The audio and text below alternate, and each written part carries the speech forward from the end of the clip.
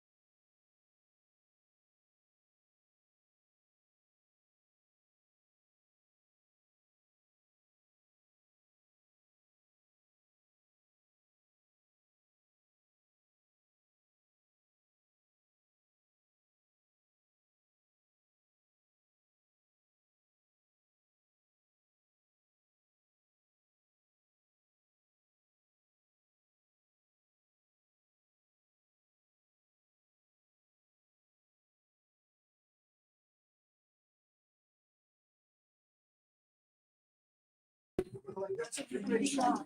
I gotta talk to you. Let's see what happens. Do we? No. Dad. Is my head in the way? Because I can move.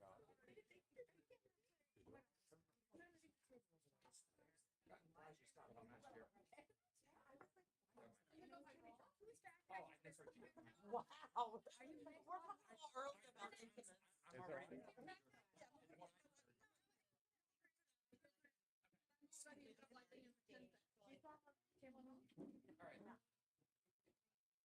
Nice, ready? Okay. So, welcome to the 5th annual Palmer Bird Cup. Thank you for being here and putting your names in to be drafted. Thank you to Carol and Emily for being captains. You guys earned it.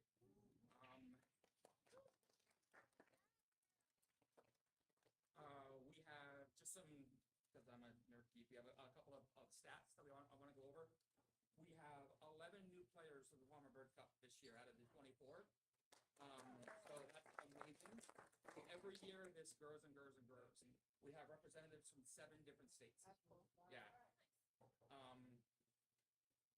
We have 2 new captains that have never been captains before.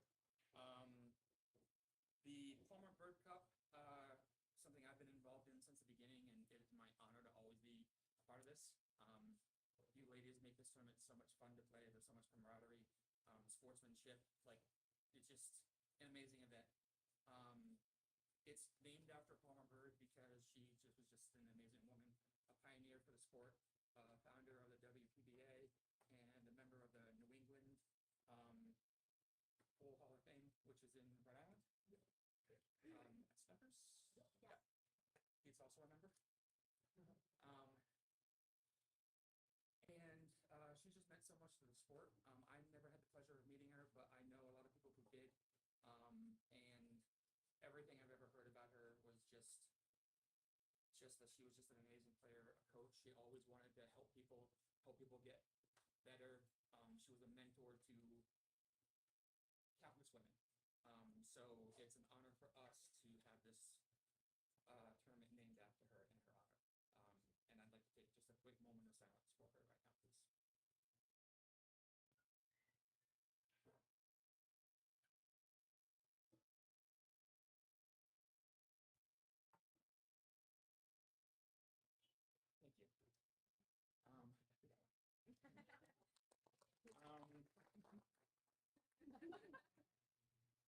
Thank you. So the tournament is 9-ball, 8-ball, and 10-ball. We'll go over the rules for each briefly. If there are any rules questions, either now, ask them, we'll resolve them ahead of time. In the middle of the match, if you're not 100% sure about a rule before you take your shot, please ask. We will make sure that you understand the rules before you make an illegal shot. If you don't ask and you take a shot that's illegal, it's on the player. The only people who can say anything, well, in singles, you're on your own. There's no timeouts. Nobody from the audience can tell them anything. If you know that they're shooting at the wrong ball, you cannot tell them. Their opponent, in good sportsmanship, if they know that they're going to shoot at the wrong ball, they can, if they don't have to, but they can, in good sportsmanship, tell them they're going to shoot at the wrong ball. If they shoot at the wrong ball, that's on them. In doubles, again, there's no timeouts, but it's open talk between the 2 players. You are governed under the shot clock. It's this is for doubles and singles. It's a 60-second shot clock off the break, and then a 40-second shot clock after that. You can come to the table, talk amongst yourselves in doubles as much as you want, as long as you make contact with the cue ball before the shot clock goes off. It's fine. But again, nobody from the audience or teams can help them at all. It's just the players at the table. Well, so yes, it's just to make sure that there's no, like, I mean, if you're shooting and the ball's here and the cue ball's here and you're aiming here and you know that you want it in that pocket, no one's going to call a foul on you if you don't call it. But my opinion is just to make sure that there is no questions. Nobody can call anybody's integrity into question. Just like take your stick and like bunt to the pocket is calling your shot. So for 9-ball, the only ball that needs ball first, anything that goes in counts. You keep shooting. If the 9 ball goes in early without you calling it, it gets spotted. You continue to shoot because a ball still went in the pocket. This is for all 3 formats. There are no wins in the break. The money ball is not live in the break, so you can't win and you can't lose in the break. So if you put the 8 ball in and scratch in the break, it's not a loss. For 10 ball and 8 ball, if you put the object ball in, or the money ball in on the break, it just gets spotted. You still keep shooting. For 8 ball, it's all your shots. It's open on the break.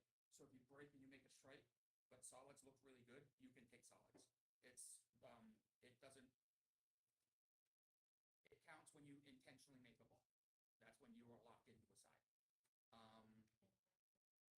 Yes, scratches are anywhere on the table. You can call safety and intentionally make your ball and give up your turn. So there's an 8 ball. So if we have a rule question, we ask the ref, who's the ref? So we're not going to have technically me, but I'm not going to be repping every single shot.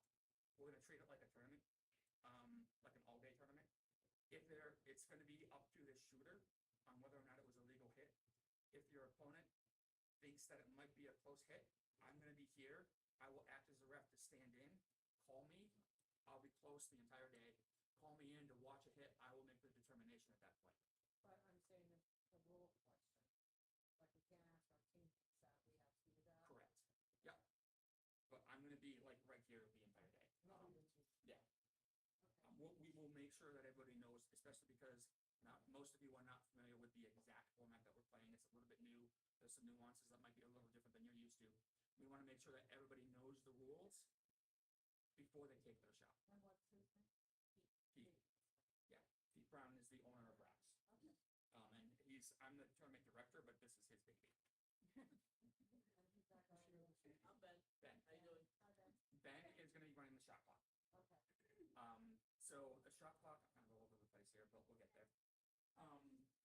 The shot clock, as soon as you strike the cue ball, is when the shot clock starts.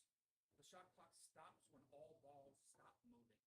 So if you make a shot and the ball is over here and it's kind of slowly rolling, he won't start the shot clock until it stops completely. Then he starts the shot clock. A shot clock violation happens as soon as the sound, we'll give you an example of it. As soon as the sound starts, not until the end of it. As soon as the sound for the shot clock starts, if you haven't made contact with the cue ball, it's a foul. You have one extension per rack. Yes, thank you. Foul how? Do they get like ball in hand? Or? Yes. Yeah, okay. Yeah, it's treated the same as not hitting your object ball. Okay. Yeah, and you get one 15-second extension per rack. 40. That makes it. 40. 60 Sorry. seconds for the first shot, 40 for each continuous shot, and 1 40-second extension per rack. Thank you. Oh, wow. But you get one in doubles. It's one per. Oh, yeah. In doubles. You guys hear that? In doubles, the extension is 1 per team, Okay. not per player. Right. And you can see up here the green plus signs. If you use your extension, don't mark it, that will turn to a red X. So you can look up to know if you, it'll look like that. So you'll know if you have an extension or not. And I'll be paying attention if you ask for an extension, either Ben or myself will say you don't have one, you have to keep shooting. If the shot clock expires because of that transaction, it's on the player. There's 2 warnings. Yeah. You got a single 10-second beat, Oh, that's not and then at 5 seconds. Oh, you Oh, every second. Let's do that now since we're talking about it. Oh, okay. So I've got 40 seconds to keep talking. There's no all. Correct. So you're not repping like previous years.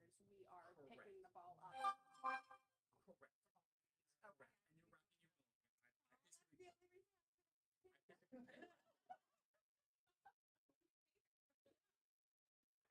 We thought we were being spoiled.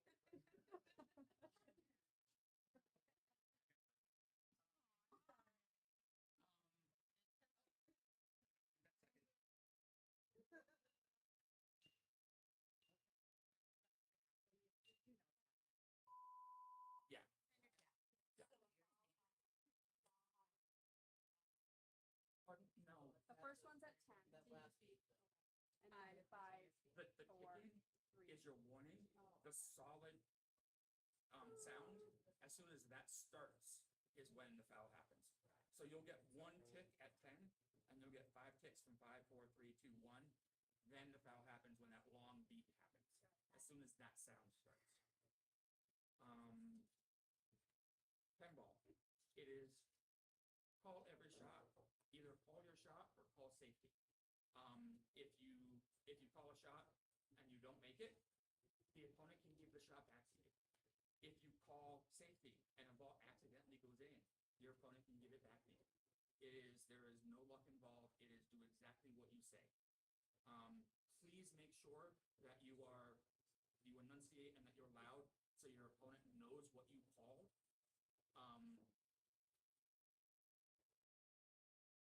So just please don't mumble it. Just make sure that they know exactly what you're calling so there's no discrepancies, there's no issues. Yes. Yes. 3 ball is frozen to the rail down here. You're on the 2 up table, you're straight, and there's a bunch of balls in the middle. Can you call a safe on the 2 and pocket it? No. No, because they can give it back to you. Correct. All right. Yep. I just wanna make You sure. could, right? You could, but Well, then you could, but you're running the risk of them getting it back. They don't have to give it back to you. Like if you think that you're leaving yourself a shot that you can make, but it's their option. They can give it back to you or not. Can you do that in 8 ball? Make a shot call safe? Yes. Yeah. In 8 ball, you can call safe, make your ball, and give up. As soon as you call safe in 8 ball, you give up your turn no matter what happens. Now, when you say give it back, so say you're in doubles and I play a safe and they give it back, is it coming back to me or my partner? Your partner. So the only time that isn't the same is on the break. So For push shot. yes. So in 9 ball and 10 ball, there is a push shot, which is the very first shot after the break. Whoever takes it, call push if you want to. You can do whatever you want with the cue ball, but then your opponent has a chance to give it back to you. Because you have an established rotation in doubles after that first shot, it goes back to that first player. It's the only exception to that. The opposing team goes out of turn. Then it's a foul. Yes. So please make sure that Ben will be looking for that. I will be looking for that. Does it still need to be called by your opponent? Yes, it does. If I see it and nobody calls it, I'm gonna let it play out. And do you have to maintain order between, like if I put the 8 in, can I? So you're gonna lag in double matches. You're gonna lag, and then it's alternate break, alternate teams. So say the 4 of you are playing. You 2 are teammates. You 2 are teammates. You break rack 1. You break rack 2. You break rack 3. You break rack 4. You break rack 5. No matter who wins. Correct. Okay. So the incoming team does not have to stay in rotation from the previous. If it's not their break. Correct. Yeah. Yeah, the team not breaking can establish whichever order they want that very first shot. Okay, Then so you're the locked. team not breaking. For that can do round. Yes, they For can. that round. Yep. The team breaking is locked into whoever's break it Right, is. I got it. Thank you. There is a 3 foul rule in 9 ball and 10 ball. You have to tell your opponent they're on 2 after they make their second foul. If you don't and they foul a 3rd time, they're still on 2. You can tell them they're on 2 at that time, but it's not a loss of game. You have to tell them that they're on 2. Somewhere between when they get to 2 and they shoot the second time. Correct. Either before. Correct. Most people do it either like as soon as they're done shooting that second foul, or as they come to the table for that third shot, they'll say you're on 2. You have to make sure that they know that they're on, that they have 2 fouls and they're about to lose the game if they don't make a contact or a good hit. I think I've covered most. I'm sure I've missed rules. Like I said, if there are rule questions in the middle of a match, the player can ask, and either Peter or I will answer the question as quick as we can. If I think it's going to be a long-winded explanation, I will call Ben to stop the shot clock just to make sure that you understand the rule. But if I think I can just give you a very quick answer, the shot clock won't start. It won't stop. Okay. Now, when you say open talk with doubles, is that just with amongst partners or teammates as well? Just partners. The only people that can, so in singles, nobody can talk to you, period. In doubles, the only people that can talk about what's going on at the table are the 2 players at the table. The rest of the teammates, the audience, can't say anything to you. In between the racks, the captain or the team, whoever wants to talk to the player, you can do that. Yeah. Once While the you're not rack is in play, then you gotta let them do it. Got it. So while they're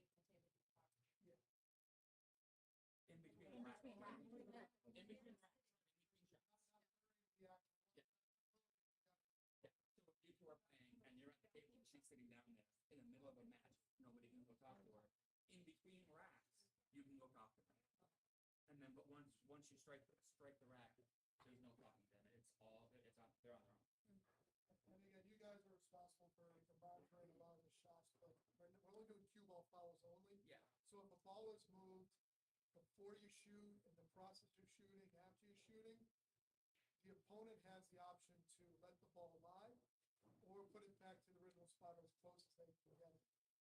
However, if you do hit multiple balls, I don't really see this happening much, but since we are bringing this up, it probably will happen once. If you do move multiple balls, that is a loss of ground because we have no way of determining where those balls actually hit. Okay.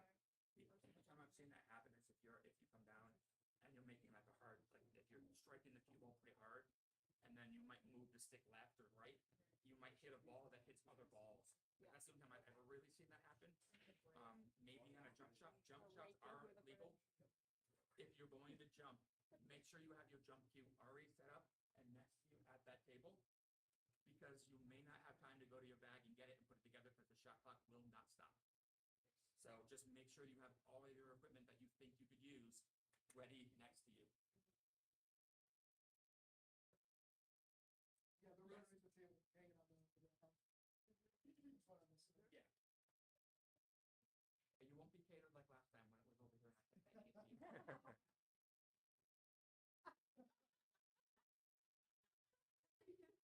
Spoil you all. Any other questions? No, one more. Yes. Accidental ball move, it hits the cue ball. In the accidental ball move, is that a foul? Yeah, Yes. cue ball is always on. Right, so if you accidentally move the ball and then that ball hits the cue, it's a foul. Yes, that is a foul. Okay, thank you. Yep. This is gonna come up. Okay, bridging over balls, like a stack of clustered balls. Move one when you figure, but there's another ball, technically that's two balls move. You're saying that ball's game. Correct. Not a problem. Okay. Two balls, like you're bridging over a cluster, and your finger hits an object ball and it just nudges another ball, that's one game. Yeah, that's also like a wrap. Okay, sorry, don't do that. Yeah. Be aware.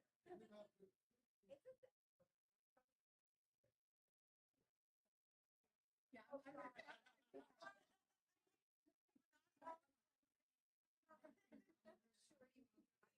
Can we use Leanne as a bridge?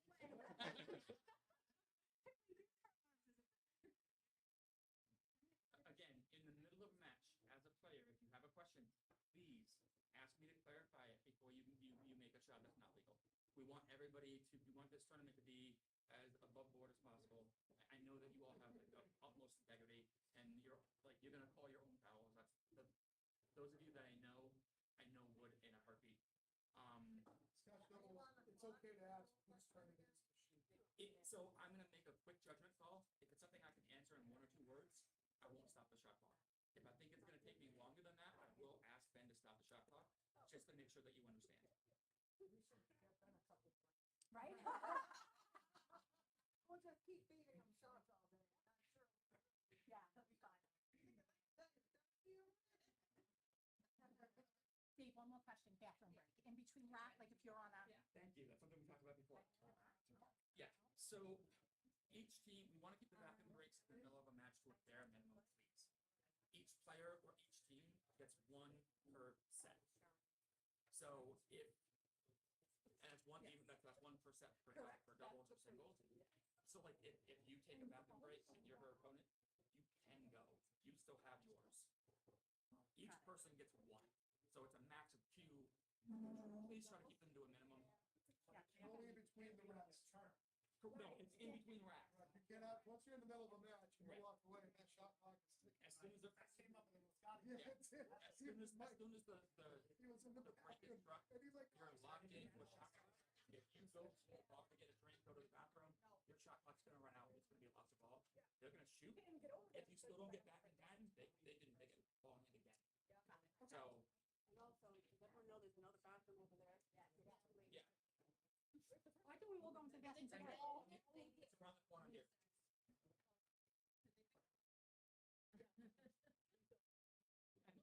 And honestly, if there's somebody in that bathroom, there's nobody in the men's bathroom. Get somebody to stand outside and use that bathroom if you want to. Yeah. Yes. By the way,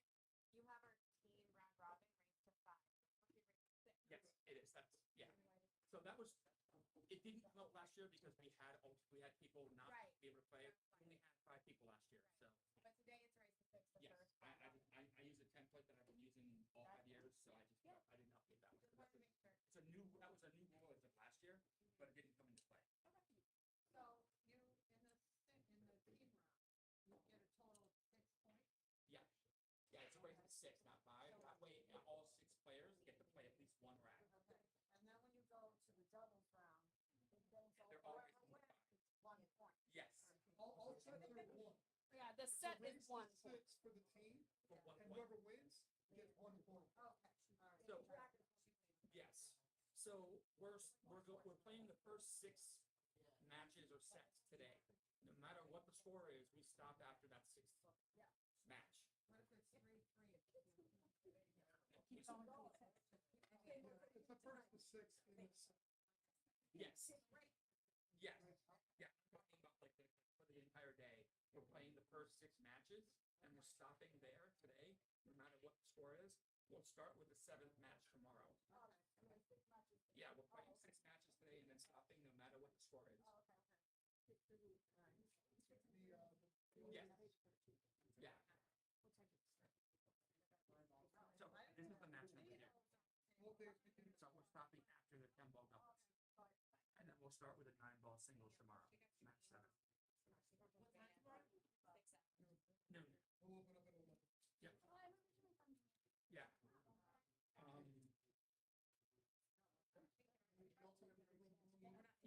Yeah, there's a couple more things I just thought of. So in the round robin, that first match, the first people who are playing lag for the break. It's alternate break for among the teams after that. After the first 6 people play, we're switching so the same team doesn't break. So everybody would have say you it goes the full thing, everybody would have a chance to break. So the same person wouldn't break twice. So that means you have to put the same rotation. You have to go through. Yes. Yeah. Still have something else too.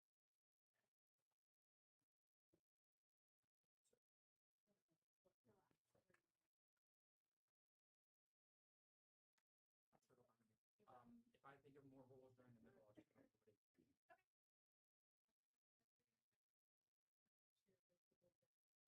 Like, my team's going, there's something to say or do, so.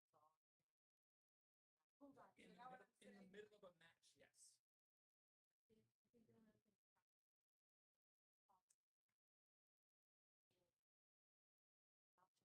Shooting up to 2 on 9, if 9 goes. Yes.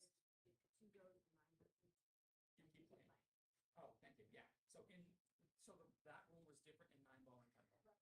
If you call the 9 early in 9 ball and you make it, you win. If you don't make the 9, but anything else goes in, you still keep shooting. Right. Yeah. If the 9 ball goes in the wrong, so say you're down to the 9 ball and it goes in the wrong pocket, it gets spotted. It is not ball in hand. It's not a foul. But is there an option? Like, can the other Not in person- 9 ball. Okay. There's no options in 9 ball.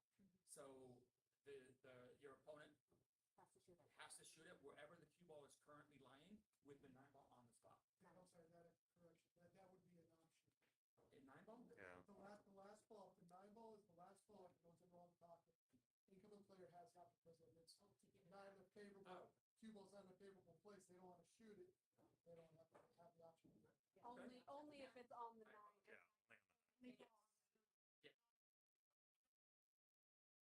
Only if the 9 ball is the last ball on the table. Yeah.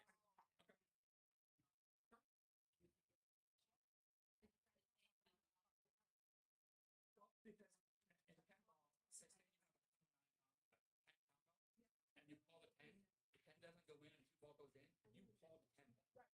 So you didn't do what you said, you has the option. Yeah, your turn's over, and then your opponent has the option of getting that to that spot. Again, you can ask us, especially in 10 ball, because the rules are a little bit more complicated. You can ask in the middle of a match, and we will get you the right answer. Awesome. And what time do you open tomorrow? 11. Yeah, an hour. Typically, he opens an hour before whatever time the tournament starts. Yeah, we'll start at 12. And again, I'll get everybody together, but it won't be long, but just to make sure people don't have any rules questions or like just to make sure that you guys are all comfortable and we can just start right at 12. So I know Pete said that a couple of you were asking about like his apparel that he has here. If you want to buy any of the Racks apparel today or tomorrow, it's 10% off. Oh, nice. Oh, I know what I wanted to bring up. The MVP. At the end of the tournament, tomorrow, at the end of whoever wins, the losing team will vote on who they think the MVP is from the winning team. They get a free sweater for winning. $50. As of right now, we don't have a sponsor, so the $50 plus to buy Racks. You know, the winning team gets an MVP. Winning team back in September. Whoever wins the entire tournament, that captain has the option of coming back. Your team can't come back, but the captain has the option of coming back next year as one of the 4 captains.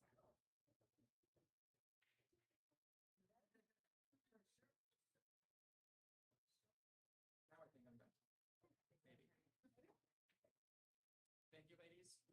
Have a great tournament. Good luck.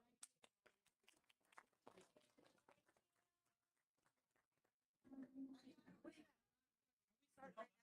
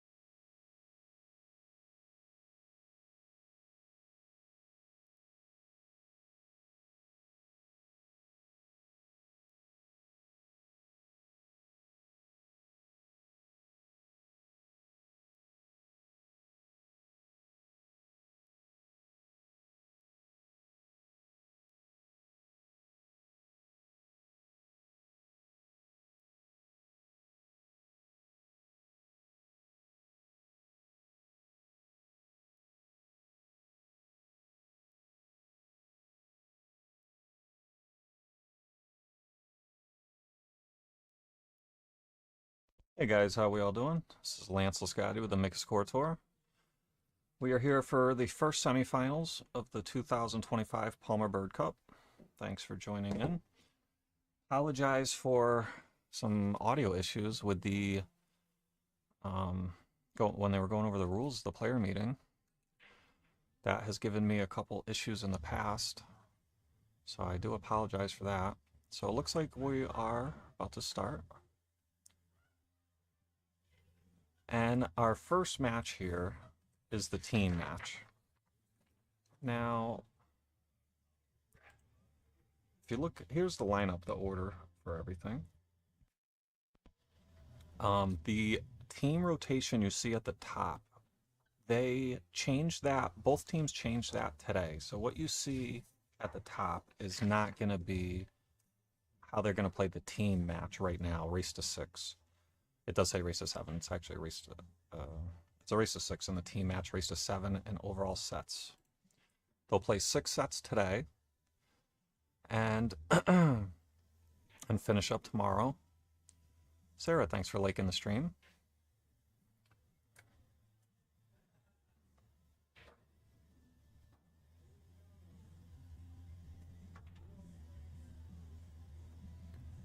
So, you always want to win the first point. You know, it kind of sets the tone for the day with the momentum. You really want to come out swinging. Wow, that was a fantastic shot. That was a great shot. When forward 2 rails, came out a little straight on the 2, but a good look at it. It's going to be a little tricky to get position here. But let's see. Yeah, this will work. You can either pocket the 3 clean, or she may have to play the 3-7 combination. I think the 3 goes clean. Oh no, she had to play the combo. And she hit it good, but came out a little funny here. I'm wondering if she's going to kick at this and try to kick it in if she can't cut it in. It looks pretty thin. And the 8-ball is potential blocker. Let's see. She looks like she might be able to cut it in. It's really tough.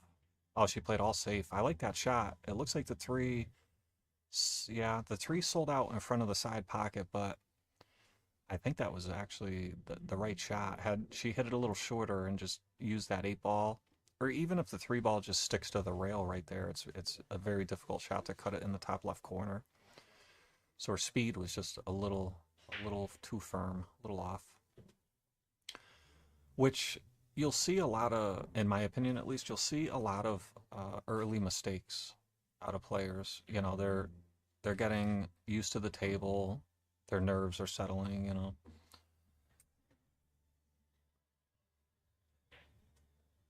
Oh, that was a great shot. Got around that 8-ball. And she may have to just settle for a stop shot here. Yeah, draw back a little. I like that drawback a little because now she has more of an angle to use this left long rail to come back to about where the cue ball is now with some low right. Oh, she tried to go high left, 3 rails. And so right now the balls still are very polished and slick. But she looks like she's hitting the ball good here. I think she's gonna, yep, she did. That was a great shot on the 9. And first blood. Oh, turn this ringer off here. So I'm going to have Frank Maletti joining us any second now.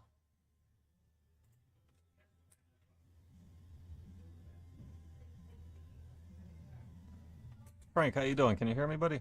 What's up, buddy? How's it going? Good, good. So, I don't know if you saw that quick, that nice little run out there. It was pretty good. Strong shot. She got out pretty quick there. Yeah, strong shot on the 9. She, I was just talking about how it's important, the table conditions right now. The balls are still freshly polished, and you could see it when she tried to go forward 3 rails, like the cue ball slid off. Kind of slid a little bit. Right.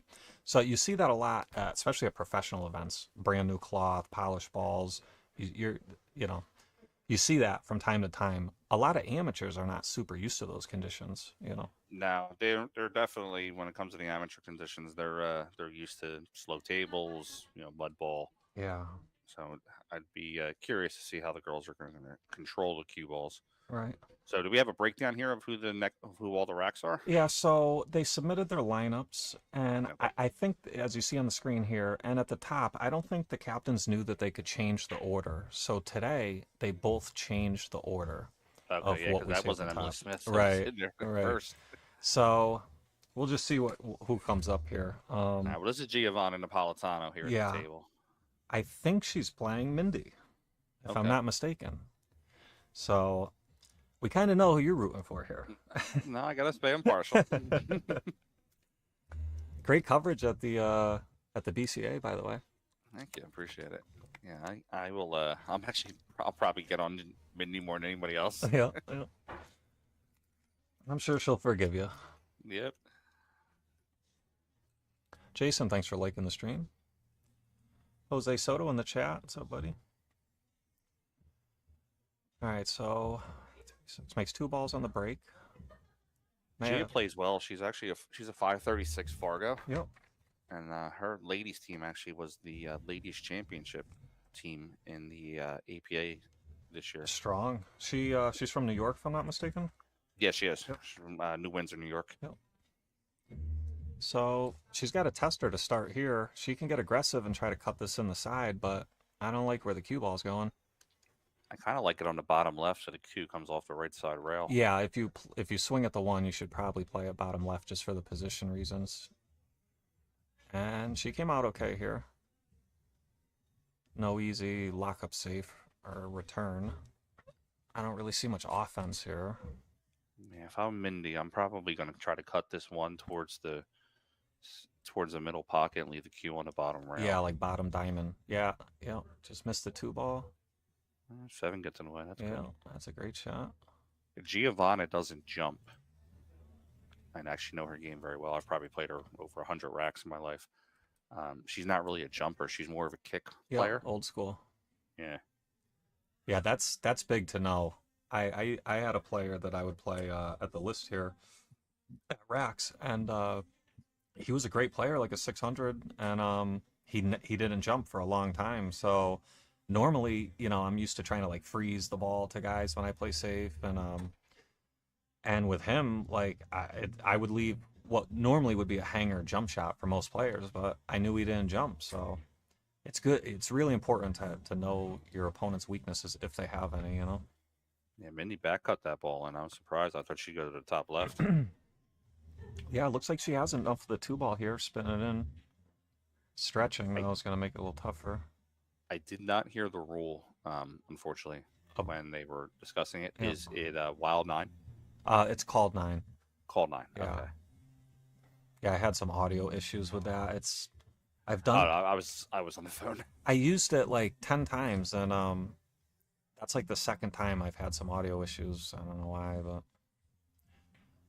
Mindy's going to get away. Oh, no, Giovanna's got a hit on it. yeah, this is close. I don't think she can spin it in, but she might. And even if she can't spin it in, it looks like pretty straight bank here. Stop shot for the 6 up in the top left corner next.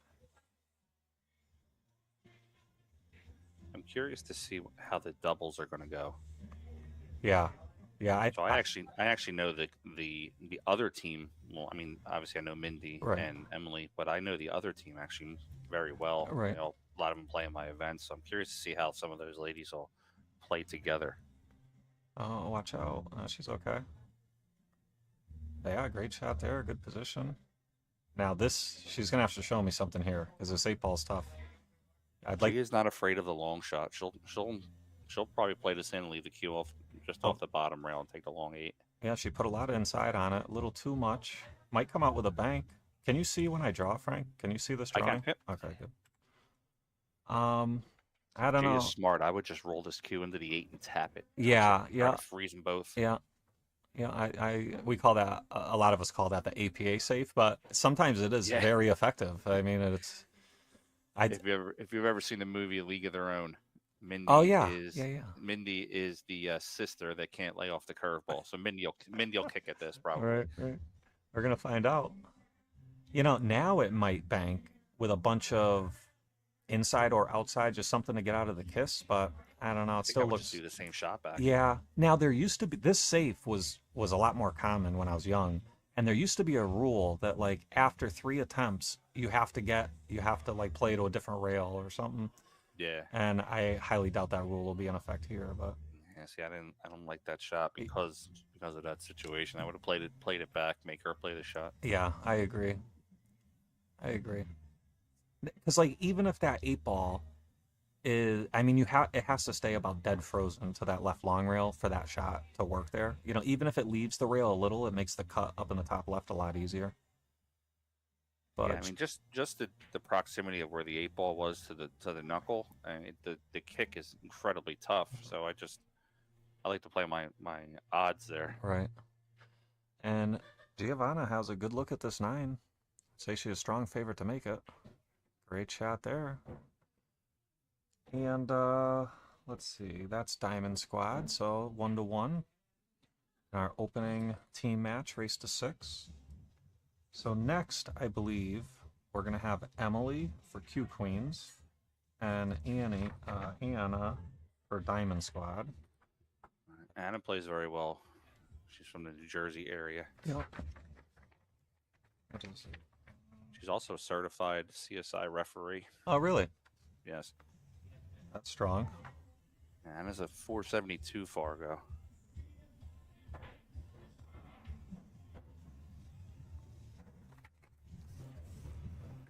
Yep, so there's Emily racking.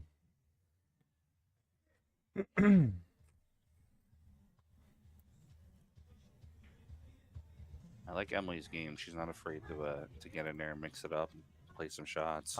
I'll tell you, so far, out of both racks we've seen, there's been no fear, a lot of aggression, which normally you're apt to see a little bit of fear at the beginning, especially, in my opinion. Her husband plays strong too. He's a strong player. Oh, really? Yeah. Yeah, it tends to help. Over 600, I think. Yeah, that tends to help. You know, there's a guy here that I saw on the 9-foot diamond, and I saw him shoot a ball, and I'm like, that guy could play a little. You know, like, he's a player for real, you know? And it might be him. I don't know. I wasn't familiar with the guy. No, I think her husband's home watching the baby. Oh, okay. So, successful break makes the wing ball. And gonna have a look at the 1, but it's no bargain. But I think she's gonna have to swing at it. And the position's a little tricky. It'd be nice to pocket the 1 in the top right and go off the top rail and aim for like the 4 ball and use it as a stopper. And she either hit it poorly or was playing all safe behind the 7. I think she was going to try to go all safe. Yeah, I kind of think so too. Her based goal on this, was to put it behind the 2. It just didn't quite get there. Yeah, it looks like it might have froze to the 7, but Anna's a very technical player. Yep. She's taken quite a bunch of lessons off of strong players, Right. Jeremy Jones, players like that. And I don't see her do a lot of mistakes. Right. Meaning she doesn't go for things that are not she high could- percentage. Or I'm sorry, she doesn't go for low percentage shots. Right. Yeah, she Normally. could see more of that ball than I thought. I thought she was gonna have to kick at it. So she looked like she went in on the bank, and now Emily's gonna have a good look at the 1. She could roll into the 9 as a stopper or draw out of it. She chose to draw out of it. You see that cue ball skid and slide? Yeah, it did slide a little bit. There's still a ton of polish on these balls. But she's going to have to just nick this 2 ball, go 3 rails, try to use the 7 as a blocker. Yeah, just like that. A little weak, but It's got a nice built-in safety here. Yeah, I wouldn't even try to make this 2. Just stop shot, bank. Try to bank it. Well, not there. Yeah. Not in that the there. last place you want it to be. Maybe to there. It'd be nice if you go long. You don't want to go short. Is dangerous because you might double bank it in. Yeah, she tried to go long, and she got good behind the 7-9. Works at 4. Yeah, nothing wrong with Now that. Emily can jump a ball, but this would be incredible double jump here. But she may have a path with some English. I don't know. She's going to go the other way. It looks like. Looks like 2 rails. She definitely needs a lot of running English here. Some right hand to come off that. Yeah, bottom rail. I think we're going to see her go 2 rails out of the corner. My drawing is sloppy today. I'm practicing. I'm practicing my drawing. Got to get in stroke. And That's gonna be ball in hand. Yeah, swing and a miss there. It was no hanger. Now Anna has a great opportunity. 2, 3, 4 lay pretty good. 4 leads you to the 6. 6 of the 7's not bad as long as you don't get straight in on the 6. She's got a great chance to run these out. But you see a lot of mistakes early on. Fired that one. Yeah. She jumped up right before she hit it. She knows she hit it big. Yeah, So. that's just the early jitters, I think. You know, we see that a lot. Out of the way now. Yeah, you might as well get them out of the way now. Yeah, this is sort of like a female Mosconi, like a female amateur Mosconi. Yep. I was actually talking to Allison Fisher the other day. I was telling her about this, Yep. and I'm going to see if I can maybe get her to guest commentate the finals. Yep. Yeah, you would think that'd be right up her alley. She's such a nice woman. I love Allison. You know, I think the WPBA should be helping be involved in this too. I'm talking to Lonnie also. She's the streamer for the WPBA. Yep. There's a lot of people out there that don't know the history of the WPBA. Right. You know, especially with having what we have in pool now with the live streaming and, Right. and everybody always talks about how they want to have, they want to be on ESPN and all that. They don't realize that WPBA was when it started that. Right. And they're like the grandmothers of us streaming. Yeah. Ooh, 6-ball hung up. Most. But she didn't really give up much here. There's no easy save. I don't see any offense.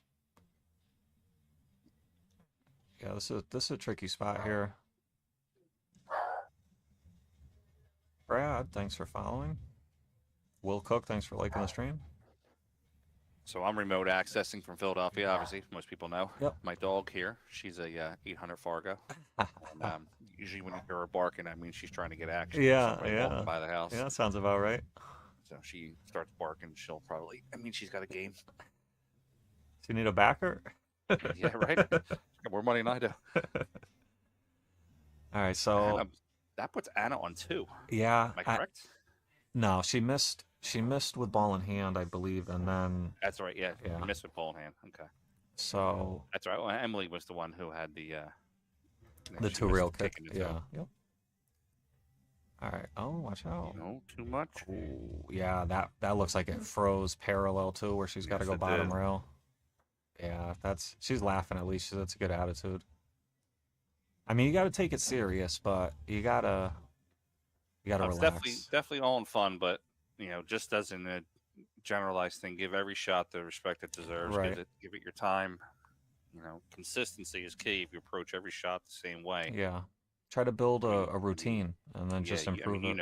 I've watched you play. You definitely know how to stroke the ball. Right. Just sometimes early in, like you're saying, early in the event here, it's just easier to kind of laugh a little bit, but I'm sure by a couple more matches in, everybody's gonna start to tighten up and really start playing their games. Yeah, you could feel the tension in the atmosphere. Like at the beginning, it's always, oh, this is fun and we're all friends, and then mainly day 2, it gets pretty thick.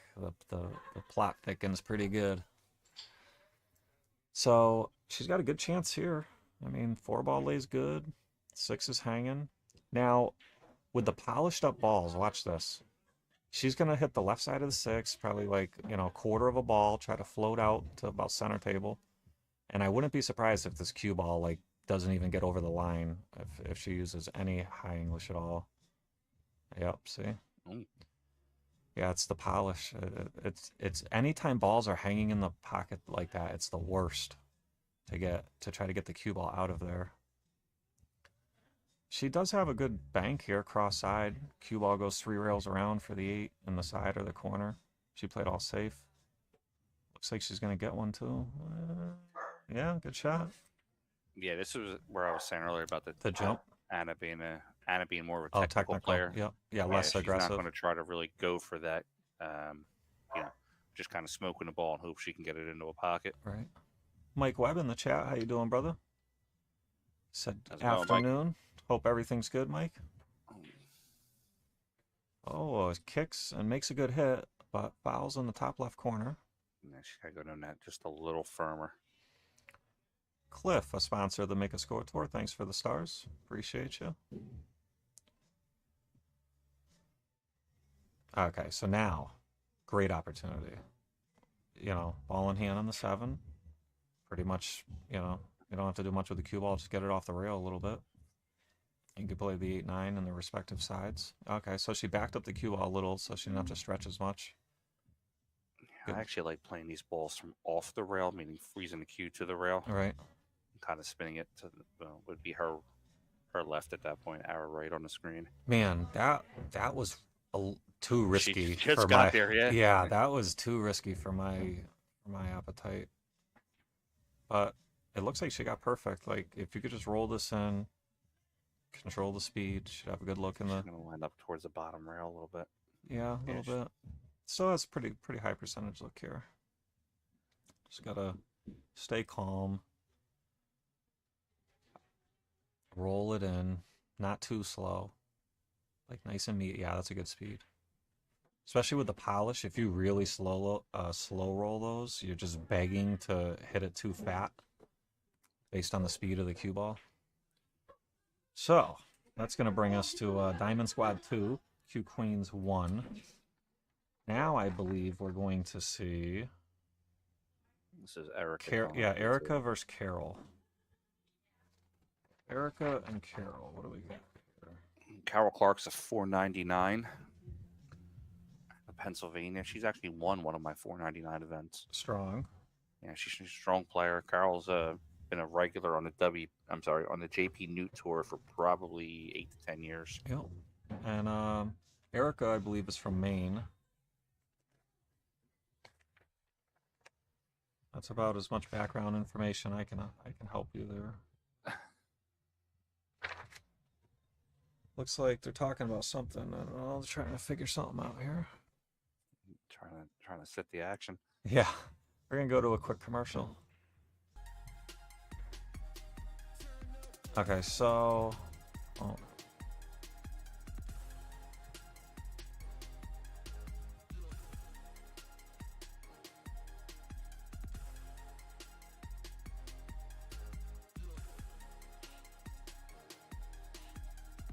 Yeah, I muted my mic when you went to commercial. all right, we're back in action here. Oh, I got a second view. I forgot about this second view. I never have this. I forgot about it. Yeah, look at this. This is a pretty slick view. This might chat. I'd like to hear the chat's opinion. What do you guys like? This side view? We'll call this the side view. Or do you like this the main view? What is the chat's preference? I'm curious. What's your preference, Frank? I'm just curious. So I like the side view for the break. I like the main view. Yeah, gotcha. To after call the the action. Yep. I know when I do some of the matchroom events, they always do the overhead right after the break. Yep. So and there. Then, from there, they just do the side mains. They pop around. Yep. We do have a overhead camera on this table, but it's just a interesting way we're accomplishing the stream. The camera's not set up directly to the computer, so we got 2 out of 3 cameras at least. Gotta get someone to stand up there with a cell phone. Yeah. Just get them to remote. All right. Carol Clark firing it in. Yeah. And looks like she got a pretty good look at the 2-ball here.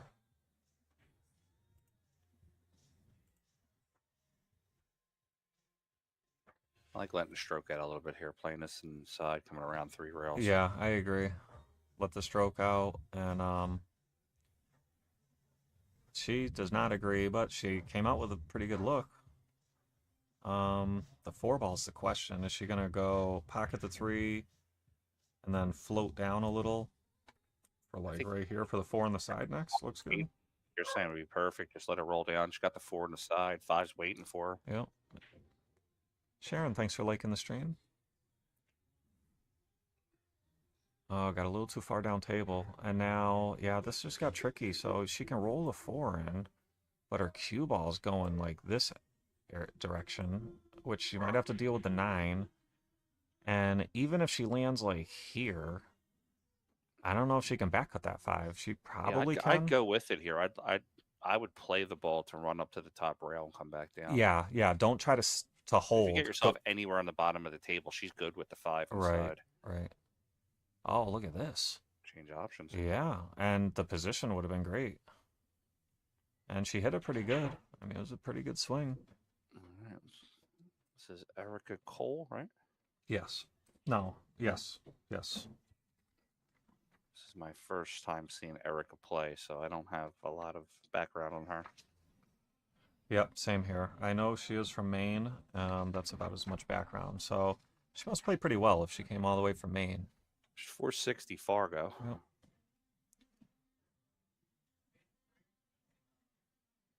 And what is going to happen here? Uh-oh. Uh-oh. I mean, that pocket just became very big. Yeah, I think with the 5 for help. Right. You got to swing at the 9, the 4-9 combo here on the side. You know, if you were to hit it on the right side of the pocket, you might just pocket the 5 ball and continue running. I would put a little pace on this just in case. Yeah, I agree. And if you put pace on it, you may be able to kind of stun the cue ball to the bottom rail because the 4 ball should stay center table or go up table if you hit it correctly. Yeah. So yeah, I might kind of stun forward on this one and try to just basically just like that. I shouldn't even need a 5. Just fired right in. Let's see a replay of that one. Wow, she didn't waste no time. Watch this. Gets down, 1 stroke, boom. Jin didn't even touch the 5 ball either. It's a Diamond Squad's coming out. Yeah, firing here. Yeah, they're swinging. 1. So there's Renee Lafferty. That's Renee Lafferty and Melissa Jenkins. So Melissa, I believe, is a 472 Fargo, and Renee's a 447. So pretty tight matchup there. Melissa's from Pennsylvania. Renee's from Connecticut. Yeah, Melissa's from right outside of Abington, PA. Yep.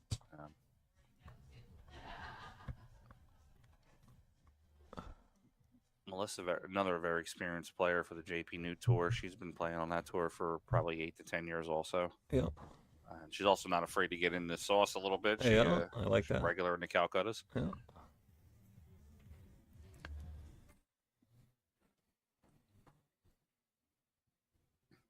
If I'm Emily, what I'm teaching or what I'm coaching my team right now is to slow down the pace a little bit. Maybe play a little bit of safe, kind of control the game. Yeah. Control the pace of the game. Not snail play and not like slow play, but just control the pace and play. Yeah. That's the problem with aggression is you can lose control quick. Mm-hmm. If you're more conservative and you want to buckle down and play a lot more safes, you can it may not change the difference in the score of what it would have been, but you do maintain control a lot more. So Renee breaks. I would probably ask my team to also make sure that they're looking to limit any mistakes. Yeah. Don't go swinging for a ball versus if it's a 20% chance of making a shot and a 65% chance of playing a good safe, I'd play the numbers. Yeah, I agree. Needs this to slow down just a little bit.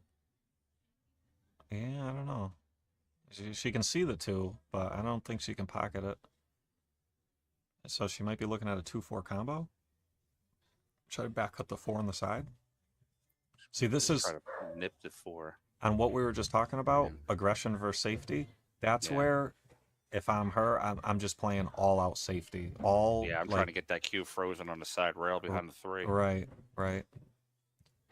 Because it's a control factor, like we were just talking about. Now Renee has a chance. She doesn't have really an offensive chance, but she has a chance to play a safety and take control. She's Carmen. And she might have been trying to bank that ball. I'm not sure. She's going to get away with it, but yeah. That's a tough shot. Melissa does jump a little bit, but she mostly kicks at balls. Yep. Yeah, she's definitely the favorite to hit this one, but let's see what's going to happen. Oh, watch out, Whitey. In the drink. I'm curious to see when we get to the 8-ball portion. 9-ball, anybody can win, but 8-ball, I think 8-ball requires more strategy. Yeah. Some people disagree, but the mistakes are amplified too. Yeah. You try to run out and you don't get out, and you watch your opponent just clean them up, hanger after hanger. It's so frustrating. Hard to get away with a mistake in 8-ball. Yeah. So I think 10-ball in this event's going to be the equalizer. Yeah. Especially considering everything's called. Yep. All right, a little steep here. Yeah, this is gonna be tough. Trying to get that cue ball back up table. This is tough. She might be better off trying to bank this ball to the bottom left corner with a bunch of left-hand English, because it's gonna be very hard to cut this one in with low left and get up table. Yeah. Need that forward to roll a little bit. I like the idea of bringing the cue back 2 rails. Right. But I like what you're saying, the bank shot. I think of maybe banking it and then letting the cue run 2 rails. So we saw the cue ball go up 2 rails, but it's because of how fat she hit the object ball. Absolutely, yeah. Right. Had she had pocketed the object ball, the cue ball would not have gone nearly that high up table. And look at this. Catches a roll there.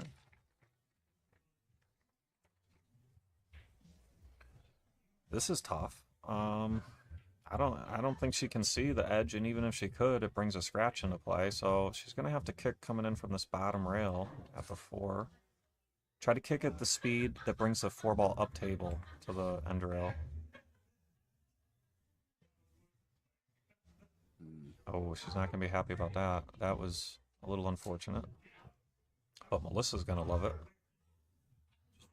Pocket this one, roll up table to the end rail. You got the 5. And the 6 in the bottom right. What's up, Barry? Barry West in the YouTube chat. Yeah, I see him on mine. Mark's boyfriend. He's a strong player himself. Where's he from? Your area? He's from New Jersey. New Jersey. And she has an option here. Okay, so she stayed on the short side. And she's got an angle, too, to come out. I like floating down for the 7 in the side. Give her a better shot on the 8. Yeah, she could stun out and take the corner like that, or follow for the side. Either one, player preference there, in my opinion. This is a little. It looks routine, but it's trickier than it looks. She'd like to put. That's why for me, I prefer side. to go forward there, Right? Because then I can take control off the 7. Right. The problem here is you want to use low right, and the side pocket's right in the way. So she deviated and went high left to take the scratch out of play. Gets away with it. Yeah, got away with it. Missed the ball. Got away with it. For now, at least. This might be a 1 rail kick, and you call the 9. Right? Why not? I've seen crazier happen. Yeah, right. I've seen tougher shots go down. Yeah, I mean, I'm aiming to try to just make the 7. God forbid you just hit it perfect one time. But if you don't hit it call perfect, pocket format, are they allowing 2-way shots? yes, she can totally free roll and call the 9 here. Ooh. Oh, are they gonna get funny? Nope. All right, it was definitely not an easy kick, especially with the polish on the balls early in the day like this. Kicking is a lot tougher than normal. Towards the end of the day, I think we'll see players getting a little sharper on their kicks and just overall position play in general.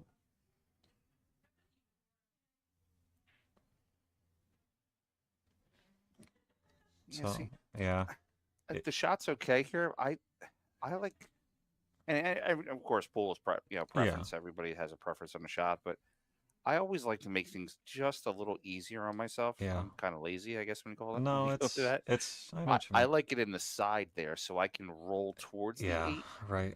Yeah, I agree. She, probably, nerves or inexperience or whatever. You want to get greedy with ball in hand when you can, and she was too far from the 8. She could have pocketed it, but long-term percentages go down the farther she stays away from the 8 ball there. Distance is a big factor and a big help here. Right. Creating distance between shots. Right. And leaving your opponent on the bottom rail, cue ball on the top rail. I notice even myself when I play, I'm always trying to get greedy and freeze people behind balls, and then sometimes, mainly on a 9-footer, I'll say, Lance, just leave them end to end and put them on the rails. Like, who cares if they can, bank that ball back? If they bank that ball back, get position to run out, just give them credit. That's what I tell people I shoot with. If you get out that way, you earn it. Yeah. Fine, no problem. At least I Right. get to say it. Yeah, and at least we didn't give it away. You know, Exactly. if you earn it, you earn it. So Renee probably going to kick 2 rails behind the 8. Oh, wow. Okay, so that's going to frustrate her because that was a big ball to hit. And, she had already given up ball in hand on the 7 and lived to see another day, and then didn't make the most of her opportunity there, but that's cool. Part of the game. Now that play was perfect. That was great. The placement for the 9. Yeah, the placement of the cue ball and everything, the pattern, that was perfect. And Melissa gets it done. And that's going to bring us to 4-1 in favor of Diamond Squad over Q Queens. This is the first match of the day. You can see the single score at the bottom left side and the overall team score in the event in the bottom right. The team event, it's a race to 7 sets total. This set is a race to 6 games, but after this set, the remainder of the event will be a race to 5 games per set. So Now, I have a very big organized sports background. Yep. Growing up when I was a kid, I'm a firm believer in talking to your players the whole time, not over talking. Right. There's a difference between over coaching, and talking and having constructive constructive conversations. Right. If I'm Emily in the captain role right now, down 4-1, I'm kind of huddling up everybody here and saying, "All right, guys, listen. We're down 4-1. We got to either steal one or we have to really grind it out for the next rack or 2. Right. And even if it has to go 4 or 5 innings per rack, we got to grind out a couple W's here and kind of set the pace." I've played in the Scotty Cup and captained that, I think 3, maybe 4 times now. So I have experience captaining these guys. My whole train of thought usually was I always knew all these guys like super well. No, golden. Yeah, but it's called 9, so they're gonna spot it. And so what I would do is I knew the guys and I kind of knew how most of them ticked anyways. Most of them, like 8 out of 10 people, you can kind of just do your normal friendship thing and talk your pool and coach. Like we're all pretty equal, high-ranked players. Like there's not really going to be too much coaching going on. It's just more of like trying to keep their head in the game, trying to keep their attitude positive. Exactly. That's where I'm at with it. Like, all right, guys, we can be down, but let's build on this. One rack can build on 2. And there was one thing I would always say, I'd repeat multiple times. I'd say, guys, I don't care if we dog it and get drilled. You just can't quit. You can't quit on me. You can't quit on the team. I don't care if you go out and dog it and play terrible and get drilled. It doesn't matter. Just don't quit on us. That's all I ask. Make them shoot everything. Yeah, that's it. So, who do we have now? Leanne, and I believe she's playing Jen in the opposing team. Yeah. So, I haven't seen Jen is a regular here at Rax, so I've seen a little bit of her game. I haven't seen much of Leanne's. So Leanne's boyfriend is Ryan Lynham. Yep, he's here in the building today. 700 player, so I'm sure she's getting a lot of. You hitting them up for some tips this week. Yeah. Pool couples. It's funny how that works out. Where whichever one is the weakest player, they make large strides quick in their game. Look at Ryan's son, Evan. Evan, yeah. Yeah, he's been tearing it up the past 3 years.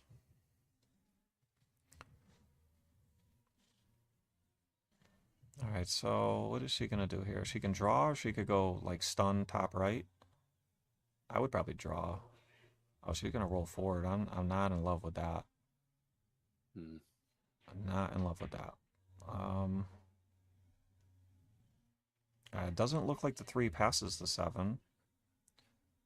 So I think we're going to see... Calling the 9. Play the cue ball, yeah. Yeah, so she's going to try to come off of her left-hand side of the 3 with the cue ball and take a swing at the 9 in the corner. I'm not going to say it's completely free, but I don't hate it, because the 6-8 is in a tough spot, and if it was like the 7 ball and you're playing that shot, it's a little bit different, you know. But if you miss it and leave 7 balls on the table and 2 of them are already in poor positions, I like taking a swing. It's not bad. Leanne has a little bit of a height advantage over some of the ladies in the event. And when I say height, she's probably 5'7", 5'8". Yeah. But, you know, Mindy and Anna, I think, are pushing 5'1". Same thing with Emily Smith. Yeah, they were joking during the players' meeting. They were talking about the bridge, and some of the girls on Leanne's team were like, "Can we use Leanne as a bridge?" So use a little low left here. Try to back cut this one in the top right. Yeah, it was tough. It wasn't easy. And similar type of shot here. Definitely no hanger. If you just roll it, it looks like you're gonna be fighting with a scratch in the top left corner. All right, now we got Saturday afternoon. It's 4 o'clock. I know it's in the middle of the day, guys, but do me a favor, hit that share button for me real quick, and then when you write in your description, just write WPBA and then hashtag Palmer Byrd for me. Yeah. See if we can get this algorithm moving a little bit. So she took a swing and scratched. Now Leanne's gonna have a pretty decent opportunity here. Yeah, that 6 ball though. That 6 is gonna be the question. And I'll be honest with you. At this juncture right here, for some reason, I like this 4-9 combo. Really? Well, I mean, there's some 2 ways you could play it. That's why I'm shooting it, Yeah. because of the way the 2-way goes Right. with the 4 moving down towards the pocket. Right. Normally I don't advocate for the combination, Right. but I don't know. I think I'd be firing at it. I wouldn't be mad at you, I'll tell you that. Because the run out here is it always looks easy when you see 6 balls and they all have a pocket, but I tell you, from the pattern play, it's going to be tough. Maneuvering the cue ball around, it's a little tough. Right. Yeah, like she's 1 shot in and she's already sort of out of line. Yeah, I mean, this is like, what do you do here? Maybe you go off the 7 and it brings you right in between the 6 and the 8. Yeah, that was tough. She's got another built-in safety here. Just hold the rock. Yeah, back at 2 rails. I'd like to see her put a little left on it and bring the cue ball down and bank distance and bank this way and just leave end to end. She could play the stop shot safe too, but I think that's a good one too. It's less movement, probably more controllable. Is there a window? No. I don't see a window. It's pretty close. She actually, it is close. It's close. She's eyeing it up. Yeah. Now, if she can, I'm not familiar enough with her game to know if she jumps. If she could jump, this is probably where you'd want to pull out the jump cue. But with cutting the 6 that thin, it's still no gimme. It's tough. I think she's better off kicking here because that window is just sketchy looking. Yeah, she's looking at it.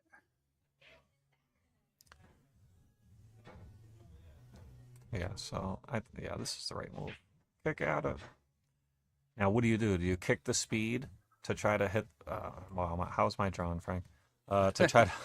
You see what I'm saying? It's a little bit against physics there. Yeah. But... You know what it is? Their mouse. It's a corded mouse, and the cord stops when I'm like mid drawing. It's like just goofy. You got to show you how to do it on an iPad. It'll change your life. Oh yeah, I've heard about do it with that. a pen. Yeah, I've heard about that.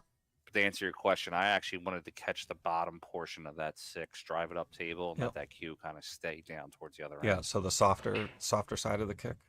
Now, this is actually a very important shot for Leanne. So I'm looking at what her skill level is, and you don't want to play above your skill. You want to play what you're comfortable with. Right. So I'd like to see her maybe only roll this ball up about 5 inches. Yeah. You know what though? This is actually going to help, right? Because you call the 9 here, and you don't really. You just want to put it by the hole. Yeah.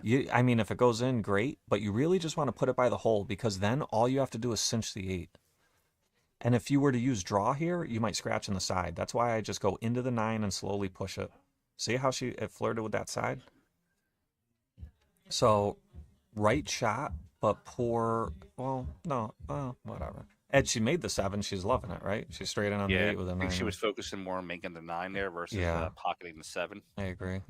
Or she was worried about what the cue ball was going to do once it made contact with the 9. Careful of scratch in the corner here. Yeah. She put some spin on it.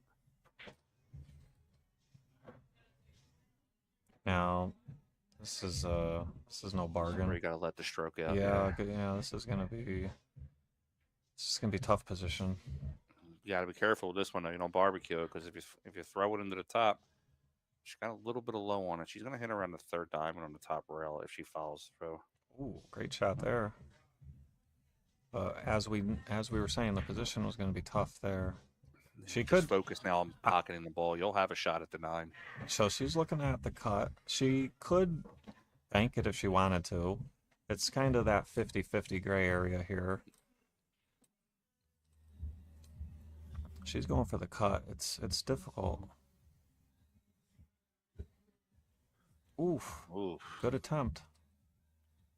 Now, there's no shot clock on these young ladies, right? Yeah, they do have a shot clock, and normally we have it on the screen, but Okay. they had some issue with trying whatever. What's the shot clock length? The extension is 40 seconds, and every shot normally, I believe, is 30. If I was Leanne there, I probably would have taken about 20 to 25 seconds of that shot just to calm my nerve, get myself down, reapproach if I needed to. I have to step away for a sec. I'll be right back. Sure, no problem. All right, we're looking to make this 9-ball into the corner. All right, the 9-ball's pocket. There's a commanding lead here now. The Diamond Squad, they're going to be up 5-1 against Q Queens. Q Queens are going to have to come with it this next couple of racks. Even if they're going to lose this this match in this first point, if that were to happen, I think coming here strong with these next rack or two and trying to at least get a little closer, maybe a 5-3 loss. Okay. Or sorry, 6-3 loss, something to really kind of make the just going into the second set with a little bit more confidence on their end. So there was a customer like doing some knocking on the door, doing weird stuff. I had to attend to real quick. What did I miss? Young lady on Diamond Squad made the 9. Okay. She got out, made the score 5-1. Okay, she ran out and made the 8-9. Yeah, okay. And what I was telling the audience here is that Q Queen's not out of this by any means. Right. You know, it's only the first set. Right. But they're going to need to come strong here and just finish the set strong. Even if they lose the set, I think coming into the second set with a little bit of confidence. Right. So if they just finish this set strong, maybe another rack or two win, get a little closer. I mean, epic comebacks don't always happen, but you're going to have a doubles matchup next. Yep, we will be seeing Anne-Marie and Giovanna play Erica and Mindy. And that's going to be race to 5 doubles 9-ball. That'll be our next match coming right up.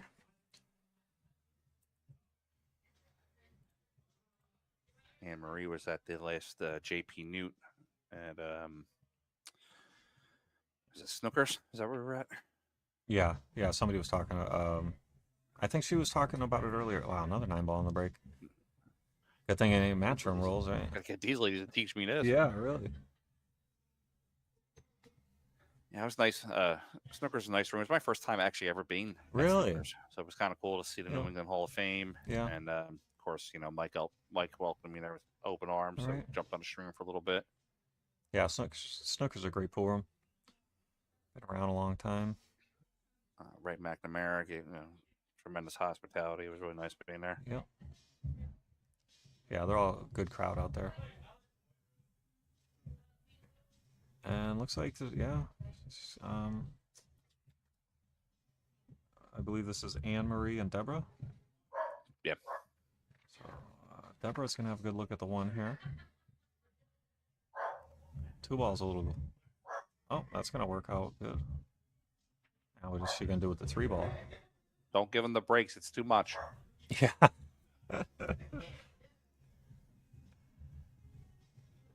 Yeah, you could see the polish on the ball still. You could see the cue ball sliding when they're putting a lot of English on it. A little safe here behind the 6. Oh, wow. You slice that one in. Yeah, she's going for some shots. I like this. Yeah, but she's in trouble here. I think we're going to have to see a 2-rail kick off the top rail. 2-railer. Oh, she's going bottom rail. Bottom rail, side rail. Oh, great shot. One railer, okay. Made a great hit, but is going to give Anne-Marie a good look here on the 4.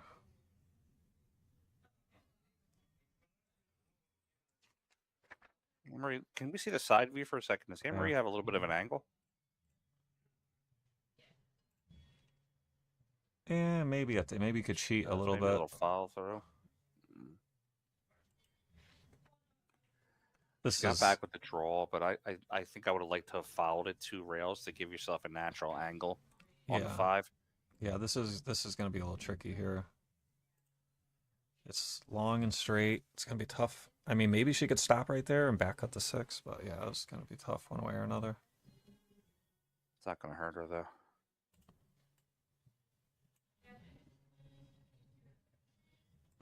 Let's see what Deborah's thin cut game is here. I would thin cut this, not to make it, but just kind of thin cut it. Let the cube come 2 rails and try to get behind that 9 ball.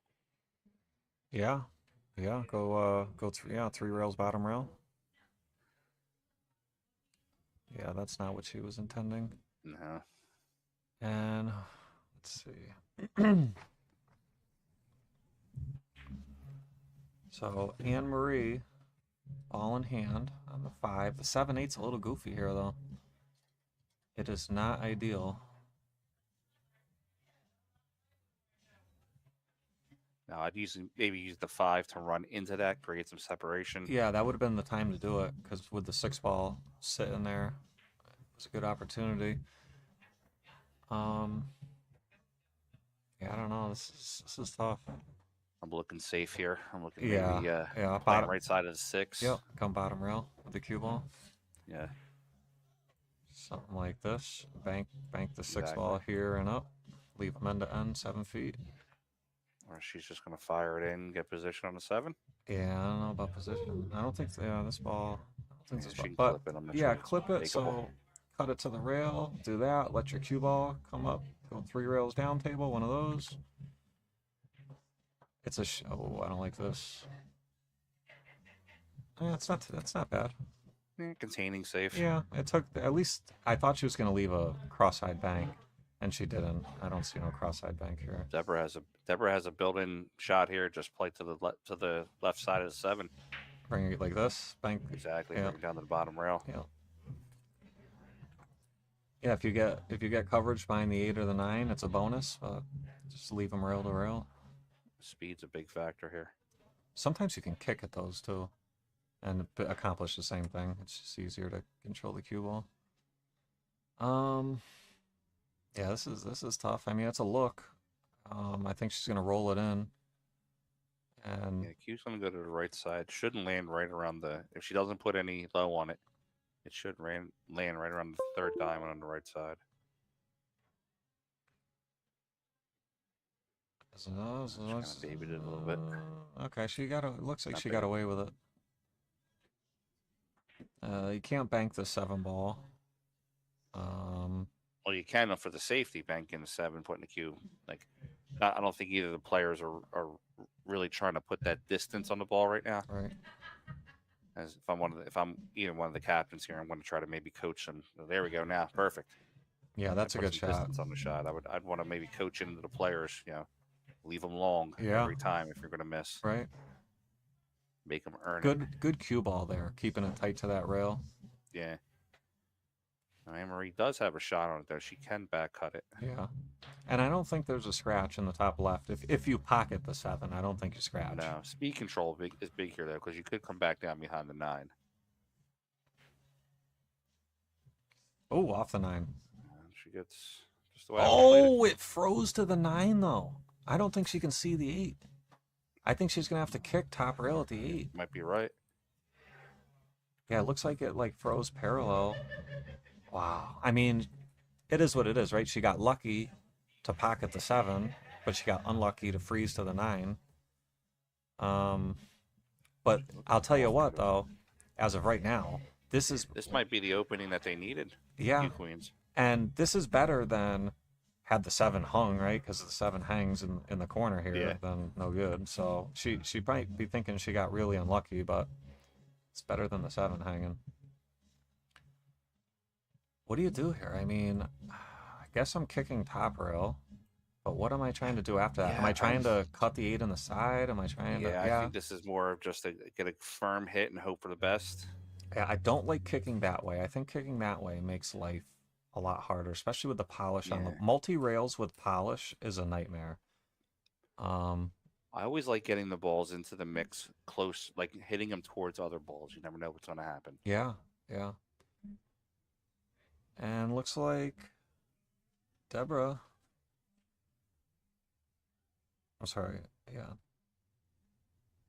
Deborah's going to take that one down. Yeah, Make it 5-2. keeps it alive for Q Queens here. Down 5-2. All right, who do we have next? Giovanna and Mindy. Yep. And Giovanna trying to come up and close it out. I think I know this girl. She looks familiar. Yeah. Surprised no PA Pro-Am patch anywhere. Where's that at? So PA Pro-Am actually no longer exists. Oh yeah, I'm sorry. Now it's the yeah, we're part of the Byrd Sports Network. Yep. But yeah, I kind of gave Mindy a little bit of crap about that one. I said, really? I said, you own a company and you don't even have it on the jersey. Right. That's funny. All right, so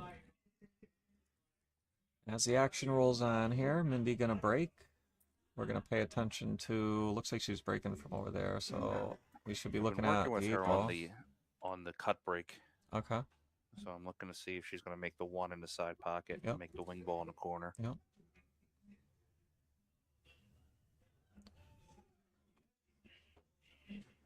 You called it.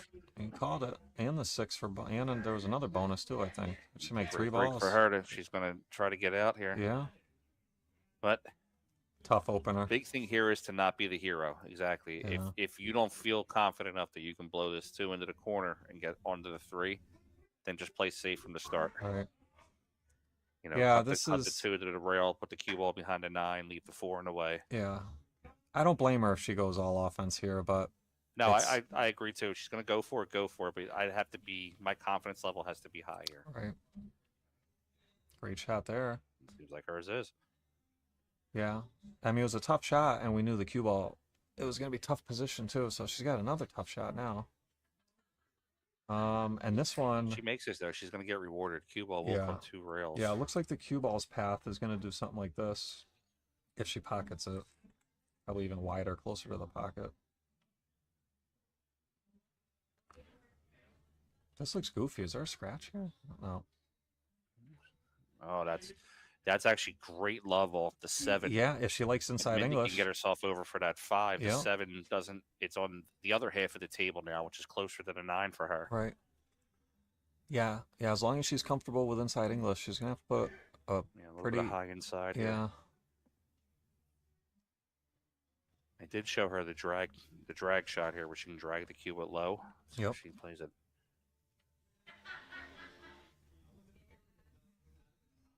Oh, she went back. Oh, good roll there. Hit it right in the face. Now just 2 rails. High right. My particular shooting, I like 2 rails, bottom rail to the side rail, just playing the long 7. Yep. Versus trying to get great Poe to play the 7 in the bottom corner. Yep. Yeah, a lot of players don't like inside English here, so I think you're right. Yeah, she's got to make sure she cuts the ball. She did. Yeah, that's gonna work. A little steep, but it's okay. Pocket speed, she should be okay. Yeah, maybe just a little low right. Might even be able to just center ball it. Why is there always the loudest customers in the room right outside of? Can you hear them? I can hear them. Yep. Everybody's having a good time over there at Rex. Yeah. Great shot there. Drills it in. Well, here's where it's going to get a little tough, though. She's going to. Yeah. And he's vertically challenged at Stretching. 5'1". Yeah. And I can say that because she's my wife. Get the bridge. This is. I feel like he's not the. I mean, she's proficient with the bridge Right. because she's been using it a lot. Right. I feel like But I would- all of these women should have an extension for their cue. Mindy does have an extension. I know for a fact because I bought it for that cue. This shot here, being a 7-footer, I think Yeah. the extension might be the move. Now, like you said, she's been using the bridge her whole life. I hate the bridge with a passion, so I'm always getting the extension here personally. But you watch players like look at Pagulayan. He's great with the bridge because he's been using it his whole All that life. one pocket. Yeah, and You do something your whole life, get good at it. All right, here we go for the break and run. Jin drills it in. Great shots, keeping them alive. You hardly embarrassed me, kid. And that's going to bring us to 5-3. Can they make the comeback? They just got to keep the train moving. That's all. And this is what I was saying about even if they don't win it, finish strong. Yeah. Just as like a morale thing, right? You don't want to feel. You don't want your team pull to the just morale going into the next matchup. Right. Like, you know what, guys, we lost it. Right. We got bad early, but we finished strong. Now let's continue on that. Right. So that's going to bring up Emily and Anna. So the captain for Q Queens is going to be trying to keep her team alive here. I've always been a fan of Anna's game, just because, like I was saying, she's technical. Yep. But I'm also a fan of Emily's game. Emily was so when I met Mindy, I met her in Vegas. Yep. And then obviously she's from New Hampshire. I'm from Philadelphia. The first time I ever came up there to see her in New Hampshire was a U.S. Adams tournament. And it was the first time I actually met Emily Smith, too. At that time, she wasn't married yet. And she was the first person I met in that area. And I was impressed by her game. We were playing that weekend, a couple racks. And I've seen her gain about a speed or two over the past couple of years. And I think it's a pretty even matchup here. Yeah, I think on paper they're right within 15, 20 points. Difference. I'd say if I had to give an advantage, I would probably give the advantage to Anna. Yep. Because Anna is a little bit more on the, she's a little bit more involved in the pro scene. Right. And she's also, she watches pool a lot too. So I would expect her to have a little bit more, just a tiny little bit more knowledge. But well, we're going to find out here. Let's see. I know she knows the cup break, so yeah, that the one on the side. The wing balls, the 5-ball. The wing ball's been flying lately. Yeah, it continues to. And she crossed the break there. She hit the wrong side of the one ball. Yeah. And the wing still went. So I think everything's available here for Emily. All she's got to do is just bear down 1, properly. 2, 3, go up table 4. I think 3 to 4, or I'm sorry, 6 to 7 is looking like the toughest shot here. Yeah, I mean, 2 to the 3 should be pretty good. 3 to the 4, it shouldn't be terrible. You should be going in that direction. But I wouldn't be surprised to see a mistake here on the next 2 shots. The 2 to the 3, the 3 to the 4. Yeah. They're tricky. This is where I use all of my shot clock. Yeah. See, if she tries to draw back to the window. Okay, she came out all right. Out there. So now this one on the left side of the 4. Yeah, I agree. Use low left, and you can come out right now with low left. You can go to the rail and out. You can do whatever you want, because you can hit this 3 pretty full. You can control it well. Careful of scratching. Oh, she needed low left, and she just basically like cut the ball in and went natural tangent line. But luckily she didn't scratch, and she could bank this. She could cut it in the side. I think both are just too difficult right now. What do you think about playing off the right edge of the 4 and leaving a cue behind the 6-8? Yeah, that's exactly what I would play. Or I might even go farther down table to like the center diamond behind the 9 area, because then the 8 ball comes into play too. Careful. All right. It was a very difficult shot.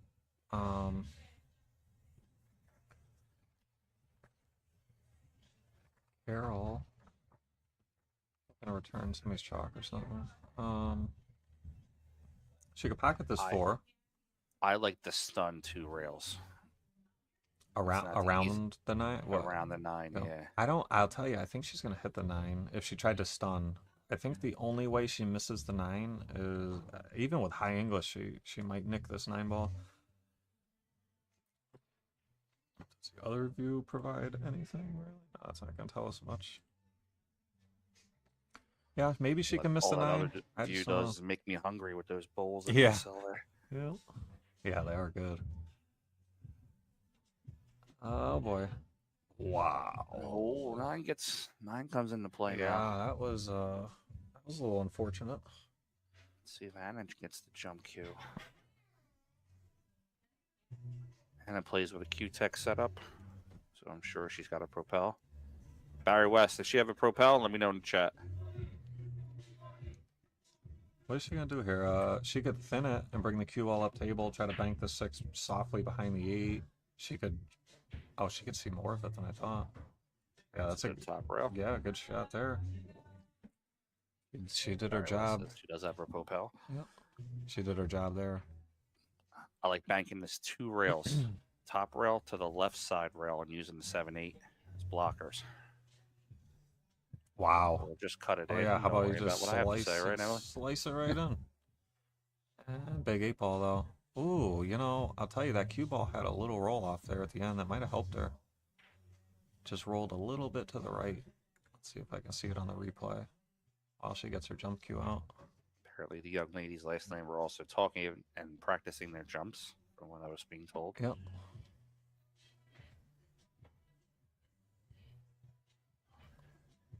So it might be a little tough for her getting up on the table. You know, the fact that she can sit on the table like that, I think gives her a bigger chance of making it. Oh, yeah, wow. Look great at that shot. spear. Great shot. Let's see if we can catch the replay real quick. Yeah, see how she can sit on the table and elevate way higher than normal? I think that helped her out quite a bit there. But, I mean, great shot. Hit it as clean as could be. Now, one slight critique I have right here.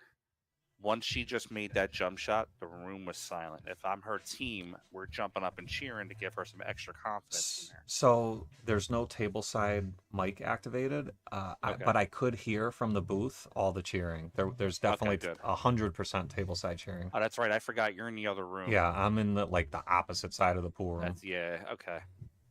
And she missed the 8 ball there, but got a roll. I mean, I don't think Carol can pocket this 8 ball. I think she may not even be able to see it going in. I got to kick. I'm going to kick I'm trying to kick for the hole here instead of just kick the hit. If she can see an edge, you can cut it and let your cue ball run up and down up table, you know? Oh yeah, she can see the edge. So you just bank it to the rail and down table and leave separation just like this. I think that was the move there. 8 ball came out a little farther. We saw Emily slicing the 7. Yeah, I'm gonna try to swish. Oh this yeah, on her. yeah, Just cut it right in. 100%. After what we saw on the 7, I'm surprised she's taking this long on this one. Stay down, center ball, high English. Oh, I don't like that speed. Oh, that's safe. Okay. Wow, I'm shocked that she didn't try to cut that in after she sliced the 7 in. The 7 was a lot tougher. I mean, don't get me wrong, the 8 ball was tough. It didn't. Yeah. And you're betting the whole match on it pretty much. Unless you get away with a miss. What do you do here, Frank? Well, a player like Anna, she understands the speed of the table, so she's going to put a little bit of left on it. Probably cut it to the corner and come out 2 rails, left side rail, right side rail. If she's feeling confident. If she's not, then I'd create some distance. And yeah, so she had the speed, she got the position. She just caught the knuckle of the pocket on the way out. I like the safe here if I'm Emily. I don't even go for it. I don't know Emily's game, but I have a feeling she likes offense, but let's see. Yeah. If it keeps going. Yeah. See, I like the spin. But I like just playing the all-out safety there. Yeah. Just freezing that ball to the bottom rail. Right. Because this is natural position now. She doesn't have to try to play position on a 9. She just has to make the ball. Right. Yeah, imagine how much more difficult this is if the cue ball's frozen or just like on the rail, like right there. Yeah. I mean, it gets so much harder. But this is not a gimme by any means. This is tough to pocket this 8. And Emily's gonna have a chance now. Same thing though. Just pocket the ball. Don't try to really let the cue whip around the table. Just pocket the ball high. Just use some high English and come out. You don't have to get greedy here. She knows what she's doing with the shots. Look at this. And look at that. That was pretty strong. Almost like we watched a pool match before, right? Yeah.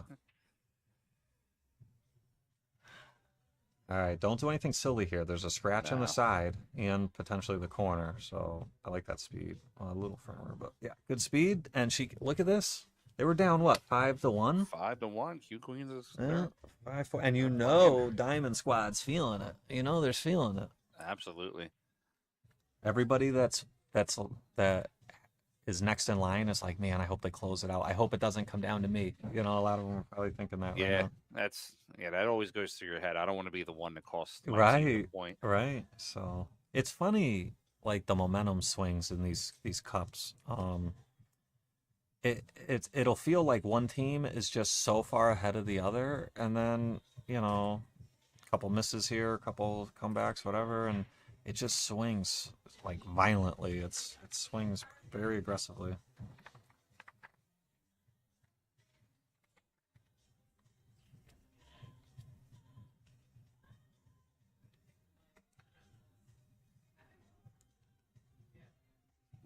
All right, 5-4 going into rack number 10.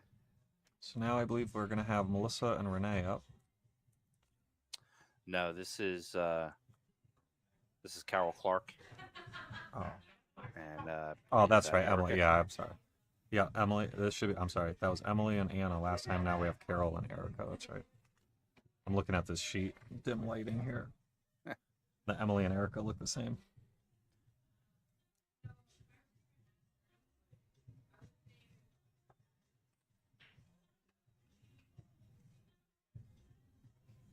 All right, keep an eye on the 4 and the 1.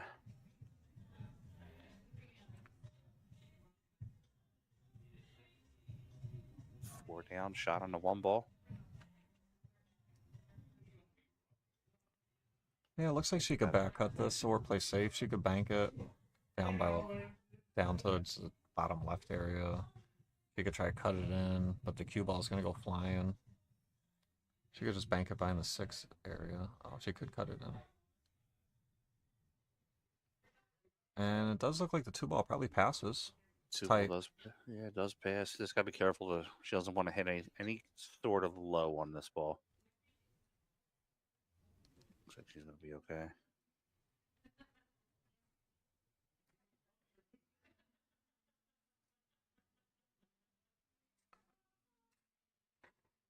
I would not be surprised if Carol Clark calls the 9 ball here. Yeah. Yeah, Carol does play some combination 9s sometimes. Oh, I think she's looking at it. Yeah, right now I think she's looking at that 9.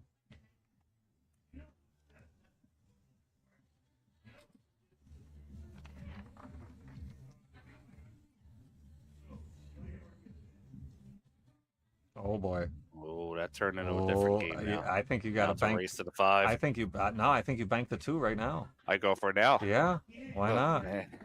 And you can even draw the cue ball, leave them end rail. Yeah. Go big or go home, right? Yeah, I'm banking this too. Whoops.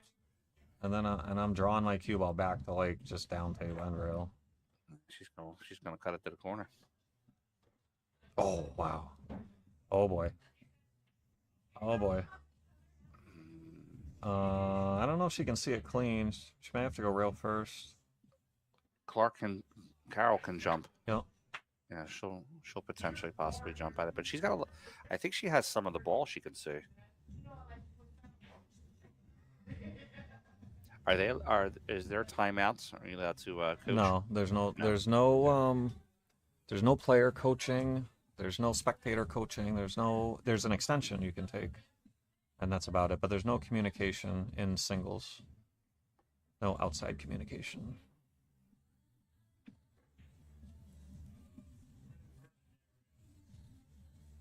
Yeah, this is kind of tricky here. Carol's gonna pocket the What? Or pocket the 9. Wow, I'm shocked. I actually don't hate that, to be honest with you. No, I mean it's better than doing something you're not sure of and potentially selling out the whole rack. I think Carol feels that she might be the stronger player here. Right. So she's gonna, especially with having a lot of these balls on the table. So Carol would rather just give her the table, and then if she runs out, fine. But if not, we'll see. Yeah. And it was from the 2 ball too, so she had ball in hand there. She didn't move the cue either. I would have repositioned the cue ball a little bit just to favor my shot. Right. Yeah, I think she's gonna have to kick bottom rail here. Try to kick the 3 ball up table to the end rail. She's going to kick it to the right, it looks like. Yeah, you could actually pocket it and run out from that way. Just put a little spin on it. Yeah, and you could, I don't know if you saw it, but the polish with the ball sliding, you can still see they got a lot of polish on them. And the 8-9 over there is going to add a little bit of a factor. Yeah. Yeah, that's, I mean, if you get to that right long rail, you could pocket the 8 in the top right, but it's tough to get there. You might have to play for the top right, the short side, and play the 8 in the bottom right. Well, I like her playing this pocket speed. Oh, she missed it. See, I want to be, I probably want to be to the left side of the 6. And when I play the 6 into the top right corner, I want to try to use the cue ball to maybe open that up a little bit. Kind of a built-in safety here. If she misses it. Oh, great shot there. Though. Fired it in. Oof, no love there. But, yeah, I mean, just bank it in, right? Yeah, she just... Banks are open. She Still just early on a Saturday. I mean, it looks like it lays decent. She could play safe. She could just come off the left side of the 5, bring her cue ball up table, bank the 5 to the bottom rail, just softly. She's gonna feels comfortable with the shot. Yeah, I think she was looking at just thinning it and playing safe, but she was stretching. I like the thin, but thin going the opposite way. Yeah, going up table, right? Yeah. Yeah, I do too. That's what I think she just recognized. Oh, she went in on the bank. 7's going to help her. Yeah. Yeah, nothing wrong with that.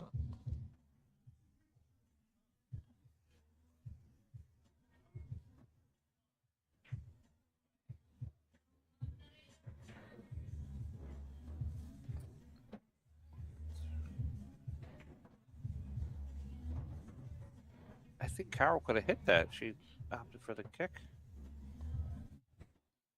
That just changed the rack up a little bit, too. 5 ball is makeable. Just has to avoid the 7 coming down table, which I think she will. She'll probably hit around the second diamond. Great shot. Put inside on it. Great shot. And nice reward here.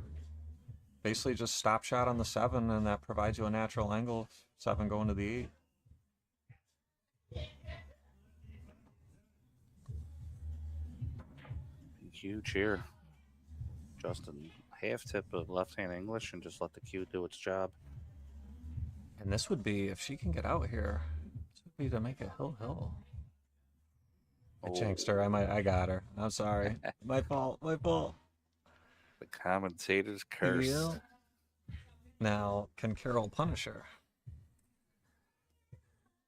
Yeah, Carol's got to not be heavy-handed here. Just be a little light on the coming across the table. Yeah, she put some inside on that, and I think it was to guard against. She needed to. Yeah, I think she was worried about scratching in the side, so she put some inside on it to guard against it, and it caused her to miss the ball. Here's a good shot for her. Just play center ball high, come across the table, have a shot on the 8.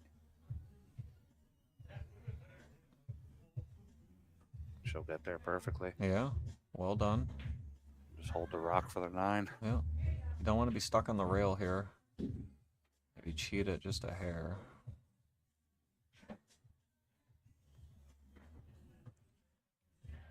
That's not. She's all right. Yeah. Just stayed out on the shot. Yeah. She should have it. Take your time, roll it in, make good contact. Great shot. Going hill. Here we go. Hill. What an opening match, huh? 5-1, it looked like a runaway. And then Carol's not happy with herself there. Yeah. So we got Melissa Jenkins and Renee. Yeah, Melissa and Renee.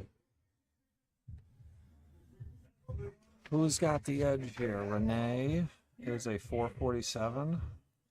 At the time of the draft, at least, it was a 447. Melissa's 468 as of this morning, so I would give the edge to Melissa. Yep, I agree. On paper, I think Melissa I'd give has the the edge. experience a little bit to Melissa, too. Oh, I don't know about that. Renee been playing a long time. How long has Melissa been playing? Long, also. Long time. Yeah, she's been around for a while.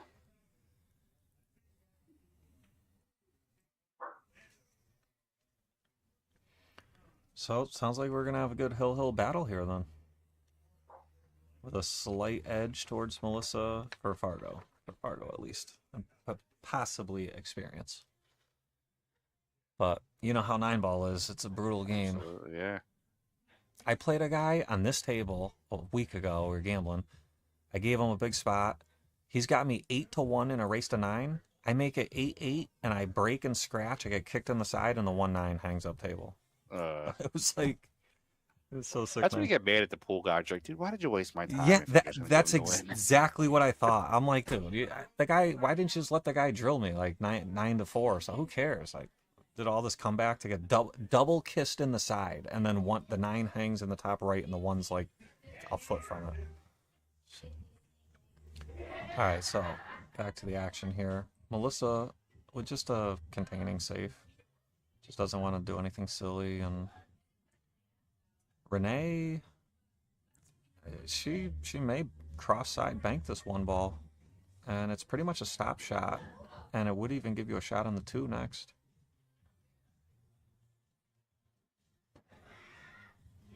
Okay, so now things are moving around. Melissa, I think Renee could benefit just a little bit with a pause in her stroke. Yeah. Yep. From back to forward, she's a little quick. Yeah. I feel like back in the day, everybody's stroke was quicker. Like when I was even like 20 years ago, 25 years ago, I'm growing up like ball banging and learning. Like everybody's stroke seemed a lot quicker back then. I feel like it's all slowing down a lot more now with the pros. You gotta have a lot of these guys, especially with the European rate of play. These guys, they none of them are whippy kind of players. It's all like very controlled. Yeah. Yeah, Federer's stroke is like so like basic looking, like plain looking. It's just he just executes everything perfect, you know. Just kick into the corner. Yeah, not gonna have much of a reward here on the 2, and now the 4-7 is an issue over here. I mean, Federer's a robot. He's one of those rare cases. Same thing with Filler. Filler's got a little bit of he's got the European head cock, right. but then you totally look at different strokes. At the Filipino players, you're talking exactly. You're talking about like different strokes. Right. You look at Frankie Bustamante or Pagulayan. Even some of the newer guys like Johan and Tikan, they have more of the whippy Filipino stroke, and they pocket balls all the time. Right. That's what's so crazy about pool is you can look at like a Fedor Gorst robot type of mechanics, or you could look at Francisco Bustamante back in the day. If you saw a guy with Bustamante stroke today, you laugh at him. You'd be like, this guy can't play. You know, like Keith McCready, another one. Yeah, I saw somebody he had the sidearm. He had the chicken wing. Yeah. Yeah, you're sitting at the bar laughing, and then he runs 4 or 5 racks, and you're not laughing anymore. Yeah, those guys would empty me out if I ever saw them in some foreign pool room. They would empty me out, like without a doubt, as soon as I saw that stroke. All right, so Renee, she can pocket this. All right, so you're supposed to pocket the 3 here, come out 6 inches, 12 inches, and then play a stop shot on the 4, sending it around 3 rails. Oh, maybe did the 3 ball not go on the side? Maybe. Yeah, it looked like it did. Sure, I thought she had enough room to play it in there. I think she maybe wants Melissa Jenkins to worry about playing the 4 ball. Yeah, I think you're right about that. So we're just gonna see a little back and forth now. Yeah, so this is no good. I mean, she could try to go 3 rails. She can 3 rail it and get back on to play the safety 4. So she wants to come to like this general like center table area so that she can go into the 4, stop the cue ball there, and send the 4 ball around 3 rails. That's a lot of drawing going on there. But yeah, this is tough. Picasso. Yeah.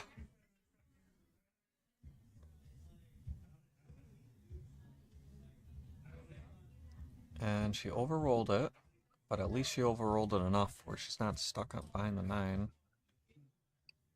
All right, so you go off the right side, 3 rails, and you just bring your cue ball around. You try to use the 9. Nothing fancy. She went in on the bank, so I don't hate it, but it was tough. That's the only thing I dislike about the bank is it was very tough. Yeah, I think I might have a coaching moment there. Yeah. Afterwards. All right, Now- Melissa looking to draw the ball all the way up table. Gets enough on it. Now let's just roll the 5 in. Cue ball should have a natural position after the 5. Yeah, this is the shot right here. And she's got a look, but speed a little overrolled it a little bit. I don't know how she feels about thin cuts because this one's pretty thin. She's a left-hander, so she can get to the ball a little bit easier than a right-handed player Yeah, right now. that sure helps a lot on this shot. I'd be shooting it from the bottom Just has end. to watch a scratch. Well, Yeah, I don't know. so Renee's been kind of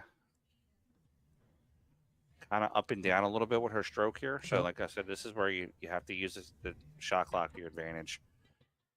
Give yourself 20, 25 seconds, calm your nerves, and then just play the ball in. She's taking her time with it.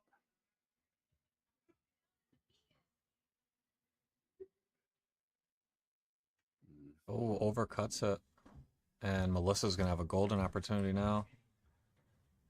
7, 8 in the side. Pretty much stay there for the 9 in the bottom left. Can she get it done?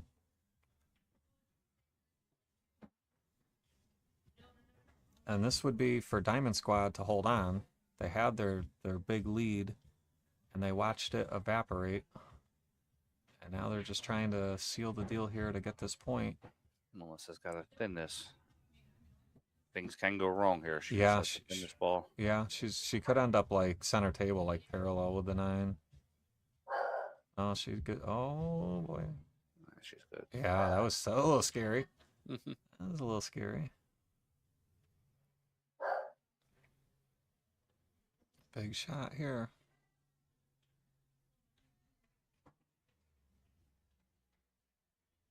And Diamond Squad. Wow, that was a crazy first round match. If I'm Q Queens, I'm not upset with losing the point. No, because we came back and we can show that we have the resiliency Yeah. to come back and play. Showed good team morale and nobody quit. Nobody showed, any frustration or anything. So we are going to take, there's about a 5-10 minute break in between matches. So we're going to take a quick break, guys, and we'll be back with you in about 5 to 10 minutes. For many times I was laughed at and not believed in, but it was still a kid with a dream and a belief in himself. I feel I still have room to improve. I can hear. I still set goals for myself to strive for. I'm never complacent with what I've achieved. We have money, we have everything, we have fame.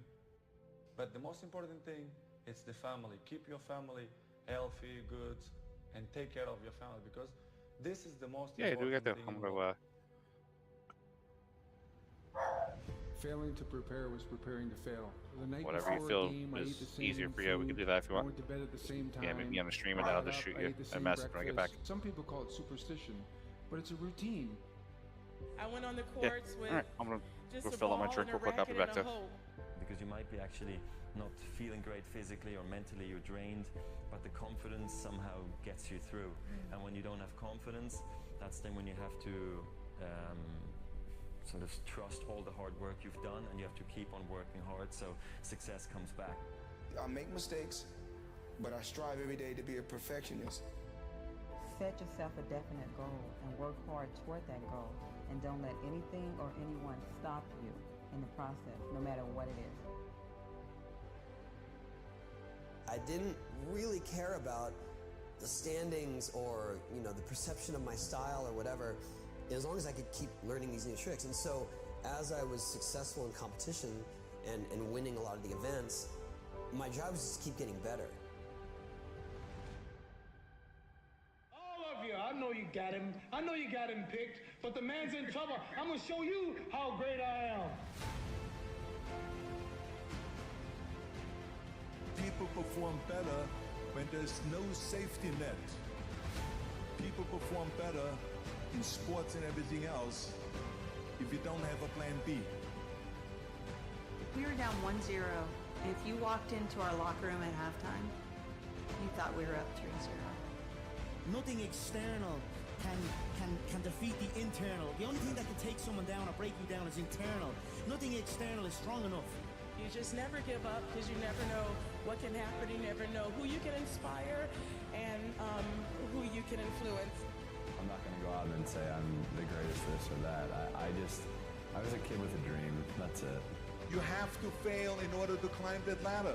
You are fighting the greatest fight of all times. And I fought because I knew it was not doomed to be a losing fight. It couldn't be a losing fight.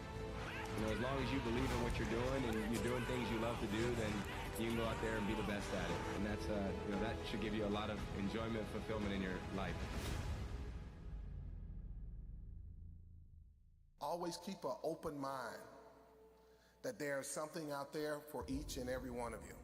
And it's up to you to go out there and find your niche. You learn just to stick with it. I mean, there's lots of days where you don't really feel like doing it or you don't feel like grinding it out, and you got to do it. You know, those are the highs and lows of being an athlete, and if you want to feel those highs, you got to go through those lows every now and then. This time when you run and you just want to stop, you just want to give up, like, to hell with this, I just want to go home. This day when you get up and you know what, you have a training today, you know it's going to be intense, and you're like, oh God, I don't want to go today, but you got to go. When you play sports and you're committed to something, the commitment, the responsibility of showing up to practice on time, to being there for your teammates, to listening to your coaches, it's a responsibility that you have when you're playing with a group, that you have to hold your end of the bargain. When you have to make a putt, you make a putt. You have to hit the shot, you hit the shot.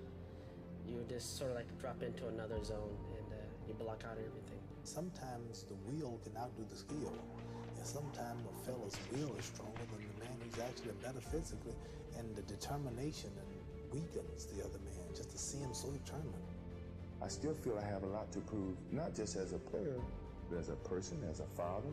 When I get to a point where I feel I can improve as a player, I walk away from the game. I am the greatest. Hard f***ing work. You put it in, you believe in it, you will succeed. Everything was done to try to learn how to become a better basketball player. Everything. And so when you have that point of view, then literally the world becomes your library to help you become better at your craft.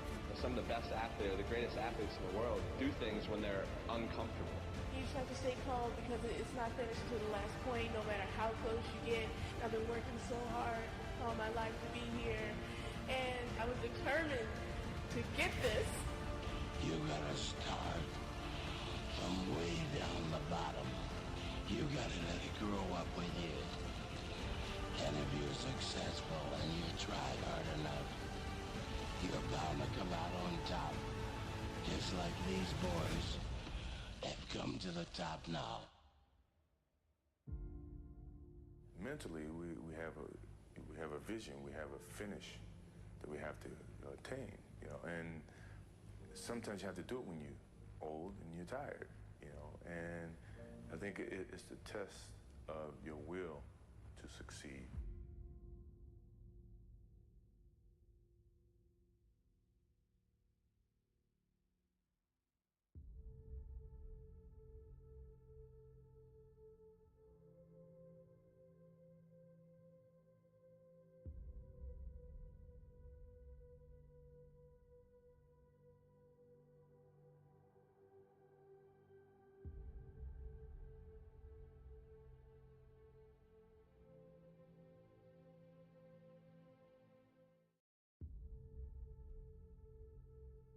For many times I was laughed at and not believed in, but it was still a kid with a dream and a belief in himself. I feel I still have room to improve.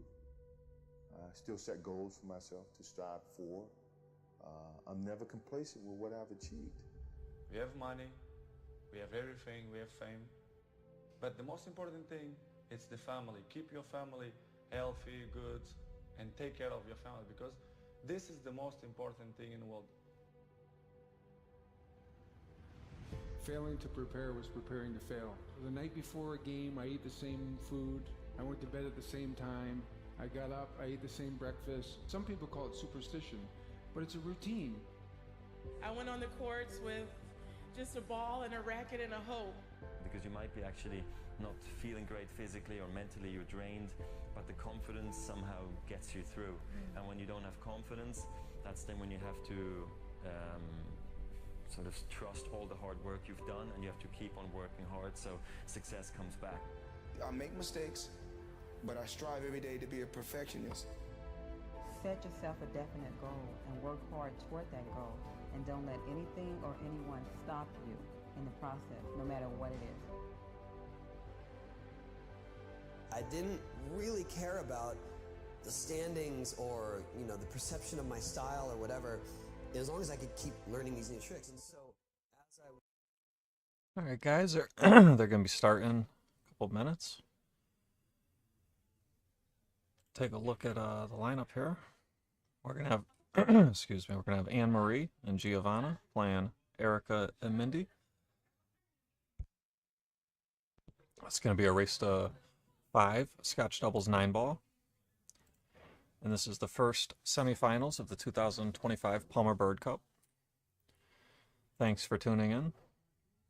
I'm Lance Lisciotti with the MakeaScoreTour. You'll also be joined by Frank Maletti, who is the husband of Mindy, who we're going to be seeing in the Scotch doubles matchup. So, should be a good one.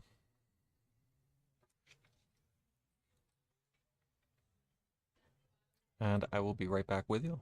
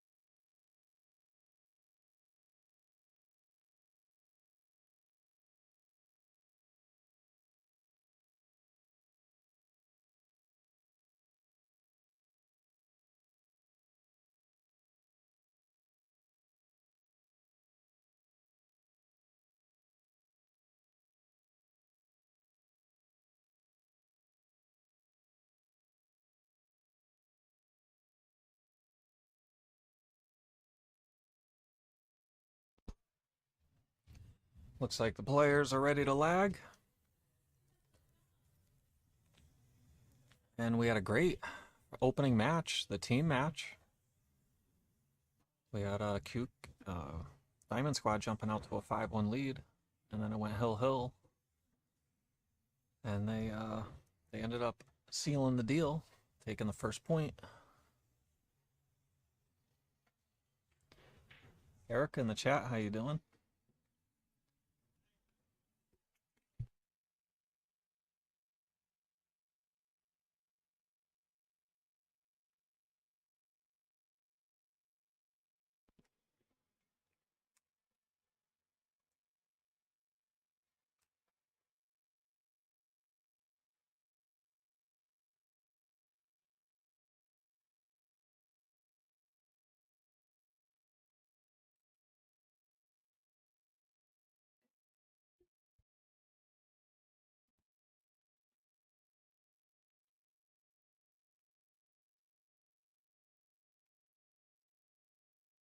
All right.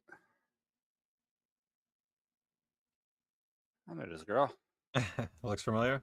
Yep. Don't ever let anybody tell you what happens in Vegas stays in Vegas. 6 years later, it comes back with you.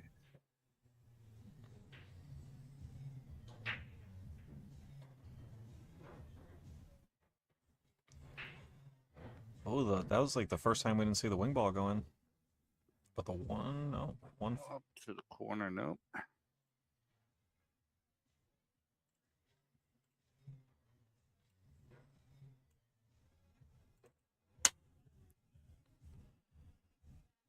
So, good opening shot at the one. Oh, wait a minute. I'm sorry. I gotta update the digital pool bracket here. I don't have the players' names. Slacking.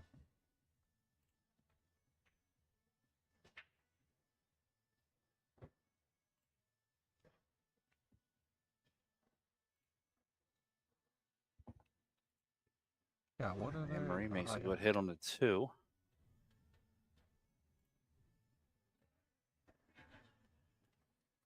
Going to be Erica at the table.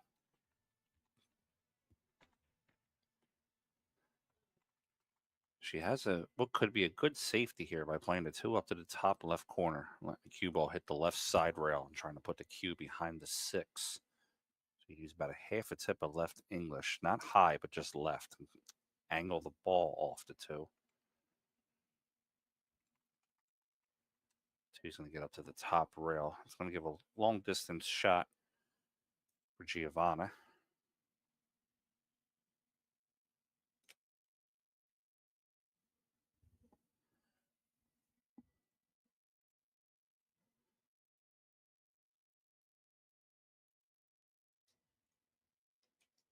Giovanna had a good year of playing pool. She said earlier, if you're just tuning in, her team won the ladies championship for APA out in Vegas in April. And then right after that, when she got home, she went to the Expo and she came in top 8 in the ladies event in the Expo.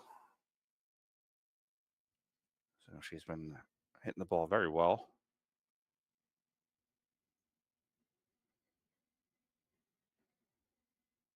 Okay, now we got the scoreboard updated. We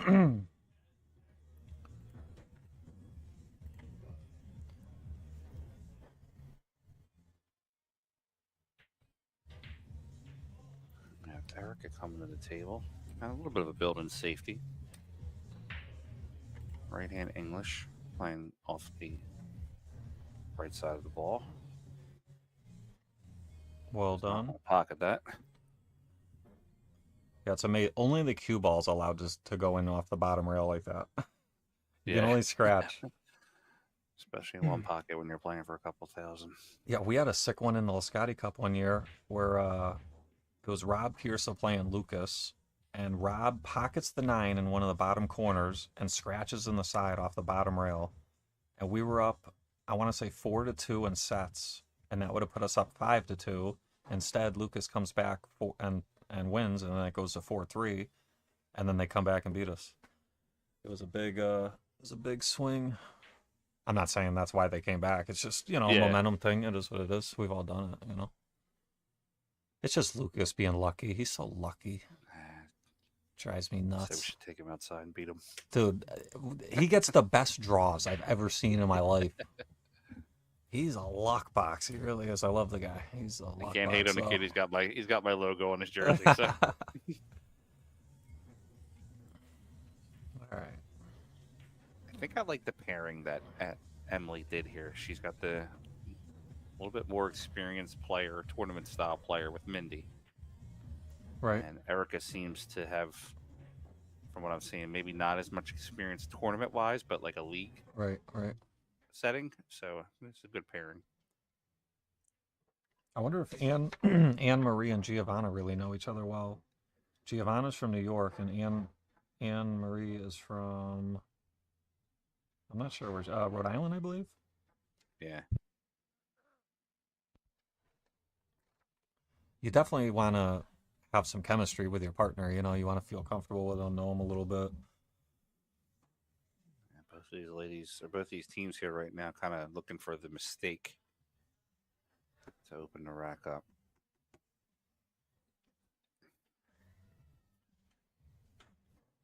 High left, playing off the right side of the 4, trying to put the cue behind the 9 here. So she's going to put the 4 there instead. Good shot. Well done there. Might have even taken the kick away from the left long rail. Yeah, I believe you're right. She might be able to swerve around the 6 with some left, but it's hard to get a rail after. Oh, no, she does have that kick. She's got enough room to it. No kick and stick option. Yeah, still that cue ball still doing some funny things. You can tell Yeah, it's she put a little spin on it. yeah. You could tell the conditions are slick still.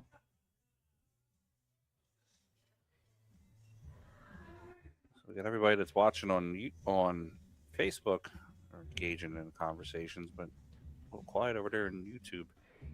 Don't be afraid to talk to us in the chat. Mindy with a combination. Hit that perfect. Hit that great. I don't know if this Used four to being passes. yelled at by a lot of women, so ladies, don't be afraid to get in there and start talking.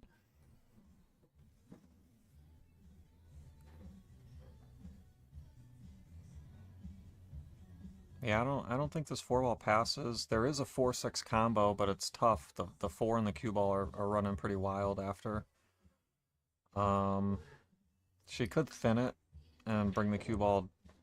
She could come off the right side of the 4 with some left-hand English and just use the 6 as a blocker. She could cut the 4 to the rail and down and bring the cue ball. Oh, the 4 did pass. Wow. Or she was trying to cheat the pocket enough. Which I don't blame her with the slick conditions. The balls are you're supposed to be able to cheat the pockets pretty well. And this is going to be tough. I mean, the only kick I see is here. Yeah, and you got to kick it with pace too. Yeah. You don't want to hit it like soft. No. You want to catch that bottom rail action and catch it on the way up. Right. And that was a tough kick. That was definitely it was definitely tough. Yeah, that was no gimme. All right, so Captain Emily Smith should be happy here. Her team's going to get ball in hand. So Mindy here, ball in hand. Pockets the 4. Good speed. Great speed. Natural position, playing the 5, getting over to the 6. Rachel Walters in the chat. Saying this is a really cool event. You know, it's every year, sign up and you could be here playing next year. They've been building it similar to the other cups, the Lisciotti Cup and the Cooper Cup, the Willie Cooper Cup. He's playing high here. I don't know if I like this. Okay. A little thin, but it's still doable. Rachel asking, how do you sign up? So, like 2-3 months before the draft, they'll announce a sign-up post, and you just say you'd like to play, and if you get drafted, then you're on a team and you pay your dues and you show up and play. And there'll be a team. There's about a 99% chance Rachel get drafted. Yeah, she's a strong player. Wayne, thanks for liking the stream. Rachel, I'll tell Pete Brown, he's the owner of the room, to put you on a contact list. Make sure next year that they get you involved. Following the Racks Facebook page will help you too, because he'll always post it on there. Look at this. Ooh, I thought she made it. Oh, how about the double? Bubble? Oh, yeah, double one time. But this 9-ball's tricky. This is you can back cut, bank it in the side. Cue ball's flying around 3 rails. Got to watch the scratch on the top left corner. I like the bank on the bottom right. Yes. But not slow. Yes, enough to where it comes back. Don't drill it, but if you miss it, you leave it in the center of the table. So I like the bank to, like you said, to the bottom right, because if you short it, you play the speed for here, and your cue ball's going up table. So there's a built-in 2-way safe. Rachel, there's 2 captains. So the captain of the winning team is an auto captain, and then they find other captains. And I think this year Pete Brown used the winner of maybe it wasn't the winner. It was one of the players that qualified in the JP New at Racks. Yep. Yeah, that does ring a bell. And so there will be captains, and they get the pool of all the players that signed up that are eligible to be drafted, and then they draft their players and form a team. So all you do as a player that's not coming in as a captain would be you sign up on the post, and then you get drafted, and then you're on a team. And they do like a player practice and all that stuff. And It's a Giovanna missing the 9 ball there. Not to cut you off. Sorry. yeah, buddy. no, you're good. Yeah, that's tough, but at least it's just the opening rack, you know. Still time to recover. All right, we got 1-0 on the score. Yeah, next weekend is going to be the the second semifinal match of the. Excuse me. Sorry, apologize for that. Next weekend will be the second qualifying match. It'll be Sarah Archer's team versus who's the other team? Is it Elise? Yes. If you guys don't know, Elise Valancourt is. I have to Bird's step away real quick. I think daughter. they have a scorekeeping issue table side. I'll be right back. Uh-oh, he gave the control to me. I got in rack number 2. Erica and Mindy are up 1-0. This is a race to 5 in this set. It'll be Giovanna to break.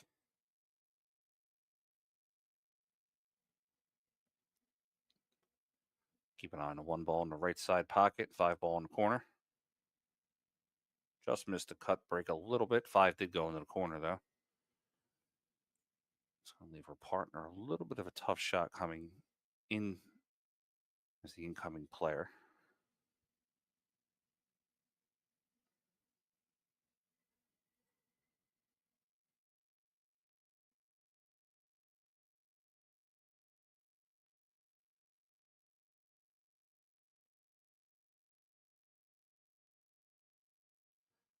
Rachel, no, this is so they're at Racks up in Connecticut, up in Vernon, Connecticut to be exact. So when you walk into the room, immediately to the left, this is like a essentially like an arena style. It's not a pit, but they have a 9-foot and a 7-foot diamond there, and they have it roped off. They have it camered up. DeMarco has some cameras up there, so does Lance. And then the room opens up, left-hand side, right-hand side has tables.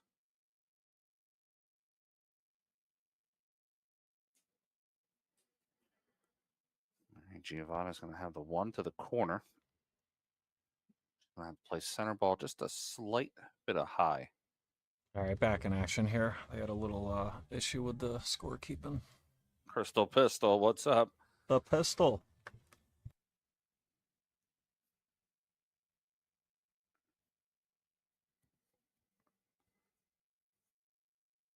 All right, natural ball here for Erica. Just make the shot.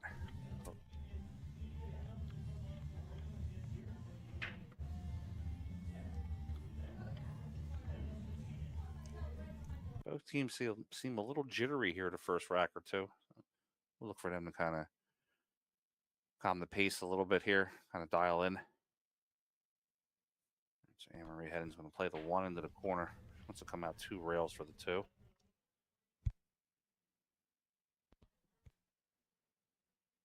Do you think there's more nerves involved in singles or doubles? Doubles. Yeah, I agree. Without a doubt. Not only do you have to make your shot, you have to make sure you don't set your partner up bad. Yeah. Yeah, this is true. Yeah, so first doubles match, first match of the day, first real match besides the team match, which you only play 1 rack at a time, you know. Yeah. Hard to get warmed up. So definitely not uncommon to see early jitters, early mistakes, you know. I tell you, I actually played Jack and Jill. I feel very, very well. Yep. Sometimes I get the partner where they try to leave me too perfect. I'm like, I do know how to make a ball. Yeah. And just make the shot and let me see like 90% of the ball. I'll be okay. Yep. And like you said, though, because neither one of these, I don't believe until this weekend, neither one of these teammates had met each other. Right. Yeah, the I chemistry. know Mindy had not met Erica, and I don't believe that Anne-Marie and Giovanna have met before. I could be wrong with that one. So part of this is, figuring out your, your partner, Right. and strengths and weaknesses right away. Yep. That was a great shot there. Pocketed the 6, bumped the 9, and came out like straight in on the 7. There's some distance, but it's a good look. Good shot. Now, this could get a little funny. I don't know know if she can draw and stay above the 9. She probably has to go high and go to the bottom rail, which she might get trapped underneath the 9 and probably run into it from the bottom side like that. Hi, Crystal. Thanks for tuning in. I don't know Erica Cole's true speed because she only has a 60 robustness. Yeah, that doesn't She's tell at a you anything. 460 according to Fargo, but yeah, that robustness doesn't tell you anything. One extra match could change that up and down. I do know that Anne Marie, I've watched her play once or twice. Giovanna again is going to miss the 9 ball and yeah, scratch. Yikes. She's going to have to dial that in quickly.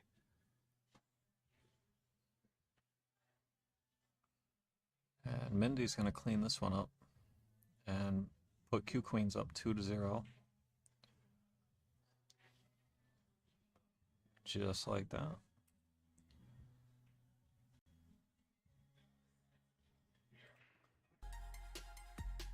Hit them with a commercial real quick. I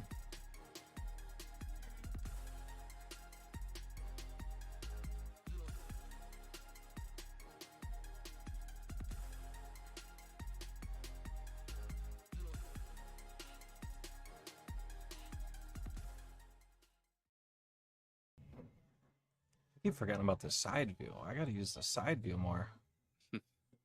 It's never an option, so I just forget about it. Steve Smith said in the chat he knows Erica pretty well, and she is around a true 460 yard. That's good. So we have some intel on her, maybe a little higher. Yeah, I knew that maybe a little higher was coming. I just had a feeling Steve, that was coming. Is she like she seems a little nervous with some of her shots? Is she is this like her first time being around like a stream? Yeah, I forgot about that. That's another element too that we never even talked about is the added pressure of the stream and all that goes with it. I'd say like, probably the first, I don't know, like 7 to 10 times I was on a stream, I was like real conscious of it, Yeah. And then afterwards, I just stopped caring, there was definitely a match or two where I probably dogged it or played terrible thinking about the stream You're gonna get or slayed whatever. no matter what you do. Yeah. So just go for and then it. I was just like, who cares? Like, what do I care? Maybe a little bit of a wild swing there. It's gonna give a ball in hand.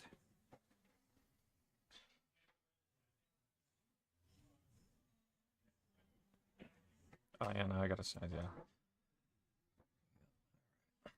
So let's see. 1 ball, good opener, 2 balls right there. You don't want to get straight on the 2 ball for your next shot. You need some angle to come out for the 3. And the 4 is there. Yeah, these lay pretty good. You just don't want to get straight here. You got to leave a little angle. Yeah, so she cheated it to leave the angle. And it was tough because she had to worry about that 6 ball too, blocking the 2.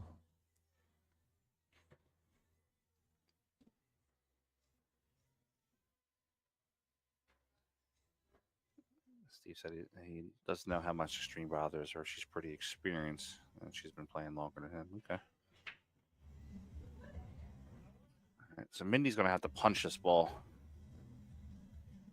Yeah. Play this to Yeah, the corner, definitely. try to punch the ball to the center of the table. Yeah, maybe even cheat the pocket a little bit to create more of an angle. Mm-hmm. With the polish and everything, you can... it could possibly work for her, yeah. Yeah, you can get away with cheating the pockets quite a bit, usually. So she jumped up on that shot a little bit. Looks like there was a twist of the back arm. Yeah, and she went high left there, so that inside English puts outside on the object ball. And just kind of juiced a little bit. Let's see what Giovanna's got here. Giovanna sometimes is a slow starter. I watch her sometimes get in matches where she'd be down 3-0, 4-0, or 5-1, and then wind up winning the match 7-6. Right. So she's definitely a grinder. Yeah, I mean, some players don't like short races, but it is what it is. Like, at least you're never out of it in a race to 5. Like, I mean, we just watched a race to 6 in the team match, and it was 5-1. It looked like it was over, and then we're sweating hill. So there's pros and cons to, race to 5 or 6, shorter races. Now, at this shot here with Q Queens, if they're going to play this 3, play with a little bit of speed that if you miss it, you don't leave it in front of the 9. Yeah. Not a bad miss. I don't know if Yeah. it's makeable. It Yeah, might have to it's come off the close. knuckle and spin into it. I'd call the 9 here if I was Giovanni. I'd come off the knuckle of this ball, left-hand English, calling the 9 to the top right. Yep. Looks like that's what she's doing. Yeah, if she can't just cleanly pocket it and try to draw. She's putting draw on the ball, so she probably. Oof. Wow, that was a little unlucky there. Yeah, Jay is not getting rolls right now. No, she's running bad. Matchup. She's running bad so far, but it's not how you start; it's how you finish. So she's got that working for her.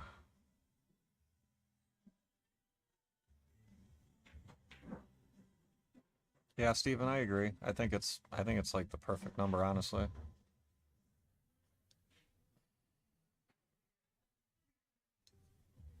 All right, let's see if I'd like to see her make this in the corner.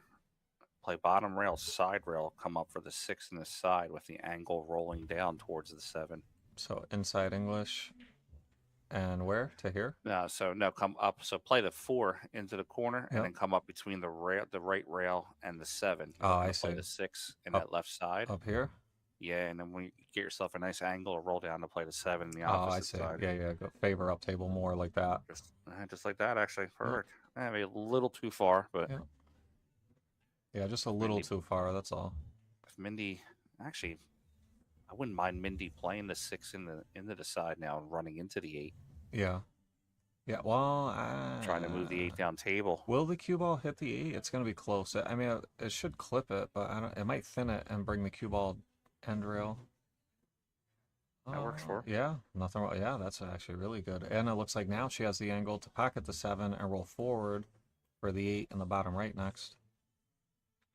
Just float up a little and use the natural angle.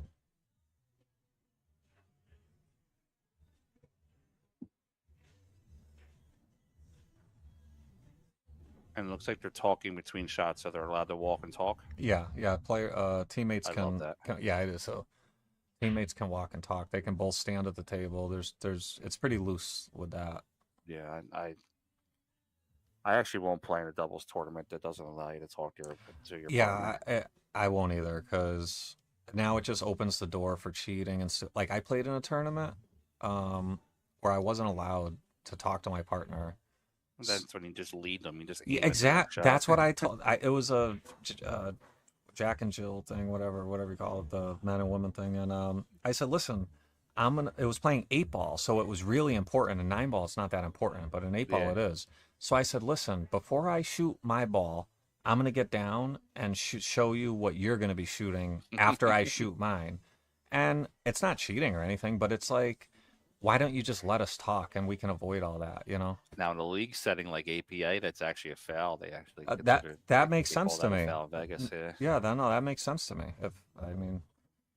But then, you know, it was a pretty friendly tournament type thing, so there was people just blatantly talking, you know, they'd be, oh, I'm sorry, I forgot type of stuff, you know? And I don't know. Yeah, but that was a great shot there. Giovanna fires the 9-ball in. She's actually had a shot at the 9 all 3 racks. Yeah. This is she could confidence builder. Yeah, she hit that one smooth too, you know, confidently. She didn't just roll it in.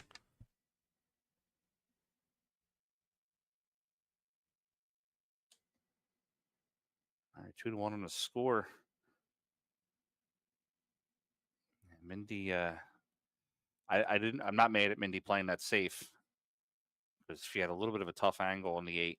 But she also had a built-in angle, in my opinion. If she does go to pocket the 8, the cue ball is going to come across the table. Just play the pocket speed and come back over for the 9. Going to go into rack number 4 here. And Marie and Giovanna are up. I'm sorry, trailing 2-1.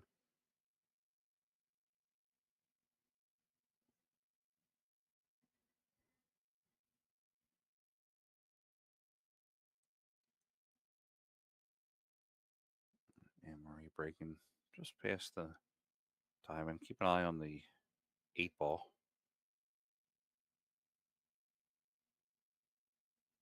8-ball does not go down with the 1. and the 6 both get pocketed.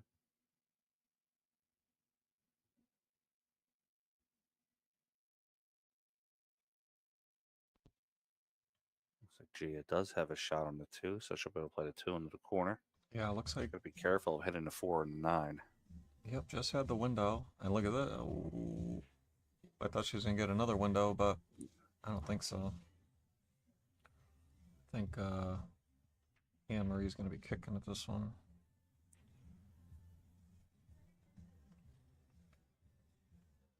This doesn't really terrible. You could kick this one in the side. Cue ball is going to be begging to go up table towards that top right corner. Yeah, I wonder. I'd like her to kick slightly short, try to kick off the right edge of the 3. Yeah, our bottom side of the 3. Mm-hmm. Yeah, like this. Kick here on this side, and then your cue ball can come this way, just like that. Just like that, yeah. Perfect. Great shot. That's going to put Erica in a tough position coming up to the table for her first shot. Yeah. Yeah, this is, I don't think she can see it. I think she's going to have to kick. Something like, maybe a little more, yeah, she's got it. More like that. Good shot. Good hit. Yeah, left it kind of funny too.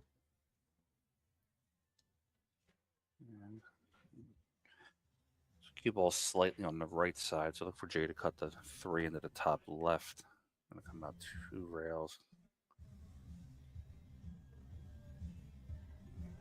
She is not loving herself right now. After every shot, you see her hand go up in the air. Yeah. Yeah, you got a feel for her so far. Got to call the 9 here. Yeah. Yeah, definitely. 1 rail kick. Right at the 4. And it could even shave the 5, nick the 5 ball and go in off the 5. You want to hit this one firm. You don't want to roll this one. You want to hit this firm. Yeah, I don't want to roll it in. I want to give it a little bit of a ride. You want some randomness. You want to try to create separation if you miss. Where's the 5 going? Do you play the combo? You know. Mindy's going for it. Yeah, I mean, it does look like it lays pretty good. It's all, I think a lot of that's player preference too. There's some players that will just never shoot a combo, and there's some that are really good at them. So I think a lot of it's preference. And she's had Ashley and Brianna work with her a little bit on some of the shots to fire at, like when to shoot at them and when not. Right. Yeah, hit that perfect. Yeah, she did. 3-1 on the score.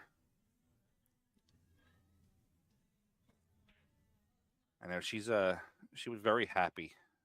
Mindy was to be drafted for this. She said she's always wanted to play in this, so it's kind of a special thing for her to be involved in this. All these ladies, special thing for them to be involved. Yeah. The future looks good too. They've been growing it steadily every year. I'm actually going to have a talk with Dean Ressler, the president of the WPBA. Next year is going to be the WPBA's 50th anniversary. Wow. So there should be no reason why they're maybe not do a little something here. Even if it's keep it amateur, maybe have some of the pro players, maybe honorary captains or something like that. It could be something different. Yeah, that sounds good. The pool we have around the world, I mean, why not get some of them involved? And keep an eye on the 1. It was long on it. It's 2 racks in a row now. She's got to make an adjustment. Yeah, hit it a little bit more to the right. Right.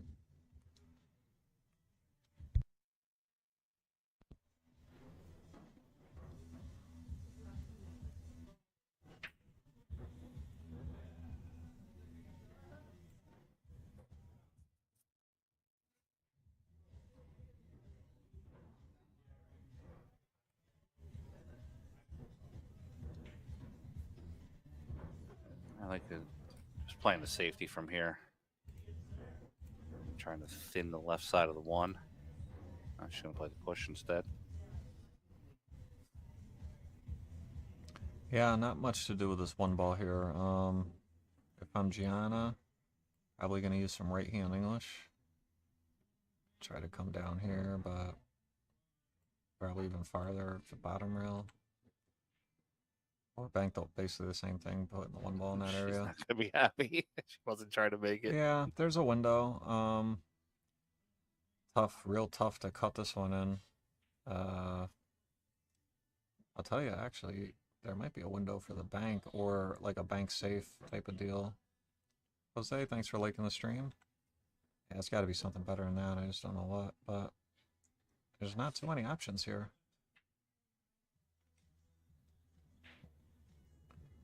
As long as that 9's not dead to the top right corner. Yeah, actually the 3 ball covered up the kick anyways, so good shot there.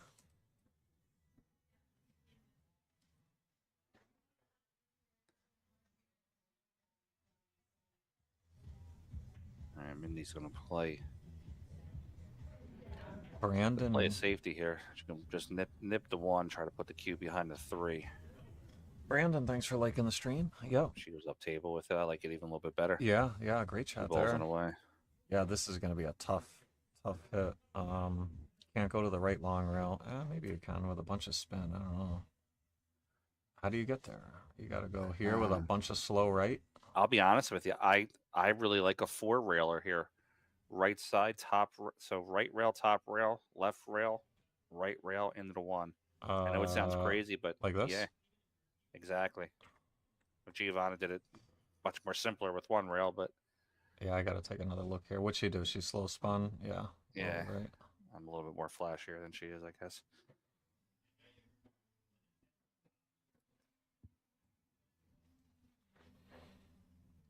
Yeah, this is you can pocket this one. Oh, yeah, calling the 9 on the side. I can't see who's shooting, but they're calling the 9 on the side, which I don't blame them. It's Erica at the table right now. Erica?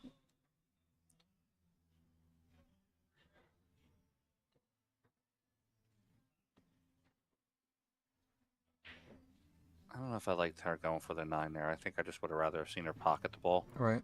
And keep control of the table. Anne Marie looking to see if she can cut this 1 in. I don't think she can. Now she's looking at the kick.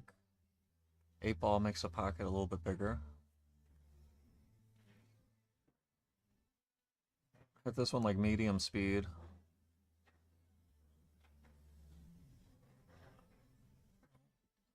That's going to be ball in hand. And that 2 ball's got a little tricky here. Normally you'd like to roll the 1 in the side, but the 8's covering it up. So she's going to have to play to the top right corner. Give herself an angle. Dan, thanks for liking the stream. Oh, she's going to stay above the 8. Wow, looks like she might have got it perfect. Yeah, she got there, yeah. Wow, that was a small window to get to. I think me personally, I think I'm possibly going to shoot the 1-8 combo, and then this way I don't have to worry about getting on that side of the table anymore. But this worked out for them. Right. A good line here now, playing the 3 into the bottom left.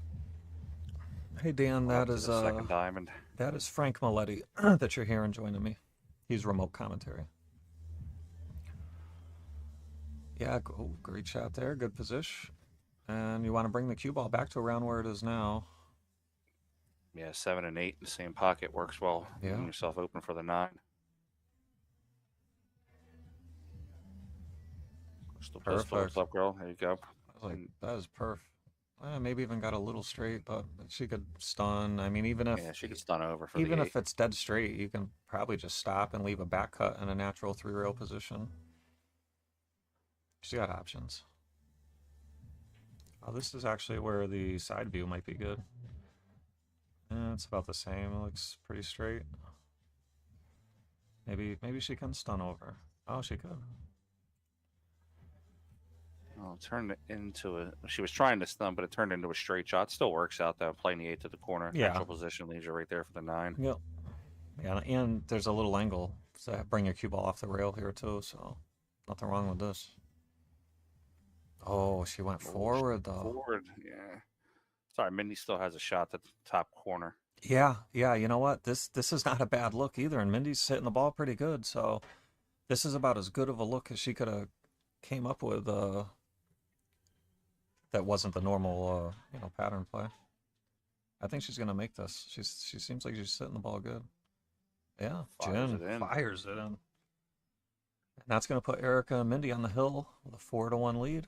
They're trying to take this set and tie up the overall score 1-1. They're currently trailing 1-0. So what do you got coming up, Lance?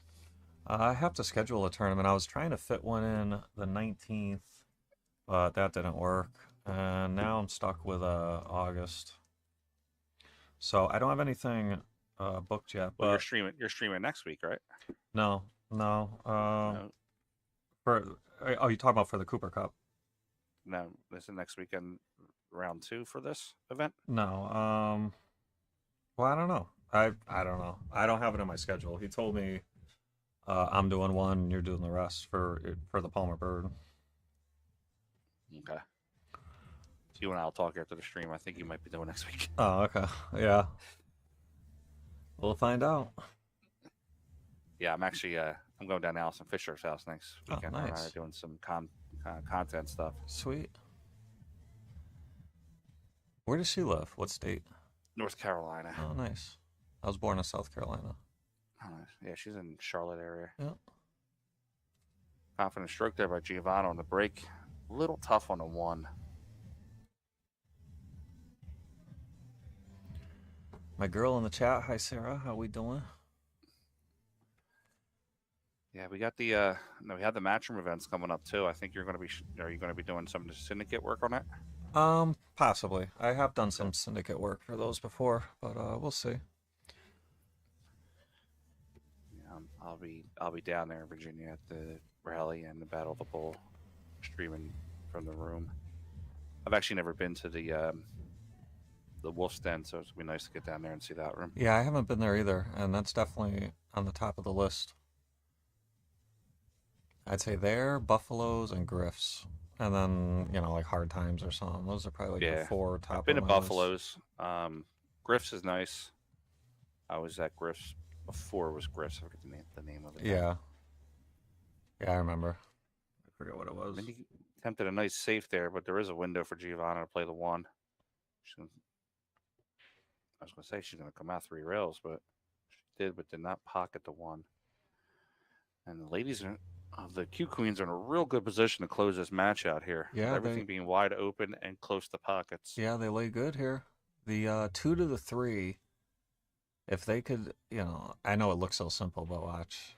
Yeah, she doesn't want to line up behind the 3. Right, and she'll probably have an angle going the wrong way.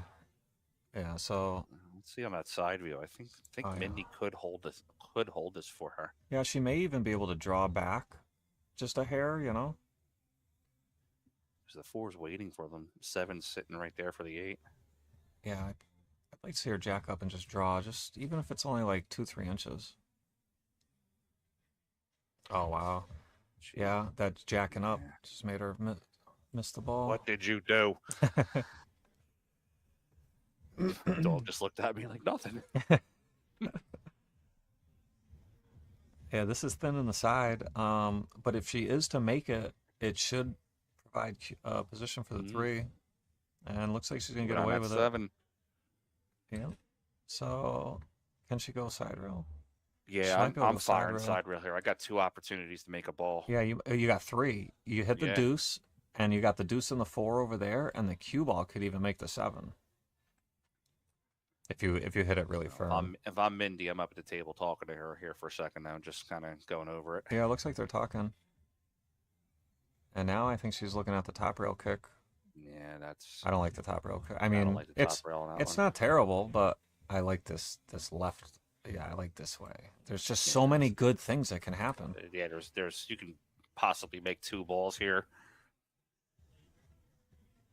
She got a hit on it. Oh, wow. How the heck does that happen? I mean, she razor thins, back cuts the 2, and the cue ball 1,000,000 miles an hour goes right in the side. That's crazy. Yeah, looking at the 2, it does pass the 6, right? Yes. Yeah, it looks like it. Okay. Yeah, it she's doesn't gonna have pass to- the 4 though. No, I'd like to see her. Giovanna's going to have to take a long shot, but Gia's got to get her position there. For this. Yeah. Use a little low right here and set her up for the 3 on the side. Looks good. Yeah. Would like to get up there a little farther. Though, yeah. Yeah, just a little farther would have been nicer. But she She gave her partner a look, you know, a Yeah. thin cut in the side, or she could bank it. You know, there's nothing wrong with the bank here if she doesn't like the thin cut. And if she goes in on the bank, it could double bank. It could maybe even call the 9. Yeah, there's a lot of things going to happen here. Yeah. Spin the cue up and make the 7. Oh, might make the 4. Make the 4. Oh. But Mindy's look going at to the be shot that she left Mindy. yeah, though. Mindy's super gonna jacked up over the 4. Jack up outside the over top of the pocket. I'd like to see her She's thin. not rushing Kenny at the table here, so I don't expect anybody to fire this one. I'd like to see her thin the 3 and bring her cue ball down table and doubled up with the 3-7. Maybe get a 9 as a blocker. Oh yeah, that was good too. It hit the point, but I didn't even think about just playing it with the object ball down table like she did. She was trying. Could Gia thin it to the left side pocket, or yeah, I think she might have it to the corner. She got to just be careful to scratch. Yeah, I mean it's maybe back cuttable. It's thin. Yeah, soft stroke. I here. play it in the corner. Yeah.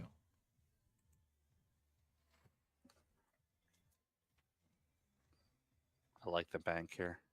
Yeah, I do too. You can play the 2-way speed, where if you miss it on the high side, you leave it bottom rail, and you bring your cue ball. The only thing I don't like with that is what you're saying is that just she doesn't want to make the 4 here. So be careful where the cue goes. She'll have to worry about it when she makes it. Wow. Yeah, great shot. Had she had made both of them, she'd been in trouble. Well, no, she still might have had to look at the 6, as long as she didn't get stuck by the 9. Uh-oh. Mindy didn't do her any favors on that one. Yeah, that was... I have been trying to teach Mindy that shot actually for a couple of years about how thinning the ball there shortens your angle. Right. That's her shot where she's like a knucklehead for learning it, and then she does a shot that she's been trying to teach me that I can't make, and I'm the knucklehead for not learning that one. Sounds about right. It's funny when you talk about like the strengths and weaknesses of players, you know? It's funny, we'll both get annoyed at each other because the other one can't make the shot. Right. And you're like, look, it's so easy. But then they can rebuttal and say the same thing. Well, you can't make this one. What do you do here? You could kick it up towards the 7. I should see it clean. What's the cue ball gonna do? All right. That's gonna leave Erica. Yeah. She could either cross-side bank it. She could play it just down table. Not Mindy's shot. What do you think she's gonna shoot? It's not Mindy's shot. I thought. Oh, they're shooting out of turn, you're saying? No, I'm sorry. No, it is Mindy's shot. I apologize. Look at this cross-side bank. Man, she's hitting the ball good. Got a little unlucky being stuck on the rail there, but So what do you think, Lance? You hit the rail here first. I'm certainly not scared of it. Yeah. I don't think if you just I just play it rail first. Why not? If you put some left-hand English on the cue ball, you could probably just play it ball first. Maybe if you even just put high on it. Yeah, see, that's nothing but high. Great shot. Mindy's got a little bit of an angle. Can cheat the pocket a little bit. So I don't think I want. If I'm Mindy, I'm not going to try to get her perfect. I'm just going to try to get her somewhere. Seeing it. Well, that's not perfect. Yeah, she got her somewhere. I don't know if I want to get that close to it, but yeah. I mean, it's not a terrible look, you know. Yeah. Now it's just make it. No other ball that's more important right now than this. And this would be for the win. Yeah, but tie up the overall. Yeah. I like she's taking her time. She's not rushing. She's really taking her time, and she hit it perfect. Fires oh, it down. watch Watch out! the cue ball. Oh, no problem. Great shot. So that is going to bring us to 1-1 in overall score. Our next match, we're going to have Giovanna playing Deborah, and that is going to be singles 8-ball. And You know the routine. We're going to take a quick little 5-10 minute break for the players to take a break. We can all rest our, stretch our legs a little bit, and we'll be back with you in about 5 to 10 minutes.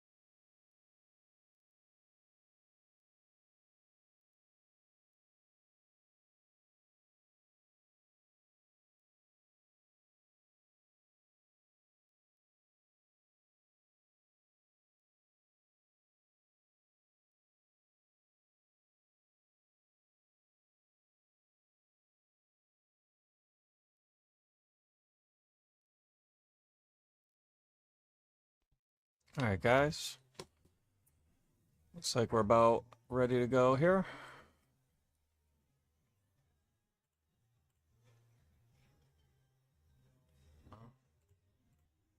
So we're going to have, for Diamond Squad, Giovanna Napolitano. And for Q Queens, we're going to have Deborah Wyman.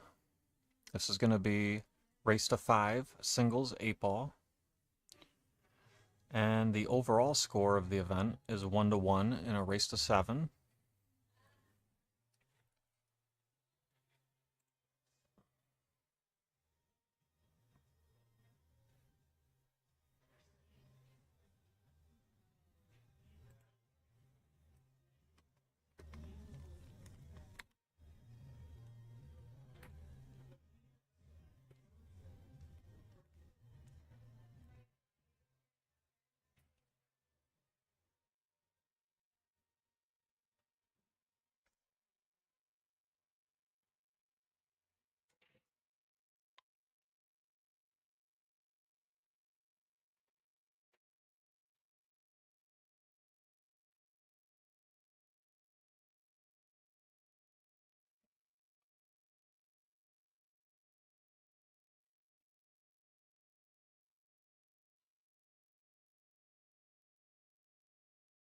So pretty neutral here. I'd say Diamond Squad had the momentum out of the gate in the first match.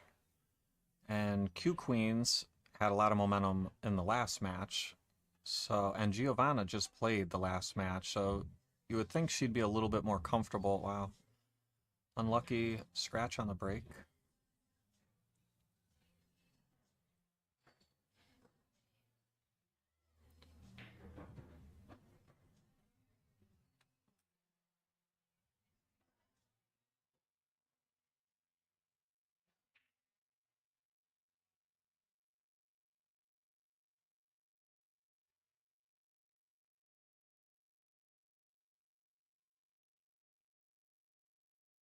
So it's ball in hand anywhere after the break. And Deborah's going to lock in on stripes here. The 15 ball is a big problem. It does go in the corner. It's just a thin window to play position on it. Let's see. She might be in trouble here. What do you do here? This is tricky. You could come off this side of the, looks like the 10 ball, and just try to bring the cue ball in here. I think that's about as good as that's going to get.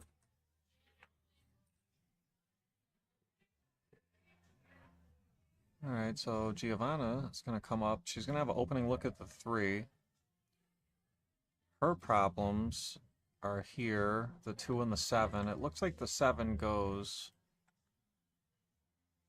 And then the 2 ball could go in the top left, but it's tough.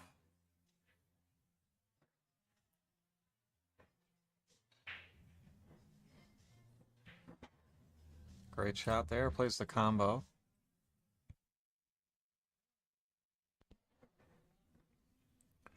So now she's going to play the 4, and then what's going to be next? The 5 in the bottom right corner. Oh, this, you know what? This is actually playing out pretty good. Well, I thought she was going to be a little straighter. She could pocket the 5. Cue ball's a little sketchy, though, because it's going this way. And I don't think she can hold it. She'd love to hold it if she could for the 7 next, but I don't know if she can. It might be too steep of an angle. Oh, she almost got a nice bump off the 13, but she got frozen to the 2. So now she's going to be jacked up on the 1. I'd like to see her just slow roll it and just push it up to that corner. Oh, she made it. And now what? I don't know. I mean, she could try the 2-7 combo, I guess. It's pretty tough. She may be able to overcut the 7 and it nicks the 15 and goes in. She goes all out safe. Needs a rail. Oh, she had no rail. That would have been a pretty decent shot had, you know, if the cue ball gets to the rail like there. She would have left a shot on the 10, but it was tough. Ball in hand though, that's just what Deborah wanted. She's gonna probably start with the 14 in the corner and put the cue ball like here and try to break open the 15. She can, oh, she's gonna start with the okay, yeah, that's not bad either. Start with a 13 and go into him with the cue ball. That could have been better. Oh, you know what? No, Deborah, no. Go here. Just play safe. Thin the 15 and freeze. Freeze. Just go 15 and freeze in between the rail and the 15 and lock up safety. She doesn't see it. But that works. She didn't give up much there. So Deborah here, in my opinion, has a strong advantage. She has a break ball, being the 14, to break open her 15, the 15 and 7 cluster. So she currently has the edge in the ball layout. Giovanna's going to have to come up with something to turn this around. And that is the perfect shot, because now she's creating her own breakout ball. She can play the 2 and go into them later on, potentially. Deborah's probably going to cluster them up even more. Yep. Okay, so now if you're Giovanna, you don't make the 2 ball here. You just hit it into the rail. You want it to be, you know, pretty center pocket here, but you don't want it to go in. You just want it to hang. And Giovanna is starting to battle back here, because now Deborah no longer has a break ball. I mean, she could potentially use the 10, but it's very tough. So Giovanna is shooting the right shot so far and bringing herself back into a position to try to win this rack.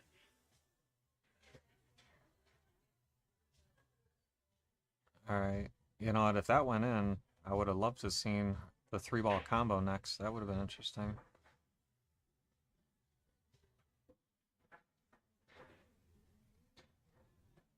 Okay, so now what do you do?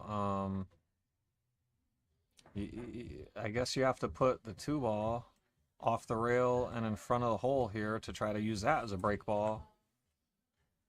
But yeah, that would have. The problem Giovanna has right now is this 3-ball combo looks like straight in for Deborah, and she might fire it in now. I mean, if you're going to shoot this 3-ball combo, you have to hit it very hard, because this 15-7 is going to stay stuck together if you hit it too soft. Wow, great shot. She might have went rail first there, so I think she did something there. But it worked. And she's going to have a great look at this 8 in the top left. She looks comfortable. Great shot. Center cup. And Deborah strikes first, takes a 1-0 lead.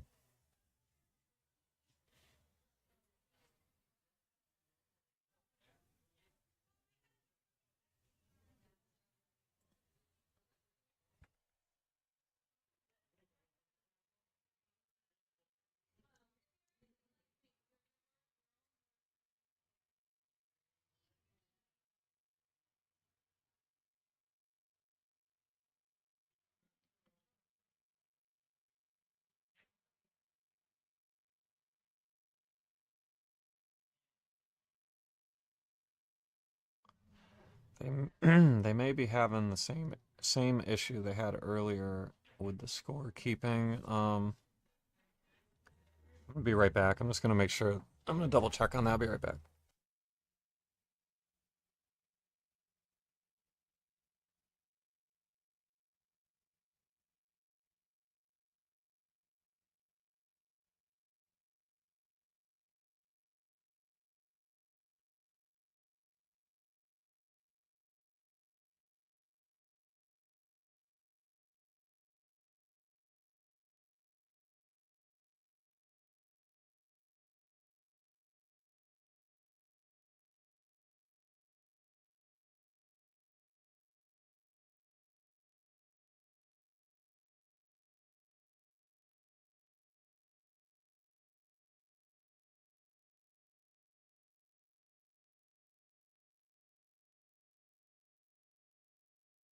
All right, all fixed, all good to go.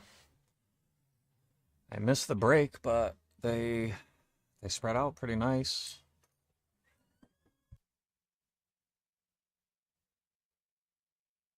Give me 1 second.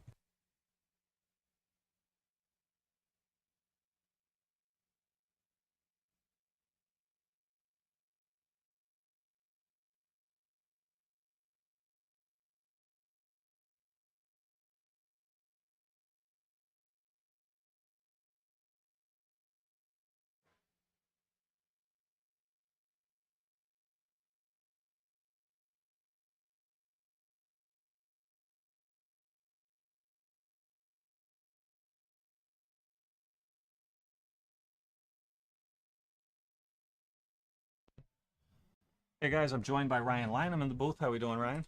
Good. So Good experience here. Yep. So we got Deborah up 1-0 in this singles 8-ball race to 5.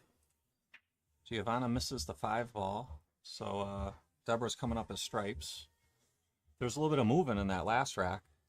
Yeah, I watched I was here last night and I watched Giovanna warm up. She was not missing any of that stuff. So I mean, it just goes to show how nerves can affect everybody, and it's shown so far throughout this match. You've had some experience playing in multiple Lisciotti Cups here, so you know real similar things about these events. Yep.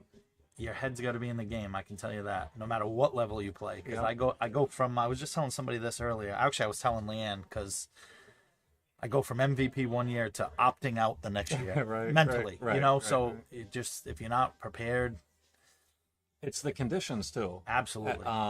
We could see how slick and slidey the conditions were earlier with the polish and everything in the first set or two. Yep. And I mean, you know how it is. Like, you have the cue ball on a string, and then you show up somewhere, and it's like you have no clue where the cue ball's going, and then you start missing balls that you never miss, and you're like, what is going on? Yeah, we're supposed to know that, right? I mean, we know that they're going to polish them on day one, but at this level, I mean, they're probably not expecting it, and you know, they're over-rolling, moving the cue around a lot, like it seemed like, but it's starting to play a little more normal now, it looks like. Yeah, definitely. On follow and draw, or when it was really reactive earlier, or anytime there's a ball hanging in the corner and you try to get the cue ball out of there, it's tough.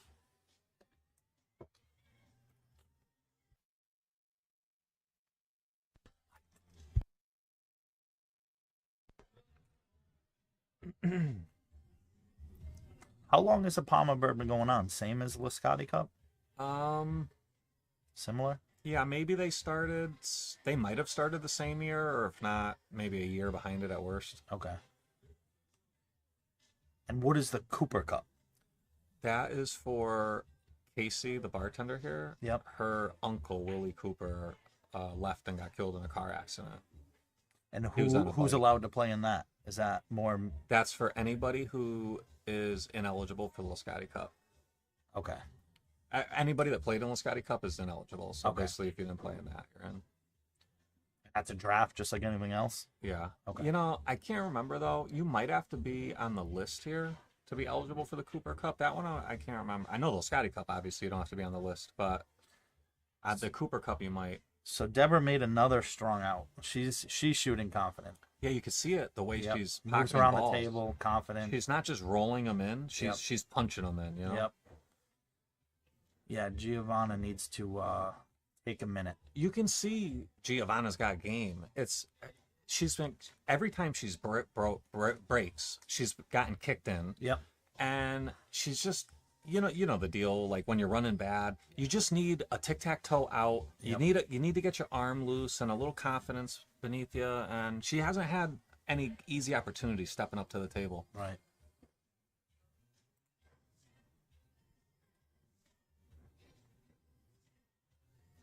Dave telling her to switch corners. He doesn't want all three on the corners. So this is BCA 8-ball. That's what we're playing, which is similar to USAPL, I assume. Yeah, it's ball in hand after the break, anywhere on the still table. Open. Yep, still open. If the 8's early, it's a loss. Wrong pocket, it's a loss. Scratch on the 8's a loss. Pretty standard. I love the open after the break. I hate take what you make. Certainly makes it tougher. Yeah. It's more of a neutralizer, equalizer, in my opinion, right? Because it takes away your patterns, you know? I'll tell you what, whether she chooses low or high here, they're both wide open. Yeah. Yeah. 8-ball has a wide open pocket. I'm probably taking solids here, starting with the 4. Or you can even start with the 5-3. Definitely taking solids here. Yeah, definitely taking solids. It's a matter of, do you start with the 5-3 or do you start with the 4? I'm probably starting with the 5-3 personally. Question is the last ball. What do you save to get position for the 8? Because Yeah. the 8 only has that one pocket. Yeah, So. the route I was going to go was 5-3, then the 4-2-1. I was just going to play 6 to the 8. I don't even care, which is not ideal. It's not standard. Not because the 15's there. Right. That's what makes it a little more difficult. But I don't care. That's still... I don't even mind even playing the 5-3 last, because you're just going to hang the 5 where the 3 is and then come up for the 8. Right. That's obviously, I assume, what she's thinking. Uh-oh. We got to watch the side here. Yeah. She's getting frustrated. But yeah, I don't blame her either. He overrolled that ball. Yeah, she made a mistake there, but... I mean, she's probably broken scratched like 3 or 4 times already, or super early in this event. Like, she's just not getting rolls. So now, a lot of these girls are from everywhere. Yeah, I mean, we've got Maine, Pennsylvania, New Hampshire, New York. Yeah, I mean, this is what a diverse group of girls from everywhere. Yeah, you would think there'd be some Scotch doubles, like team chemistry, strengths and weaknesses in this, right? Because some of the girls know each other, and then some, like Mindy and who'd Mindy play with last match? Erica. They just met today. Yep. So, you know. I can tell you, on one of these teams, I'm friends with somebody on one of these teams, and there was no communication about who knows who. Yeah. What is your best game? Yeah, it was just filling in the slots. I mean, Anne-Marie got put up to play 10-ball. She's playing 10-ball next. Yeah. She's never played 10-ball in her life up until this week. Yeah, that's not great. So she was like, I got put up to play 10-ball singles. I've never even played 10-ball. I know it, yeah. So, I mean, that's why I reverted to, like, Lisciotti Cup, where the captains are, like, very strategic. Yeah. What do you want to play? Right. Who do you want to play with? Right. You know, so it's a different vibe. I mean, this is... Yeah. It's still great experience for everybody to get out here and play. Yeah. Yeah, it's very unique, like, you know. Yes. It's we've both gambled, we've both played tournaments for a long time. Yep. This is just something different. Yeah, it's just different. And listen, it's been shown at the highest level, the Moscone Cup. Right. I mean, Deshane's been a few times, and he's let nerves get to him too there. And SVB's like, no offense, but he's like a dog in the Moscone Cup. Yep. So you know, it is what it is. Albin's another one. I mean, as good as he is, he hasn't. Remember the first year or two he's went there, he couldn't win a match. Deborah trying to run out here and take a 3-0 lead, and he's hitting the ball just confident. Yeah. I'm not familiar with her game at all. She's from Maine. She shoots good. She's running them out smooth.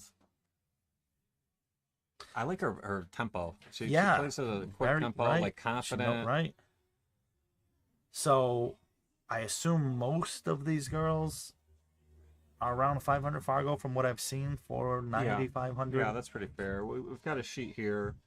Not saying names, just Fargo numbers. We got 537, 475, 472, 498, 425, 491, 481, 447, 481. Yeah, that's fair. Yeah, all right, right around there. So I don't see in either one of these rosters too many Connecticut girls. Is that are they on the other team? Yeah, there's 2 other teams, so this is semifinals number 1. So they're spread out all over the place. I imagine they're probably teamed up on another team, is going to be my guess. Like on not one of these teams, so to speak. But I don't know them off the top of my head, but I wouldn't be surprised. Because we do have 2 Rhode Island girls here today playing, Anne-Marie and Leanne. Are they on the same team? Nope, opposite teams. Right. And they're the only Rhode Island girls playing. 2 from Pennsylvania, Carol and Melissa. Oh, and Mindy, 3. It says Mindy's from New Hampshire. Yeah, but she moved. Right. So yeah, 3 all the way it's from nice to get Pennsylvania. diversity. That's I like seeing new faces. Yeah. Especially with stuff like this. Like you see with the Lisciotti Cup, if it was the same faces every year, it would feel kind of stale. Right. You know? I agree. When you keep adding new blood and new elements, and there's always a couple rule changes here and there, it kind of feels like a new event every time you play it. You know? So I think there's a quick little bathroom break. We'll be right back with you.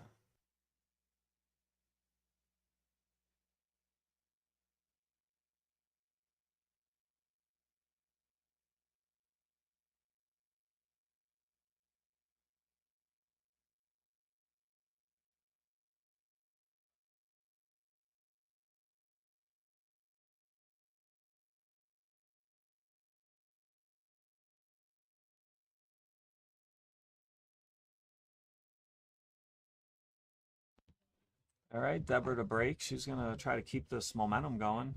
She's playing great. And Giovanna isn't really struggling like how she's playing. I mean, she's getting a little frustrated, but she's getting some bad rolls.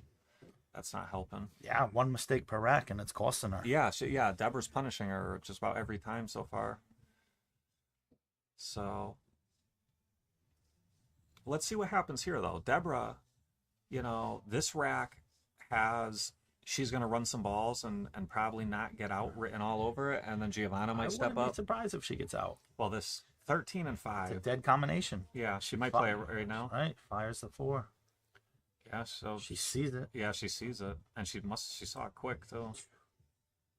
So now the 2 ball's the last big problem.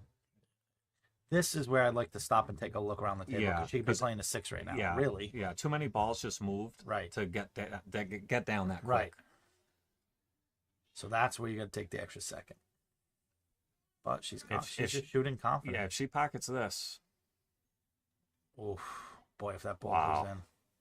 Yeah, she would have been in trouble. She needed the 4 next, but. All right, see, like I said, though, she didn't get out. Right. And now Giovanna's got a great opportunity. Everything goes. Oh, I'm sorry, the 2 and the 10 up table, or 2-12 up table is a problem. So you play it. What do? Do you play it right now? You play the follow, 12? try and follow it in. That's tough. You could just. I would take a swing and try and come short side once or twice. You could play safe with the cue ball too, though. Yeah. You could play the combo and just play safe with your cue ball. So, Evan's down in a tournament in Maryland today. Oh yeah. These are the payouts. Wow. First place 12-5. It's a Scotch doubles, $1,000 entry per team, 500 a man. And where's that, Maryland? Yep. Who runs that? Yeah, whatever. Yeah. That's a hell of an event, though. Yeah. So he's going. Who's his partner? He's playing with the local kid, Lucas Kilgore. I don't know him, so they must be doing really good. He won the New York State Bar Table Championship. So. And I don't know this guy? No, he's quiet, huh? I think this is What's this, Fargo? Is this a Fargo event? Yep. Yeah. It's somewhere around like 1,200 under, something like that. I think it's 1,150 and under, to be honest. So he's like 650. No, he's like a 580 or something. That's strong. Something like that.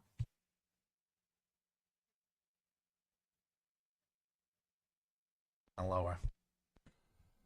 Yeah, that's pretty strong. Because I think the upper bracket of New York was won by Patrick Ramirez. Yeah. I used to gamble with at the Expo. Yeah. I seen him at Gallery one time. Yeah, I seen him in Vegas. He travels and he's not afraid to bet. Yeah, I think he beat Scott Haas. We were gambling with Thomas, and he was playing the father.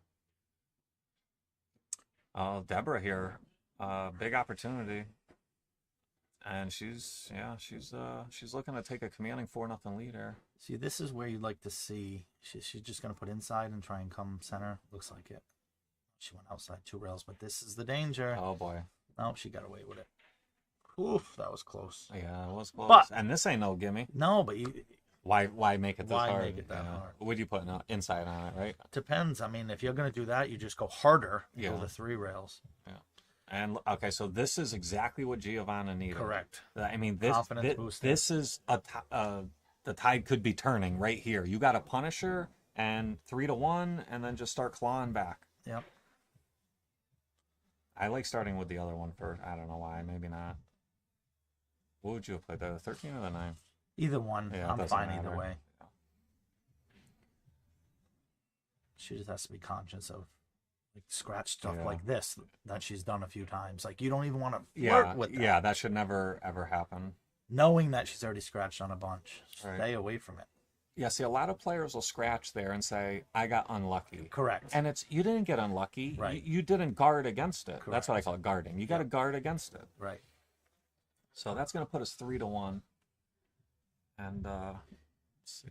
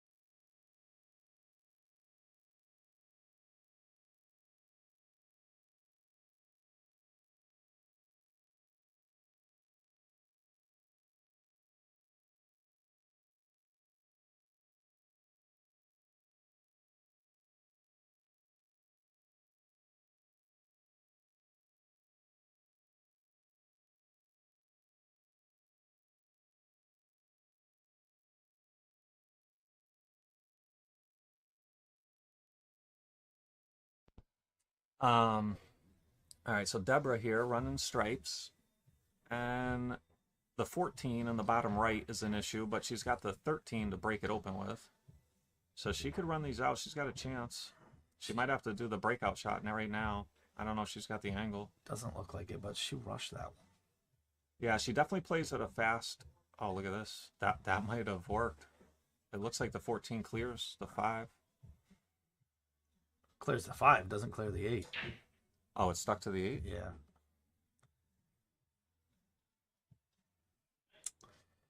She's in trouble then. She's in trouble. Yeah, now. Giovanna's going to end up with a good opportunity. I wouldn't sink any more balls here. You got to just position something, because right now the 14's blocking the 8, but you don't want to take anything off the table. So that's an excellent point for a lot of people listening. If you can't run out, or it just doesn't make sense to try to run out anymore, stop removing balls like immediately. See, that right there absolutely hurt her. Yeah, You just took a chess piece off the board. Right, exactly. Yeah, and similar to what we said about the players that think they get unlucky, it's the same thing there. Right. You know, where you have to really recognize what's going on, and it can swing. Like instantly.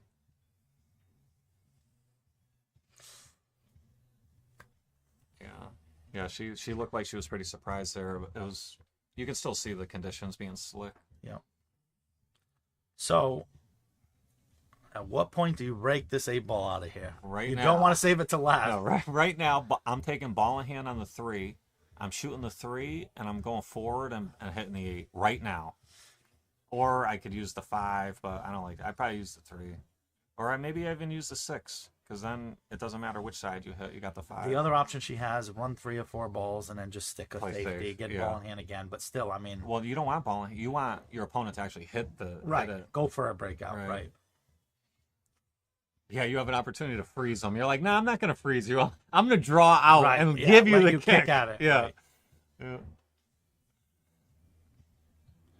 I mean, bottom left, she can go into it here. But yeah, I don't know if she's got the stroke. Yeah, I think she's doing a safety game. Unless the 8, if she plays the 3 last straight and the 8 does pass over here. Yeah. Yeah, actually, it does look like it probably does. Yeah, but you got to fall dead straight on the 3. Why make it that difficult? So if she is planning on playing a safety, you don't want to wait until you have 1 ball left on the table. I can tell you that. You'd like a ball hanging somewhere. Yeah, especially, she could have just hung that 1 ball. She's going for the run out. Yeah. So she needs to fall straight on this 3 ball for this to work. Yeah, she's going to have to fall very straight on it. You could even do a safety right now and just leave the kick on the 14, but you need the 5 or 4 ball, whatever this is, sitting in a good spot. She's going for the run out. Yeah. See, she's You know. Now she's at a. Now she's got to go forward and hit the 8. Unless she just absolutely slow rolls it perfectly. It looks like she's going into the 8, but you got to get lucky. See, and that's she got it. That was a good shot. Yeah, but it was leaving the hardest part of the rack for the end when you're starting with ball in hand. That's the only thing, you know, a critique a little bit is you just want to make your life I'll tell you easier. what, though, she gets out here. This is a whole new set because she just settled right in. Yeah, it was a great out. It was a good out. It was a good out. So that's going to bring us to 3-2. But if Deb left a few balls on the table rather than going for that run out, it changes things. It makes it tougher. It way tougher. Yeah. It was tough with no blockers. Right. You know, besides the 8 ball.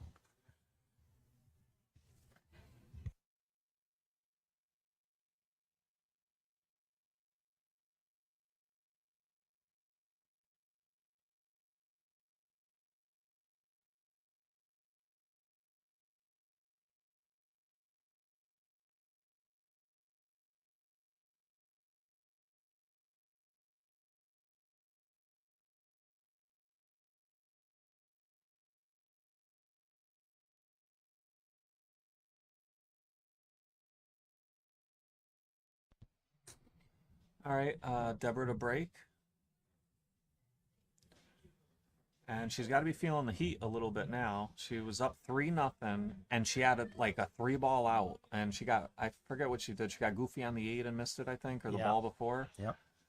And we said right then and there, this could be the tide turning, and so far it is. Yep. You could tell she's just walking around the table different now. Yep. She's more confident. The frustration has gone away. Yeah.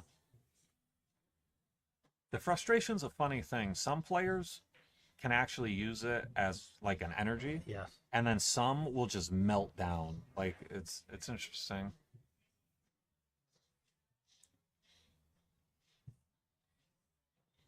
So she is from Giovanna Newburgh, where Reggie Gallery. Cutler's from. Yeah, Newburgh, New York. Yeah. I haven't seen Reggie in forever. You ever play him any one pocket? I mean, he's come to Snookers before, and we've played, I think, in tournaments, but I never actually played in one pocket. Yeah. I know he likes last pocket 8-ball and stuff, too. He likes all those tough games. He's a mover. Looks like she's going to back cut this. Yeah. And she was trying to break open the 4. Still a problem. The 3 is a problem. Maybe the 3 passes. I don't know. It's close. Stop running balls. That's what I'm thinking right now. I'm done. I'm done running balls now. Oh wait, I didn't see this. Yeah, but still, you got the more than one problem. Yeah, if the 3 was my only problem, I would have saw that. Although now another one looks like she's got a but now you created a cluster up top. Doc, even if she power draws into the 4. Right. Yeah, stop running balls immediately. See, I like this. No, she could go. I thought she was looking at the rail first. Anything but shooting the 2. I don't like even making this 2. Yeah, no, leave the 2 there because it's center table. I would probably handle the 3-1 right now. She probably could have just broke open the 3-1 and went up table with the cue ball. Look at this. Gin. Yeah, but I know. Now what? Right. I know. We got the 4 sitting there. It's not good. Yeah, you have to address this 4 ball because you're just being the worker bee right now.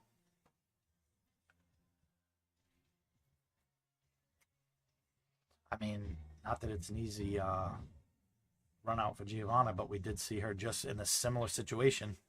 Yeah, it's the same thing run in out reverse, right? When you get to the table and there's nothing in your way but one breakout. I just don't see any life here. I think you got to hang the 3. You know, just push it to a corner. Yeah, you don't want to make this. I don't like this.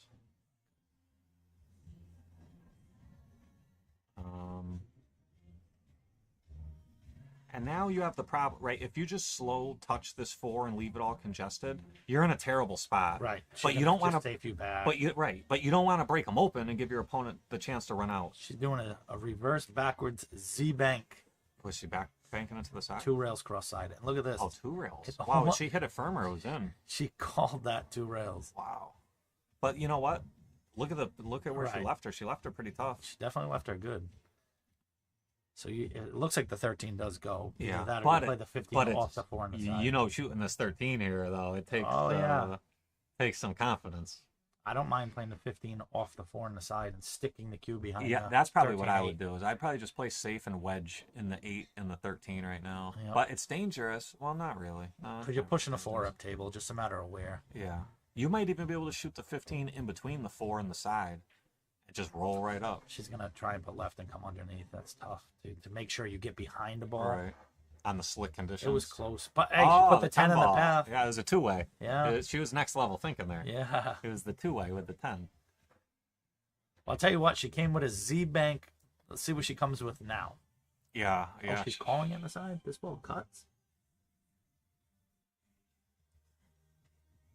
Oh, wow, that did not look like. Did not look on this monitor like it was cuttable. But now what? Bank the 8, top left. And you know what's nice about this is you could play your cue ball like underneath the 15. Right. But I mean,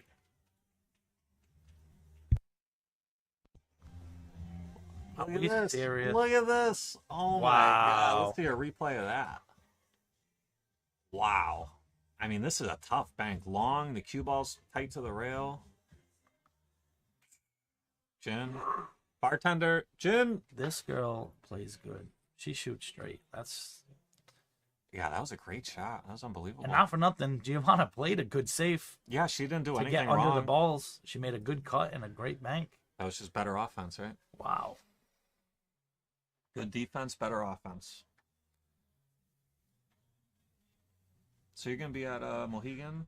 Yep. What is it, next weekend? No, tomorrow. Oh, tomorrow. So we go right from here to Mohegan, which Leanne is playing in a ladies team event, which starts Monday. Yep. And then we also have an 8-ball team, which starts on Tuesday. And then Masters starts on Wednesday. So they got events there all week long. Wow. Yep. And this year it's twice the size as last year. It's in the main ballroom. Last year was in one of the smaller ones. Yep. So they run minis every night, round the clock. I'm looking for a blackjack backer. Okay. I'm just throwing that out there. All right. You know. See what I can come up with. Yeah, you know, if you come up with something, you just let me know. So Giovanna to break, and she's trailing 4-2. To drive? Nope. Something on the side, yep. I think we're definitely taking high ball here. I don't know about definite. I don't think she has I guess you're right. I mean, there's no matter which one has problems, low ball 3 is a problem, 1-7's tied up, but I think solids probably has the best chance to run out, but they're going to be tough either way. Firing the combo right now. What, the 3-ball combo? Oh, the 2-ball combo. And now they're open and you run out. That was simple. The 15 passes the 8, which it looks like it does. Yeah, you shoot that. I don't know now. if she can go into the 3-11. Yeah, you don't even have to. You make the 15 and go forward like a ball. Oh, it just nicked it, but she was able to bump the 11. Okay, now everybody's got problems. Now the furniture got rearranged. I'll tell you what, the way that she's shooting, I don't know what she's doing, but I want to be might surprised get there. if she gets out. She might get there. Yeah, I hear you. I agree. All right, so she's going to start with the 2. And she's got problems. But I'll tell you what, she's got the 3 now with a good angle to go into the 4-9-8.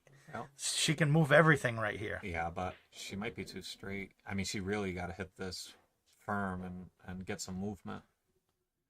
She could do it with the 7. I don't like this. Yeah, I don't either, but she's open The and 8, slowly. right. Well, she got the 3 here, but I guess Yeah, I guess she runs out and just banks the 8 like she did last game. Yeah. Play the 5 last, and then roll up, bank the 8, and she'll be like, "This one's only cross-side. It's a hanger."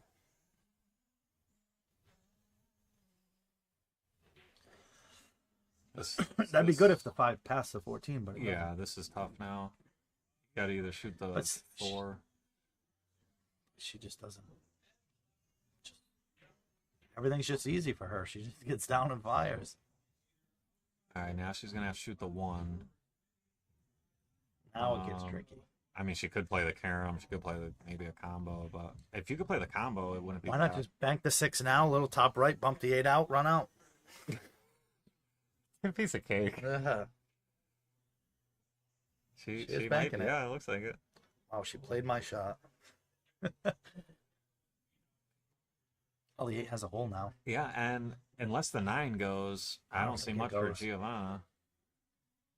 Wow, this is a tough spot to walk into here. So imagine your opponent playing good, you not getting the best rolls, and then you get stuck here. Yeah, this is what you get to look at. Yeah, pretty rough. Pretty rough. Now, oh, the 8 ball does go top left, I think.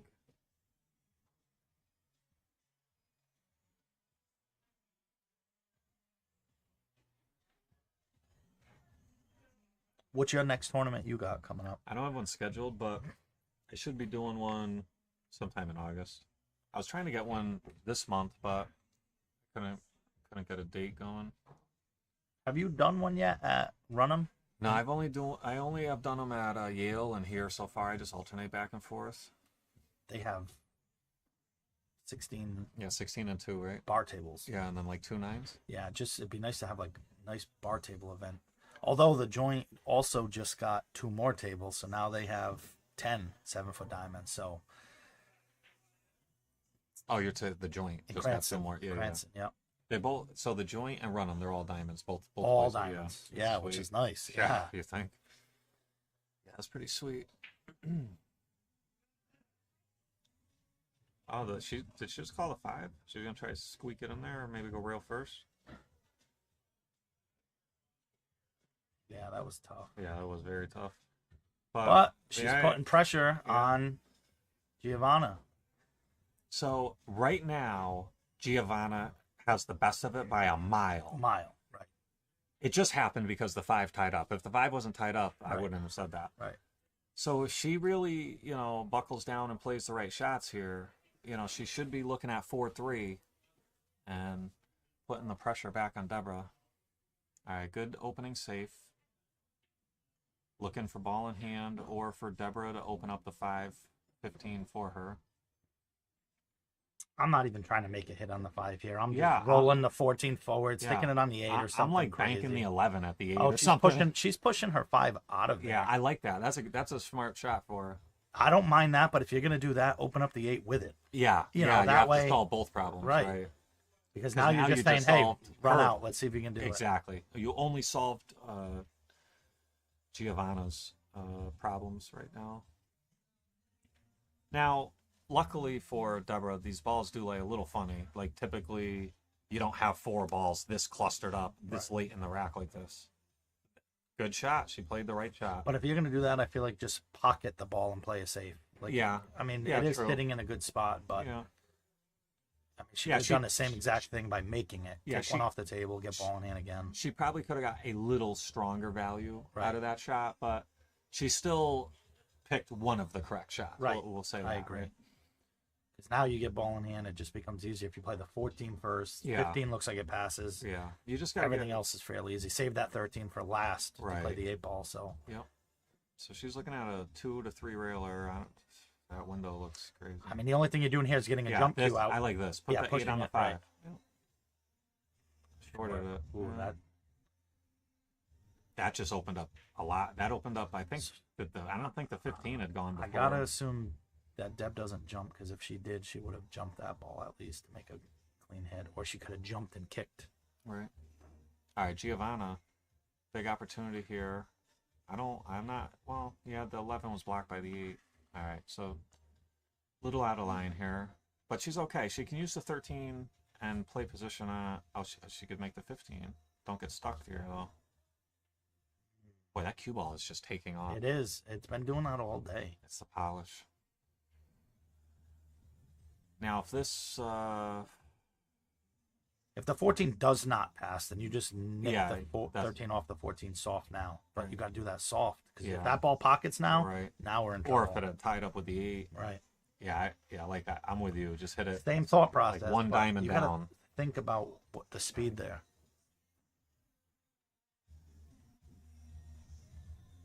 That's a good shot. Yep. She's going to have to draw out of here. Now, does she stop shot and play the 8 in the bottom right? I'm drawing out for the 8 in the same pocket. Just taking a cut, even if I have to draw straight back. Same. Oh, look at that. Nice window. Yeah. Found the window. That was slick. That was well controlled. Boy, we are setting up for a good finish here. Yeah. And that's going to bring us to 4-3.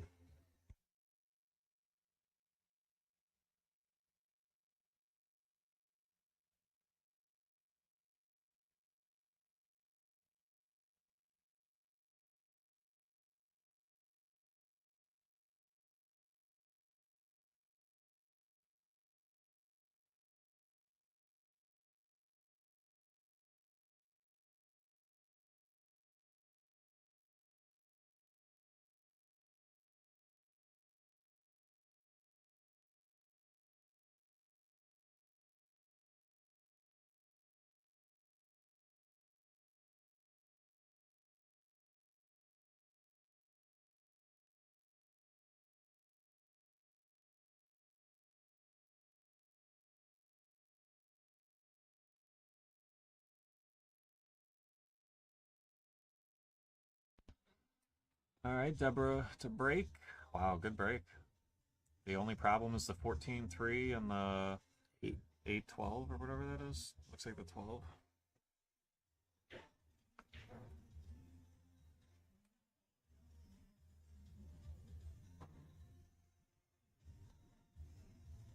So she's going to start with solids. Pockets the 2. She needs a plan for this 3-ball, though.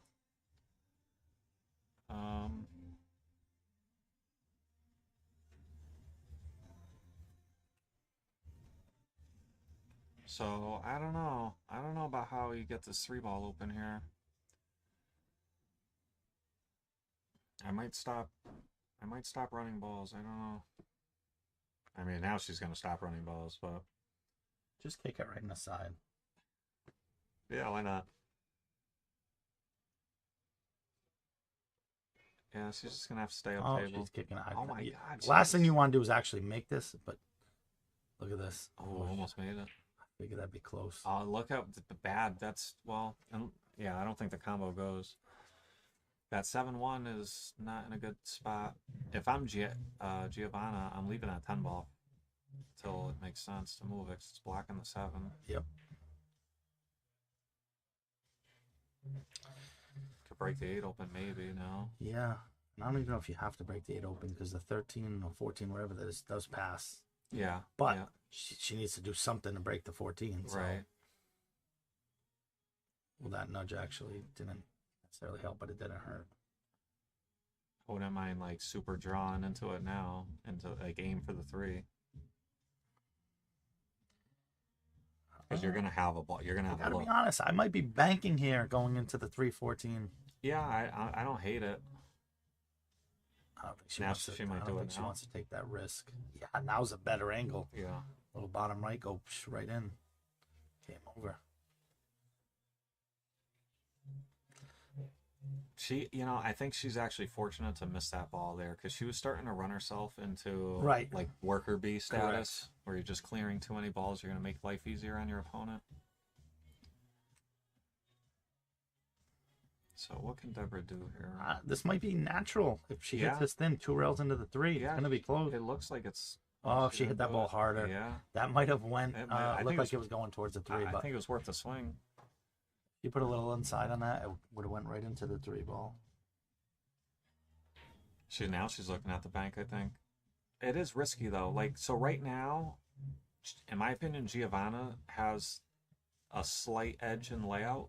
It's pretty neutral, but if the 8 ball doesn't pass anywhere, then Giovanna certainly has the edge. I like that shot. Because she only helped herself. Yeah, 3 still don't pass. Yeah, totally agree. She solved her problem. Deborah still has a major problem with the 3. Didn't leave her an easy opening shot. I mean, she might jack up and back cut the 7 in, but if she does, she's got to say great shot. It's a great shot, but now if she makes the 1, the cue ball goes into the 3. Yeah. But the 8 still doesn't go anywhere, so it possibly goes in the bottom right. We don't know for sure. I mean, it doesn't look like it does, but the monitors have. I'll tell you what, coming with this shot, come on, jeez, are you kidding me? What does she shoot straight? Can we check her Fargo and her license? Do we have a ringer or something? What is going on here? Man, she's playing And fantastic. I wonder if she was picked solely off Fargo, because like they're from all over the place. I mean, I wonder if Emily knows her. I mean, the way she plays, they have to know of her, right? Right. I mean, well, she's calling it. I didn't think it went. It's probably one of those where you got to just hit it perfect on the far. I still don't think it goes, but we'll see. We'll see.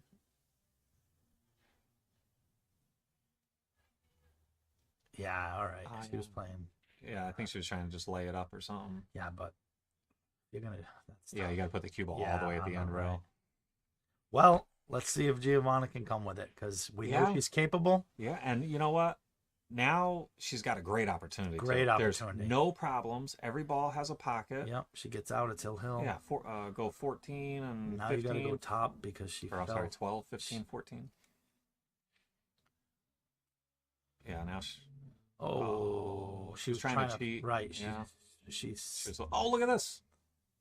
Did she get away with it? She got away with it. She got away with it. Yeah, but with Deborah shooting... Spin rail first, or do you jump it? I'd rather go spin. The only problem with spinning is there's a scratch in the other corner. She's doing it. Boy, makes it. Watch the cue ball. Okay, so now if I'm Giovanna, I'm just playing off the 14 up table. Yeah. And if she banks in another 8, so be it. then I'm clapping. Yep. That's all there is to it. Actually, you know what? I don't mind going for the 13 with top because it's putting it in the same spot anyway. You're right. You might come short side 14. I don't know. A part of me, though, the way she banked that other 8 makes me want to play off the 14 to make sure I'm planting her on that rail. Yep, she likes your shot. Ooh, speed. Hard. Yeah, the speed. Oh, she's trying to put her behind the ball. Yeah, you don't have to. But again, given the fact she's banked. Yeah, true. Maybe that was in her mind. Yeah. She's like, man, I left her this bank before, or whatever. She banked it in before. But, yeah, she's going to have to... You know, at a 4-3 score, this isn't the easiest cut.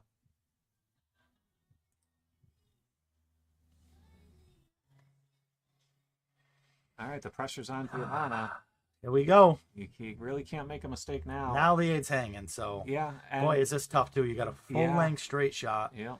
So, do you just stick it and take your medicine on the 14, or you try and get position? I'm getting position. And risk missing. I'm going forward, backwards, somewhere. She hit it good. Yeah, it's perfect. Not perfect, but very close to it. I think we're going to the hill here, Lance. Yeah, it looks like a double hill coming up. Nothing fancy here. Yeah, don't overrun this. Perfect. She could play the corner.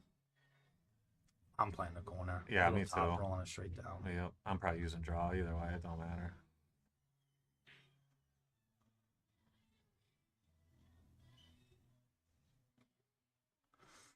Boy, what a barn burner, huh? Yeah.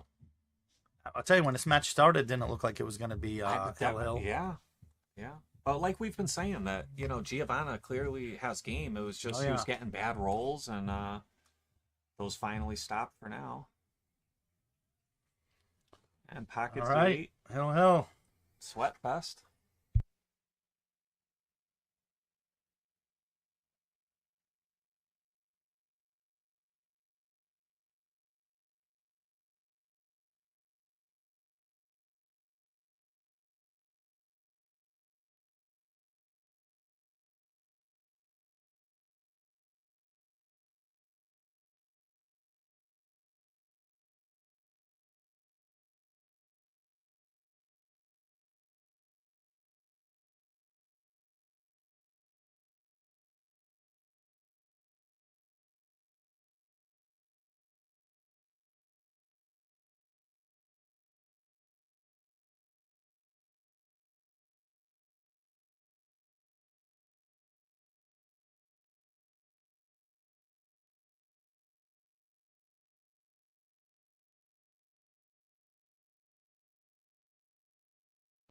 All right, here we go. Hill. Woof. Giovanna to break. Big point, too. Yeah, sure is.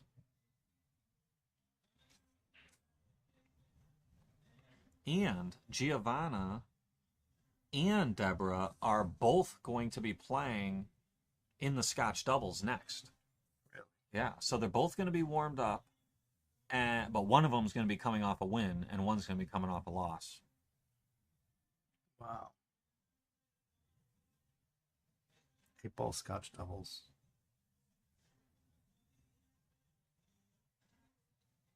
So everything lays good. Both suits go.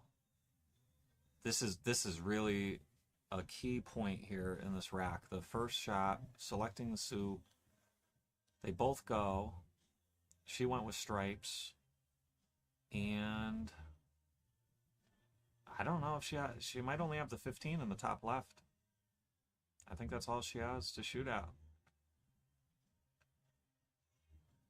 Now, if she was to miss and Deborah gets to the table, that 5 ball is going to be a problem for her.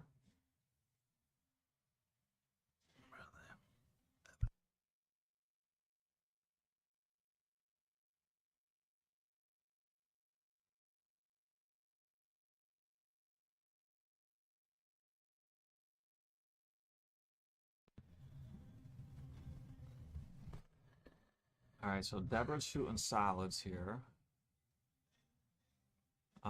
Looks like she's going to start with the 1 in the side.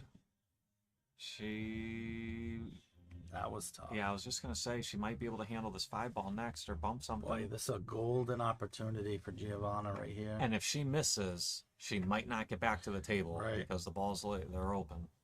Yeah, at some point, all you got to do is get over to the far rail with a 14-9 sit and play the 14 in either pocket, and then the 9 kind of goes with it. Right. Package deal in one of the side pockets.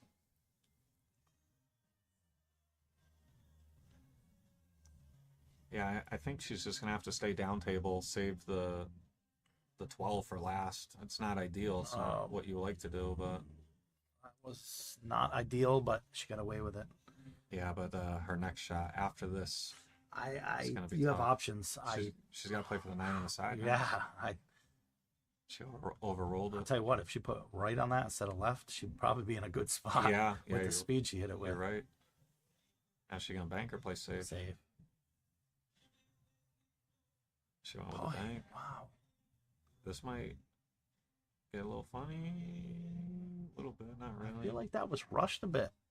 Yeah, a little bit. When she watches that back, she's probably gonna think of a defensive type of shot there. So Deborah with a look at the 2. And they're all open. She's got a chance to run out here. She could bump the 8. Yeah, I like that little bump there. Gives you a little bit more room for error. Now she's got the 5 in the side, the 6 in the corner. Boy, this isn't easy. They're jacked up off the rail over the 8. Shot. Smooth. But now what? Back cut the 1? Back cut the 4 or the 1. I mean, either way, another not easy shot. I kind of like the 1 here. I don't think she... with her shot making, for some reason, those shots don't bother her. No, she's a great shot maker. Look at this. She's looking at the 5, then the 1 and the 8 to try to close out here. Well, that was a little firm. Yeah, she hit the far side of the pocket there. So this is, you either go thin with the 2 rail, or you draw a little bit with the 1 rail. I like the... I like the 1 rail. She really drew, but she hit it fat. All right, Giovanna. 14's tied up, so 14-8's a little tricky. The strategy still continues here. You're gonna have to roll forward, leave yourself a nice angle on the 9 to go forward. She could play position on the 14 right now. She plays bottom table to does have a natural to the center diamond, right? And it bounces. See the angle it was going to the center diamond? Yeah. So now you might have to play with the corner. In the corner. Yeah, you got punch right into the 14 ball. To, but she's I don't mind the safe if you come off the 14 cue up top. Leave the 9 in the path. Yeah, I'm shooting the 9 in the corner personally here, and I'd go side or corner. I'm doing one or the other. Yeah, but I don't mind that. She played your safe. Yeah. Don't scratch. Oh no. Wow. All right, so she left her a tester. This is tough. Not only a tester, the speed that you have to hit this hard to go 3 or 4 rails position for the 8. Well, if you get up table, you're gonna have a look. She's going up table. It doesn't have to be precise. See how many rails she goes. 1, 2. So that was good. 3, 4, 3. Yeah, 3. One of us will almost impulsively gonna say bet 20. 3 and 15/16. Yeah. All right, Giovanna. She's got a chance. Boy, safety, straight. Safety work. Yeah. You don't want to jack up. Yeah. Even though you're first. You're supposed to. Yeah. Right. Jack up and just stop it. Yeah. What is wow, this? She's back cutting the 14. Oh, I don't like this. But not a terrible leave. It's a little funny. I mean, I think she's going to play a top right corner, roll it in. She could play top left corner. I go top left and punch this ball with a little top left. Yeah, you have to be confident in your ability here because you gotta miss that side pocket. She's gonna miss the side. It's just a matter of where you're saying we'll catches. Just follow, not punch? Yeah, follow. See, now hit that harder. Yeah. 2 rails, you're right on the 8. All right. But this is a big pocket. Oh, you could miss it 2 different ways. Yeah. However, it could hang 2 different ways. Let's see if it touches the 14 on the way by. Yeah. Oh, she played. It looks like she all right, that was a great match. All right, guys, stay tuned. In about 10 minutes, we're going to have Giovanna and Carol playing Emily and Deborah. And that's going to be Scotch Doubles 8-ball. Ryan, thanks for joining in, buddy. Yeah, thanks, guys.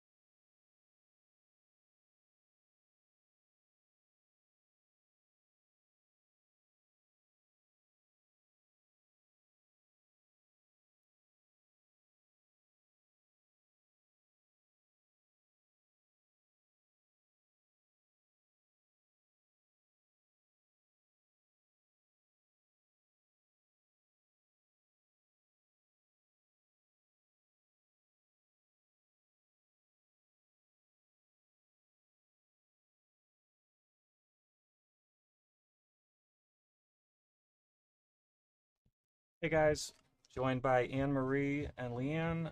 They're going to be commentating this match, telling you guys a little bit about their experience in the cup here. And I'll be back for the next match. I'm going to take a little breather, get some food. So I'm going to let you guys take it away. All right, thanks for the intro, Lance. Thank you.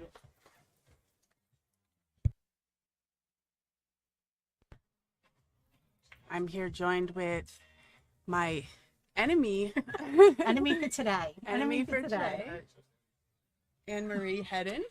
And we both made the trip from Rhode Island. I came in last night and Anne Marie came in this morning. What's your experience so far? What do you think? I think it's a great experience. I was so incredibly thankful for being drafted. I've been on the Palmer Byrd draft list for the last 4 years, and this is the first time that I got picked, and I was over the moon excited.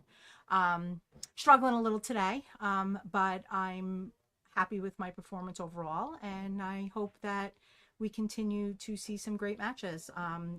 The other team has amazing players and they're great sports, and we're having a really great time. It's a really great experience. It's even better that I get to be here with one of my very best friends.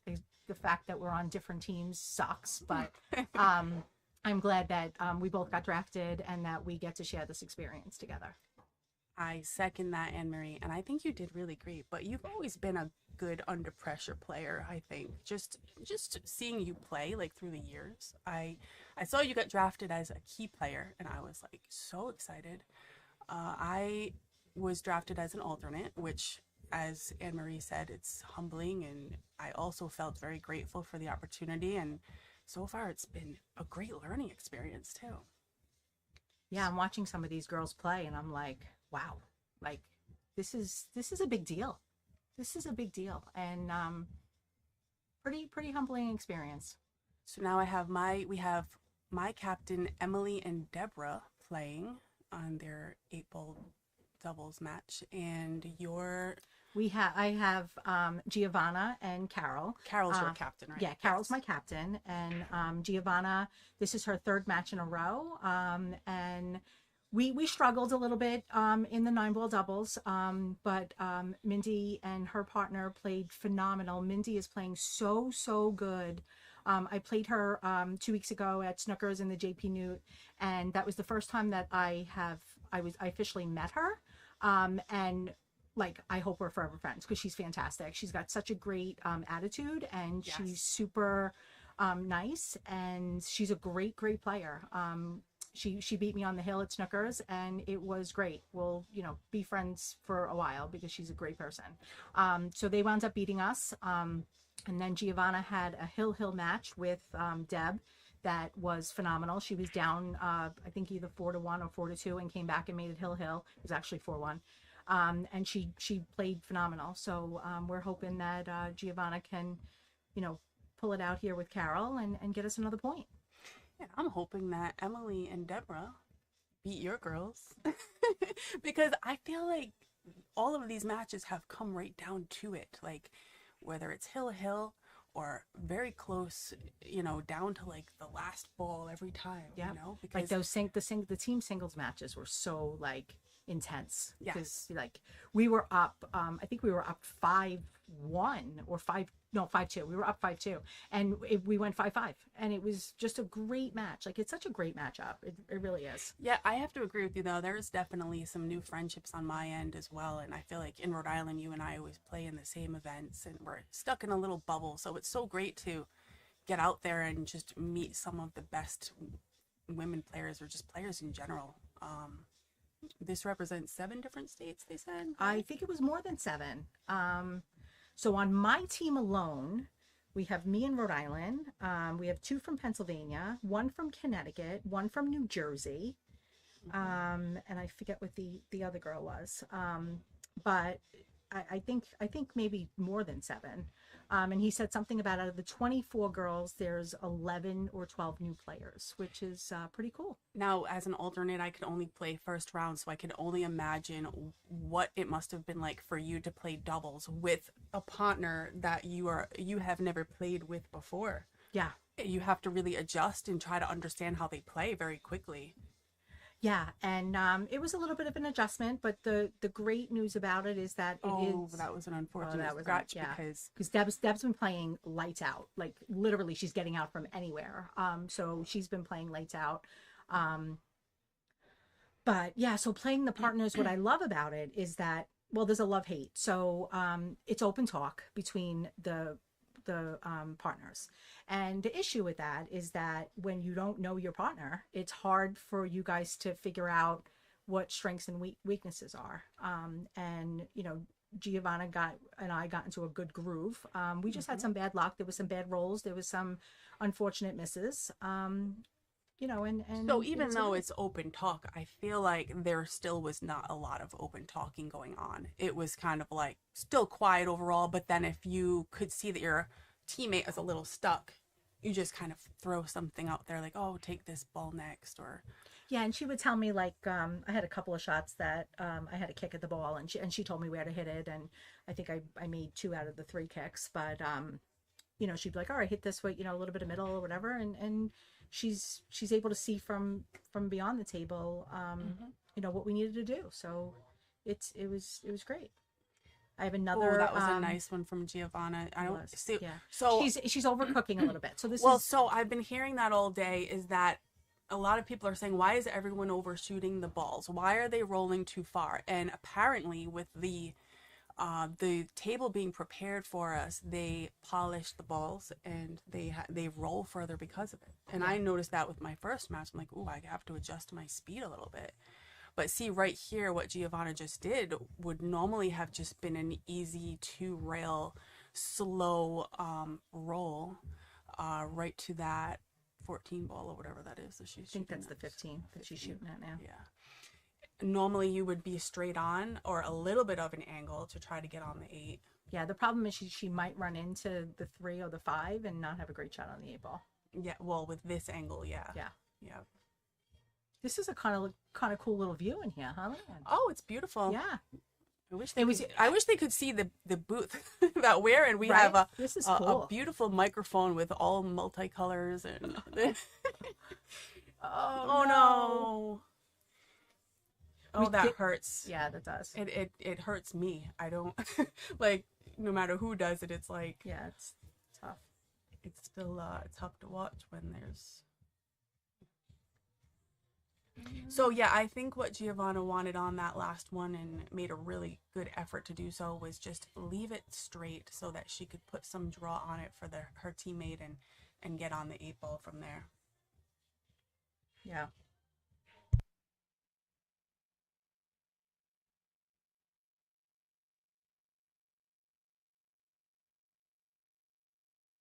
All right, so let's see what Emily's gonna do here.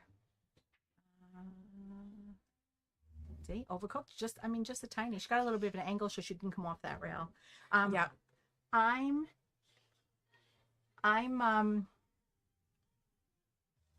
having an issue with the table. Like, I'm shooting it too hard. So I'm having trouble adjusting. You know, it also doesn't help that I practiced on a 9-footer all week last week. And I'm just having a hard time adjusting. But I'll persevere. I'll get back. See what Emily does here. That's a great shot. Ooh, great shot. Nice. Very nice the way she came back across, especially when their speed has been such a problem. And I just put a little bit of. This girl's good. Deb is good. She's Ooh. good. She's a great shot. I like how she didn't slow roll that or anything, because the pockets, a lot of people might not realize watching this how forgiving the pockets are. I think they said they were 4-inch or I guess what you and I are used to back home, Anne-Marie, are really tight pockets. Back in the joint is where we play mostly, the joint in Cranston, and the pockets are so narrow. So playing on a table like this is a lot of fun. Yeah, no, it is. It is. I played on this table once at one of the JP Nude events here, and it's a little intimidating when you're going from the one table to the other. But I wonder, how did you feel like on the stream and playing under that kind of those big lights? How did that feel for you in this experience? I will say that if I start to think about that stuff, I start missing balls. Yeah. So as soon as I compartmentalize and think, hey, it's just another game. And that's when I start to play better and focus more. If I start to think, oh, who's watching the stream, and how many people are on YouTube, and is it live, that's when I start getting really nervous. So it's better that I just pretend like that isn't happening for me. I know it helps a lot of people. Actually, it has the opposite effect, but for me, that's not how it is. Yeah, it doesn't really bother me either. What hurts me is later on I go back and look at the mistakes I made. Yes. You know, but it's a good tool because you can go back and look at the mistakes you made and fix them. So love hate. Oh, Giovanna with a great shot Yeah, there. great shot. Tough leave. Squeezed right through that little window right there, but I don't really know what other options she really had. Yeah, see, I would leave the 2 ball here. I wouldn't touch the 2. I would probably, because she's got 7 balls here, the 4 balls blocking that pocket. So I probably would take the 3 ball, get down there. I always try to shoot away from the 8 ball. I don't know about you, but like I always try to shoot away from the 8 ball and then work my way back. So that's what I would do here is, you know, I would go 3, I would go 5, and then I would have came back. I would leave that 2 ball right there. I wouldn't touch that. So Q Queens are up 1-0. Or yeah, and overall they're up overall 2-1. Yeah. So like I said, it's just been so close. Yeah, all the All matches have been fantastic. There hasn't been you know, a blowout. So it's been great. And that's what you want to see too. You don't want it to be like one team over dominates the other. You want it to be like, hey, there's a bunch of great players here. It could be anybody's game. No, I agree. And, you know, win or lose, you know, an experience of a lifetime, honestly. Absolutely. Mama Byrd has really gained some prestige in the past few years. We spoke to the gentleman running the tournament, and he just did a great job with the draft and the social media presence. So it's been really exciting to get the history of what this Mama is. Byrd and what it's about. And we were just at the JP Newt tour out of Snookers in Providence. You and I both played in that, and they had a whole tribute to Palmer Byrd up on the wall at Snookers, and it was so great to see that and say, hey, Anne-Marie and I are going to be playing in this, and knowing what she represented is just amazing. Yep, agreed. It's great to see how far pool has come with women. It's just inspiring. And it's great. It's women empowering women, and that's a super important thing to me. We do something like that in Rhode Island, that we have, you know, our ladies matches that we started, and it's our, you know, our APA events, our APA league, but we created a ladies division, and every time we have a match at it's once a month, we have a pro or a semi-pro woman come and help our low handicaps, which has been unbelievable. Nicole Alvagaria has been there. Erica Testa's been there. Sam Barrett was there last time. And these women are traveling from far to come help us and help the 2s and the 3s and the 4s, and even us 5s and 6s that need a little bit of fine tuning. And we're super grateful for how far pool has come, especially with the females.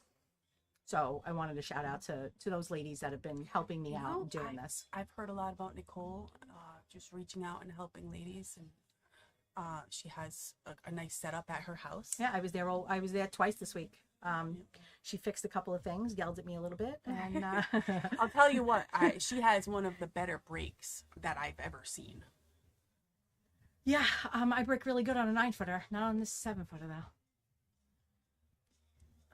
Look like Emily and Deb caught themselves. They almost were out of rotation, and they quickly corrected it.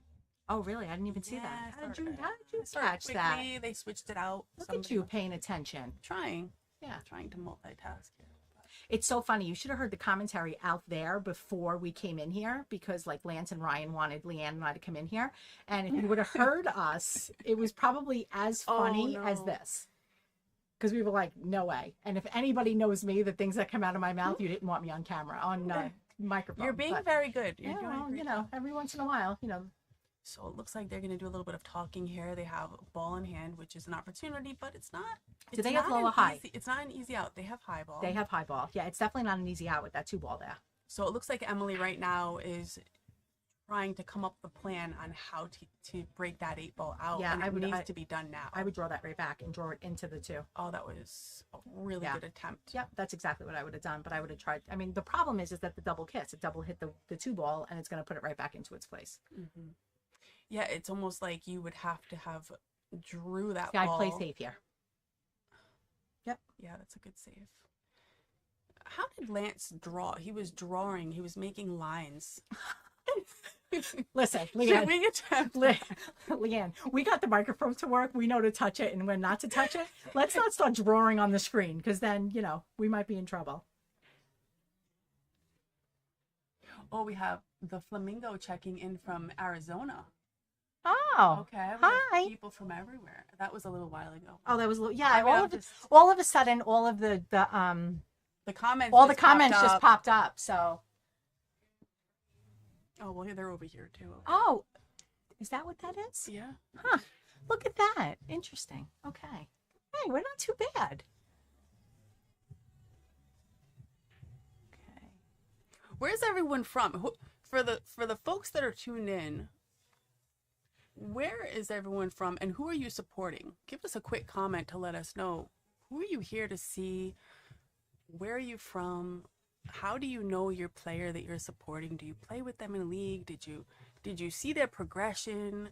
Give us a little bit of like fun facts about maybe some of the players that we wouldn't know. That's really good, Leanne. You're good at this. Listen, I thought I was the talker out of the friend group. I think it's you. No, you still are. Oh, I think that's not terrible. That's not terrible. It's not. Because what's on the rail? 9 and is that the 9 and the 13 on the rail? Yes. It's not, because now they. I mean, this is tough. This is tough. I mean, she would have to save. Yeah, but it's going to be hard to save, because how you have to pop maybe the 9 and put it in front. Yeah, see, it's gonna create the combo, but now the 8's tied up again. But I think that was part of what she wanted is, hey, they may still have a run out, but if we mess up the 8 again, it may buy more time. Right. But that's always they're tough. playing very, very smart. Very, very smart.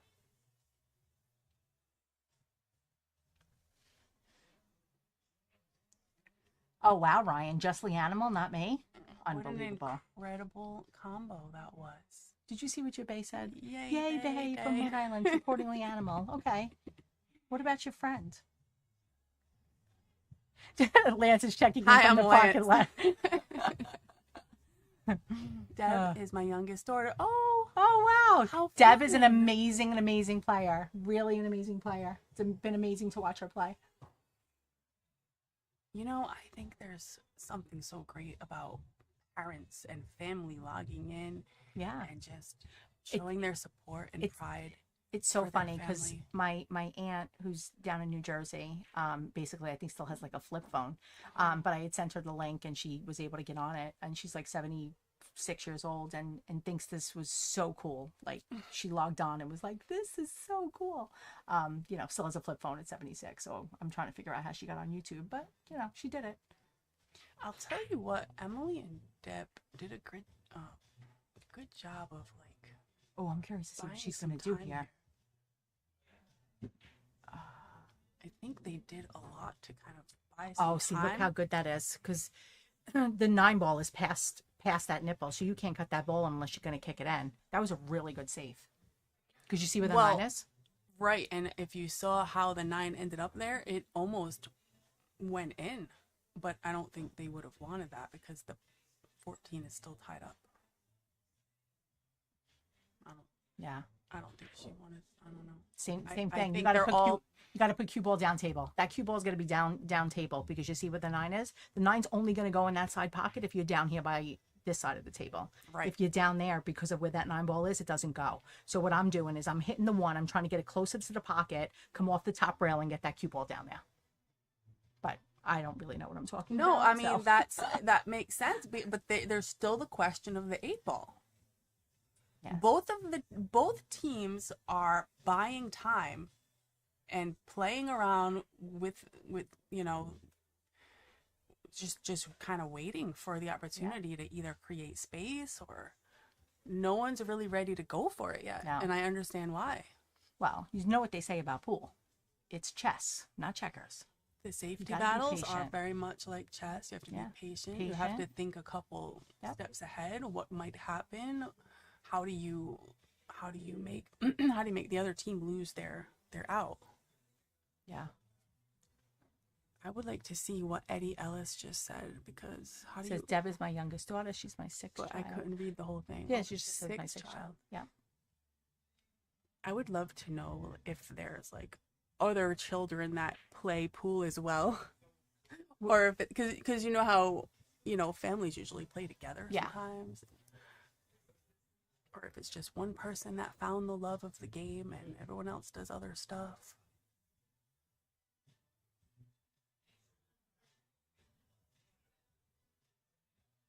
Yeah, I mean, that wasn't bad. Well, someone had to do it. Somebody had to do it, if and it was a good way to do it. And like you said, she sent the cue ball down the table, which is now it's a matter of who can get out.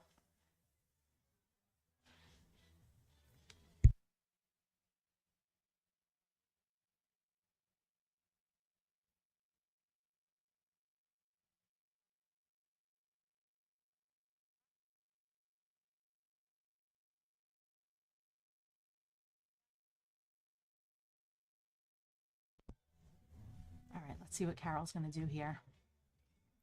What I would try to do, but it's kind of touchy, is if you cut the 1 ball here. Like 3/4 ball. Yep, 3/4 ball, and try to put the cue this way. Or even that. I mean, that's still, I mean, it's a makeable shot. Well, that's exactly what she went for, is that safety where you... I would want the cue ball a little bit to the right, closer to the 8 ball. So it's harder to cut that ball.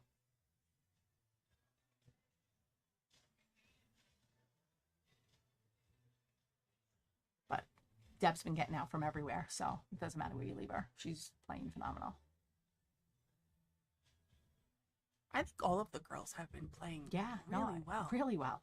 I've seen some pretty impressive stuff.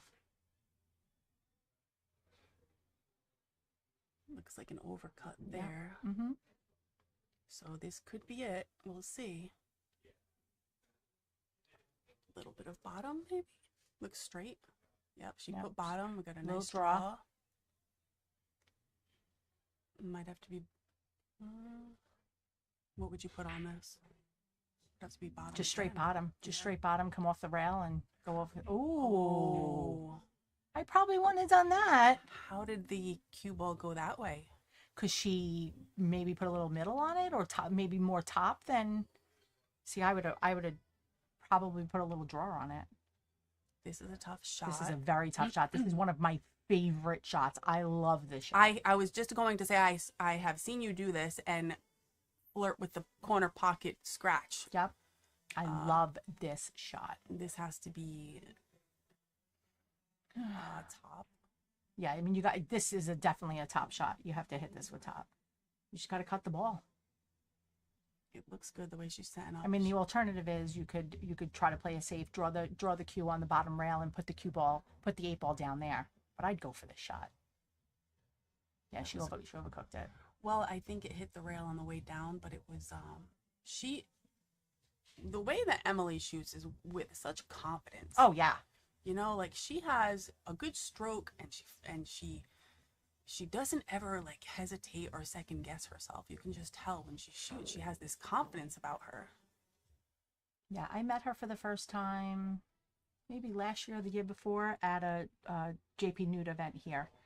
I met her and I played her, and it was so funny because we played each other. We went hill. She beat me on the hill, and then I went to another one up in New Hampshire, I think it was, and we played each other again first round. So and now it's the big joke that every time we go to one of these, like, oh, we catch each other in the first round, because that's what happens every single time. 1-1 here. It's gonna stay close like it has been. I first met Emily probably at a JP New as well, but then I ran into her at a tournament in New Hampshire, and it was a private. Oh, was that private club? It was a private membership, a private club, and it was so unique. And we got to really have a close experience watching all of the players, and I think that's when I got to talk to her a little bit. And then she came down to Rhode Island to our women's tournament. That's right. Yeah. We had a bunch of women from these events that came down. We had a women's tournament at the Joint, and it was an 8-ball handicap race tournament, and a bunch of these women that we've met here came down to support us down in our territory, and it was great. And Emily's always there, and she's always positive, and I was honored to meet her. She's just a good person, a kind person, very genuine. A lot of energy. A lot of energy. Yeah, that's why she gets along with us. Yeah. 1-1. But she did, when I was playing at the New Hampshire tournament, she said to me, okay, she said something like, you have my attention. Like, she said, you take really high risk, and I kind of like it. That's her and I became her and I became friends after that.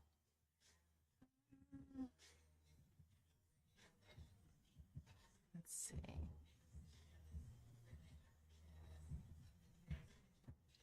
So Deb has some fans in the chat. Yeah, some family and fans. Same thing. I'm here to support Deb too, from Brad. Deb's sister Becca is also a great player. See, that this is what I see, is that a lot of it's like a family thing. Yeah. Yeah. I'm the first one in my family to ever play pool. I was so inspired by the entire Lynham family and how they always kind of stick together. Ryan has his nephews that are always playing, his sister Crystal, his brother-in-law. I mean, you know how his it is. son Evan, his son Evan, who is playing in a bunch of tournaments, traveling, doing very well.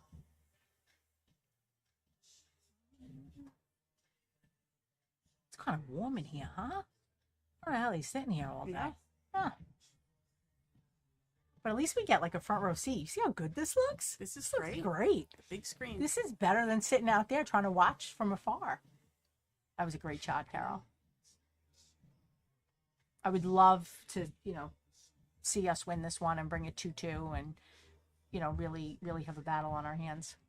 I have the less. I wish I could tell you that I know with full confidence that it's going to be my team in the end, but I really can't say that because both teams have just gone back and forth. Mm-hmm. We're very evenly matched. Right. So if you look at the Fargos and skill levels, we're kind of in the same area. All right, Carol, that was a great shot. Good. Stop. And when Mindy had that break and run earlier, I was just so excited. And Emily with that jump shot earlier? Yes. That was crazy. She said she has been practicing with my jump stick. Well, with yours? Yeah. Really? And she loves it. This was You have the Propel, right? Is that the one you have? Yep. It was a Bay gift from Ryan. It's the Propel Q-Tech Ghost Edition. He said it had to be the Ghost Edition. I still don't know what that means. If anyone in the chat wants to tell me what the difference between the Ghost Propel and the regular one, I think it's something to do with the tip. Oh, maybe. The color, maybe. Yeah, maybe. Well, I started jumping with Steve's BK Rush Air that he actually got from Ryan. So we're working on that. That was your gift. That's right. Well, no, that was to Steve, but mine is the Alex Austin that you and Ryan gave me for my birthday. That I've been using too, but I've been using Steve as well because it's a little bit longer. Because I'm trying to learn how to jump in a longer stick and then come down to the shorter stick. But I got it. You really did. You've always been a fast learner. It's a tough miss. I think that, there's side pockets. You always have You to got to baby take them a little bit. or you got to take a little extra time. You got to take a little extra time and just look at the ball and, make it. Emily actually went over this with me last night when we were practicing. She said, instead of just going for that pocket, look at the edge of it. And it's something that I always forget to do. It's a great shot. No, it's good. She's good. A little bit. She's good.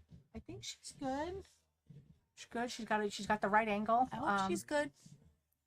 She can definitely see it. Can she make it though? Yeah. Oh, that's a great shot. Perfect leave. Yeah, jumping has become very important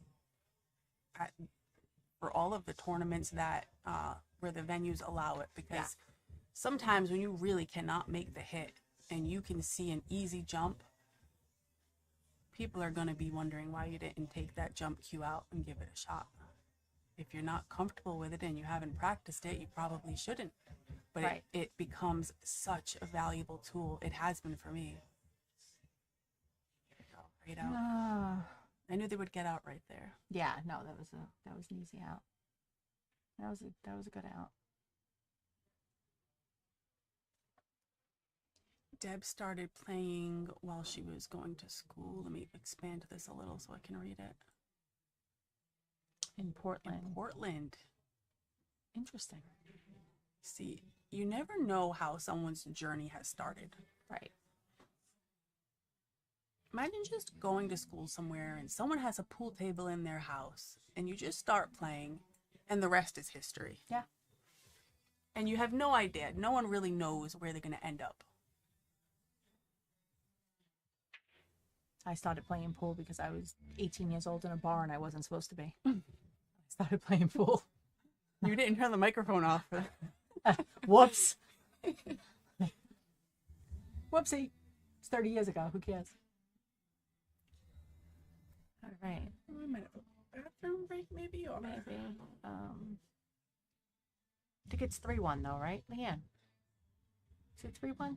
No, 2-1. That's right. Are you sure? Yeah, they were 1-1 just to stay tied. Oh, okay. All right. Yeah. No, I could have sworn. No? Okay. All right. I'm not fully paying attention. What did you think it was? I thought they were up 3-1. Stop trying to get your team that extra point. No, you dingaling. I'm talking about your team. Oh, okay. Because I thought that earlier I said... No, they were just at 1-1. Oh, okay. All right. Oh, boy. I was supposed to order my husband food, by the way, when we came in here, so he's probably not happy with me.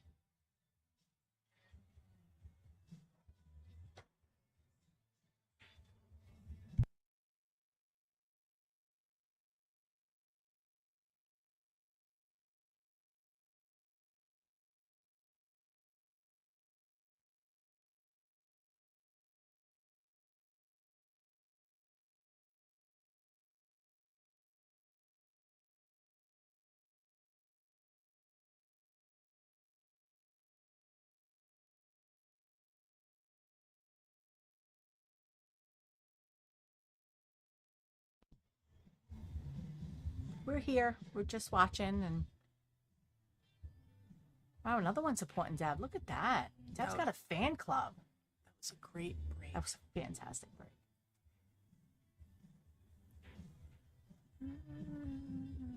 There's one low ball down.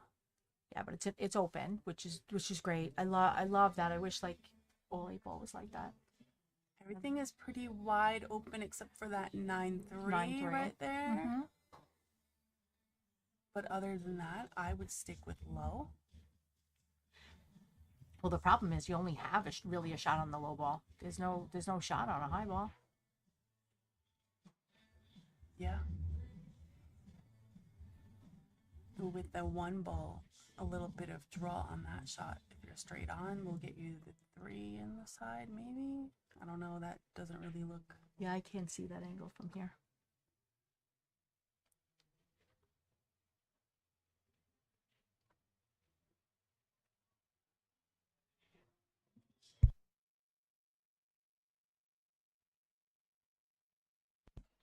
There's that breakout, but then it went right back in the same spot. But it was a great breakout. They're laughing, they're smiling about it. You try to resolve these little problem areas early if you can, especially in a wide open table like this. So you either want to mess up the opponent's run out, make yours a little easier than theirs. Sometimes that's what it comes down to. Ooh. So what are we on? Let's see. We are on match number... match number 4.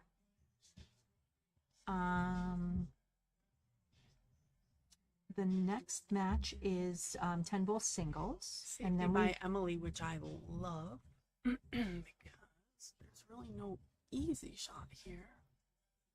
I leave her a long shot, I guess. I gotta ask Lance what all these numbers are when he gets back.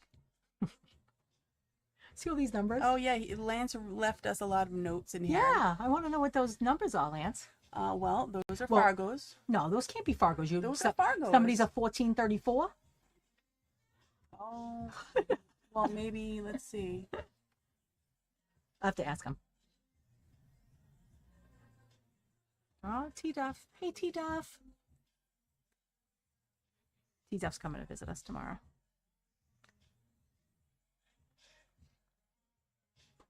Let's see. So what do they have? They have highball, your people?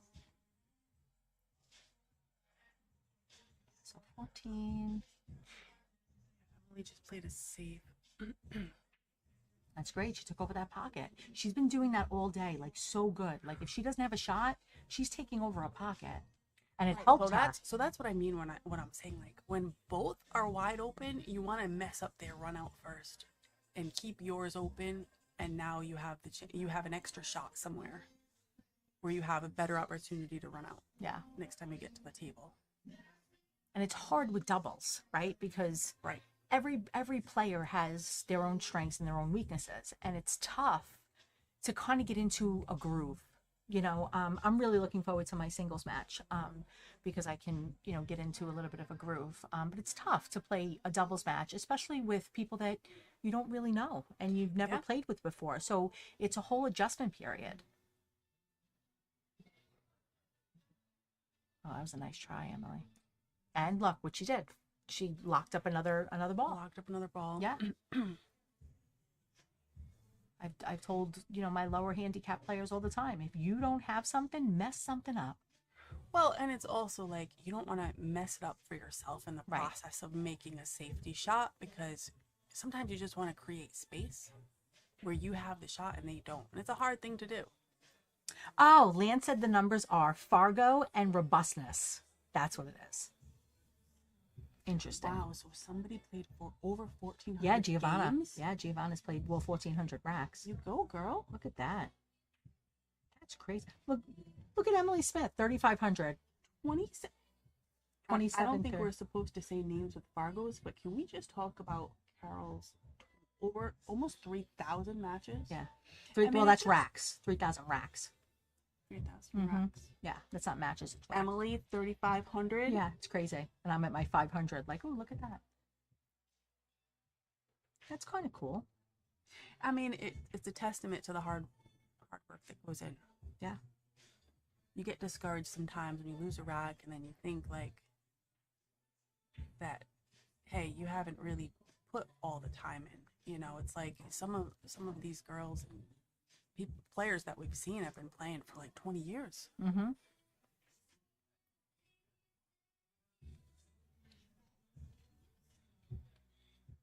right, so my girls have low ball, right?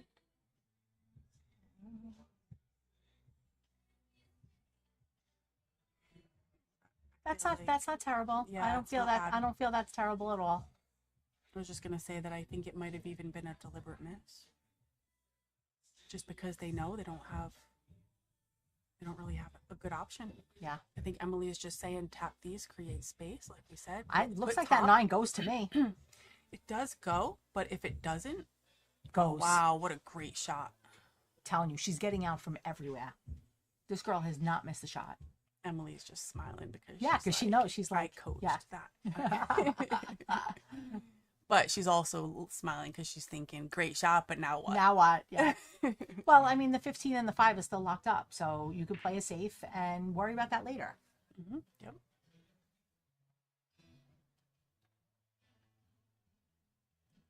I was talking to Ryan about how to prepare yourself for the nerves and everything that goes into this.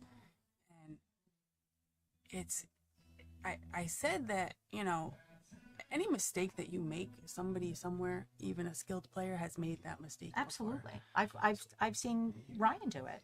That, you know, we think he's a guaranteed win, and I've seen him everyone makes mistake. Like, everybody's gonna make a mistake. We are human, and it's gonna happen. Even the pros. It happens. Let's see what she's gonna do here. To roll forward for the 1. Yep. Yeah, I could tell she was checking out that 1 before making that shot. And a lot of players don't take that extra step to go look at the next shot. But when you're playing partners, I feel like you have to. You have to, because you could be really doing your partner an injustice.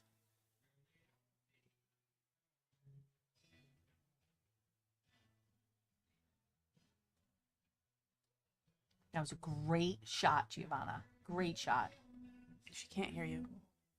Well, she'll hear me later, Leanne. That's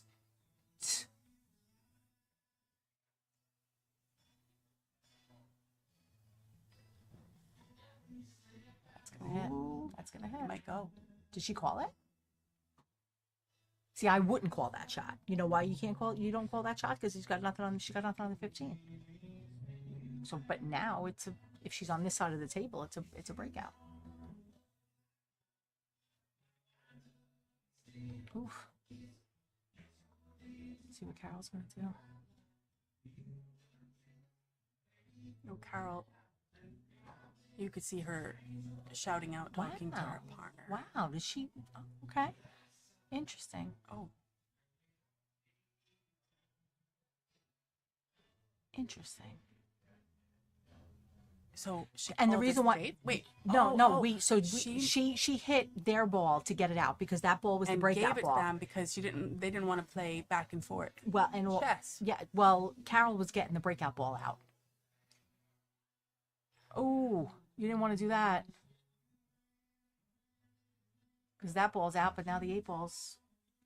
Well, yeah, I think it was great to clear it out and maybe push their ball to the side rail would have been good. But yeah, the 8 ball now. Nice shot, Giovanna.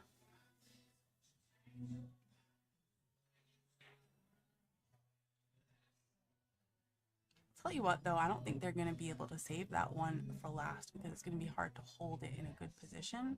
The 1 ball? The 1. Yeah, I'd probably take the 1 right now. Right, because if you wait. Yeah, I'd probably take the 1 right now. Because then what can happen if you take the 1 after the 5, you're going to be in a funky spot. Yeah, she's taking the 1. Only if I played as good as I can see stuff, I'd be all right. That was a great shot. But yeah, I think you're right. I think when they wanted to open up that high ball, they just wanted to push their solid right to the rail a little bit, not go that far. Ooh, yeah, that was a good one. It's good. But these tables have running so fast that you don't have to hit them hard. Come on, Giovanna. Sorry, Leanne, but let's go. That was a good shot. LFJ. It's like the pockets are so giving that. Yeah. This table is. You don't have to be perfect. Yeah, on you those don't. rail shots. But the rails, the rails are flying. It's a beautiful table. I love the gray. It's a beautiful table. I love the gray. I really love the gray.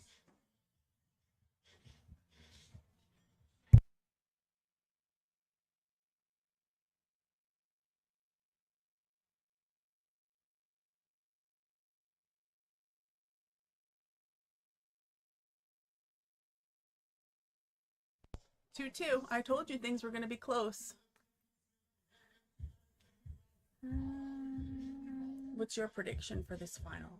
Now that we have really seen them both play. I'm gonna be honest. Watching, and I'm on the opposite side, and watching Deb shoot, I think that you guys might have the one leg up, but we'll see. Anything can happen. Yeah, I was really impressed watching Emily play 8-ball last night. She drops 2 lows on, and the chop goes by. Oh, that's great. You gotta have fun though. You can tell that these girls have been really having fun. Oh, and enjoying it. Yeah, everybody's having a really, really good time. I love that. Like, you don't want this whole serious, like, yeah, pool is serious, but you know, you want to have fun too. I want the experience to be well. Win or loss, it's going to be a great experience. I'd rather win, but you know. So she's got a little bit of a reach here when they're that close together. Gotta be tough with it. You gotta be careful with the hit. She's putting a little angle on it. So now it's still an open table. Still an open table because Right. Emily dropped. Let me see, 1, 2, Yes. 3, 4, 5. She 1, 2, dropped 3. 2 lows. No, because there's a high down. 1, Oh. 2, 3, 4, 5. 1, 2, 3, 4, 5. Well, it's open no matter what. It's open no matter what, right? That's what I'm saying. That she dropped. Looks like 2 and 2, and she didn't make. There wasn't a legal shot after that, so it's still open. I know. Yeah, and I don't mind the way. I guess low ball is the better one here. I don't know. I would have probably went high because look where the 6 is. Right. I feel like she had the option to take the 9 right there if she wanted to. Yeah. What? She's seen low ball. Let's see what she does. Wonder what I would do here. I'd probably take the 2. Try to get behind the 6. I got the 7. Well, wonder if the 6 goes past that. I don't know if I think that's the 15. That's a little bit more of a stroke. It was headed that way. Bump the stripe out of there and get behind the 6, like you said, or at least bump it a little bit. Or just if she can't make the 6, push it closer to the pocket. Right. But I think with the 5 ball right now, she can hit. I think that's the 15 in front of the 6. Oh, she's taking the 6 now. Taking the 6 now. Might as well. She can see it and she thinks she could pocket it. Absolutely. Oh. Let's go. It was a great great shot. attempt. Great attempt. And look where the cue is for the That was 5 and the smart. side. Yeah, it's a beautiful shot.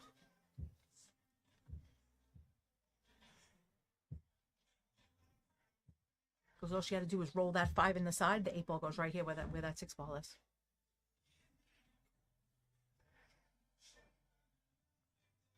Not the easiest run out here, but I think they could do it. She gets behind that 15. She can. Yep.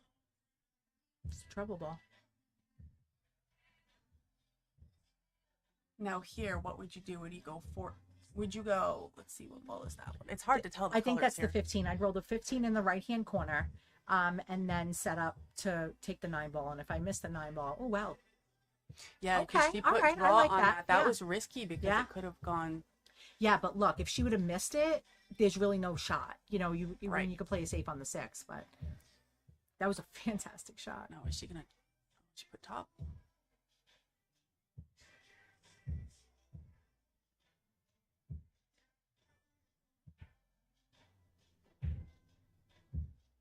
I really like their pattern that they chose for this. Mhm. There could have been a few ways. They're very similar players. Right. They play very similar. So this was a very good matchup, a very good partnership. They must play together. You would think.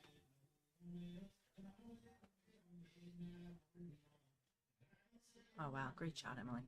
Yeah.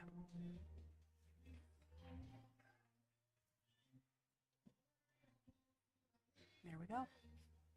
Okay, 3-2. Still not anywhere close to a comfortable lead. Nope. It's comfortable.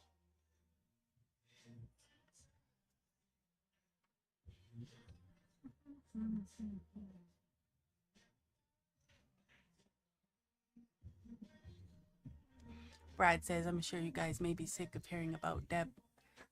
No, not at all. We've been sitting here talking about Deb. But pool, let's see, what do you I have to expand this to read it? I'm sure you guys may be sick of hearing about Deb, but pool is a massive part of our lives. Oh, I love that. We met at Rack City, bought the pool hall, got married, and had a baby. And they still play pool. And that's what's great about pool is like no matter how busy your lives can get, it's an evening thing. You know, you can work a full-time job and then head to the pool hall every night if you want to. Yeah, and I met my husband playing pool. So, you know, it's a grind, so you have to love it. You have to. You have to. You have to. Great job. And it's you have to love it with somebody, you know, that shares it. It's great.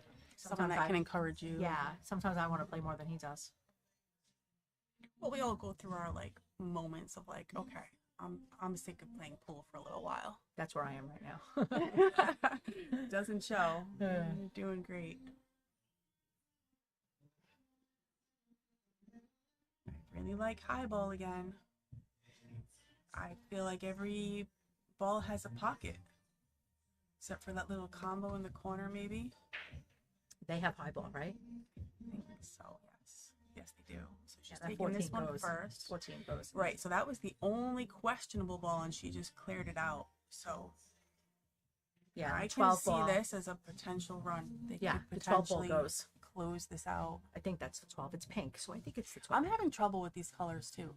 Because you know what's weird is that the 4 ball is pink, but then the 12 ball is pink. So you think the 14 would be pink to match the 4 ball? No?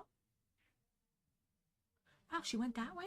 I'm looking at that too, yeah, but I think they're seeing it as like there may not have been a better time to attempt it. Yeah, but I think that 12 ball went this way. You know what I mean? She got on it. I figured you could put the 12 in the left-hand corner. I feel like that's what Emily was trying to set up. You know what's going to be super cool? Tomorrow or when we get back home, Monday, Tuesday, whenever we get back home, to like go back and watch all this. Like watch the matches, watch the the other commentary, just watch it. This is great. All right, Carol. Come on, girl.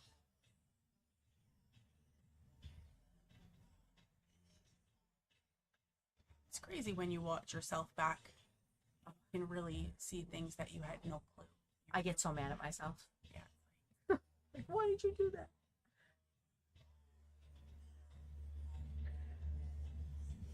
It's not an easy run out at all.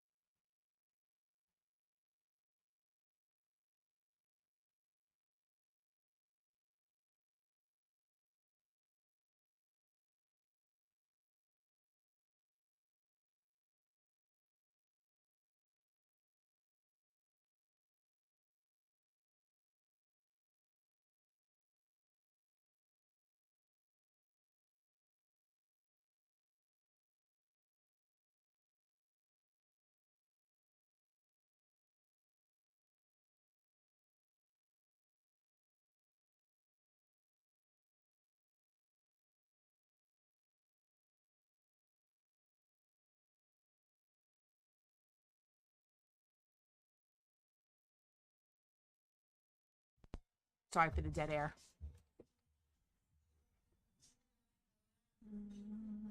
Let's see.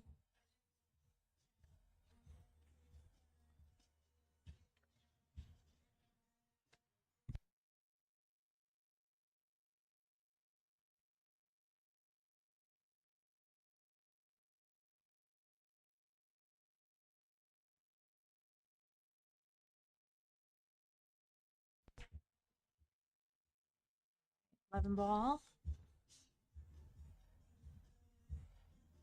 But I agree with what you said earlier because now that ball looks kind of like the problem. I would have got that out of there earlier. addressed. Well, so, she just so did. now Emily had to, she looked at it to try to address that ball.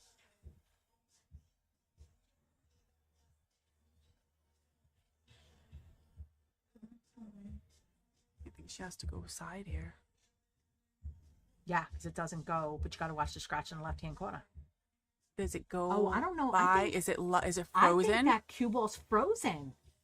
That's what happened to me earlier. I didn't see it move. It was a good hit. What did I say? Mm-hmm. See, every once in a while, I know what I'm talking about, Leanne. And if she made that, there would be a tough shot on the 8. So it's almost better that it didn't go. Yeah.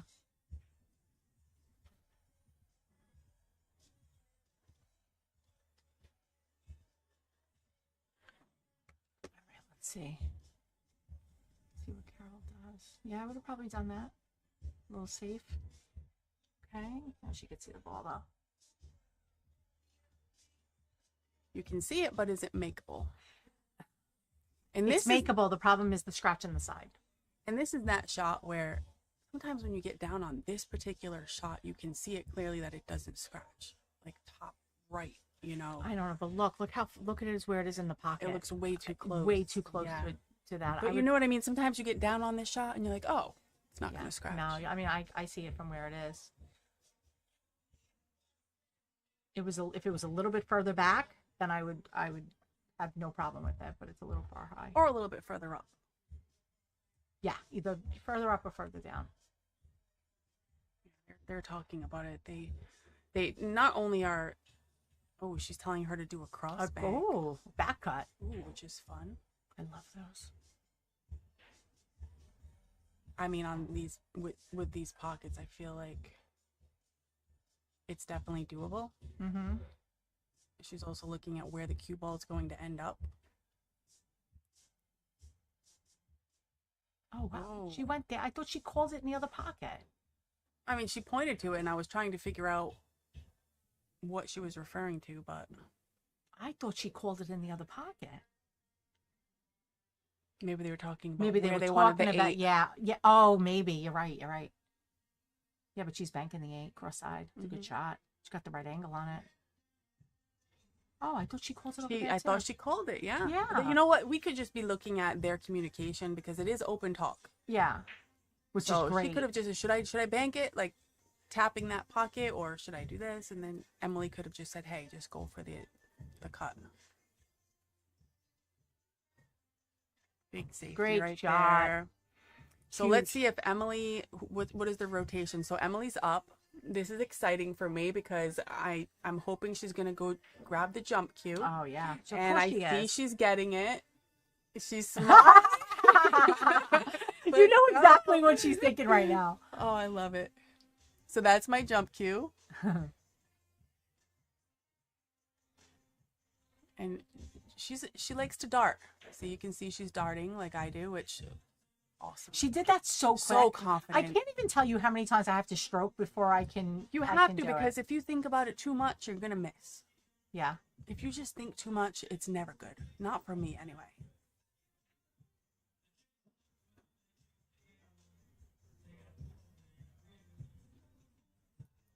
All right, Carol, come on, girl. When you were practicing your jumps, were you darting or were you jumping the correct way? I'm so if you remember when we first started They're all kind correct, of doing it, but- yeah. You remember we did the scissor with Yes. and I wasn't comfortable with it, and I think that's why I stopped doing it. And then when Steve and I were doing it in the garage the other night, I'm holding the stick like my regular stick, the right way, and just kind of freehanding it with my 3 fingers, and that worked really well for me. So I mean, that's Wow, what great is for she- long jumps and big tables. that's not a bad leave. I don't mind that. I mean, it goes cross-eyed. I would definitely put that cross-eyed.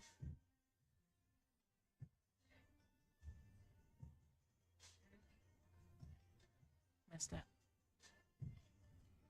I think that it was a little too soft because the line was there, and Yeah. you know how when you hit it soft like that, it widens the angle.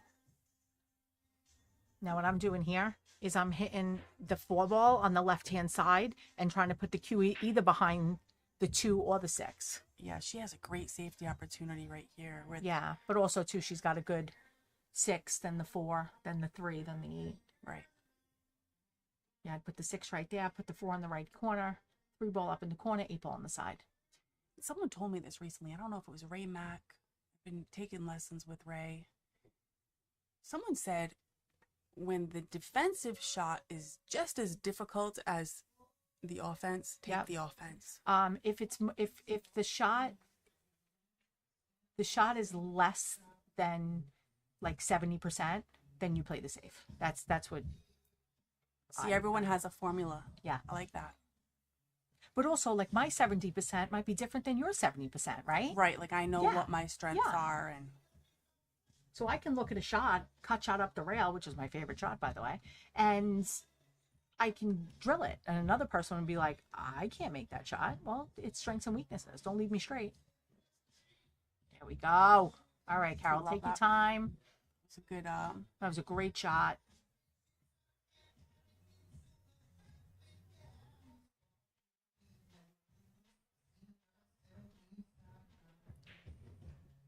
Let's go. Sorry, Leanne.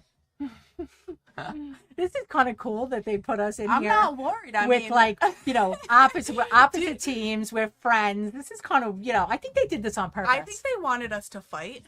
Yeah, but that's not going to happen. Well, maybe it would have if it wasn't so close, though. Like right now, we're both fine with this. Well, because it's a great match. So. Yeah, no, I don't think we would even fought, because even when like we're losing, we're still, happy with each other. I actually couldn't watch you play because I felt very conflicted, because I want you to always do well, and you were playing my teammate. So I'm like, I can't look at this because like you make a great shot, and I'm like, yes, Anne Marie, wait a minute. Yeah, but it's so funny because one of the girls on my team plays with one of the girls on your team, and she was like in the same kind of conflicting thing, like, oh wow, great shot. Oh, wait a minute. I'm like, no, I've got the same thing. I said, my friend's I'm on the just other team. so used to rooting for you, you know. And I appreciate that. I love that we pick each other up and root on each other. It's great. We all do. Our dots. We have a very small knit little group, and we all are very supportive of each other. And absolutely, you've helped me a lot. I mean, especially with our pancake team. Oh my God, pancakes! Going to the Northeast Challenge at Mohegan, Anne Marie and I are actually teammates. Yep. Well, Well, that one play together. And I think just the climb for that was so. We went undefeated all day. Undefeated. But it was still like just building each other up. Like when T-Duff was down. Yeah. And just came back because we were just constantly telling her, hey, you got this. Like, that's what a team is about. Absolutely.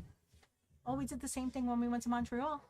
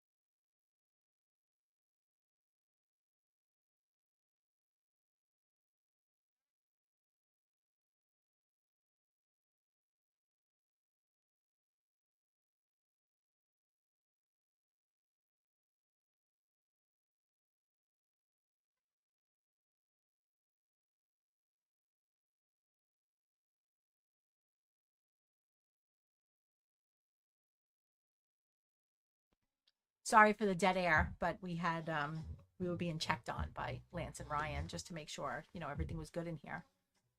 I think you'd rather have us, right? We're so much more fun.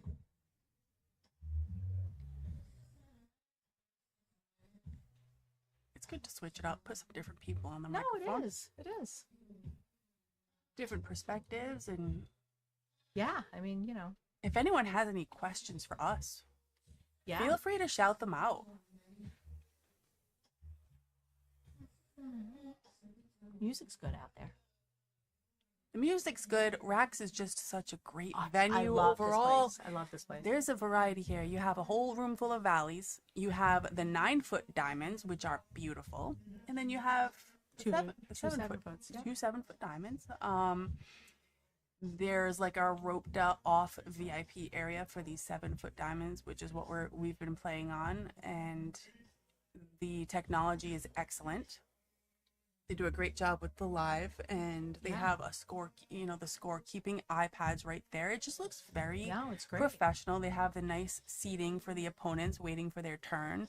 Everything's just so clean, and it's a great vibe. It's a great energy. I think Peter and everybody involved, they do a great job of, absolutely, making this place something you look forward to. I know I look forward to all of it, plus the food.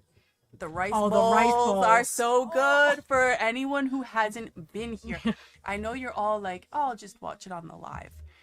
If there's something you can watch here at Rax, it is worth a trip. Make it down here. The service is great. The people are great. The energy, the atmosphere, and the food. Rice bowls, a variety of stuff. I highly recommend. Yeah, agreed. Well, we used to play here. I don't know if it was in this location or the other location years and years ago. I don't think that was like a forced follow. That was weird because she hit like the left side of the ball to avoid that. I just think she hit it too hard. It was weird. Did she put top on it in the last stroke because she was reaching Maybe. So we used to come, I don't know if it was here or if there might have been a different location. We played our Rhode Island APA tri-cups. Well, it was states back then. Yep. But we used to come here to play. Really? Yeah. Yep. Someone told me that. Was it still Rax or was it something different? I think it might have been Rax 2 at that time. I'd have to ask Pete. But I don't know if it was this location or if there was, I think it was this location because I remember the area very, very well. But yeah, we used to come here to do our qualifiers. Because at that Perfect time, venue for it. Tons of tables. Tons of tables. It was super quick. There's plenty of places to sit. It was great. I mean, the drive is a little, tough for us, but I don't mind it. What I like is, how there's a lot of bars that you go to, there's just these stools everywhere. High tops, stools, just to be more space efficient. This place has it all. They have a little bit of that, but they also have these nice comfy booths. You want to relax a little bit. You have a couple of different areas where you can set up, eat your food, relax in a booth. This isn't even a paid endorsement. Not yet. Not yet. We'll talk later, Pete. I genuinely love this place. We'll talk later, Pete. All right. Okay, so I lost track. What do we have? You guys have high ball and we have low? Is that what we're looking at right now? Nope, Emily's got low. Okay. Yeah. See what she does. Tries to go down for the 5. That was perfect. She put a little draw, so it went. You got that nice line to get to the 5. Yeah. So and I would probably go. Wow, she's probably going 2. See, yeah. You have to do this one first because if you do the 5 first, how are you going to get down? Yeah. So back to the side, yeah. And I think she wanted. She could have gotten that little window there for the 7, but if not, you got the 4 next. She's probably gonna put top just to get it to move what around. A great shot. Yep. Now you have the 7. Emily's smart. It's almost like she's a great player. I love watching her play. She's a great player. You can just tell it's like second nature. She knows where the cue ball is going. Ooh, no. That was an interesting miss by Deb. Interesting miss. Again, those sides, you have to just take you have bit. to take a little time on the side pockets. The corner pockets are a little bit more forgiving, not those side pockets. This makes me want to change my cloth at home to a gray cloth because I really think it's classy looking. It's very classy. Yeah, it looks nice. It's very classy looking. You don't see it much. You see the blue and the green. But I think the gray is very classy. On the screen, it looks great. No, it does. No, not a paid endorsement. Pete, we'll talk.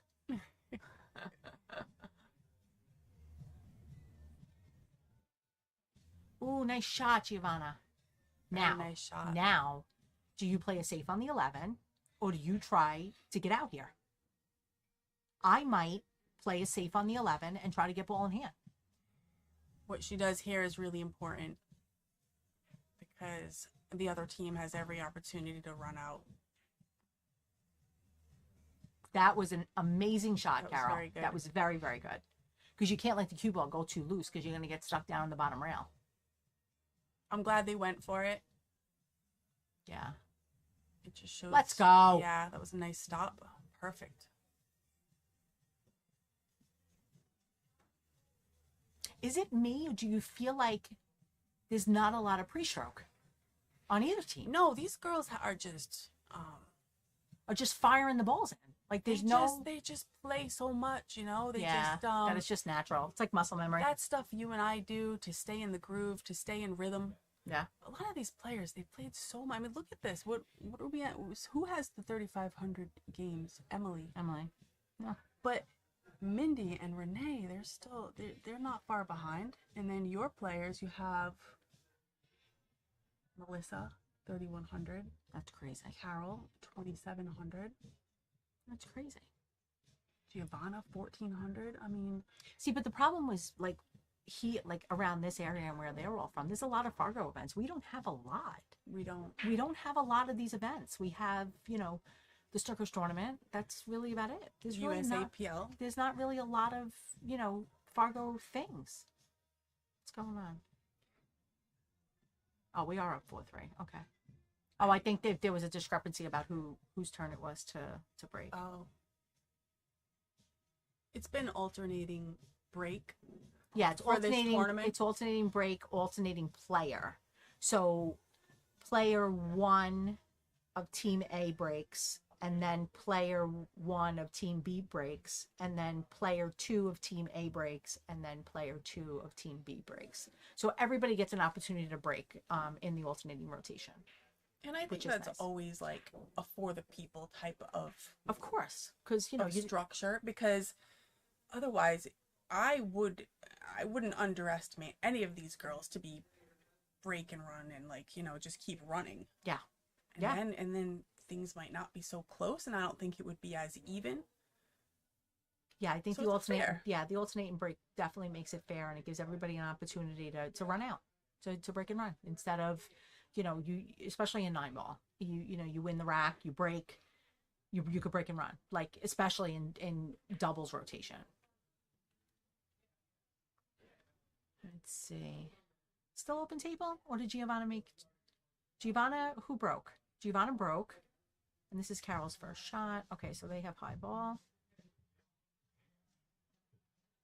Let's see. I like their decision to take high here because... Yeah, because the 4... have a whole bunch of problem balls, but that 4... That 4's on the bottom rail. There's no way to really get to it easily unless you follow the 2 or the 1. You can follow the 1 this way. Yeah. You do the 1 and angle, but I just think high ball is just an easier. I think that 15 goes in the corner past the 13. You see that line? It's tight, but maybe you think it goes, or would you cut that in the side, right side? I'd probably cut it because I'm a nut. Why don't you draw a line like Lance was doing? I don't know how to do that. He didn't show. He just showed us how to turn the microphone on and off. That was it. He didn't want to show us all the fancy stuff because we wanted to break everything else.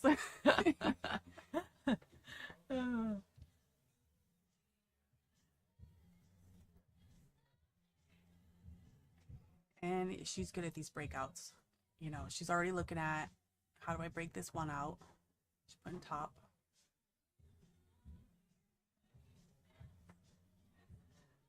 See, 2-ball next.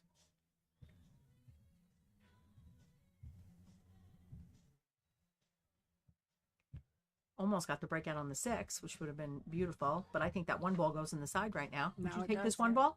I would. You have to, because worst case, it sits in the pocket, and you got an extra shot because of that 6 ball protecting their 15. Great shot. And she made it. Yeah. So I think they're out.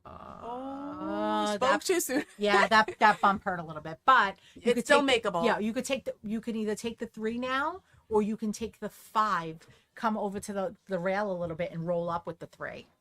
You could, but I think that if they had just gotten a clear shot on the 5, they would have used the 3 to get the right angle on the 4. Yeah. There's different ways you can look at it. Yeah, I don't think she liked it. because she looked at the 3, looked at the 5, looked at the 3. I don't think she liked it. But that's she the knew shot. she had to do it. Yeah, that's a shot I would have absolutely went for, because you got the 5 is already all the way down there. That 3 ball is to get you on the 4.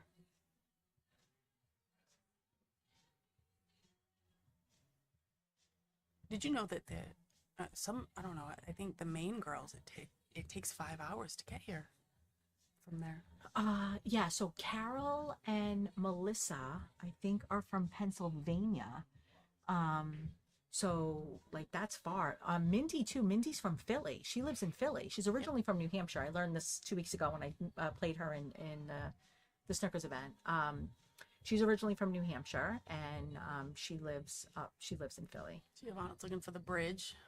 Oh, she got it.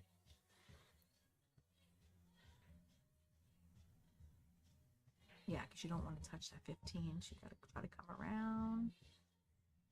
We were going over the rules earlier, and a lot of the girls have just been avoiding the bridge altogether just because of the instability after the shot or shooting over a ball. We found out with the rules that if you touch more than 2 of the balls, it's a loss of rack. Yep. It's not just a foul. So I think everyone's been kind of mindful of that. Mindful and making sure you're not touching multiple balls.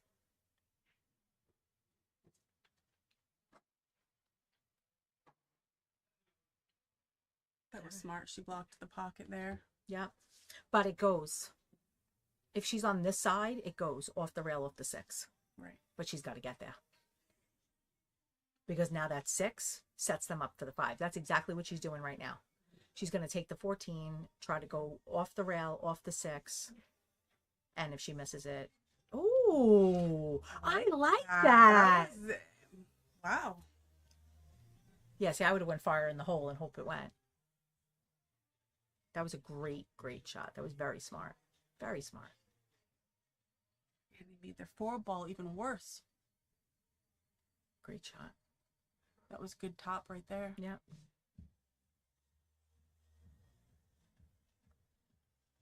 Those top shots can be tricky sometimes. On a 9-footer especially.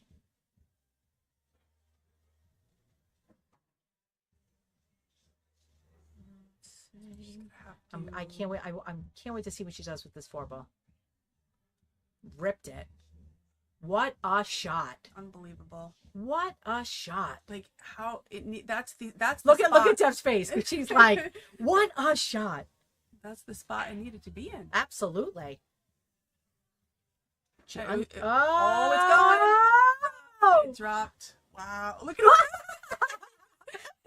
She went.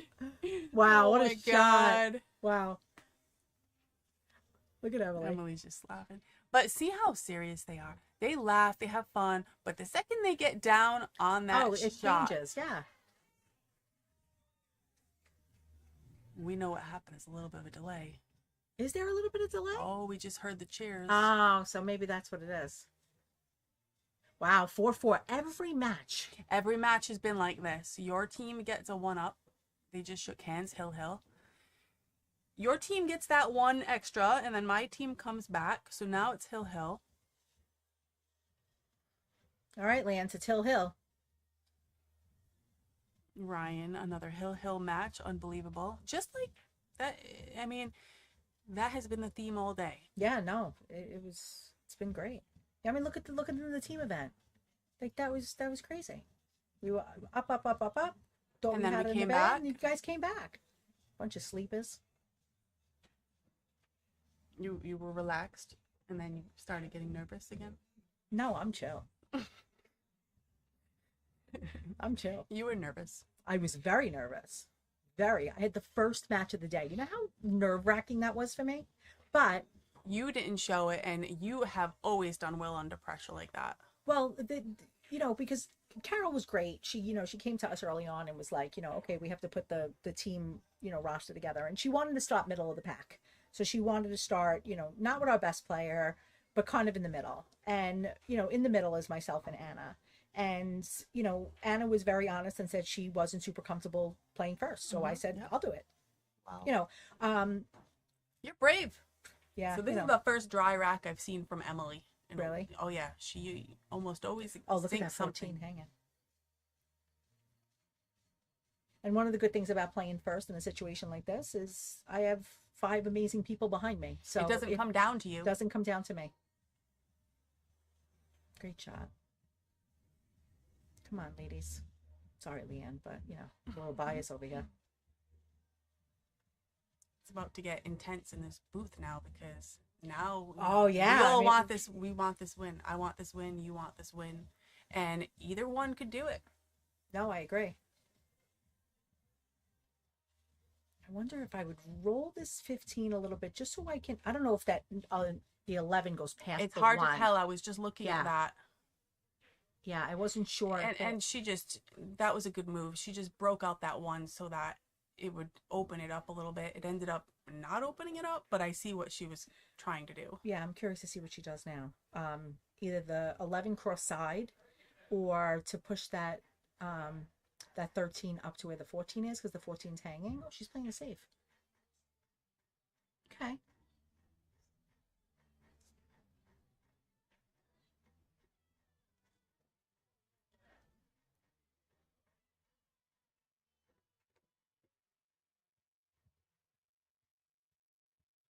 See, it's gonna be intense. I love Deb's demeanor overall. Deb just walks up to the table, takes her shot, walks away like quick. Yeah. Like oh no. Wow. No, that was very surprising. You know what it was? I had a shot. She was like looking this at the 2. Ago. She was looking at the 2 and she shot the shot fast because it was an easy shot. I do it all the time. I'm like, oh, I make this shot 10 out of 10 times. Not today. But yeah, Deb just has this way about her. She walks up to the table, does her job, walks away. Yeah. Like, it's just, it seems so second nature to some of these girls. Like like you said, there's no like crazy pre-shot routine. I know there's a shot clock, but you know, they just get down and make the shots and they're just very good players. Did that make you nervous? The shot clock? I don't think I the shot clock, I have never played a tournament with that before. And I told myself I wouldn't let it. That 11 ball. I told myself I wouldn't let it bother me, but when I heard that first beep. I jumped, and you know, Ryan said, "No, you didn't really jump. You twitched." But for me, it felt like I had jumped through the ceiling because I wasn't expecting. You weren't expecting it. Yeah, every once in a while, like especially if it's a harder shot, I just look up at it just to see where I'm at. I don't think they wanted to bring those 2 together. Curious to see what we're gonna do here. This is tough. The beeping is a lot louder when you're right there on the table. Oh yeah. It's like as if they put the speaker right in that overhead light.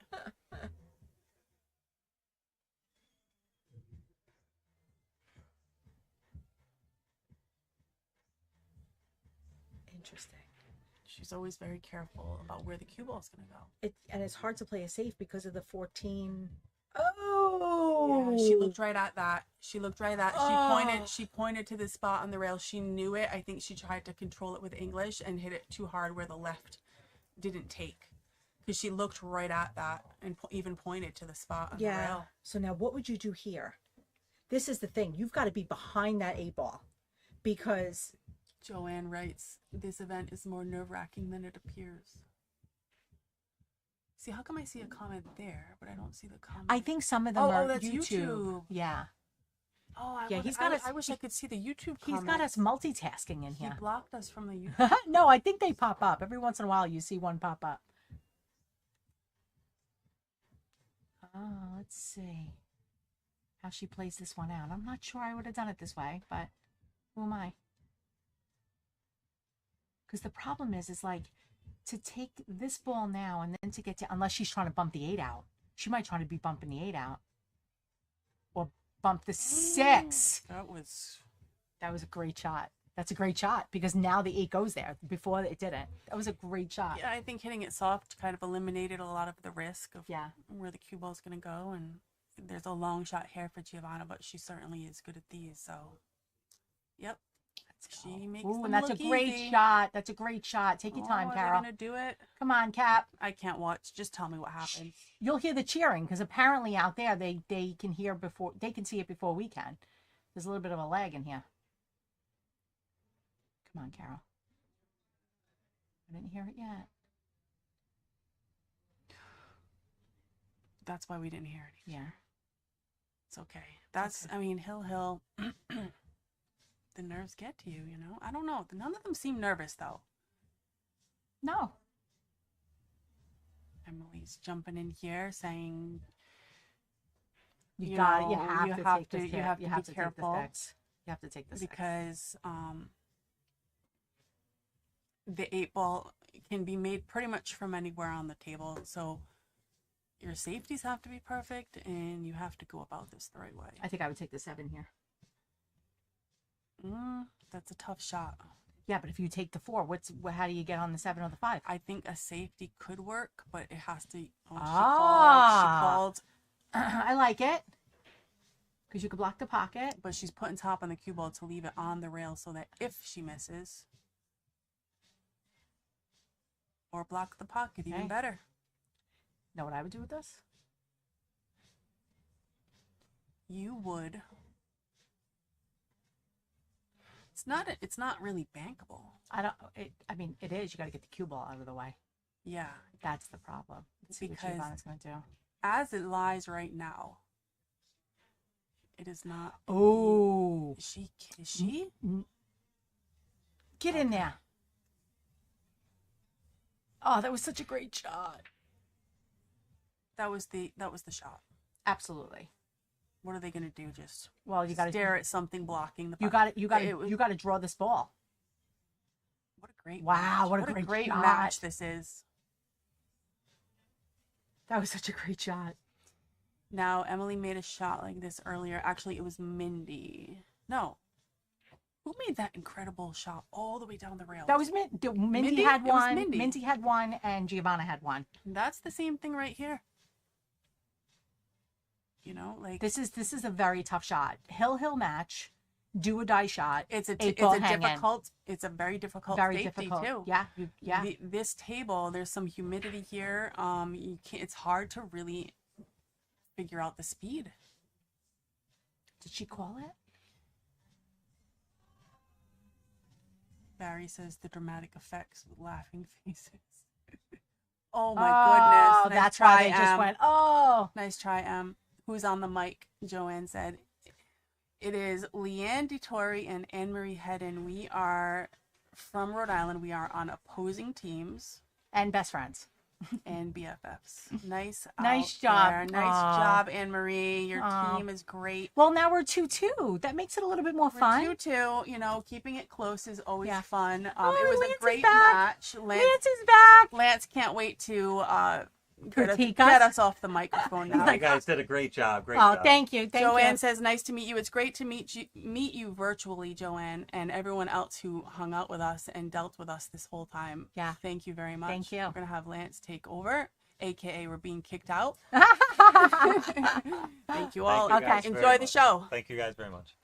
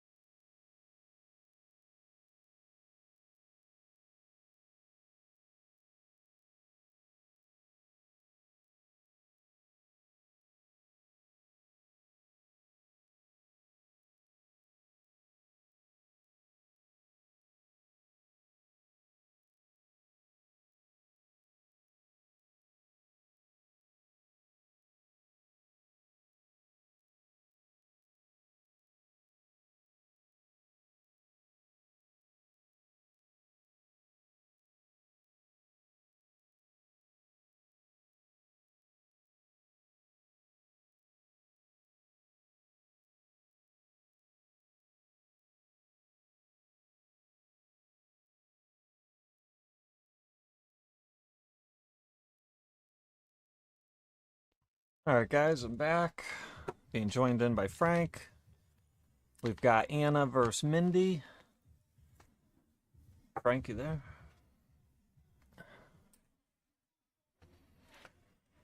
Let's see. So we're going to have singles 10 ball here. They're playing call shot, call safe. Be a race to 5. We've had a lot of hill matches so far. They've all been great.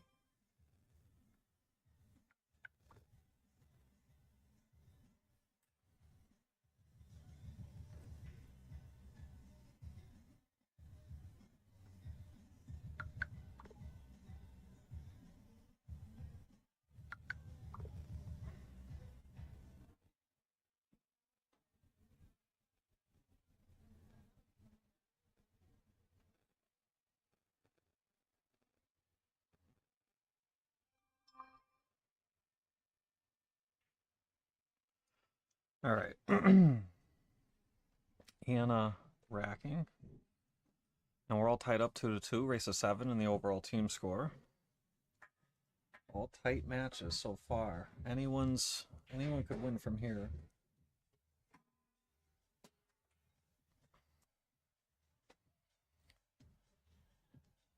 So get to change the pace of play here. 8-ball, more of a slow, methodical strategy game.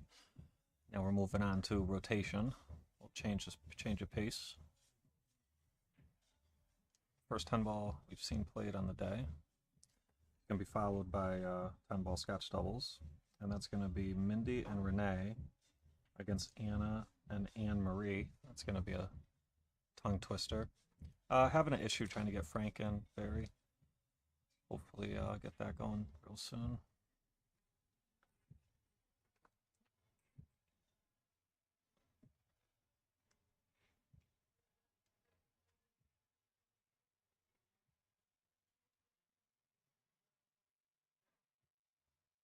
So Anna looks like she has a shot at the 1 here. It's real thin, and she would have to go up and down. And kind of awkwardly stretching. This is tough.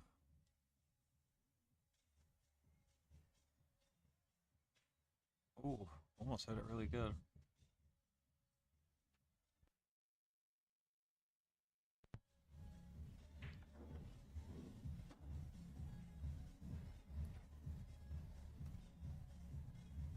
Oh, really, Barry? Oh, okay. Yeah, that makes a lot of sense.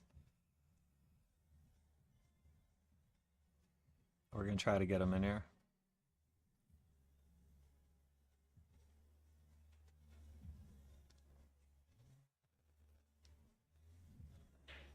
So, Mindy, good look on 2 here. Got us probably stun out, maybe cheat the pocket, yep. Doesn't want to get stuck by the 9. Could go rail first at worst. Got to watch the scratch in the top left.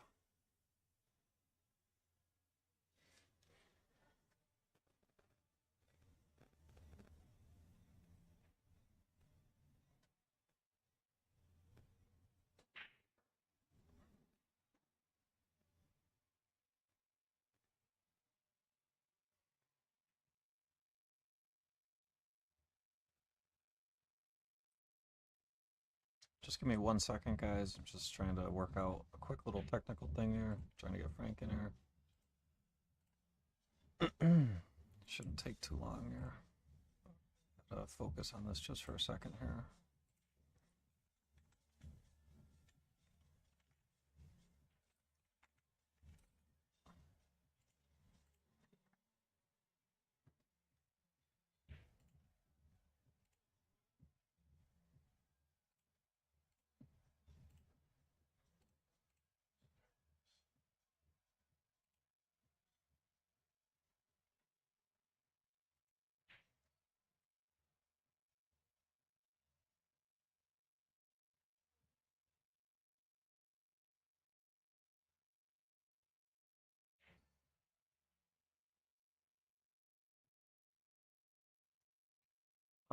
Anna got a good look at the 5 here. Either can stop the ball for the 6 on the side or go forward for the corner. Kinda a little bit in between.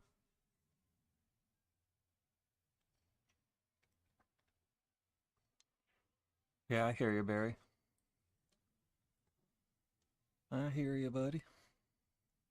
So I think Anna is going to roll the 6 in the side and just try to end up pretty straight on the 8 in the top left next.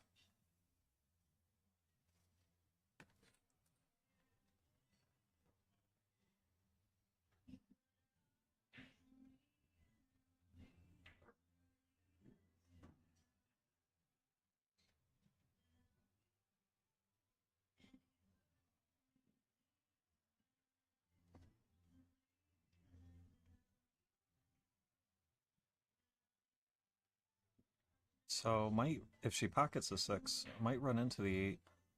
Oh, just cleared it perfect and came out with a really nice look. She'd like to cut this one and go back and forth, play the 9 in the right side pocket next.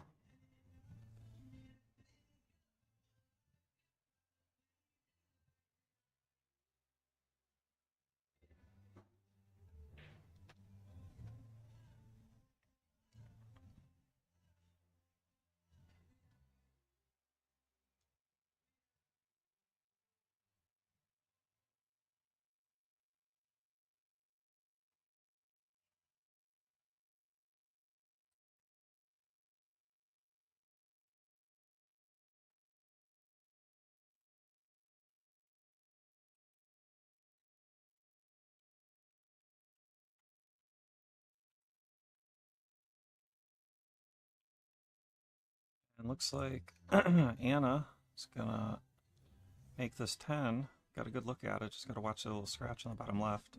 She's looking to strike first here. And she gets on the board, the 1-0 lead.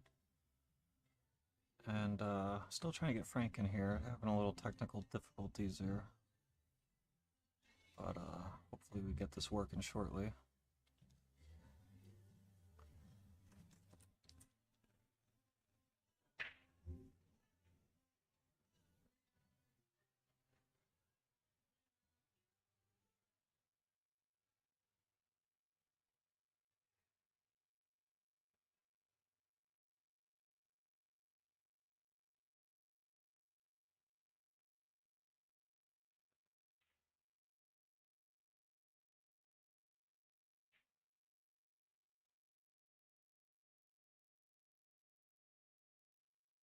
So Mindy to break.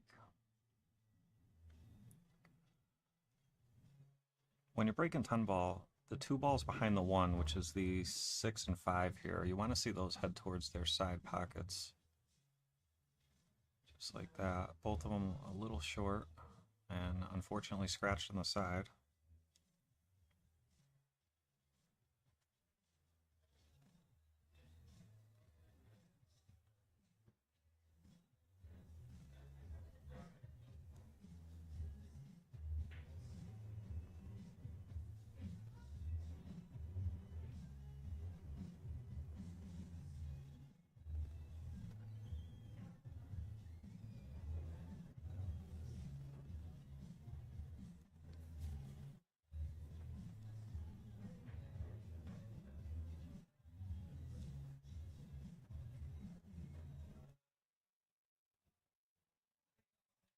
Barry, that's funny.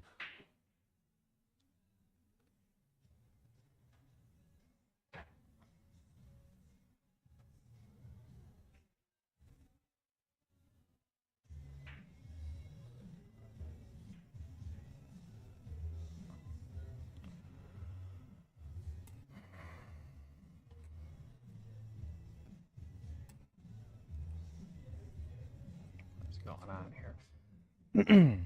Sorry guys, just trying to get this thing figured out. It's having an issue on and off, and it was working earlier, and now it's just not working, so just bear with me for a couple minutes.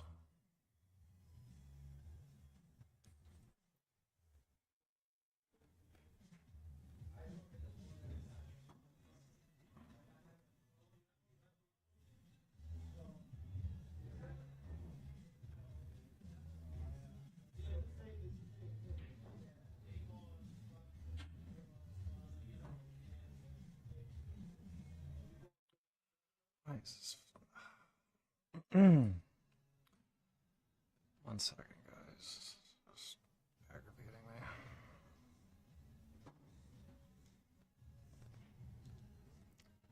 But Anna trying to run out here. She's got a back cut on the 6, go 2 rails back to about center table. Be ideal.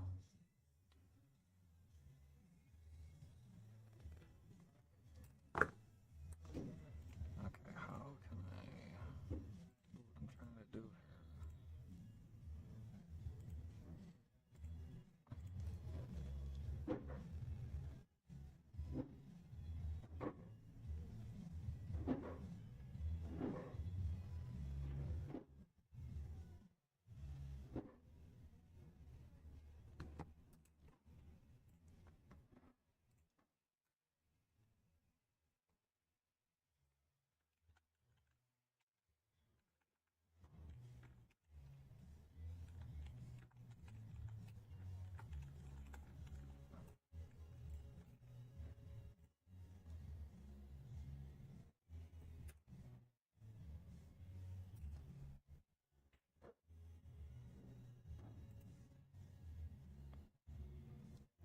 All right, Mindy. Good looking shot on the 7 here. Probably has to go to the bottom rail and back up. Yep, just like that. Clear the 10. Yep, great. And now pocket the 8, bottom left. Hold for the 9, and you could play it in the side, but probably be better off playing it in the top left corner next.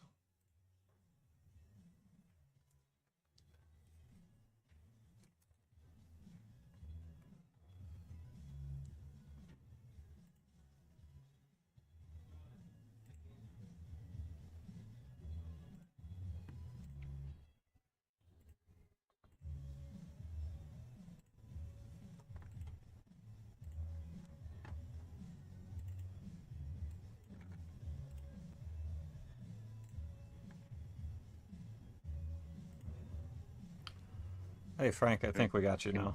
Can you hear me, buddy? Yeah, I got you. All right. Good old technical difficulties, huh? All right, love it. Nothing ever goes smooth. It wouldn't be easy. It wouldn't be fun, you know? Nah, not at all. Yeah. All right. So picking up on the action here. It's 1-0 Anna. Mindy just missed a 10 ball there. Looks like Anna has a good look here to go up 2-0. We've had a bunch of hill close matches so far. Been pretty good so far. Anybody's game from here. Oh. Ooh. Now she can get away with it. That's not a terrible leave when you miss a money ball. No, not at all. I think Mindy's just happy to be back at the table here. Yeah. Yeah, I'd like to see her be out right there. Bank it right there. There's some two-way properties to the shot. You want to shoot it at the speed where if you miss the bank short, it goes to the middle of the bottom rail. Cue ball go up table a little bit. Yeah, great speed. A little firm, but you know. Yeah, and it does have about a 50-yard liner here. Yeah, this is no duck. I mean, she just missed one much easier than this, so gotta think she's a little nervous here. Yeah, this is no gimme, that's for sure. Being close to the rail makes this a lot tougher. Oh, great shot. Yeah, it's a good shot by Anna. Yeah, switch that real nice.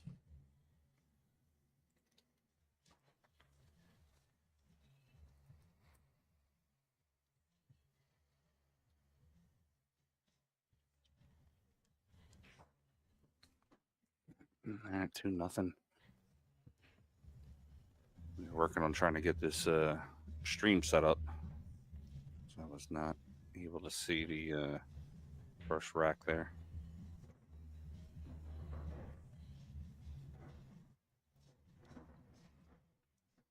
Yeah, a lot of pool. Barry saying in the chat, still a lot of pool. That is true. So we're playing 6 sets today. This is set number 5. We're going to be followed with the final set of the day will be Scotch doubles 10 ball. And both of these players will be involved in that as well. Scotch doubles 10 ball. It's different. Yeah. Yep. That last 8 ball match was like a super battle. I mean, a lot of strategy play, like a lot of teams having a shot late in the rack. Yeah, I was watching that, some of the patterns that they were running and everything. And it was a heartbreaker there right at the end when Emily missed that cut. Yeah.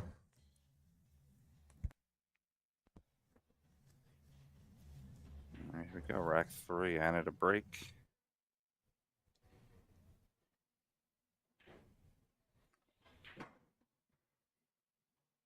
But those square. Got a nice pop on the cue ball, pocketed a ball. Looks like the 3 ball. She may be able to cut the 1 in. I don't know. She just needs the edge, yeah. I don't think she'll clip it on the way in. She might clip it on the way out. Rail first, yeah. Yeah.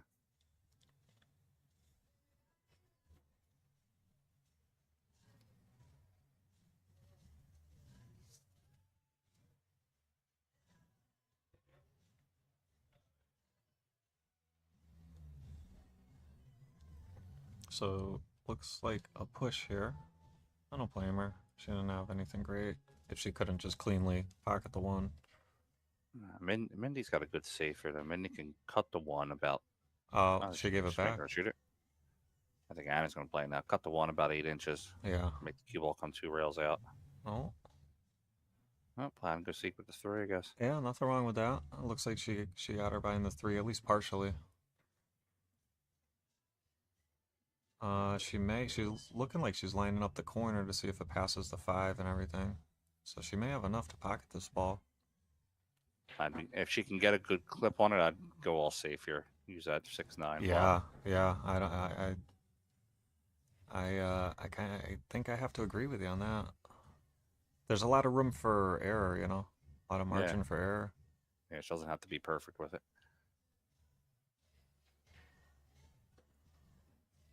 And this is going to be a little tricky. She probably gave up the rail first, but got to get the cue ball out of there. Yeah, she's got to get deep in the rail first before hitting the 1. Yeah, and with these diamonds, with the deep shelves, sometimes you try to play these rail first and you totally miss the object ball. That 1 ball looks pretty deep. Also, she doesn't want to straighten out, too. Like, she could hit the 1 kind of full if she comes off the rail the correct way and it just spins sideways. Yeah, could go rail first off the 4, scratch in the left corner. A lot of goofy things. She hit it pretty good. Yeah, she hit it well. Mindy and I played a 10-ball set the other night to try to get her ready for this one. Yep. She doesn't play 10-ball a lot, so there's a couple little... Yeah, actually, if I'm not mistaken, somebody told me earlier that I believe this is Anna's first time playing 10-ball. That she's never played 10-ball. No, I don't think so. That might not be true. That's what somebody said earlier. Yeah. I don't know if it was Leanne or Anne Marie. Maybe 10-ball on the stream. Or maybe it was Ryan. I don't remember. Someone told me. But I don't know. But Mindy's got a good look at the 3 here. Yeah, she's got a good opportunity to maybe get out. Yeah, 4 lined up. 5's pretty close. 6 hanging. 7, 8, 9. She's got a good chance here. Being down 2-0, you know, she really likes the opportunity here. I like that play on that ball to get out for the 5 and just use a natural position to come out for the 6. Yeah, this will work. Go 2 rails to about center table.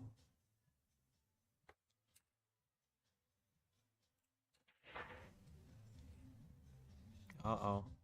Careful out at 8. Oh, boy. Yeah, I think she's stuck behind it. I think she cleared. Let's see that side view. Barry says this is the 2nd time she's played 10-ball. Yeah, I think they played on my stream once. That's right. I forgot about that. Yeah, I don't know. She might be able to jack up and swerve a little bit. I don't know. Yeah. It's tough. It's when you jack up and swerve, it's a little tougher when you're like that close to the ball. You want a little distance usually. You know, I've noticed a lot with some of the amateur players. So like that particular shot, Mindy just shot that 5 ball.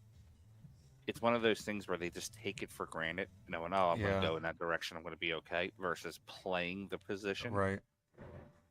Yeah, 100%. that's where it's like, potentially she's going to be turning the rack over here versus playing that ball knowing that if you run into the second diamond, you're okay versus just letting it go over there. That's a good hit on it. Great hit, and looks like it's going to get a reward. And thanks for following.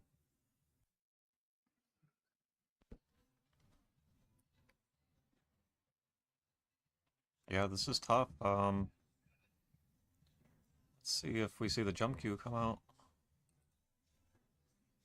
Yep, looks like she just grabbed it. This jump lay's pretty good. You're going over at about... Mindy's strong suit's not jumping. I'd say she's probably about a 25% chance to hit this. Yeah, to hit it or make it? To hit it. To hit it. Yeah, it is tough. She is close to the 9. It could easily foul, yeah.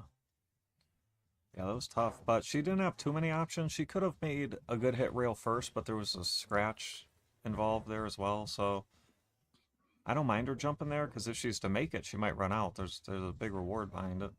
Yeah. Now the 8 is now in a tougher position. So position play is going to have to be played on the 8. Right. Yeah, before it went to the bottom left, now the 9 covered it up. So the 7 to the 8 just got tricky. Yeah, Mindy's actually playing with a custom Steve Dunkel jump cue. Steve made her a really nice cue. Sort of forward weighted for her size. Yep. Yeah, I've seen some of those forward weighted jump cues out there. I like to just test out like anything I can put my hands on. Remember the Alex Burke jump cues? Those were real big for a while. Those are kind of front heavy. Tony Lane jump cues, I think, are one of the best also. But I really like the Dunkels. I always thought they played very strong. I was at Gallery in New York, and I forget who it was. They had a full length jump cue, but full length. It was like a specialty for like if you play on the Joss tour. And I just tried it, and I mean this thing jumped like better than my jump cue. And I think Jeremy Sosi bought one, and somebody else, maybe Alex Bosch or something. But they were great.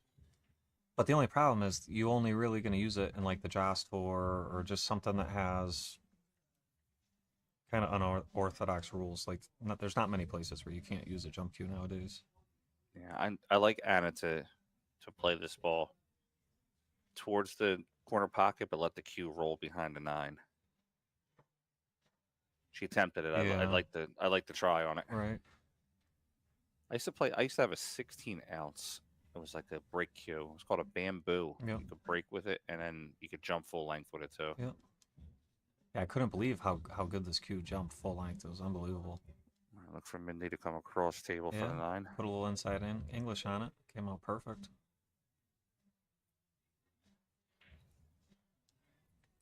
Talking about Maya and Joanne?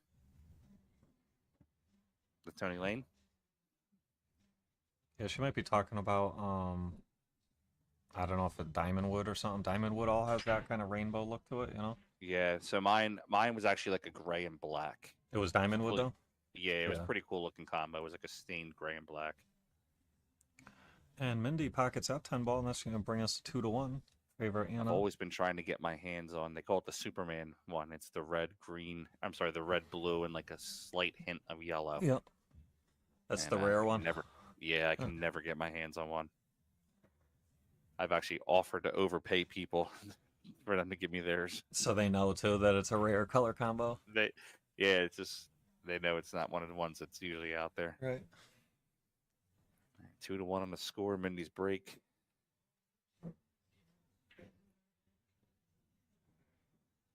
Now I noticed both Mindy and Anna are breaking essentially from the side here instead of breaking head on. I was showing Mindy the other night the head on break.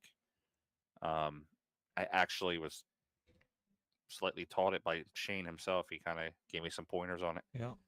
But she's breaking right off from the first diamond here, which you're not going to get the pop from the corners, or you're not going to get the 6 and the 8 going towards the side here. So keep an eye on the 9 ball.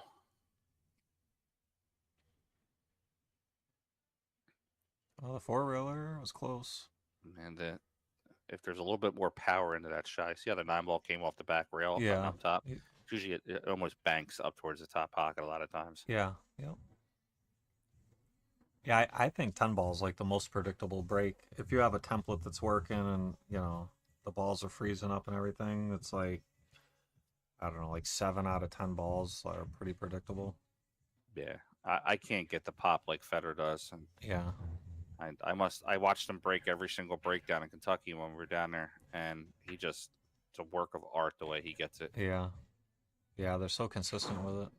Shane just murders it, and then he just gets in there and just hits it a certain way, and it's just they both pocket balls all the time on the break. They just do it 2 separate ways. Yeah. Yeah, when they have the break working, it's unbelievable. They're making like 3 balls and just cheating. Yeah, it's like the template of 9 ball almost. Yeah, any player their speed that only has 5 balls on the table might as well hold the rack. Yeah, right. Dressing up the one in the top corner of every rack too. It's like stuff. Practice the handshake. Yeah. Practice the lag and the handshake. All right, Anna's got a really good looking table here. She's got to stay on the good side of the 3 though. Yeah, a little tight on the rail too. Yeah, I like it.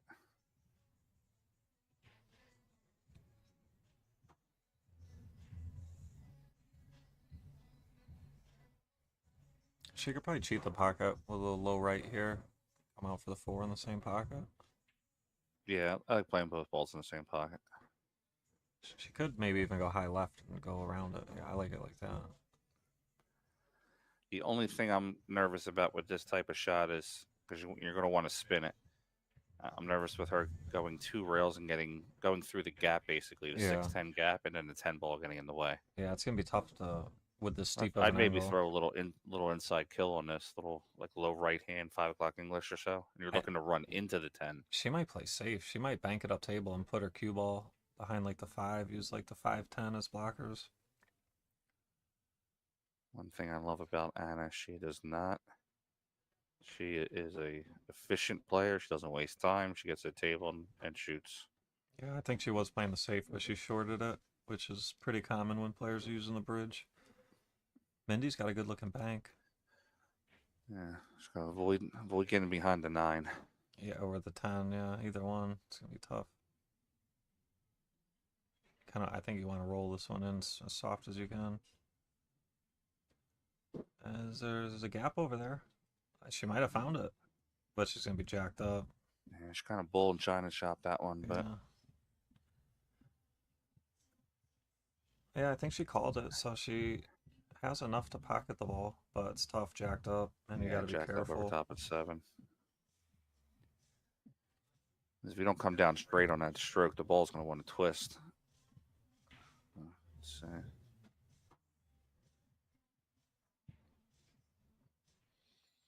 I don't hate it. No, nothing wrong with that. She was in a tough position being jacked up like that. And I don't know what Anna's going to do here. Nothing just jumping out at me. I mean, it's a tougher shot, but I think if she just plays it dead straight, like off the 6, draws the cue back and tries to hold it behind the 10, 5 banks across the table. Yeah. Yeah, I don't mind that. I think she's jacking up a little bit on it, maybe trying to do it. She's got a good roll out of it. Mindy can play the 5 up. She might play the 5-7 combo. Yeah, down 2-1. I think the smart shot would be to play the safe, maybe just kind of freeze her to the 7. Yeah, you could just use the 7. I might overhit it. Needs a bump on the 6. Yeah, that helped. Yeah, that one, I'm not sure she knows the shot there. Like to just kind of roll it forward and just let that cue ball just suction cup itself to the 7 ball. Looks like going airborne. Yeah, airborne air. This one doesn't lay too bad either. You can use the rail. You can put your hand on the rail, elevate real high. You only got to get over what looks like the edge of the 7. You got to be careful you don't draw on the side. She hit it. Yeah, she made a good hit.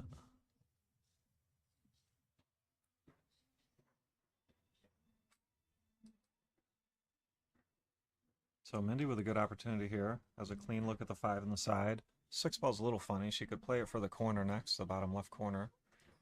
Yeah, that's what I'm thinking too. She's gonna draw it though. I'd rather see her go forward. Yeah, I agree. You always want to go as natural as you can, you know? Yeah, don't fight against the grain. Right, right.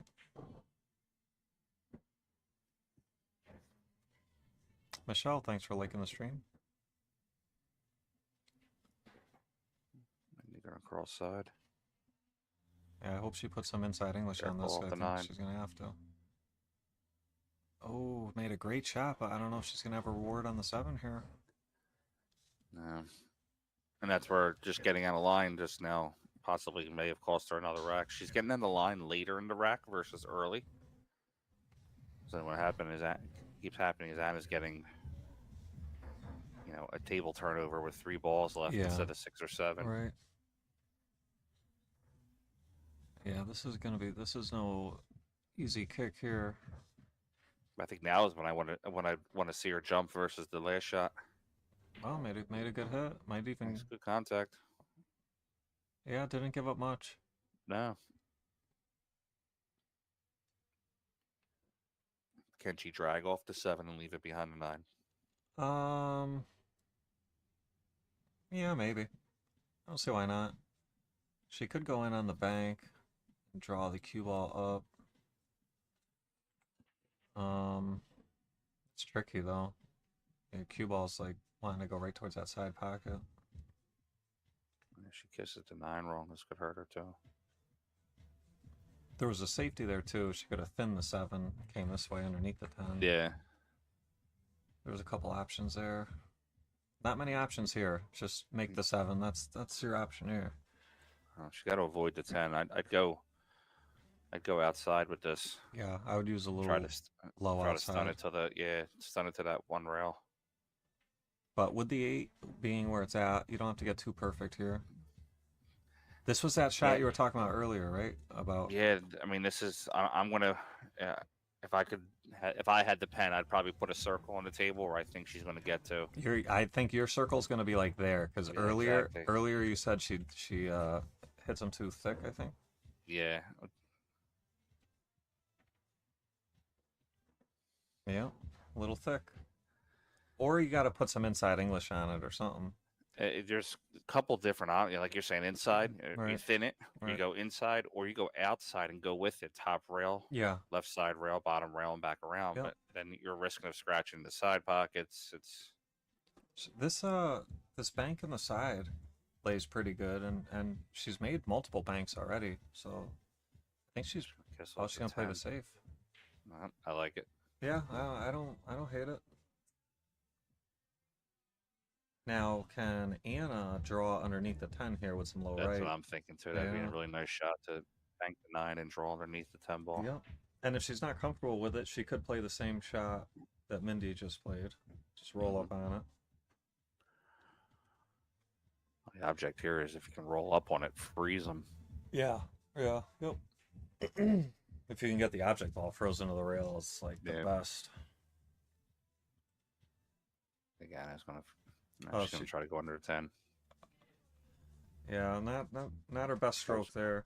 Yeah, that was a too quick of a delivery. Yeah. She was trying to get the stick out of the way. Yeah, you could see she kind of had like a poke stroke there, you know, and that was all just trying to get the cue out of the way and not foul. I don't like Mindy moving the cue ball there. I'd rather just see her kind of stop shot that. Yeah, I was a little surprised she went forward, but I mean, she's comfortable with longer shots, but. Better be careful with high English because there is a scratch on the bottom left. Yeah. It looks like she's queuing up high. Oh, okay. So she just went through it with enough English. Down. Good shot there, and that knots us up 2-2. Yeah, I've always said that to a lot of players. I'm not a coach, but I play okay. But from commentating over the years, there's a lot of things that I see with a lot of these shots. I've always said to players, you already have an opponent. Don't make yourself your opponent also. Yeah. You know, take the shots that you know you can make and try to leave yourself. I'd rather take a shot where my cue ball is 6 inches from the object ball versus 2 feet. Right. So, I always want to try to make it, especially in the last two balls. I always want to make it as easy as you can on yourself. Yep. Yeah, it's hard enough to win, and if you start beating yourself, it's almost impossible to win.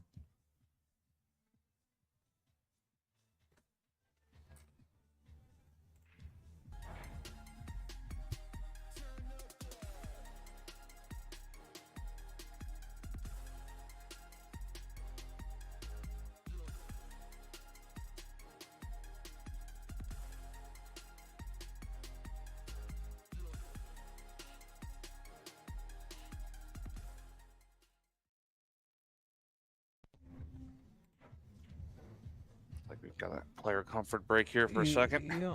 Player comfort break. That's a good one. Never heard that. Yeah, it's a Matchroom calls it. Yeah, comfort break. I'd like to roll off to that bar right over there, grab me a Jack and Coke and one of them bowls. Yeah, those rice bowls are good. They made me a breakfast one the last time I was there. It was amazing. Yeah. The breakfast stuff here is pretty good.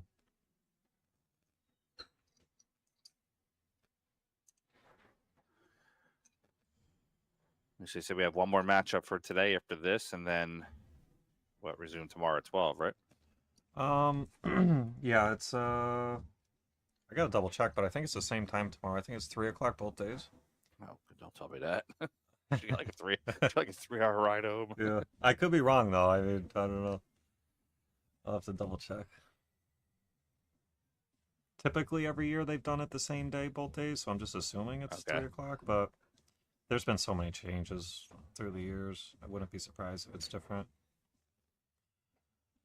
Yeah, it's a nice format though. It's okay. So I just got word it is noon tomorrow. Open at 11, start at noon.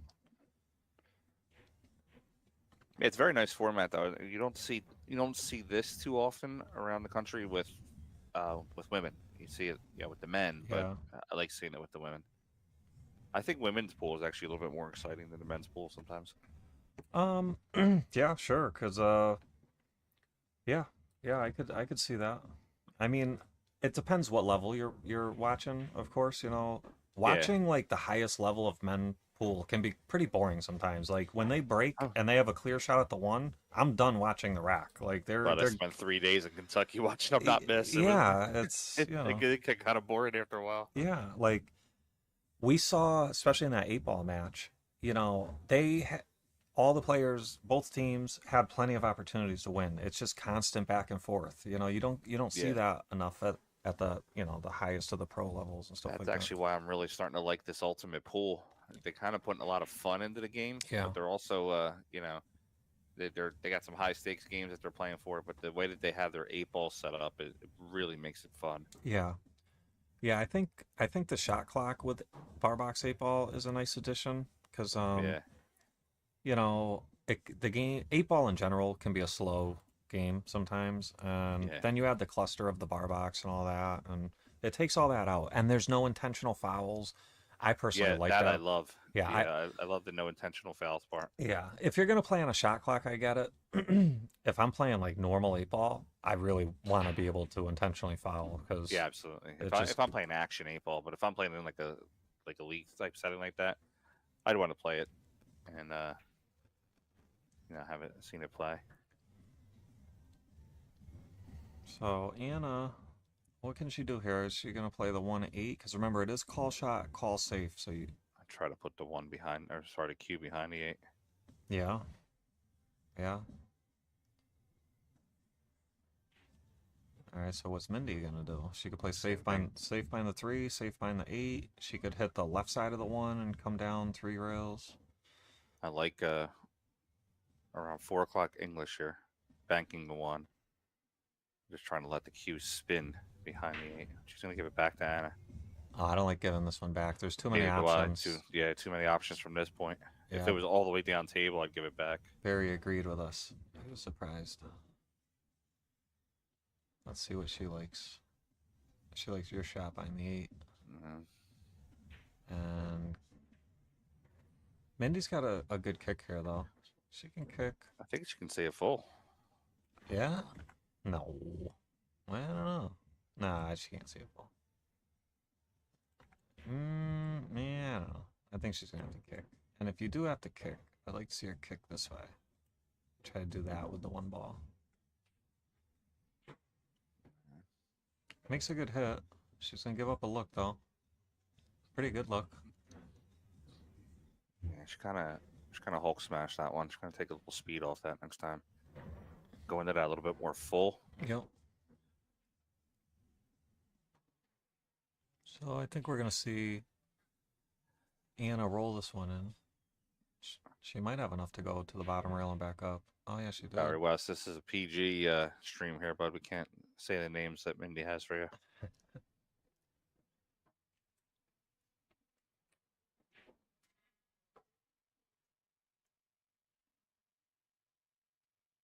And it's got a clear table here.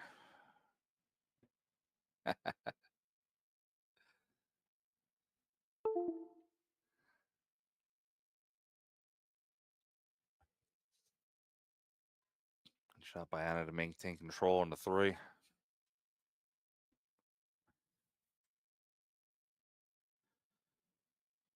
Oh, like somebody's got a bucket of beer back there. Yeah.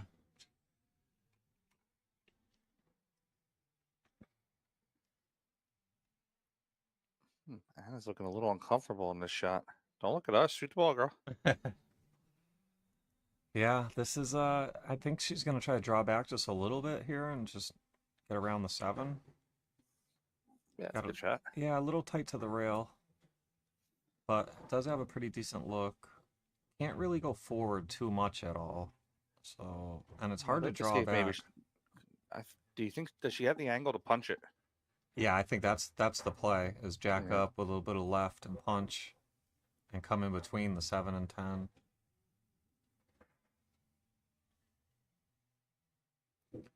She could just go forward a little bit.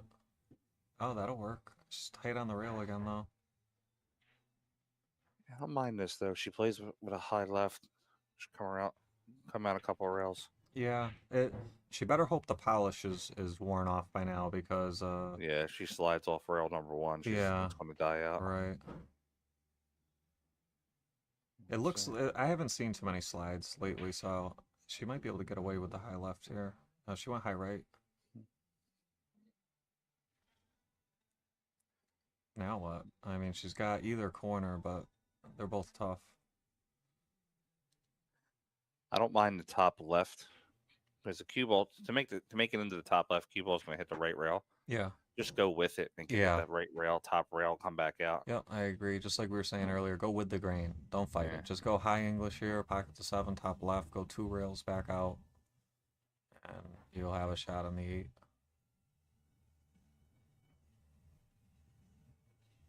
She went all safe. Opting for the safe.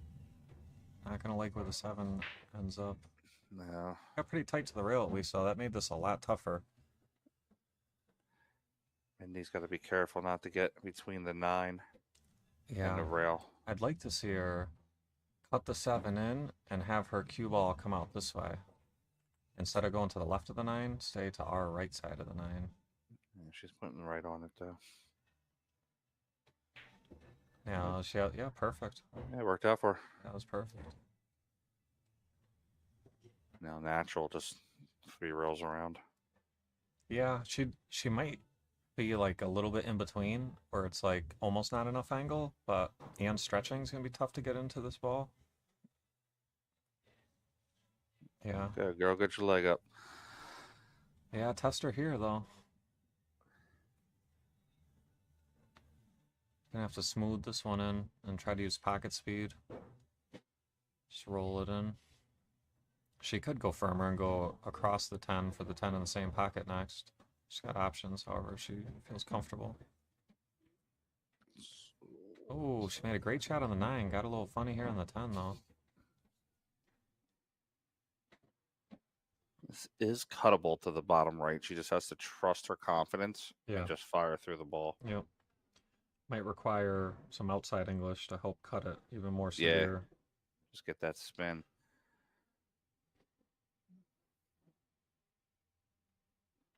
Yeah, I don't really see many safes here. I think if she can cut it in, I'd like to see her swing. She's not she's banking it. Yeah, she's banking it up top. No. Oh, 50-yard line. Yeah. I'll tell you. I mean, that was tough to execute. Yeah, we preached earlier. If you're gonna, if your opponent's gonna beat you, make your opponent make the ball. So. Yeah. The problem with that cut shot is, it's pretty much do or die. If you miss it, you're you have probably to make leaving it. probably leaving a duck. So. Basically, here's the shot. Basically, daring Anna to make it. She could bank it in the side. I'd like to see her play the bank in the corner.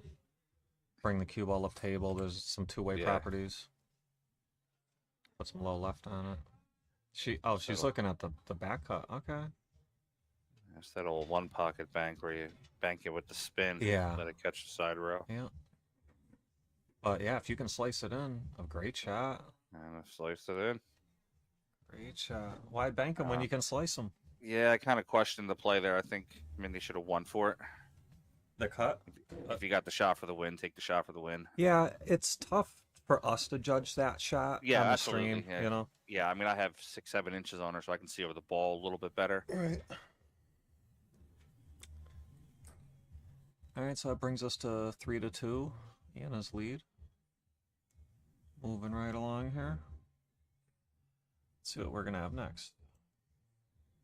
Yeah, that was a tough one. She got around the table well on that one. Just got tough on the 10. That's one of those 1 ounce of either 1 ounce of less speed or 1 ounce of more speed, and she's on the ball.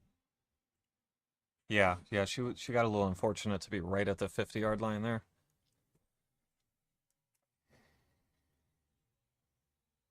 Looks like she's changing the cue ball on the break here.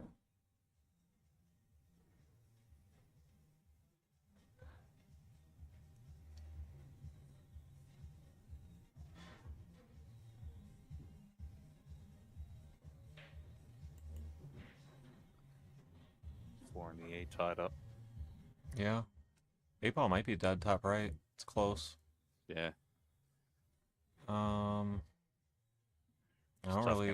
Tough getting behind the 4 from where the 3's at. Yeah, with the 1, 2, 3 up table, yeah, this is gonna be a tough 4 ball.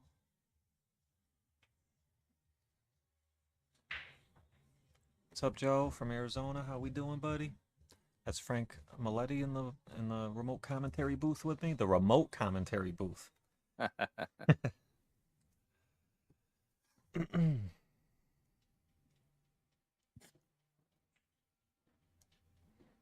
So is Mindy gonna go rail first here? Yep, looks like it. Yeah, I think that's the play. But the question is, does she call the 1 or does she call safe? Yeah, that's the $1 million question. Are they if she calls the safe and pockets the 1, is there a player option? Yeah, I believe it's option. Okay. Man, it's tough. You want to try to hit it less full, more thin. Yeah, I'd probably call safe here because I mean the out is so difficult. Now, if I'm Anna, I'm trying to get Mindy on 3. On 3 from here? Yeah. I mean, you got ball in hand. Send the 1 up table. Use this big cluster down table. I don't know. I just don't like trying to run out here because the 4 ball is just no good. You got like no. Yeah. You could try to shoot the 1 now and break it open, but you might stitch yourself behind the 4, 8, 6 playing position on the 2. Like if she was to put, say, the cue ball here, pocket the 1, and have the cue ball come over and break these open, you might get stuck behind the ball. Stuck behind the 6, yeah. Right. So let's see. I mean, tough shot here on the 2. Yeah. No position guaranteed either. That 7 ball is a huge blocker.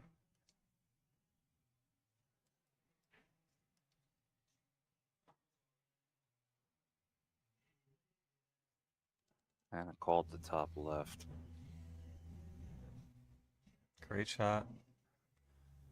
That 5 ball though. Oh, 5 gets in the way. You may be able to cut this top left. Yeah, actually, the top left here is not a bad shot. If she was a left-handed shooter, this would be a good shot. Come out 2 rails, play that 4-8 that you were talking about. Yeah. I don't know if that's dead, but it definitely looks close. Yeah, it looks like she could cut it in clean. I'd put a half a tip outside on this. You want spin coming off that rail. And looks looks like she's gonna have a good save here. Man. Mindy could go rail first. Maybe either way. Definitely the left side of the 7. Maybe through the gap. There's no benefit of making a ball here. Yeah. I mean, if you do play it rail first off the top rail, your cue ball's going towards the 4. But if it was call shot only, I'd probably go off the other rail. Oh, I don't know if she got a rail. Ball in hand. Oh, she got a rail. It's a rail now. I thought so too. I thought he was gonna hit that 7 fuller. And not only is it a good hit, looks like a good save. Kind of a fortunate roll, yeah. Yeah.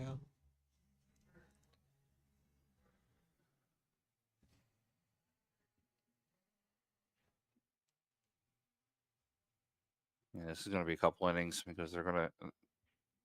Yeah, nobody's going to rush to get to the 4. Neither player really wants to shoot a ball in that top pocket, I believe. If I'm Anna, I might even take the intentional foul here and lock the 5 into the 3. Ooh, makes a good hit. Makes a hit. And now they're stuck to each other too, so I'd like to see Mindy play safe here. Just bring her cue ball around and use the 7-5 as blockers. A little left-hand English if needed. Yeah, she's actually gonna. Looks like she's gonna cut it, come from behind. Good shot. Yeah. Now maybe bottom rail. Miss the 10. You get a little bit extra bonus here that if you hit the rail, you still hit the 3. But if you hit the point, no good. But it's a little extra big here.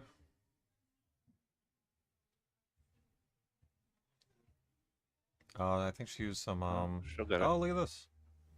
Oh yeah, I think both of them got a rail. Good kick there. And now back to this. No rush to make the 3. Yeah, I hope so. She's looking at it. I hope if she shoots it in, it's going to be unfortunate. Yeah, you definitely don't want to pocket this ball.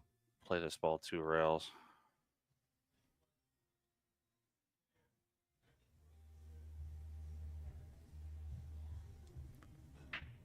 Man, it's a good shot. Said they're both going to be kicking. It's just going to be a nudge game right now until they get it close to where they want. Yeah, or unless a player gets ball in hand and has an opportunity to break it open. Could be whose patience runs out quicker also. What would happen if they both just kept bunting around the 3 ball, refusing to make it, even if it was straight in, and they just kept doing about it? 3 viewers on your stream.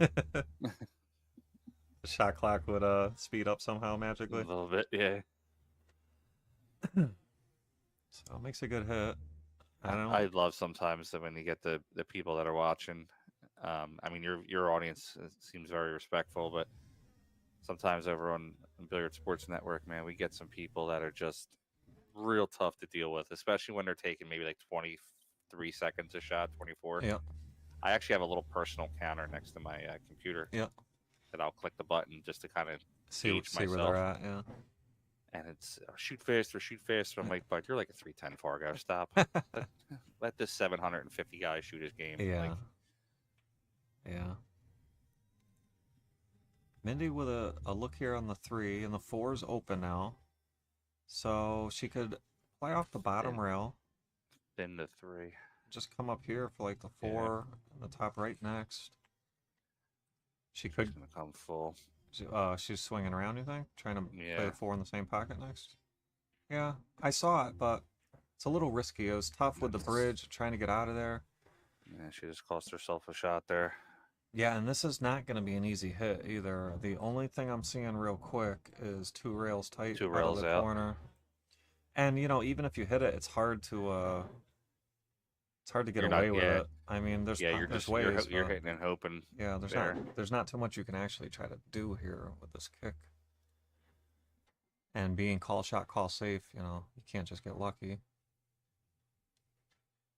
Yeah, she's looking though, so she's doing her job. I think she called the side, which I like because I don't really see you getting safe out of this. The best safe you could get is just distance or a ball on the rail or something.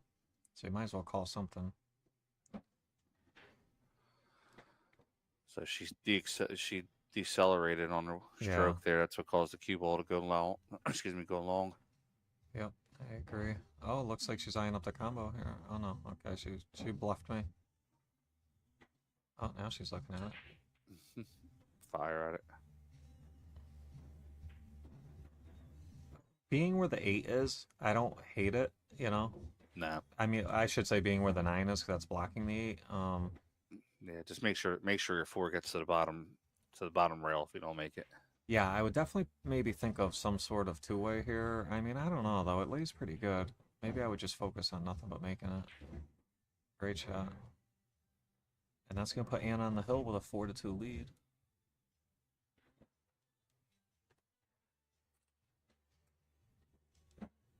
They're having a little chat about something.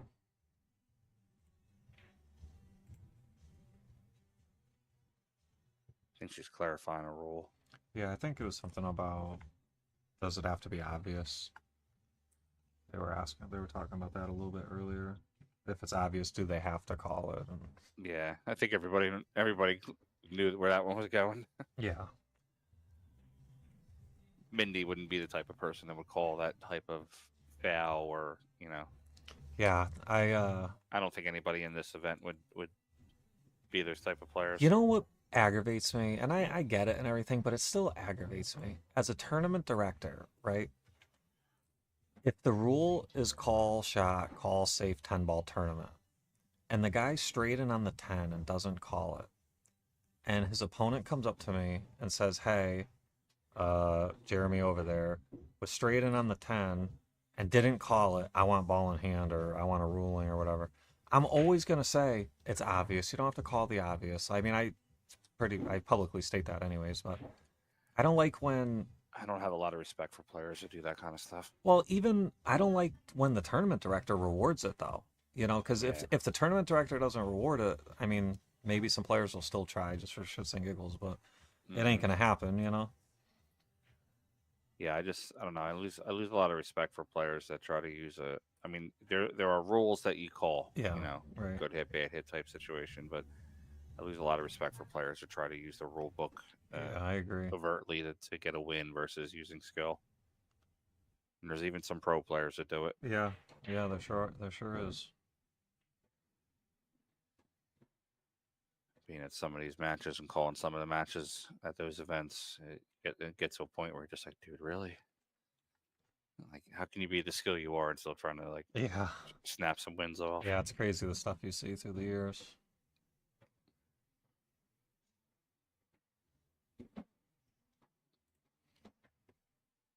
So Mindy with a good look at the 2-ball here. I'm sorry, the 1-ball. Now she has a pretty decent look at the 2. A little bit of a cut here.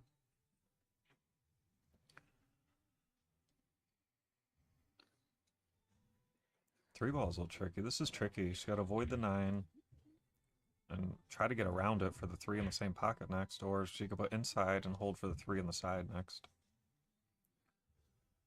Good shot. Overran a little bit. Yeah, a little bit speed differential you there. know, she could swing at the 310 here. The 4-ball makes the pocket bigger. Mm-hmm.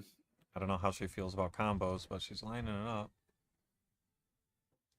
Yeah, I think I don't mind her swinging here. The balls are open though. You got to be careful, but yeah, she's gonna have to draw this ball. Don't play it center or high cue ball scratch. yeah, I would draw it and hit it pretty firm. I want some movement. If I miss, I want some separation between the cue ball and the 3.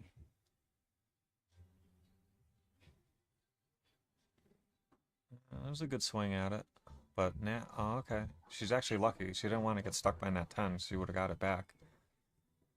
Why? It's call shot, call safe. So, if she had stuck behind the 10, she had called the pocket. She'd called the 10. So, I don't. It's call shot. No one's used it yet in this match. Yeah, it's call shot, call safe. I mean, it has been every year. Wonder if they realize they can use that to their advantage. Yeah, it's possible that one or both players just might not even be aware. Yeah, because they're missing. They're missing shots, and like technically, Mindy could get this back. Yeah, correct. This one, can she pocket this? I don't think they realize that they have that option. She might be able to pocket this. I can't tell. It's close. Oh no, she had to play safe. Good shot. Good speed on the 3-ball.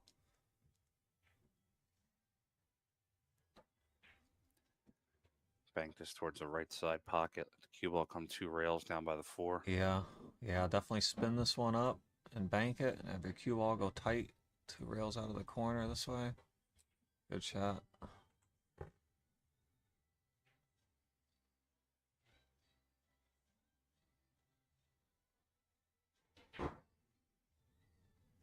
And Mindy's gonna have a good look on the 3 here. She's gonna have to make sure she doesn't get stuck behind the 5-8-7 on this 4-ball next. It's a steep angle. Cue ball's going to travel to the right for a little bit. Yeah. Look at this. Great shot.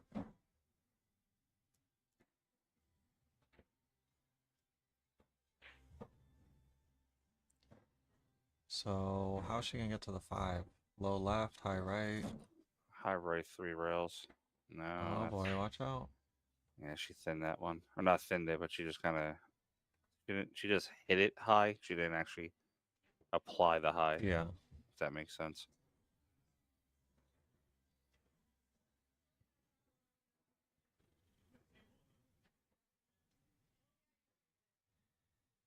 So if she can cinch this ball, she's still okay. She'll have a look at the 6. It's actually going up in the air. Oh, she can't see it all. Oh yeah. Makes a good hit. She's got a piece of it. I'm Big 9. assuming she called safe, but she might have called the ball. I don't know, but doesn't matter. Anna's gonna take this either way. Yeah, I'm thinking just by some of the shots I'm replaying in my head from the past couple of racks, I'm thinking that they don't understand that particular rule. It's possible, especially because we were both saying that Anna's only played a few 10-ball matches, and so has Mindy. Right. This call safe completely changes the chemistry of the rack. Yeah. The way you're playing shots. Yeah, 100%. I mean, it has a drastic change. Anna's got a good opportunity to make this 6 and have the cue come left side rail, right side rail, and move the 8-ball out. She gets about a tip and a half, a low right. Paulo, Rob, thanks for liking the stream.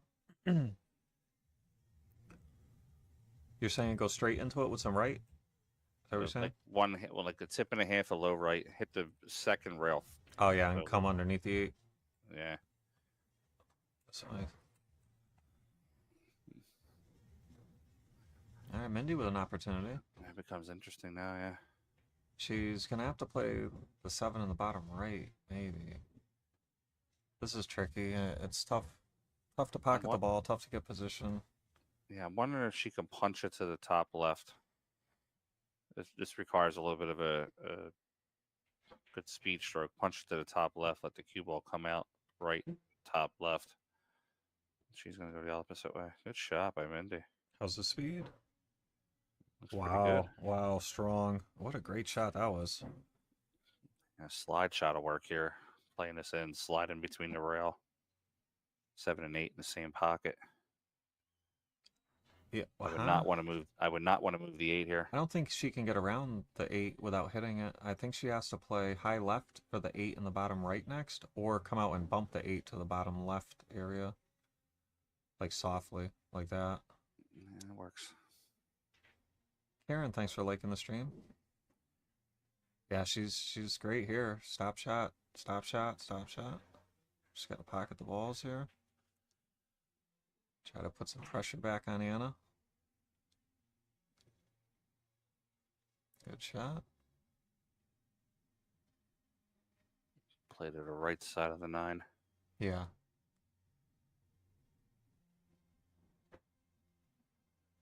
She said, "I'm going to the left." Yeah, she never. She never listens. That could have won a different way for her. Yeah. And that's going to bring us a 4-3. 4-3, battling it out.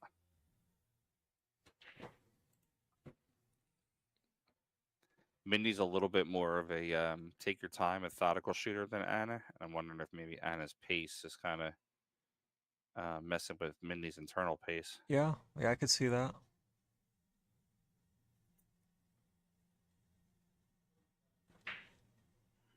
When they played the first time on my stream a couple months ago, Mindy got out to a pretty good lead. I think she was up like 4 or 5-1. Anna kind of chipped away. They wound up going hill. Anna winning the match. Yep. Thriller. I mean, all these matches all day have been tight so far. They've almost all been hill. Almost every single one.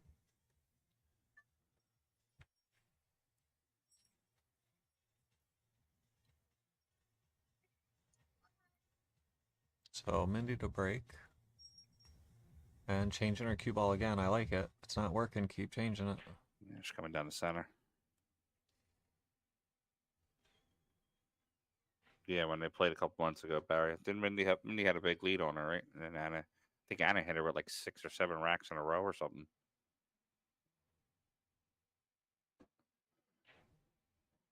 Didn't hit those square, but pockets 2 balls. And can see the 3. I don't know if she's going to have a good look at it.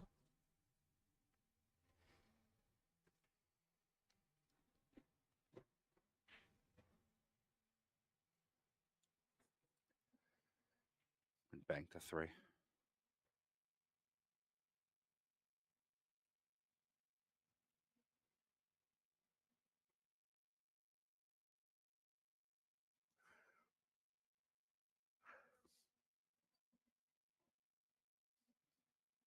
Try. Just move to 4. 5-9 looks like it goes a pretty good combination.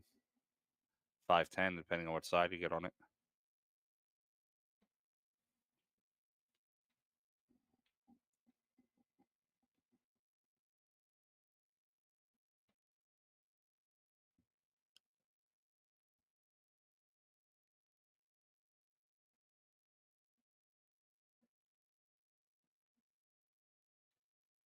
She could kick 2 rails at this ball, but it does bring a scratch. I like the 2 rail kick. The only problem with that is it brings a scratch into play if you get too far underneath the 3 ball. I actually prefer multiple rails on kicks. Yeah, most of the time I do too. I can control it better. Yeah.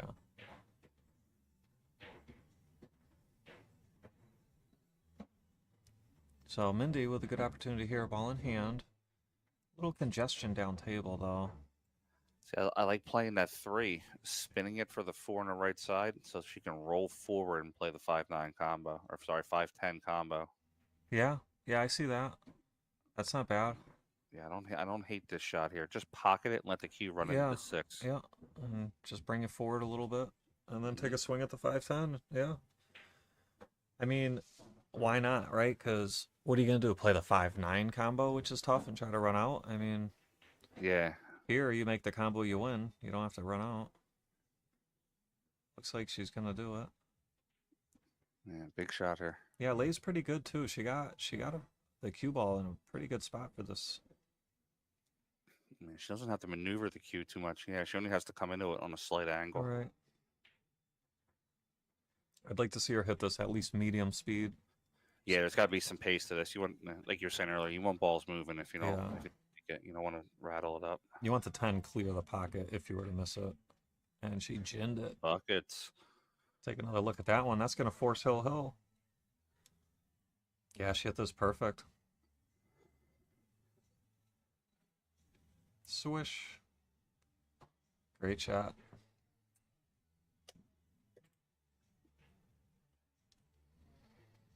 A little fist bump. Little Minnie Mouse. I did good.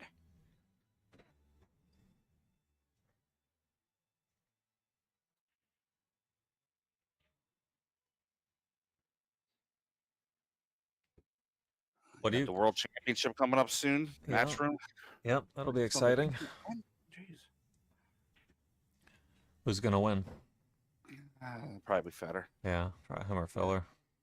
Better be Federer. I took a sweat out on him.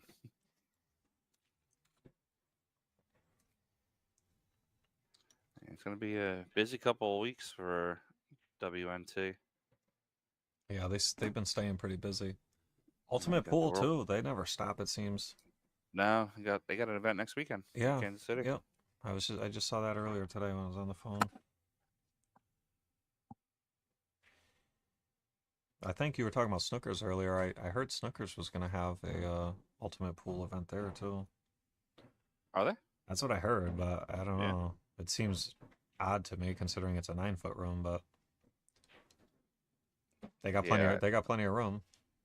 Yeah, Ultimate Pool really likes to play. I mean, they'll bring their own tables in if they have right, to, but right. That's what I think they'd have to do there. Yeah, but a couple times that they've had their shootouts already, they bring their own tables into, instead of paying to move tables out and then move tables in, they just bring their tables into a venue. Yeah.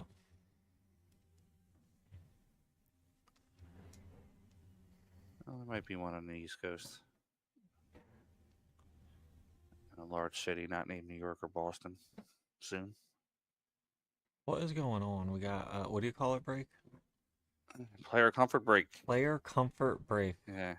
Nice way of saying taking a piss. Well, but you see the little coaching going on. That's a good time for it, right? About to be Hill. And they're on a break anyway, so why not?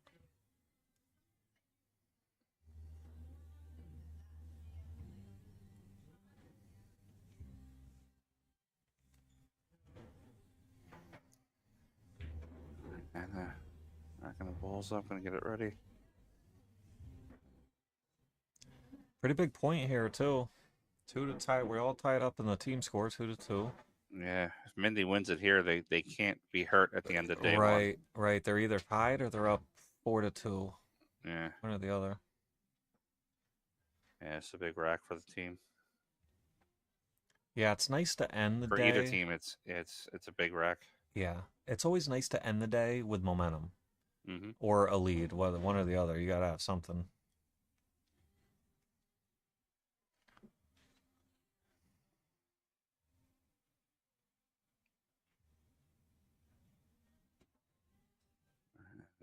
Making sure the rack's steady. It's a big break for her. Yes, Barry, there'll be one more match tonight. There's 6 matches played day 1. This is match number 5. It's going to be the Scotch doubles 10 ball. Both of these players will be going right back out there.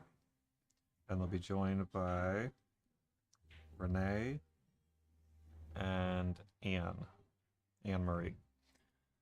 So that'll be next. That'll be the final match of the day. Oh, she got kicked. Yeah. A lot of scratching. That was unfortunate. A lot of scratching on the break today. Yeah. Not even in the sides either, like in the top corners. Yeah, that one was just she didn't do anything wrong there. That just got kicked in. Yeah. 3-4. Looks like it could be a makeable combo. Yeah, it looks like it lays pretty good. Where's she going to play shape for the 2? I think she's going to come between the rail. Oh, I got away from her. Yeah, I question that one. Yeah, that really, you see her shake her She just head. said, what am I doing? Yeah, she knows. It happens. Mm-hmm. Now, she could probably, with some right-hand English, come short of the side, hit the 2. You might as well call the 2 on the top right, because it's hard to get a safe out of this. Yeah, I don't want this ball going near a pocket for a breakout, though. I think I want to...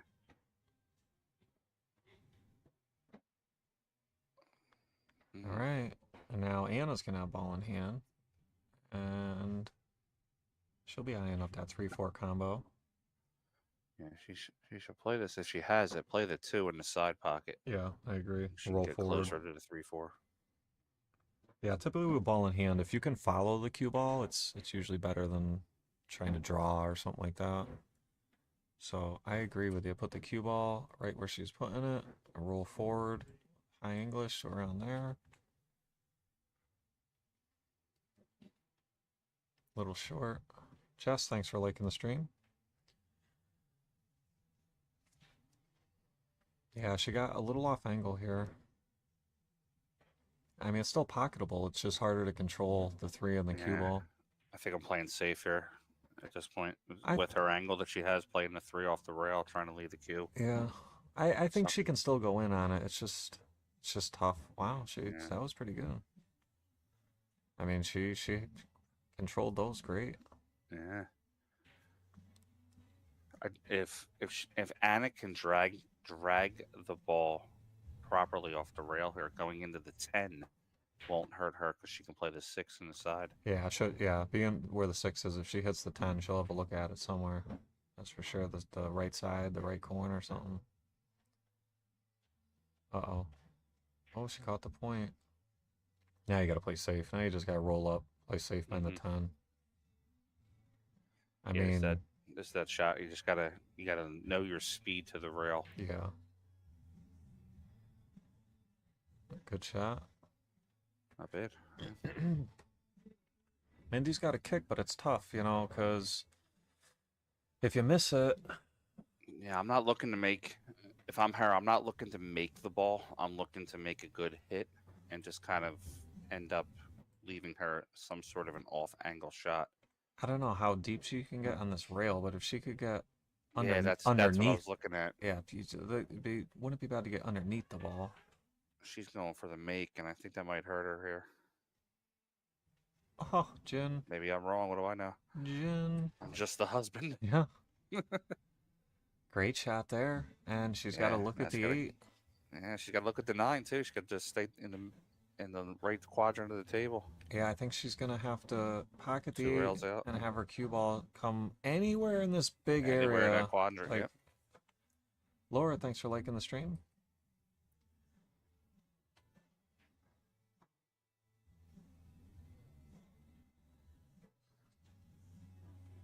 Boy, she pocketed that ball super clean. Almost too hard. Yeah, would have liked a little bit more right-hand English. Actually, I don't mind it. It's almost the same shot again. She just has to control the cut. Yeah, the question is, where's the cue ball and the 10 ball going to be? Because it looks like this is going to shoot the 10 ball probably over here somewhere, which is not a great spot for it to end up. A little inside, I think. Or go with it. Just let it go around the table. Oh, yeah, it was tough. It wasn't an easy shot. And she looks like she's going to leave her long and straight with some work to do for the 10 ball.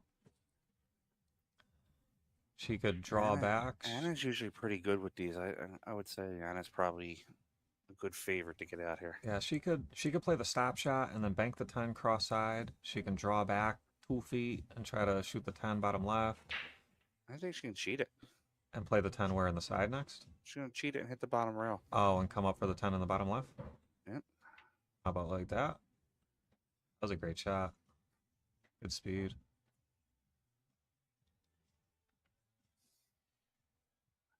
And this would be for the win. Big shot here. Elliot, thanks for liking the stream. And Anna gets it done. And that's going to put Diamond Squad up 3-2 on the day. We have one more match coming. Scotch doubles, Anna and Anne-Marie versus Mindy and Renee. And that's going to be coming up about 5-10 minutes, guys. Don't go anywhere. See you shortly.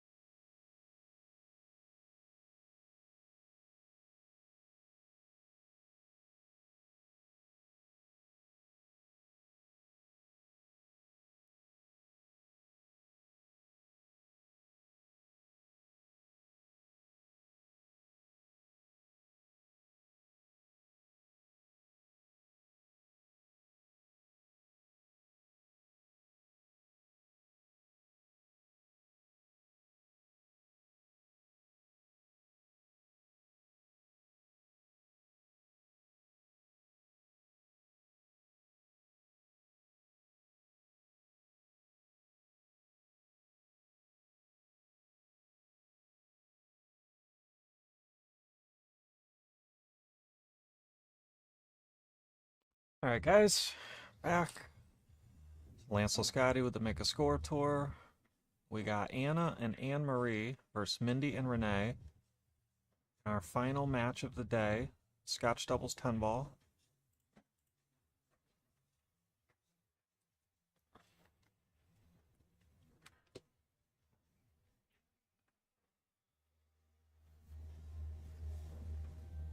So Diamond Squad has the lead, the overall lead, 3-2 in our race to 7 format. Every set is a race to 5 games, and the event is a race to 7 sets. So Diamond Squad with the lead 3-2. They're either going to have a 4-2 lead after day 1, or they'll be tied up 3-3.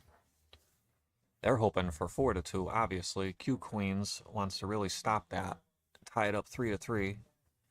Going into day 2. This is the first semifinals of the 2025 Palmer Byrd Cup. The second semifinals will be next weekend. Actually, it's next weekend or the weekend after. It's coming up, though. It's coming up. I'm not sure. It's coming up. I think it's next weekend. All right, here we go. Anne Marie to break. And she was nice enough to do some commentary earlier. Thank you very much, Anne Marie. Appreciate you.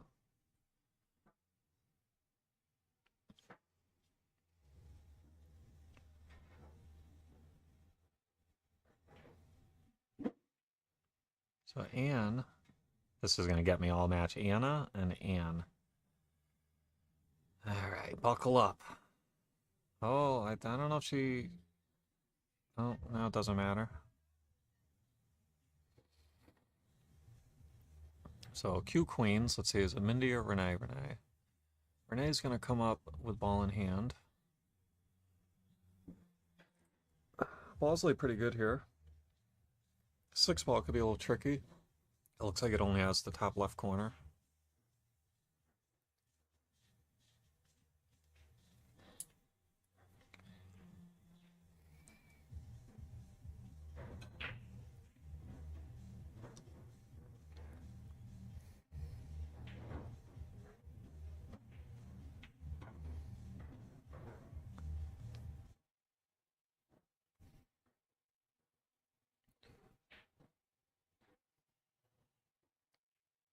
So good position there for the 5 ball, but this 6 ball's tough. You got to get to either the right side of it to play it clean, or the left side. You could play the 6-9 combo, but it's tough.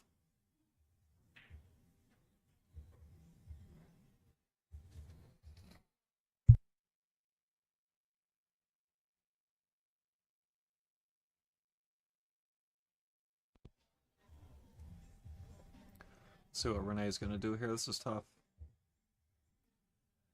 She tried to use some low outside. She wanted to get up table more. And got stuck behind this 8 ball. So Mindy's going to have to kick. I don't even think she can't go this way. The 7, I think, is blocking. So she either has to go 1 rail like this, or 2 rails like that. Looks like she's opting for the 2-railer.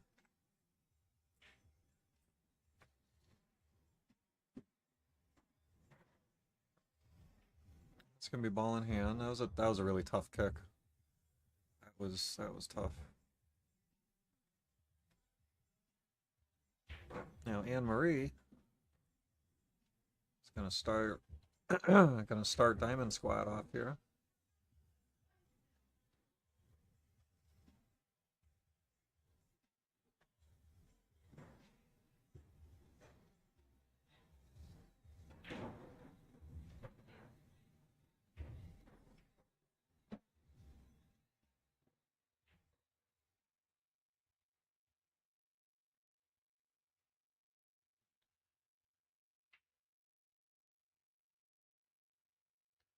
Might be a little off angle here. She might have to roll forward for the 8 in the top right next.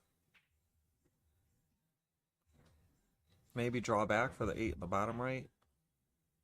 Either one.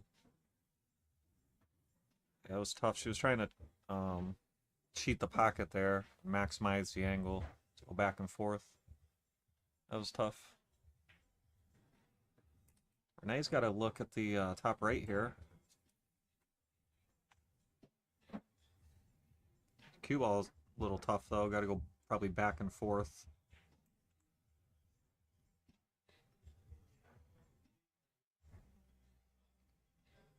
Oh, swing and a miss.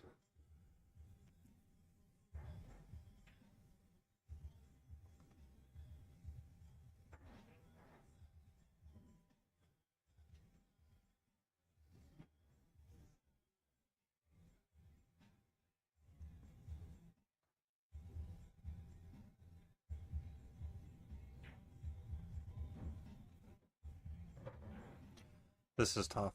I mean, she can just cinch the 8 and let the cue ball go off the rail and end up over here. But it's tough to pocket this 8 ball. This is a tough shot.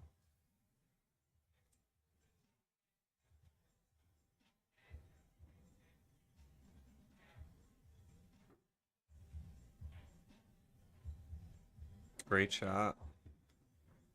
Very good. That's going to give Anne-Marie a good look at the 9.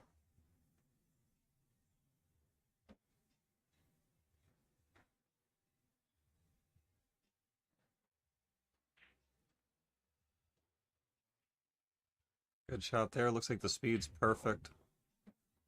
Great speed. That was perfect.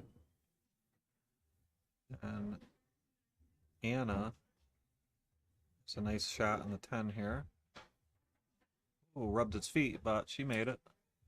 That's going to put Diamond Squad on the board first, 1-0.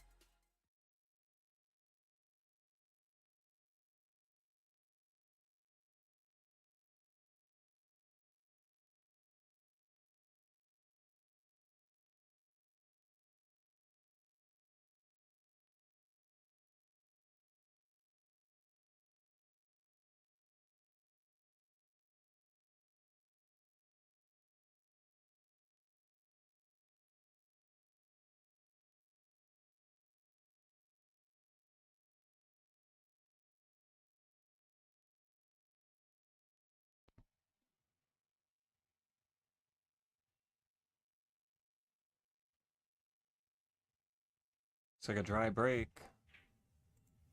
And that 10 ball is pretty close to that side pocket there, so players are going to have to be wary of that. No good opening look at the 1. I would assume Anna is going to play a safe here. She could maybe play the 1 in the side off the 10, but I don't know. I don't know how much it's worth going in on with the 2 ball being where it's at. I think we're going to see safety. Yeah. And she didn't block her, but she left along a lot of distance and tough shot with not much to do on the 2 ball either. The 9 and 6 look to be blocking both bottom corners for the 2.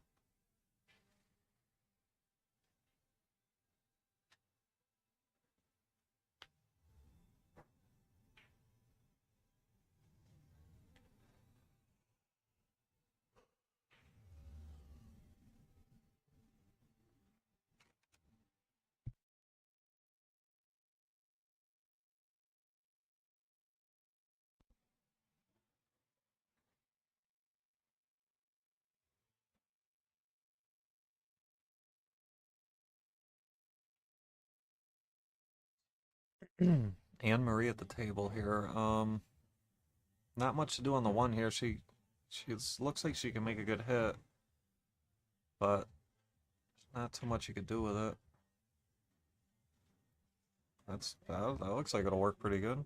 I think. I don't think it looks like the 3's in the way.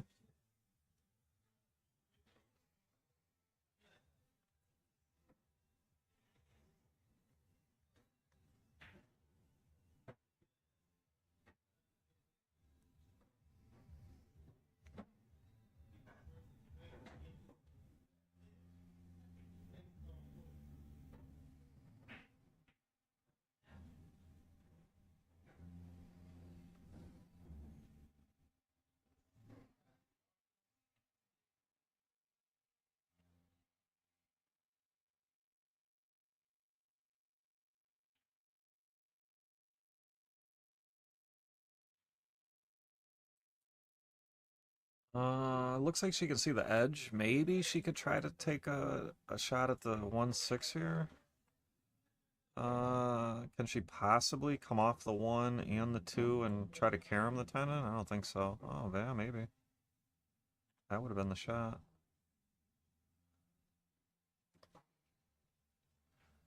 Renee, what is Renee gonna do? She could bank the 1 this way and try to have the cue ball come this way. That looks pretty decent. Might have to put a bunch of inside English on it.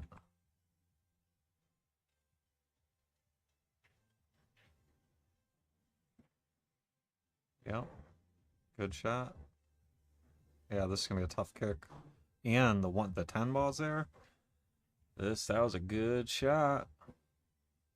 The only kick I'm seeing, I don't even know, with that 9 ball being there, is if you could do one of these. Maybe with some right hand English.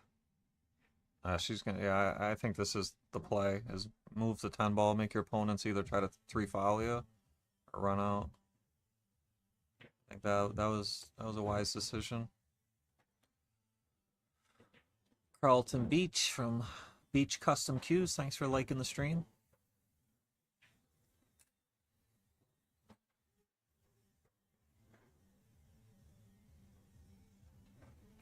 Alright, so Diamond Squad, I'm sorry, Q Queens, off and running here.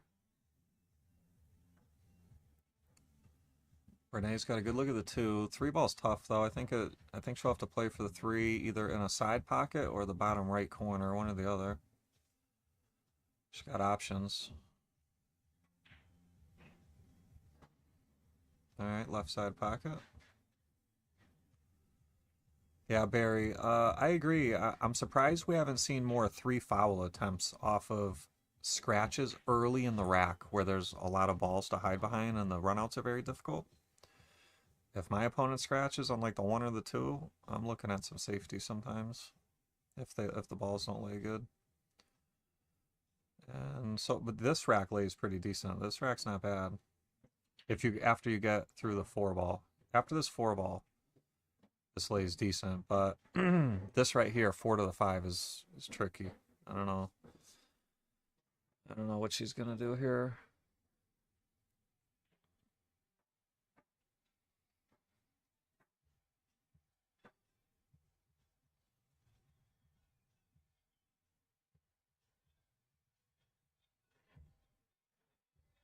That may work. I don't know. It's very thin on this 5. Yeah, that actually looks pretty doable. I mean, it's tough. It's not easy, but at least it's doable.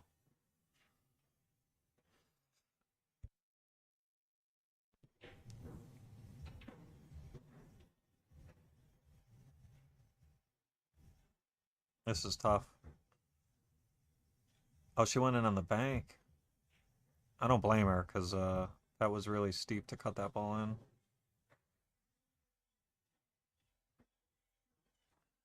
And now, same thing here. I don't know if, I don't, can she see it? I mean, can she make it? It's tough. It's thin. It's basically just like what Mindy just had. So I don't know if Ann can make this one. Yeah, she called it. She's gonna try it out. I don't blame her. It's gonna be tough to control the cue ball here. It's probably gonna be running pretty fast. Oh, wow. I didn't even think that was, wow, she must have really hit that then. Didn't even look like that was gonna be possible. Alright, so now Renee and Mindy with a chance here. Ball in hand. 5 balls on the table, but the 8-9's a little goofy. But with the 7 right there, it's okay. Oh, she got an angle though. She needed to leave Mindy straight. But Mindy could cut the 7 in and go back and forth. It's okay. She could cut the 7 in and have the cue ball go back and forth anywhere on the left side of the table. Now you want to stay low, down table, because you don't want to leave a super steep cut on the 8. Okay, so she played for her partner for the 8-9 combo, which actually lays pretty good. I don't know why I didn't even think of that. Probably because I hate combos with a passion.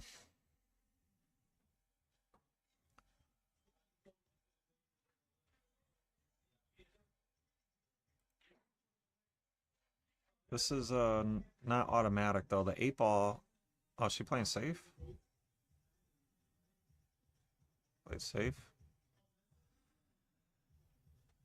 She left a real thin cut bottom right. I mean, it's tough. I think we're gonna see Anne-Marie try to play safe on the 9. You know, shoot the 8 that way. Just try to leave your cue ball somewhere in there. I have to put a little inside English on it. Oof, just leaked out. And Mindy, I believe, is coming up now. Should have a pretty good cross-side bank here if she's feeling aggressive. She's been hitting the ball pretty good all day, too, so I don't blame her if she goes in on this bank. If she makes it, they should run out. Okay. Unless she double banks. That doesn't count as making it. Now, this should be Anne's option. And it is mighty thin. This is one of those cuts where if you were to miss it, the 9 typically hangs up, stays right by the hole, and you lose the rack. This is usually a do or die shot. Renee could play safe. I mean, you could bank this 9 up table and just leave the cue ball there and pray it doesn't go in front of the side. I mean, you could bank it all the way up in front of the 10, but I don't like that because I'm very unlucky. I'll leave like a frozen 9-10 combo. She could even try to bank it up table. It's a little touchy, though. Your speed's got to be really good. I'm not in love with that one. She could raise or thin it and come this way and try to make sure the 9 doesn't go farther than like there. I mean, maybe it could go a little farther. Barry says play the 10. I don't know how. Maybe he's talking this way with the cue ball. That's a little wild for my liking.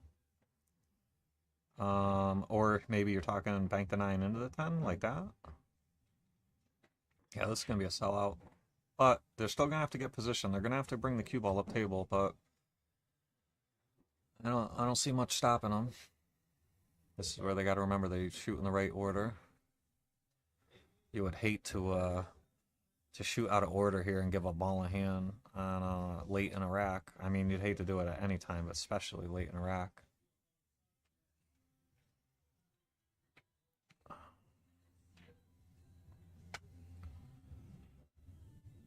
What's the chat think? Who you guys got winning this? The overall team event or the match? What are you guys thinking out there? We've seen a lot of pool today, and almost every single set has been hill.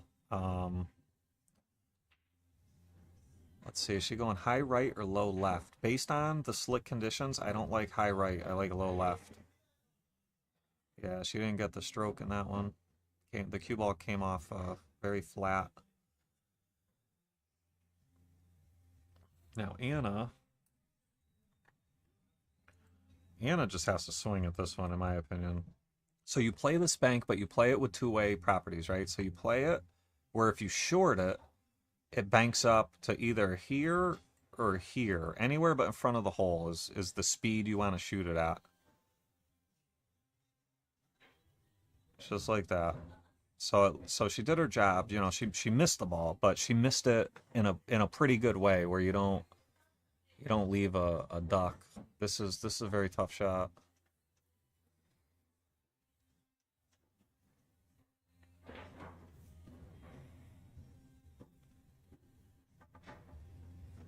So Mindy just wants to cinch this one, but I mean, it's very difficult. There is, if you were to put a little right hand English on, there's a scratch on the side. That shouldn't be a thing, but oh, she went with the bank. Yeah, I don't blame her. It was tough. At least with the bank, it's not a do or die shot. If you cut that 10 down the rail in the bottom left, it's do or die. If you miss it, it's most likely hanging and giving up the rack like 90% of the time. The only way you get away with it is if you miss the pocket and hit the bottom rail and it comes back up. You overcut it. It looked like I looked away real quick. It looked like she called the bottom left. She does have an option to also bank in the bottom right. Wow. Wow, that was pretty cold. She makes a great shot on the 10. I mean, this is a very steep cut and just finds the drink. That's rough. But not if you're Q Queens. You're loving that. Renee's taking ball in hand. She's loving this.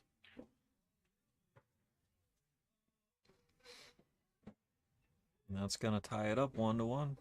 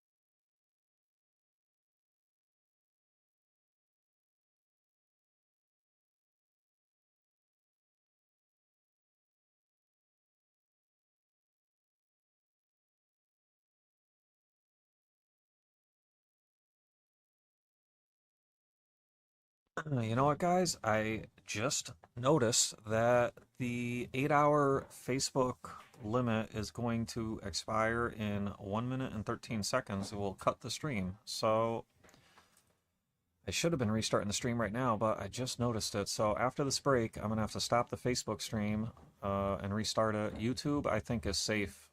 I'm not sure, but the Facebook one, I know for sure I'm going to have to restart after this break. So look for part 2. Be right back. Actually, you know what? I'm going to let it just cap out at the 8, because maybe they changed it, and I don't know. Maybe it's 10 hours. Maybe it's 12 now. Probably not. But why stop it? If it dies in a minute, it'll be right back up. Let's test the limit. I haven't tested it in a long time. We're going to push the limits here. And I'll get to see if Facebook's on 8 hours as well.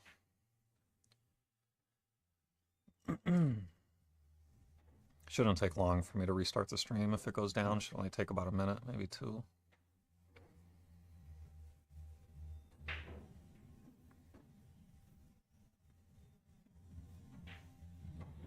Yeah, Steven, you hear me.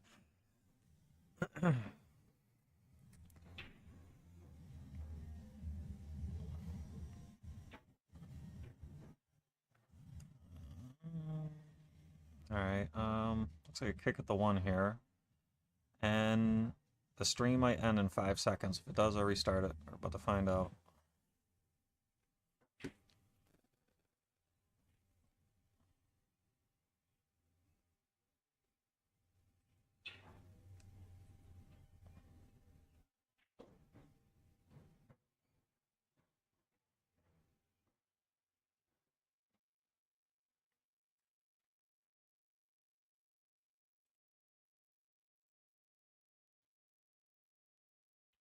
Oh man, what? Oh, I see. Okay, false alarm. We got 10 minutes until it dies. I was looking at the wrong clock. So we'll see what happens when we get there. Yeah, you know what? I'll just restart it at the end of this rack. That makes the most sense. Then you guys don't miss much. So, great shot there. Got the most out of that. That was a nice smooth stroke.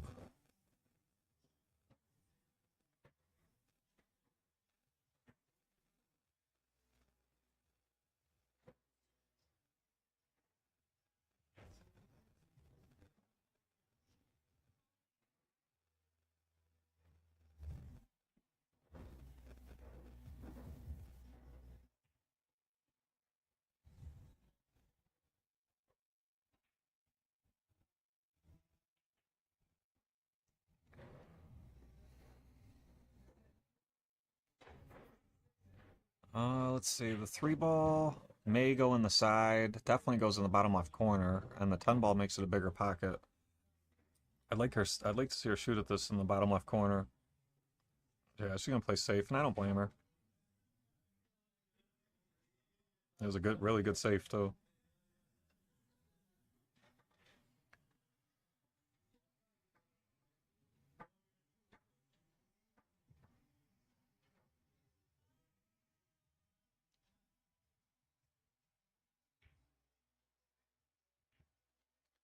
What did I miss, Stephen Smith?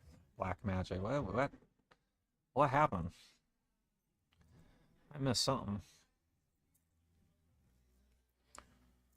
Alright, so Anne Marie here. Looks like she can see the 3. I don't know. She'd like to just try to play safe by the 4. It's a little risky though, because there might be a kick at the 3, 6, 10 next. She's got to be careful here with that 10 ball so close to the hole. She doesn't want to set up a 3 ball combo. Alright, so she is going to sell out a look on the 3. Oh, I got you, Steven. I know what you're saying. Barry, if you're still here, they have cell phone chargers behind the bar, if that helps you out at all. They have like the universal ones that whatever you have, they can take care of.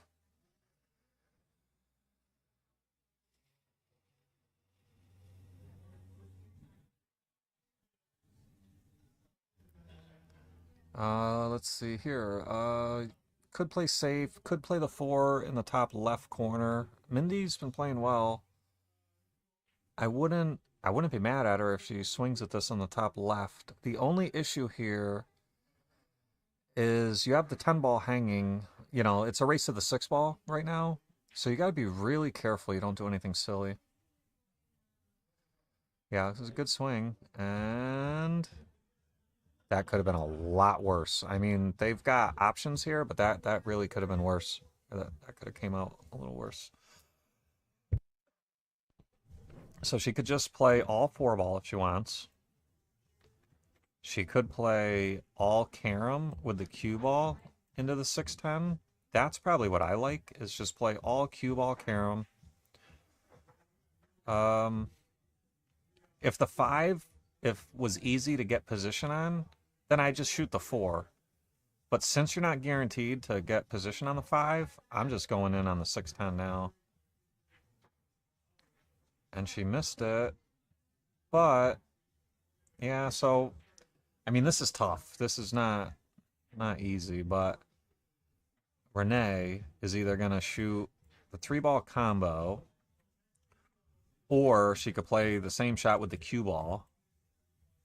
I personally like to play these more with the cue ball if I can, because it's harder to sell out if you play it with the cue ball. If you play it with the object ball and miss, it's very easy to give up a combo afterward, you know, like a 4-10 combo next.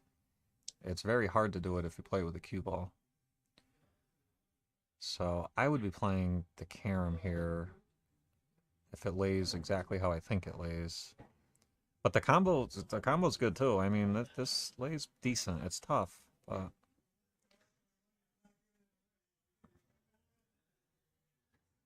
and yeah, this is what do you do here? It doesn't look like the 4 goes clean. Looks like the 6 is in the way. Doesn't look like you can play the 4-10 because of the same 6 ball. You could back cut the 4. Back cut the 4, but your cue ball's running wild. I don't see any no-brainer safes. Oh, you know what the move? This is the move. You go off this side of the 4 about half a ball, and you nuzzle in over here. That's what you do. You play all safe with the cue ball. I mean, you could play fancy 3-railers too, but yeah, she didn't call that, so that's going to go over to Mindy, I believe. Yep. And I'll tell you, this lays pretty good. You know, she's got to just cinch this ball, top left corner, and let Renee come up and shoot the 6-10. But you can't get ahead of yourself. Got to pocket this ball.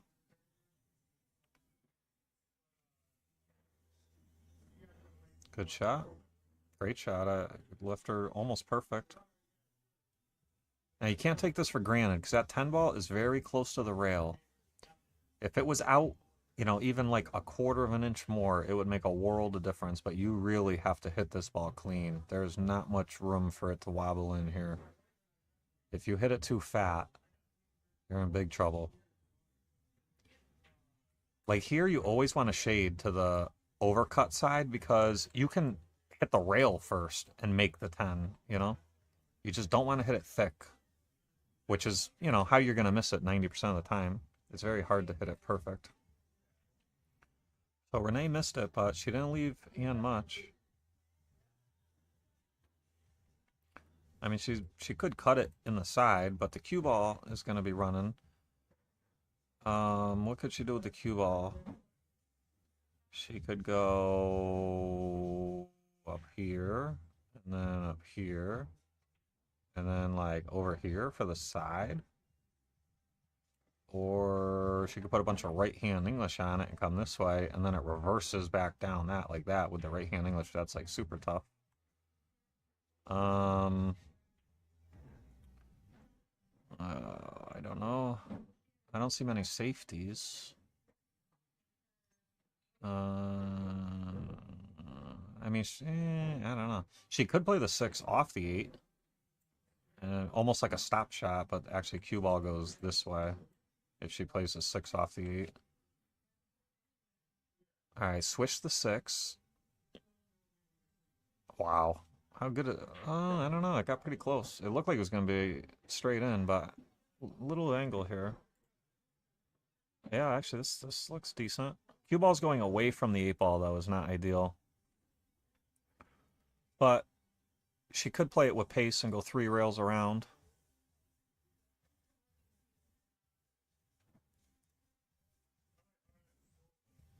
Oh, too soft. Yeah, good shot, but I'm not in love with that. Shooting it at that speed. I mean, all tables roll off. I don't care if it's Matchroom, Ultimate, I don't care who it is. All tables can get you with a roll, you know? So I really don't like slow rolling that ball. She might, for all we know, she could have hit it absolutely perfect and the table got her, you know? That's, you really don't want to like slow roll a ball unless you absolutely have to. You get a lot of skids when you slow roll.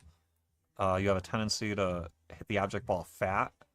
So if you're going to really slow roll, like half a ball cut in the side, you want to aim to overcut it just a hair.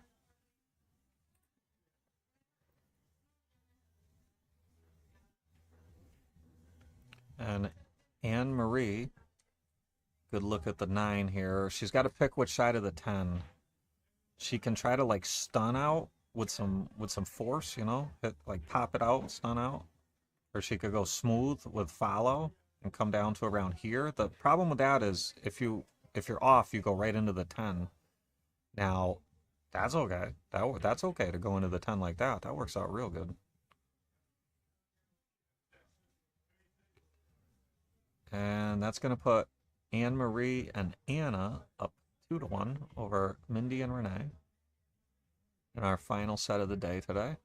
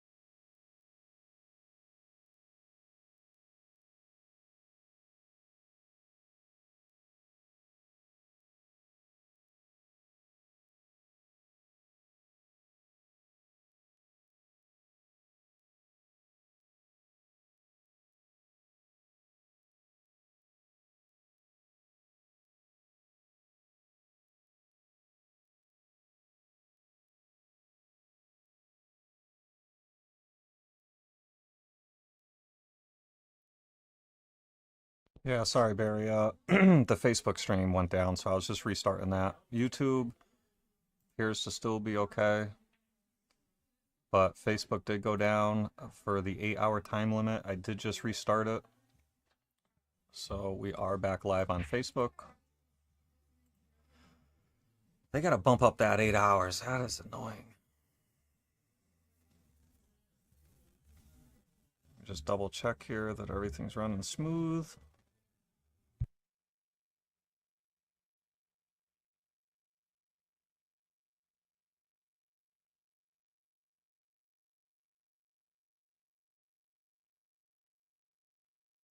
All right, we're all good. Facebook's back live. Everything's good. Back to the action. Diamond Squad up 3-2 on the day, race to 7. And they're up 2-1 in this match, race to 5. And Anna or Anne Marie is going to come up with ball in hand.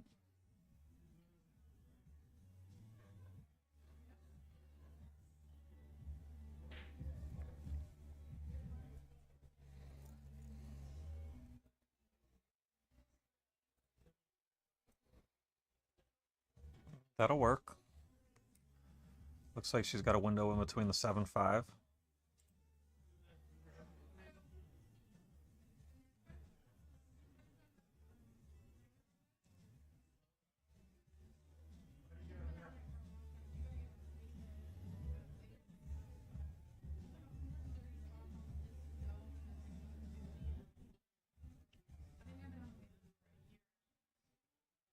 The 4-ball is going to be... Oh, wow. Yikes. That 4-ball's tricky, though. Doesn't go in the bottom left. The 9's blocking it. Doesn't appear to go in the side. I mean, it does go on the left side, but it's hard to get position for it. Goes in the top left corner after the 3-ball's removed. That's probably the best pocket. See, right here is where I'm surprised we haven't seen people ever try to get their opponent on 3 fouls. They're on 1.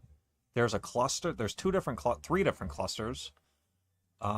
If I'm Renee, I'm looking to play safe behind the 7. You could even put the 3 in a good spot for a 3-10 combo next. Just running out here is just too tough. I mean, you can do it, but it's just tough. Like, especially where that 4-ball is. I'd like to see Mindy. I don't know if you can. It's some form of stop shot safe. You stop shot, leave the leave the cue ball behind the 6. But you got to be careful you don't bank the 4 in. You got to do what you got to do here. Yeah, I think she saw that and said, well, let me just try to make the ball and try to run out. And not a bad leave.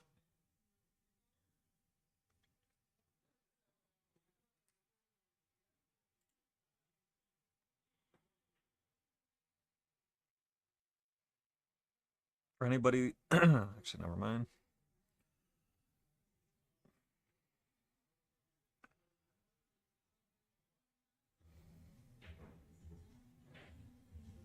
Oh boy. Ooh, just held up. Now, are we going to see maybe a little bump? Oops, wrong screen. Maybe a little bump this way. Try to plant that cue ball right in between the rail and the 8. That would lay pretty good. Good shot.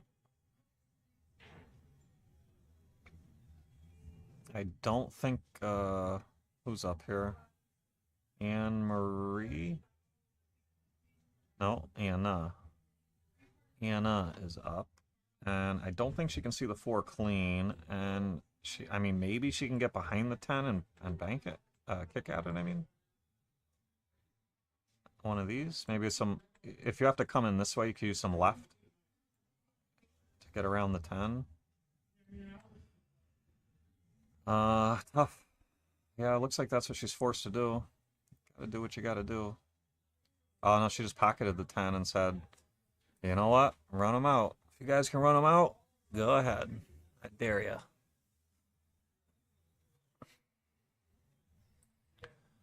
You definitely don't want to, especially in a race to 5. I mean, you really don't want to give up any easy racks, you know, like short rack combos and stuff like that. That can really hurt you. Short rack combos and hanging like, you know, 8, 9, 10. Those are killers in a race to 5. You may get away with one of them, but you'll very, very, very rarely get away with 2 of them. 2 of those mistakes. One set. I'm not sure. I think she was trying to come down a little farther for the 6 on the side. Mindy could play the 6-9 combo, but it's a little touchy. You got to get around the 8. You got to hope the 6 doesn't go to like the bottom rail or something. I mean, I think you have to shoot it, but it's tough. Wow, I can't believe that 9 didn't go. I looked away at the cue ball because I thought she hit it so good that it was going in. So Anne-Marie has got a good looking start here with the 6-9 combination. You got to be careful you don't hit this too firm and let the 6 roll in through the 9. You need it to hang. Ooh, she hit it on the high side too, and 6 ball went high, cue ball went low. And that's trouble. She could bank it bottom right. I think the safe is the move here. You could try to use the 8 ball. You could go all the way up table and use the 7. Either way, I think you got to bring your cue ball up table here. Yeah, like that. So she could have stayed short and used the 8, or she could have went far up and used the 7. She had options there. She kind of went in between, where she went beyond the 8, but before the 7. And Renee with a similar type of safe. Those are very, very effective shots. You'll see them come up all the time. You should really practice them, because they are going to come up almost, you know, every set you play. Like, that safe's pretty much coming up one way or another, a variation of it. So it looks like a little kick shot here. Now this one I might just kick one rail right at. Steve, thanks for liking the stream. Makes a good hit and pretty good leave. This is not much you can do here. You could slice it in. You could slice it. Cue ball's running wild. Maybe into the 8, and who knows where it goes after that. Yeah, I think a safe like this is probably the move. If she had left the 6 in this area below the side, it would have been a little stronger. But she did leave a difficult shot. I mean, this is no hanger. The problem is, though, the Ann just has to really focus on making the ball. The position should be built in, like, automatic. Pretty much, yeah. She pockets the ball and gets pretty good shape.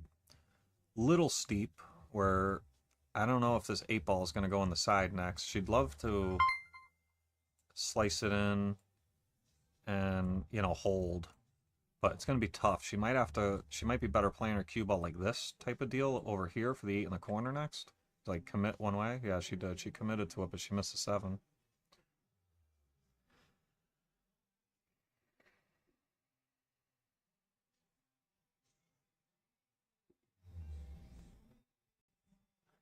Leanne, thanks for the stars. I appreciate you. Thanks for doing some commentary earlier, too. That was very appreciated. Helps me take a break, like halfway through, get something to eat. Stretch my legs a little bit. You guys did a great job. Thank you very much. So Anne doesn't have much here. Not Anne, I'm sorry, Anna. I knew that was going to get me. I think that was the first time it got me this set. Ronnie, thanks for liking the stream. So Anna, looks like did she call the bank bottom right? Is that what she pointed at? I looked away. Tough shot here. Wow. I'll hit that pretty clean. Yeah, I got it. That was a pretty unlucky little bump there. It looked like the cue ball was going to be headed down to the bottom rail. Yeah, Leanne. And Anne-Marie was all hesitant to commentate, but she seemed to have a good time. I didn't think she was going to get in there. I thought she was going to say no. She was pretty close to we convinced her. That's all that matters. Mindy has a good looking shot at the 8 in the bottom left here. I think cue ball, you're going to have to play out to the rail and back out, you know, somewhere over here for the 10 in the bottom right next. You could try to hold for the others. Yeah, that's the way to go. And got a nice bump there. Great shot. And Renee looking to make this 2-2.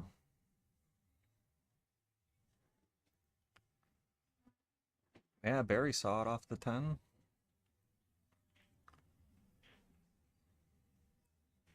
And just like that, we're headed up, all knotted up, I'm sorry, 2-2.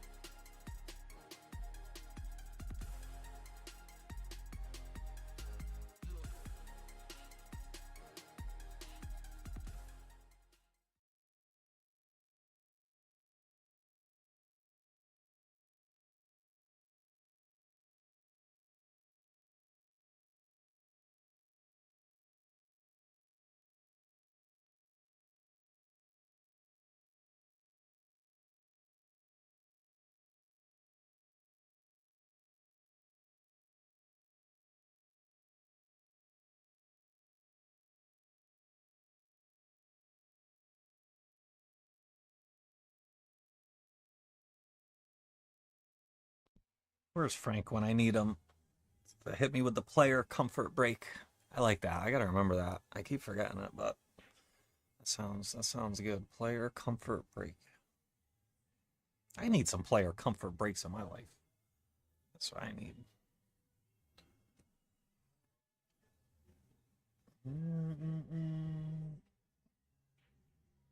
Good crowd down here tonight at Rax. Come on down. We got some gamblers in the room. We got fans and spectators. We got players. We got whatever you're looking for. It's pretty much down here tonight.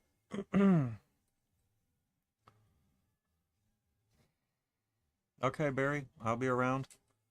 I am not going to hang out too much after this is over. I've got a headache that's bugging me, and I got to be here early tomorrow, but I'll probably hang out for maybe an hour after it's over with. Unwind a little bit. There's a couple fish over on that 9-foot diamond. I got to go bark at a little bit, as Frank's dog would say.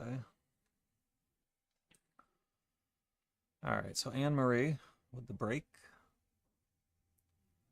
Let's see what we got. Hit him square. Is the four-railer going? Hey, the four-railer on the 2. Not a good look on the 1, though. I'm going to have to do a score recap after today, because I feel like every set except for 1, maybe second set, maybe. I feel like every set's been hill except for, I want to say maybe the second set or the third set. I don't remember. A lot of pool today. But every set has been pretty much hill and super suspenseful.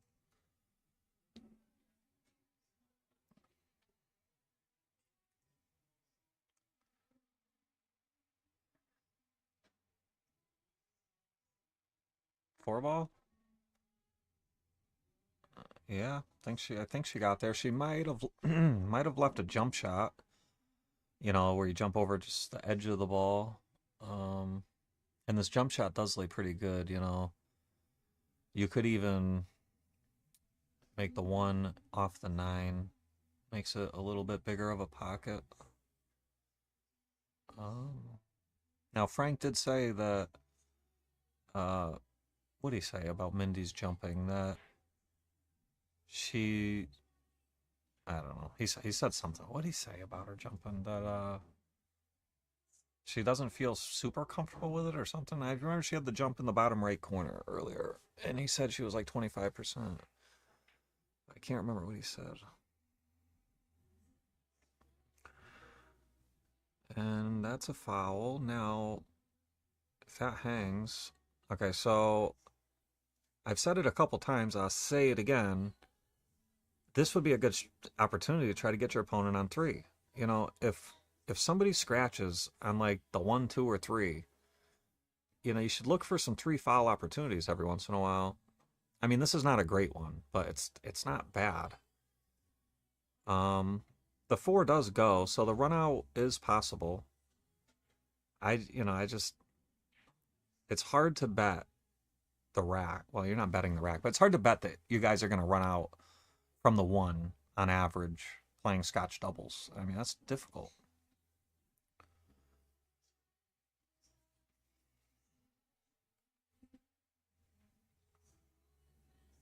So Anna, she's got to look at the 3, but this 4 ball is a little goofy here. I mean, it looks like it goes, but you got to be careful with the 9. I think she played all safe there. She was trying to get that. Or maybe she was trying to make it and just leave a back cut on the 4. I'm not sure. It was kind of in between.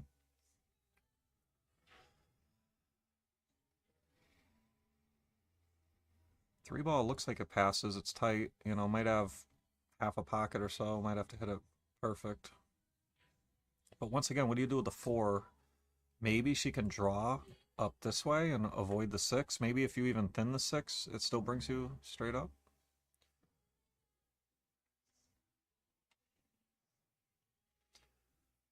Now that should be opponent option, and if she's hooked behind the 4, then yeah, okay, so they gave it back and it goes to the next player in order. So that would be Mindy, Renee's partner. Can she kick this way? I mean, good luck. It's tough. You got to get the Q out of the way. You got to not hit the 9. Yeah, there's nothing wrong with this, but, well, what is wrong with it is you might hit it and scratch. But, I mean, you got to do something. Yeah, so you gave it a good attempt. She favored the correct side of it. She wanted to hit our right side of the 4 to prevent the scratch.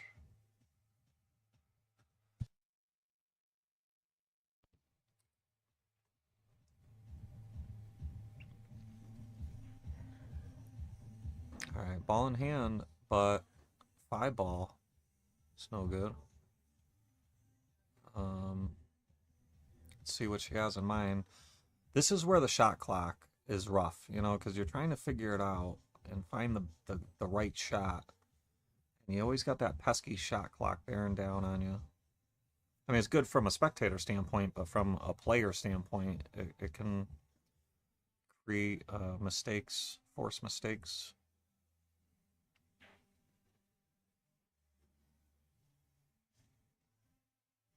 So I think she's telling her to go off the side of it and bring the cue ball down table here. Yeah, good shot. Hit that perfect.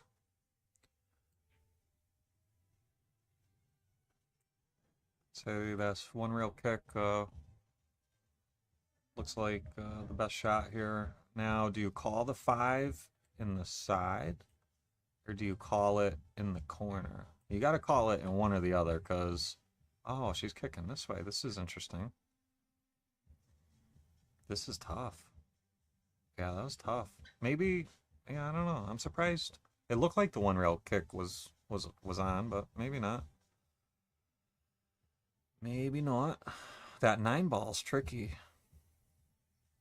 This 8, 9, 10 is not going to be easy. They're going to have to earn it. Even the 5, 6, 7, I mean, it's tricky moving the cue ball here.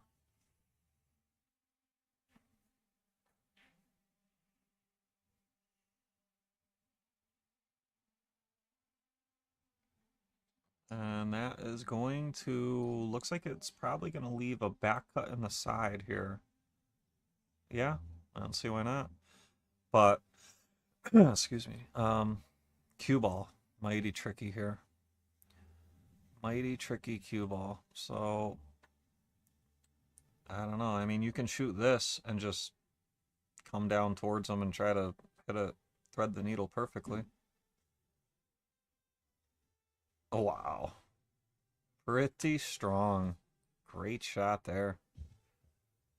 And Renee's going to love this. Is she going to draw back for the corner or the side?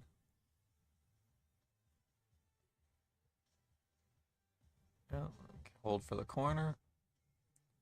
Nothing wrong with that. Now, 8 to the 9 is going to be a little challenging. Yeah, it's not going to be easy.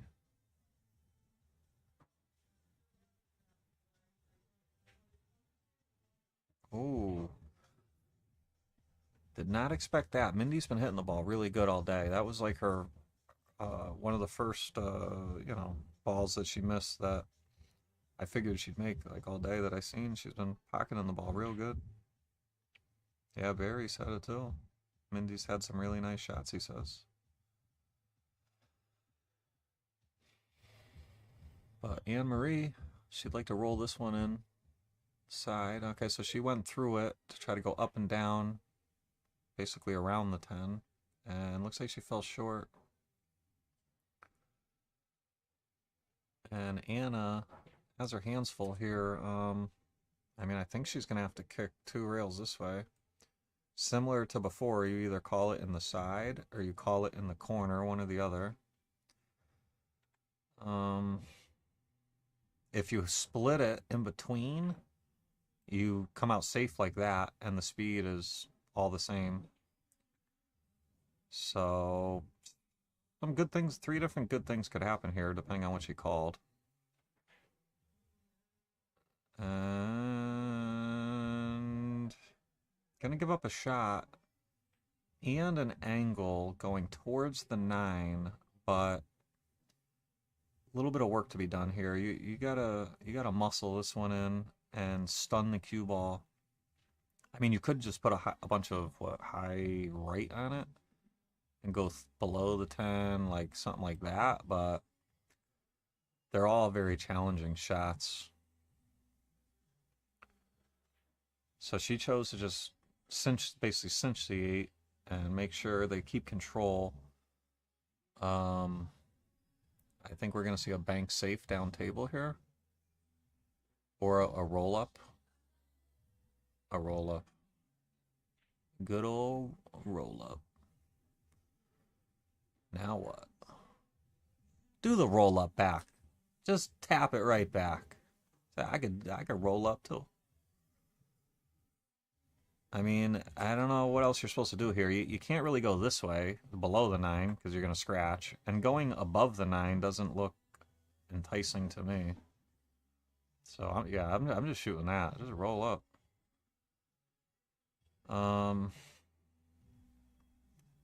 You know what? Probably going to shoot the same shot here.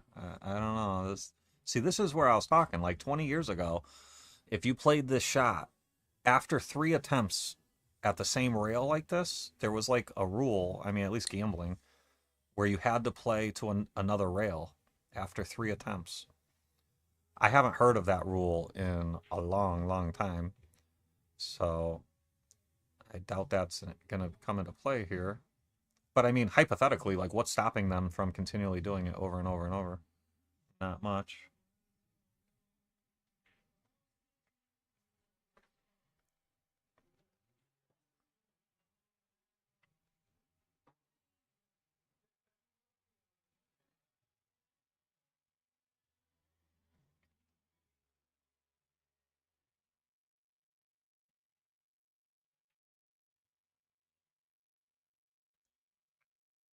So, shot clock's got to be bearing down on her, so she better hurry up. Maybe she called her extension.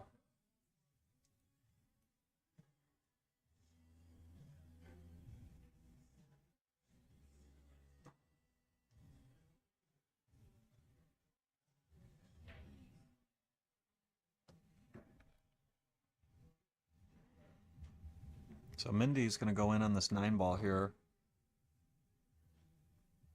And I don't blame her. I mean, you got to shoot at this one. It's tough, though. You got to hit this one clean. And, I mean, she hit it really good. It just left the rail just enough to bobble it. And Anne-Marie has a good look at the 9 now.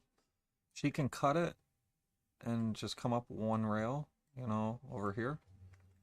She could also cut it and go up and down.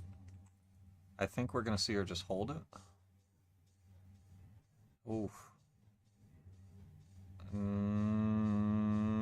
Wow. Huh.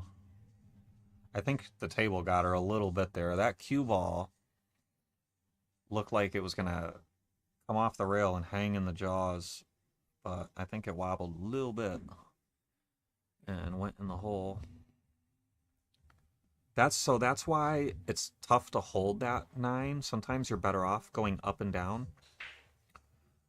You can, you know, drive the ball where you want it rather than kind of be at the mercy of holding it.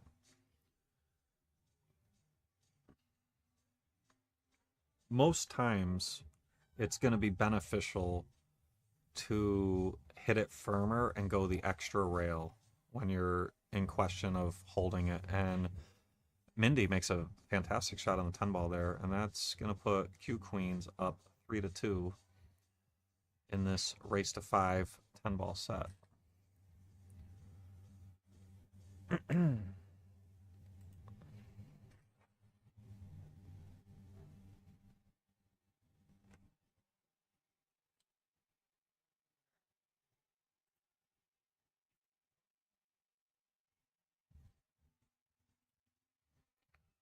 So there's a little look at what we have coming up tomorrow, which will be starting with match number 7, singles 9 ball, Erica versus Sarah. And as you can see, wait a minute, this isn't even this year's, this is from last year's. What am I doing? How did that even get in there? That last year's is still in there. Yeah, false alarm, false alarm. How did that even happen now? Now I gotta see. Oh, that was, okay, I see what happened. That was just the wrong one. My bad, chat.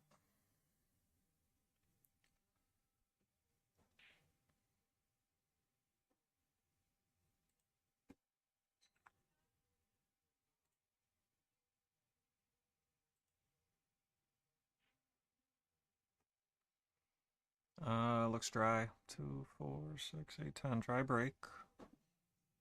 Look at the 1. Pretty tough. You can play safe behind the 2. You can bank the 1. Try to bring a cue ball behind the 2. I like this one more. You go to the right side of the 1, and you come down this way. And she missed, but she didn't give much up. It's going to be a look at the top right. And yeah, that's it. She would have liked to have been able to shoot the combo, but it looks like the 10 ball is blocking that.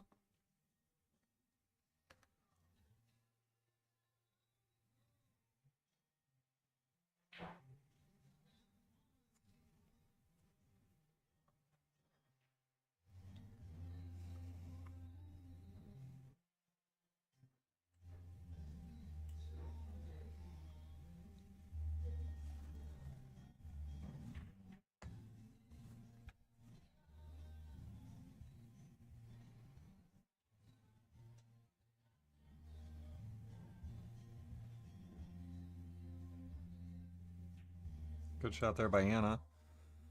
Pocketed the ball, and she had to hold, so she didn't stitch Anne-Marie behind the 310. She hit that good. Now Anne-Marie has to call the 2 or the 5 here.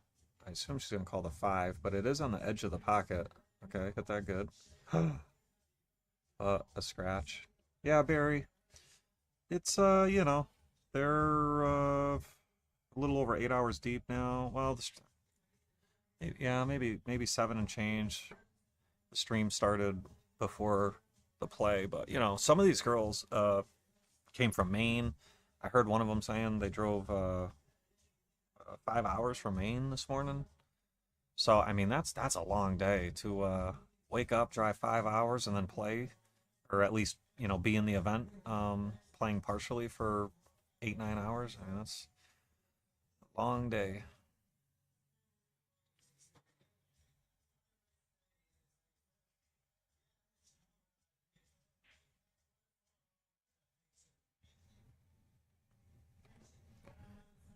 And Mindy and Renee, these balls lay pretty good here.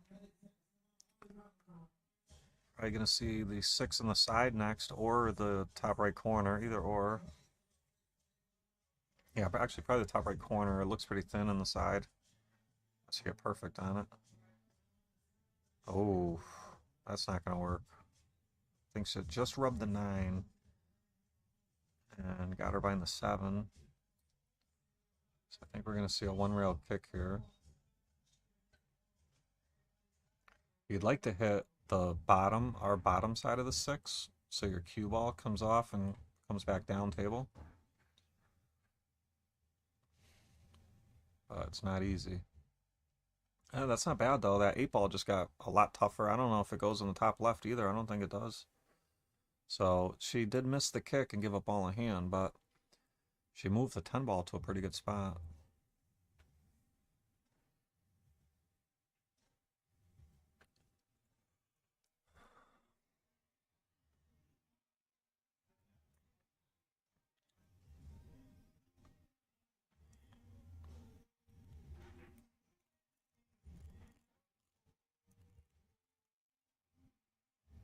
Alright, so this 8 ball is going to be tricky. I think she's purposely leaving her an angle here to try to pocket the 7 bottom right and try to bring the cue ball this way, like into the 10 or into the 8. It's a little straight. I think she wanted more of an angle. So I think now she's telling her, just pocket the 7, bring your cue ball like over here, and then play the safe, where you leave the cue ball here and you shoot the 8 up table and use the 10 as a blocker. And that still works. That's okay. So now shoot the 8 this way, and you let your cue ball roll up behind the 10.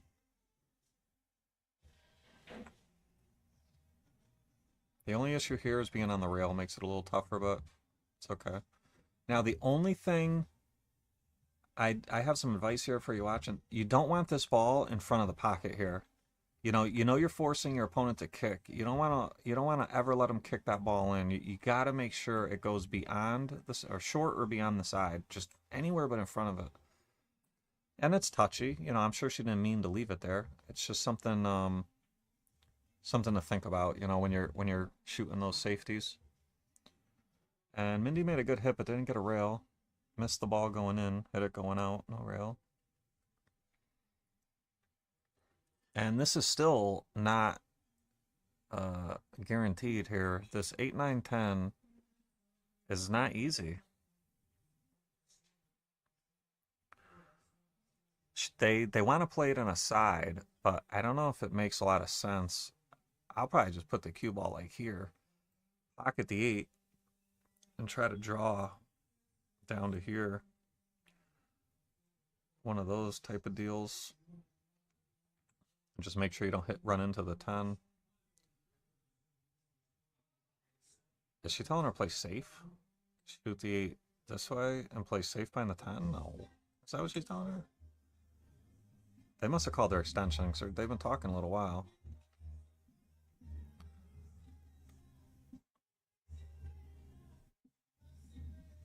Okay, so I think she's just going to pocket the 8 and try to bring the cue ball down without hitting the 10.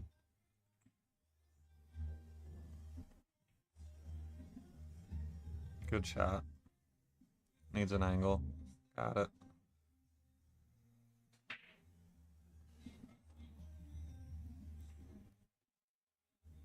Now, better know what you're doing with the cue ball here. This is similar to the shot earlier where you could hold it or you could go up and down. You're probably better off going up and down and committing here.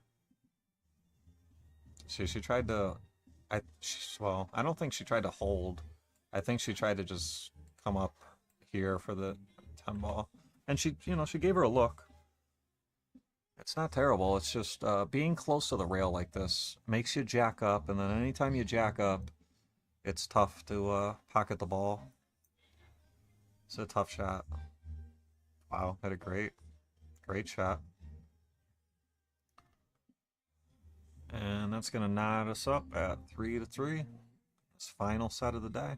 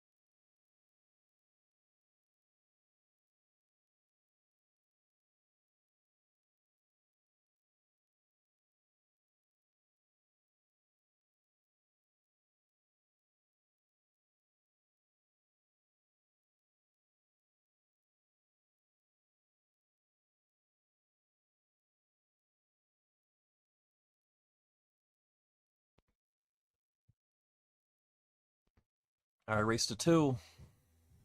Race to 2 for the point. Who you got? We've seen mostly dry breaks in 10 balls so far. We're seeing only the 4-railer go in sometimes, just like that. That 4-railer almost went in. Mainly the 2 balls behind the 1 going to their respective side pockets. Usually that's the bread and butter, the balls you really want to make in 10 ball, but it's just weird how some tables or some racks or whatever, they just always go short. The 9-foot diamond here at racks, Lucas and Alex Bosch played a race to 21 in 10 ball, and I believe there was zero break-in runs by a 750 and a 725 or whatever Alex is currently. 0 break-in runs in a race to 21. And it's not that they can't run balls. Obviously, they're great players. It's just, for whatever reason, in 10 ball, sometimes, whether it's the table, the rack, whatever, they just will not break good. I mean, oh, here's a good one for you. They have a 10 ball break and run contest Friday nights. And I've been drawn over 10 times in one night, like 3 different times. And I just break dry, they pull another ticket, I break dry, they pull another ticket, I break dry, they pull another ticket, I make the 1, I miss the 2, I get no money, they pull another ticket, I break dry. It's unbelievable. It's so frustrating. Unbelievable.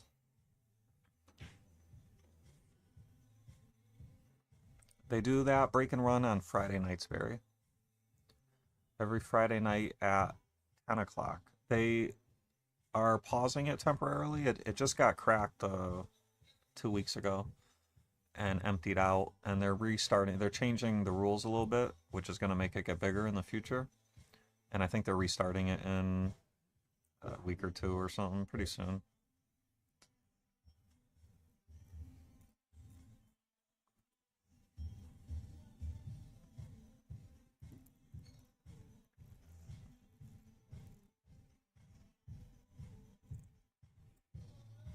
Oh, so, all right, this is what I'm talking about. Trying to get a 3 foul going on the 1 ball off of a scratch. That's what I'm talking about. That's what we gotta see more of. If I'm a coach, that's what I'm saying. You guys gotta play more safes. More safes early in the rack when they're already on 1. That's the key. Remember, they're on 1, giving you the cue ball. Unlike the 1, 2, or 3 ball. You play a good lockup safe, a ball in hand, they're on 2, and then you got to play what's usually the hard safe, the lockup safe on the 3rd one.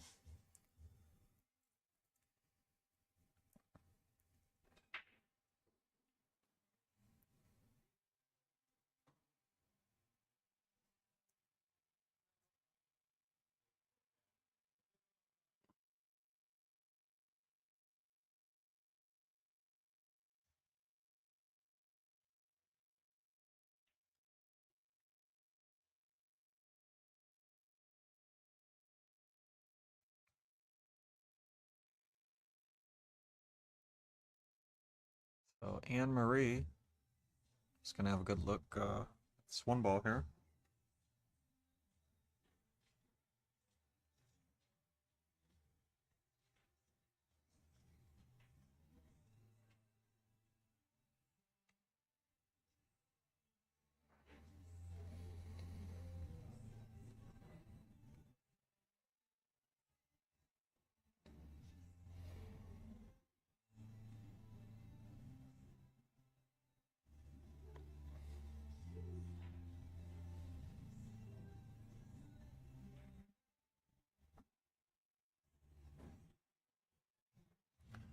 That bump on the 5 hurt. Now this 3 ball's tough. If the cue ball avoided the 5, it would have came out and been just about straight in on the 3 in the top left. But now with that bump, that introduced some problems for sure. The balls lay pretty decent here after the 3 ball though. 4, 5, 6, 7, 9, 10 play pretty good. 7 and the 9 might be a little challenging. And now the 7's moving. Now the 7's a lot easier. This is tough. 4 to the 5. You better buckle up and get a big draw stroke here or something. They might be able to cheat the pocket with some high left. That would be ideal. And go forward. Yeah, I think she can. I don't know. It's tough. It's tricky from this view. And it's easy to miss the ball because you kind of got to spin it in. Cheat a little. Yeah, like that. Now, this might be coming back. Yep. So, it is opponent option, and they should be giving this one back. So, it would go from Anna's shot to Anne Marie. I guess I gotta differentiate them with the Marie. Anne Marie. Yep, so they gave it back and it goes to Anne Marie's shot now.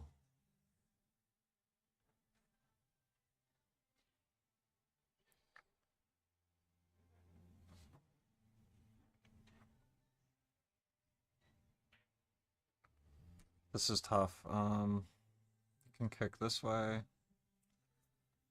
You can maybe kick in the window here. That's probably your best kick right here. Follow the line. You did not follow the line. You were close to following the line, but a little bit off. I mean, it was a tough kick. You're kicking, 6 feet up table, 4 feet down table. It's tough. So Renee comes to the table, ball in hand. Yeah, I like this. I like this. You could miss the 4 on the other side. It was very steep. This one you'll never miss.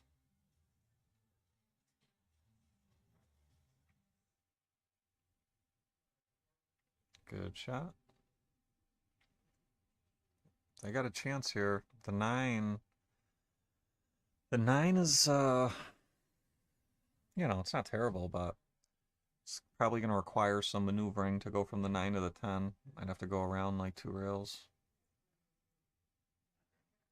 Depends where they get on the 7. And starting to get a little bit out of line. I mean, they're okay, but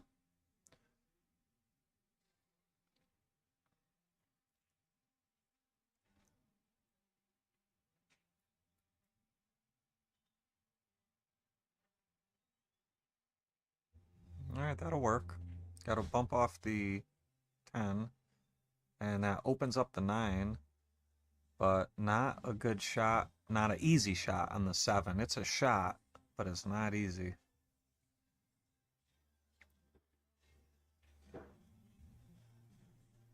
Yeah, she's going to shoot it, and it's the right shot. You got to shoot at this one, but it's tough. This is not an easy shot. You also have to guard against the scratch in the left side pocket. Maybe with a little inside or even outside, one or the other. She went with outside. And the outside English made her overcut the object ball. And Anna, she's got some options here. She can stay below the 10 or she can draw above it. I would probably just stay below it. I'd probably just pocket the 7 and just punch out to like right here. And then just take your cut on the 9. Play the 10 on the left side next. Oh, just a good shot, but just a little bit too much forward. That hurts a little bit.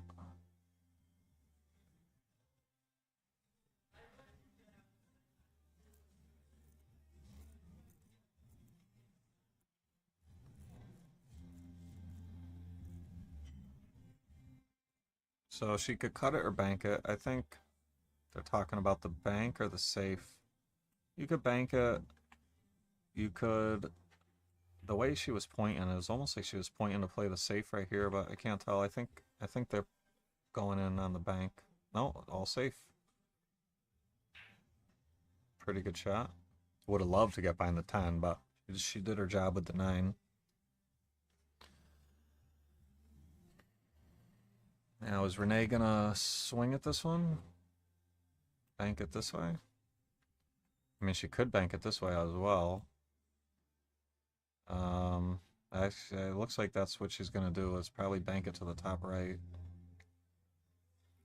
No, top left. I think I like the top left more. I don't know why, but I think I do. I think you might get away with it more top left. Yeah, good speed. As long as it don't... Oh, no. Good speed. Good shot.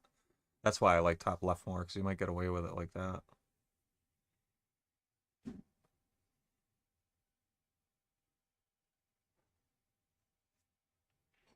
So, do you bank it cross-side? Do you go in on this one, or do you play safe?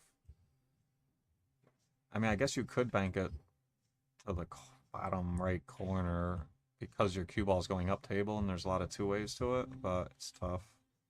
You could play all-out safe. Just play the 9 to the bottom rail and bring the cue ball up table. That's not what she wanted. So I think she wanted to bank the 9 basically to the rail and try to use the 10 or just leave rail to rail. Looks like Mindy has a good shot on the 9 in the side. I don't think she can roll and hold. I think she's going to have to purposely go up and down. Basically just a little bit of high English, or you could put some right on it if you want. Not bad, pretty good. Definitely no duck, but it's a decent look. Just a little bit of distance to it, a little bit of angle. You can use draw, you can use follow. I probably draw this one. It's just my preference.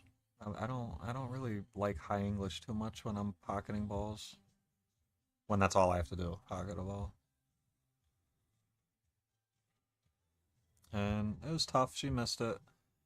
And that's going to bring Anne-Marie to the table. And this is no gimme as well, but pretty good look. Stretching a little bit. But makes a good shot. That's going to put Anna and Anne-Marie on the hill, 4-3. Final set of the day.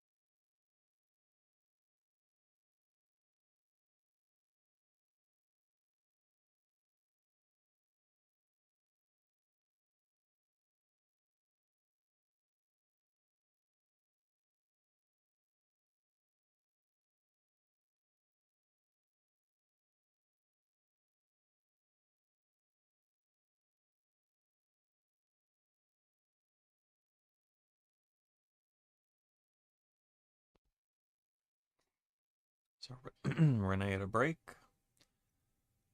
And her and Mindy are trailing 4-3. Really want to get this point, try to tie up the overall team score. Diamond Squad really wants this point to try to have a comfortable 4-2 lead going into tomorrow. They would love that.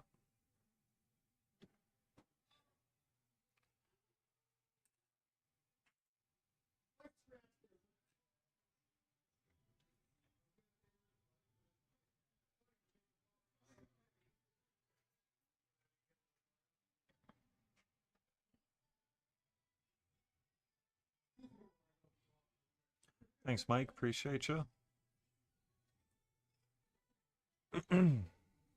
So, opening push here. And looks like the 2 ball's tied up with the 4. 1 ball. That 8 ball might have a look in the top right. Might be a combo in play here. Mindy's looking at it. She's calling it. Looks like it lays pretty good.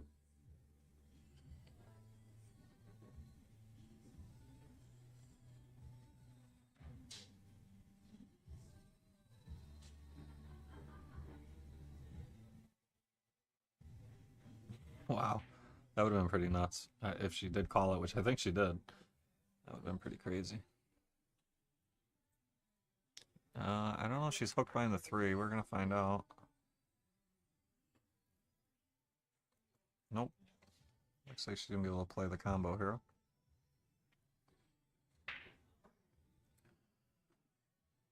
Yeah, no big deal because 2 ball is no good.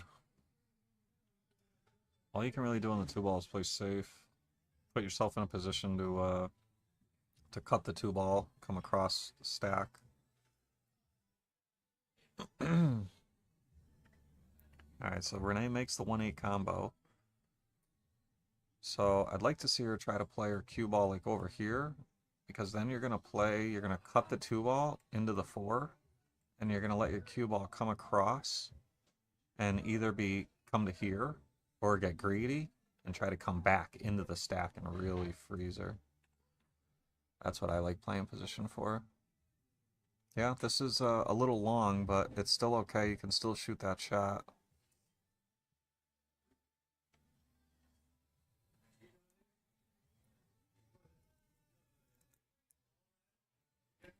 I don't see much else. Nothing's really jumping out at me. Just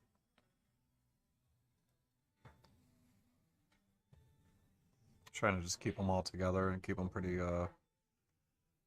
clustered up. There is a cross-side bank here.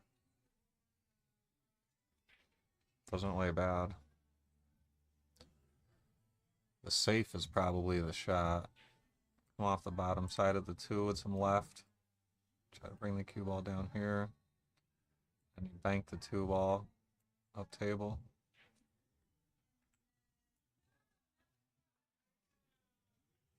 She went in on the bank, missed it. Hit it pretty good, but missed it. And is going to sell out a shot in the side next.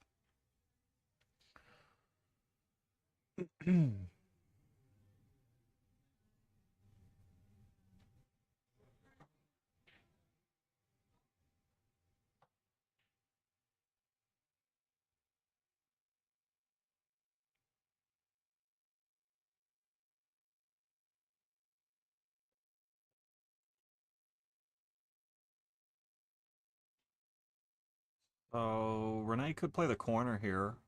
I think she's supposed to play the corner here. I mean, maybe she can roll the 3 in and hold for the 4. And the other question is, does the 5 pass the 10 into the bottom right corner? I think it does, but it's pretty close.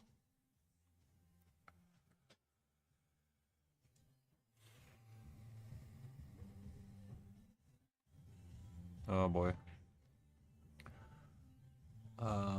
Problems now.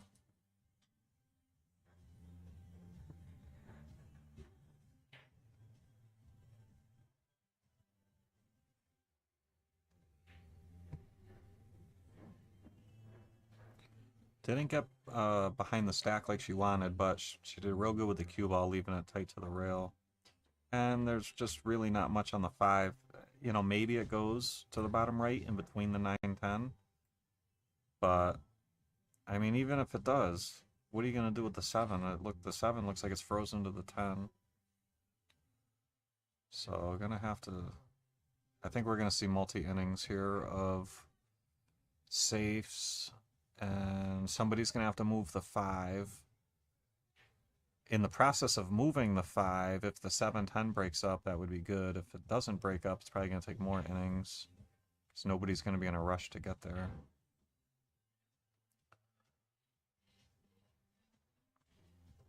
All right, so this is the first chapter here. So is the 7-10 going to move here is the question. I don't think the 5 goes, but it might. I don't think so.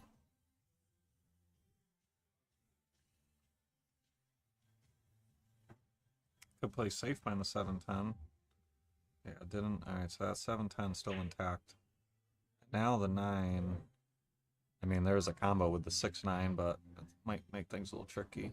Boy, you better be careful moving these. There's a rule where if you move 2 or more balls, it's a loss of rack. Now, I don't know if anybody would call it on you moving the rack like this, but I don't know. Pretty risky. And there's a shot clock, too, so you can't really pause and be like, hey, what do we do here? I mean, they probably would pause the shot clock and remove the rack if requested, but I think you're better off just leaving it alone right here. Okay, so I'll tell you what.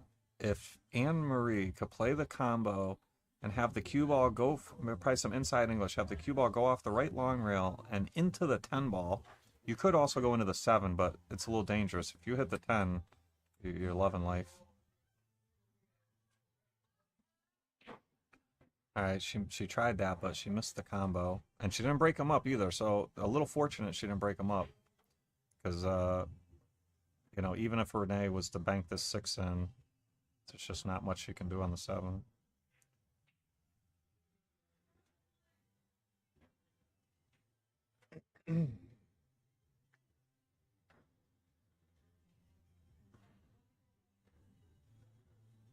Oh, Anna, that's right.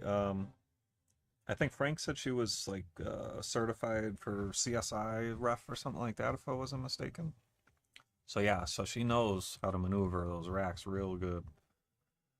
And you could tell about her training of being a ref because you could tell she was super conscious of it. Like right when she was thinking about moving it, she instantly was like, you know what? Never mind. All right, so ball in hand was much needed here. You could put the cue ball here, maybe a little bit more to the right, like here. Pocket the 6, and go into the 7 or into the 10. I'm not sure what this plan is. Huh? What am I missing here? I'm very surprised at that.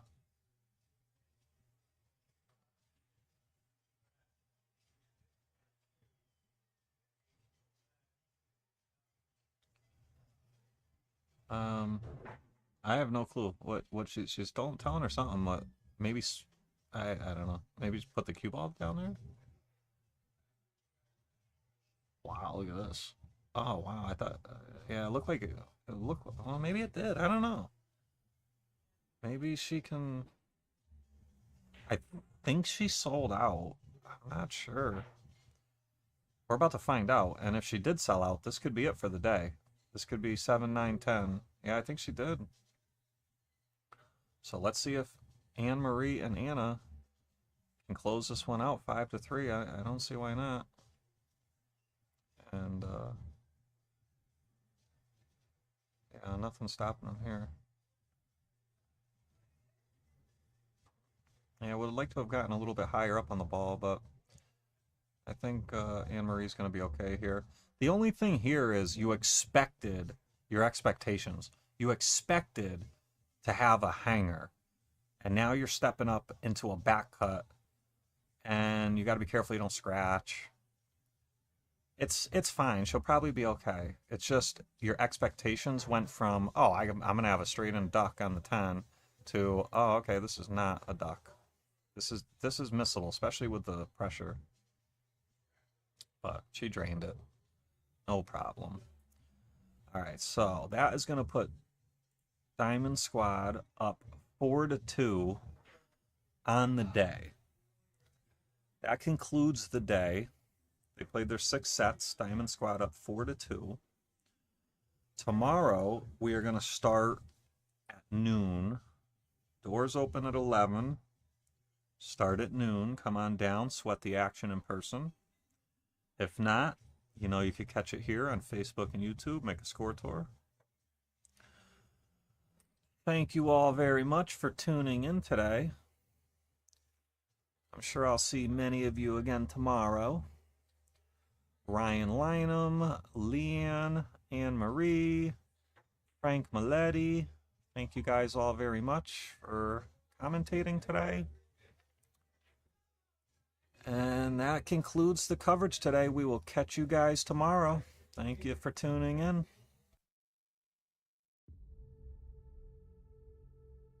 For many times I was laughed at and not believed in, but it was still a kid with a dream and a belief in himself. I feel I still have room to improve.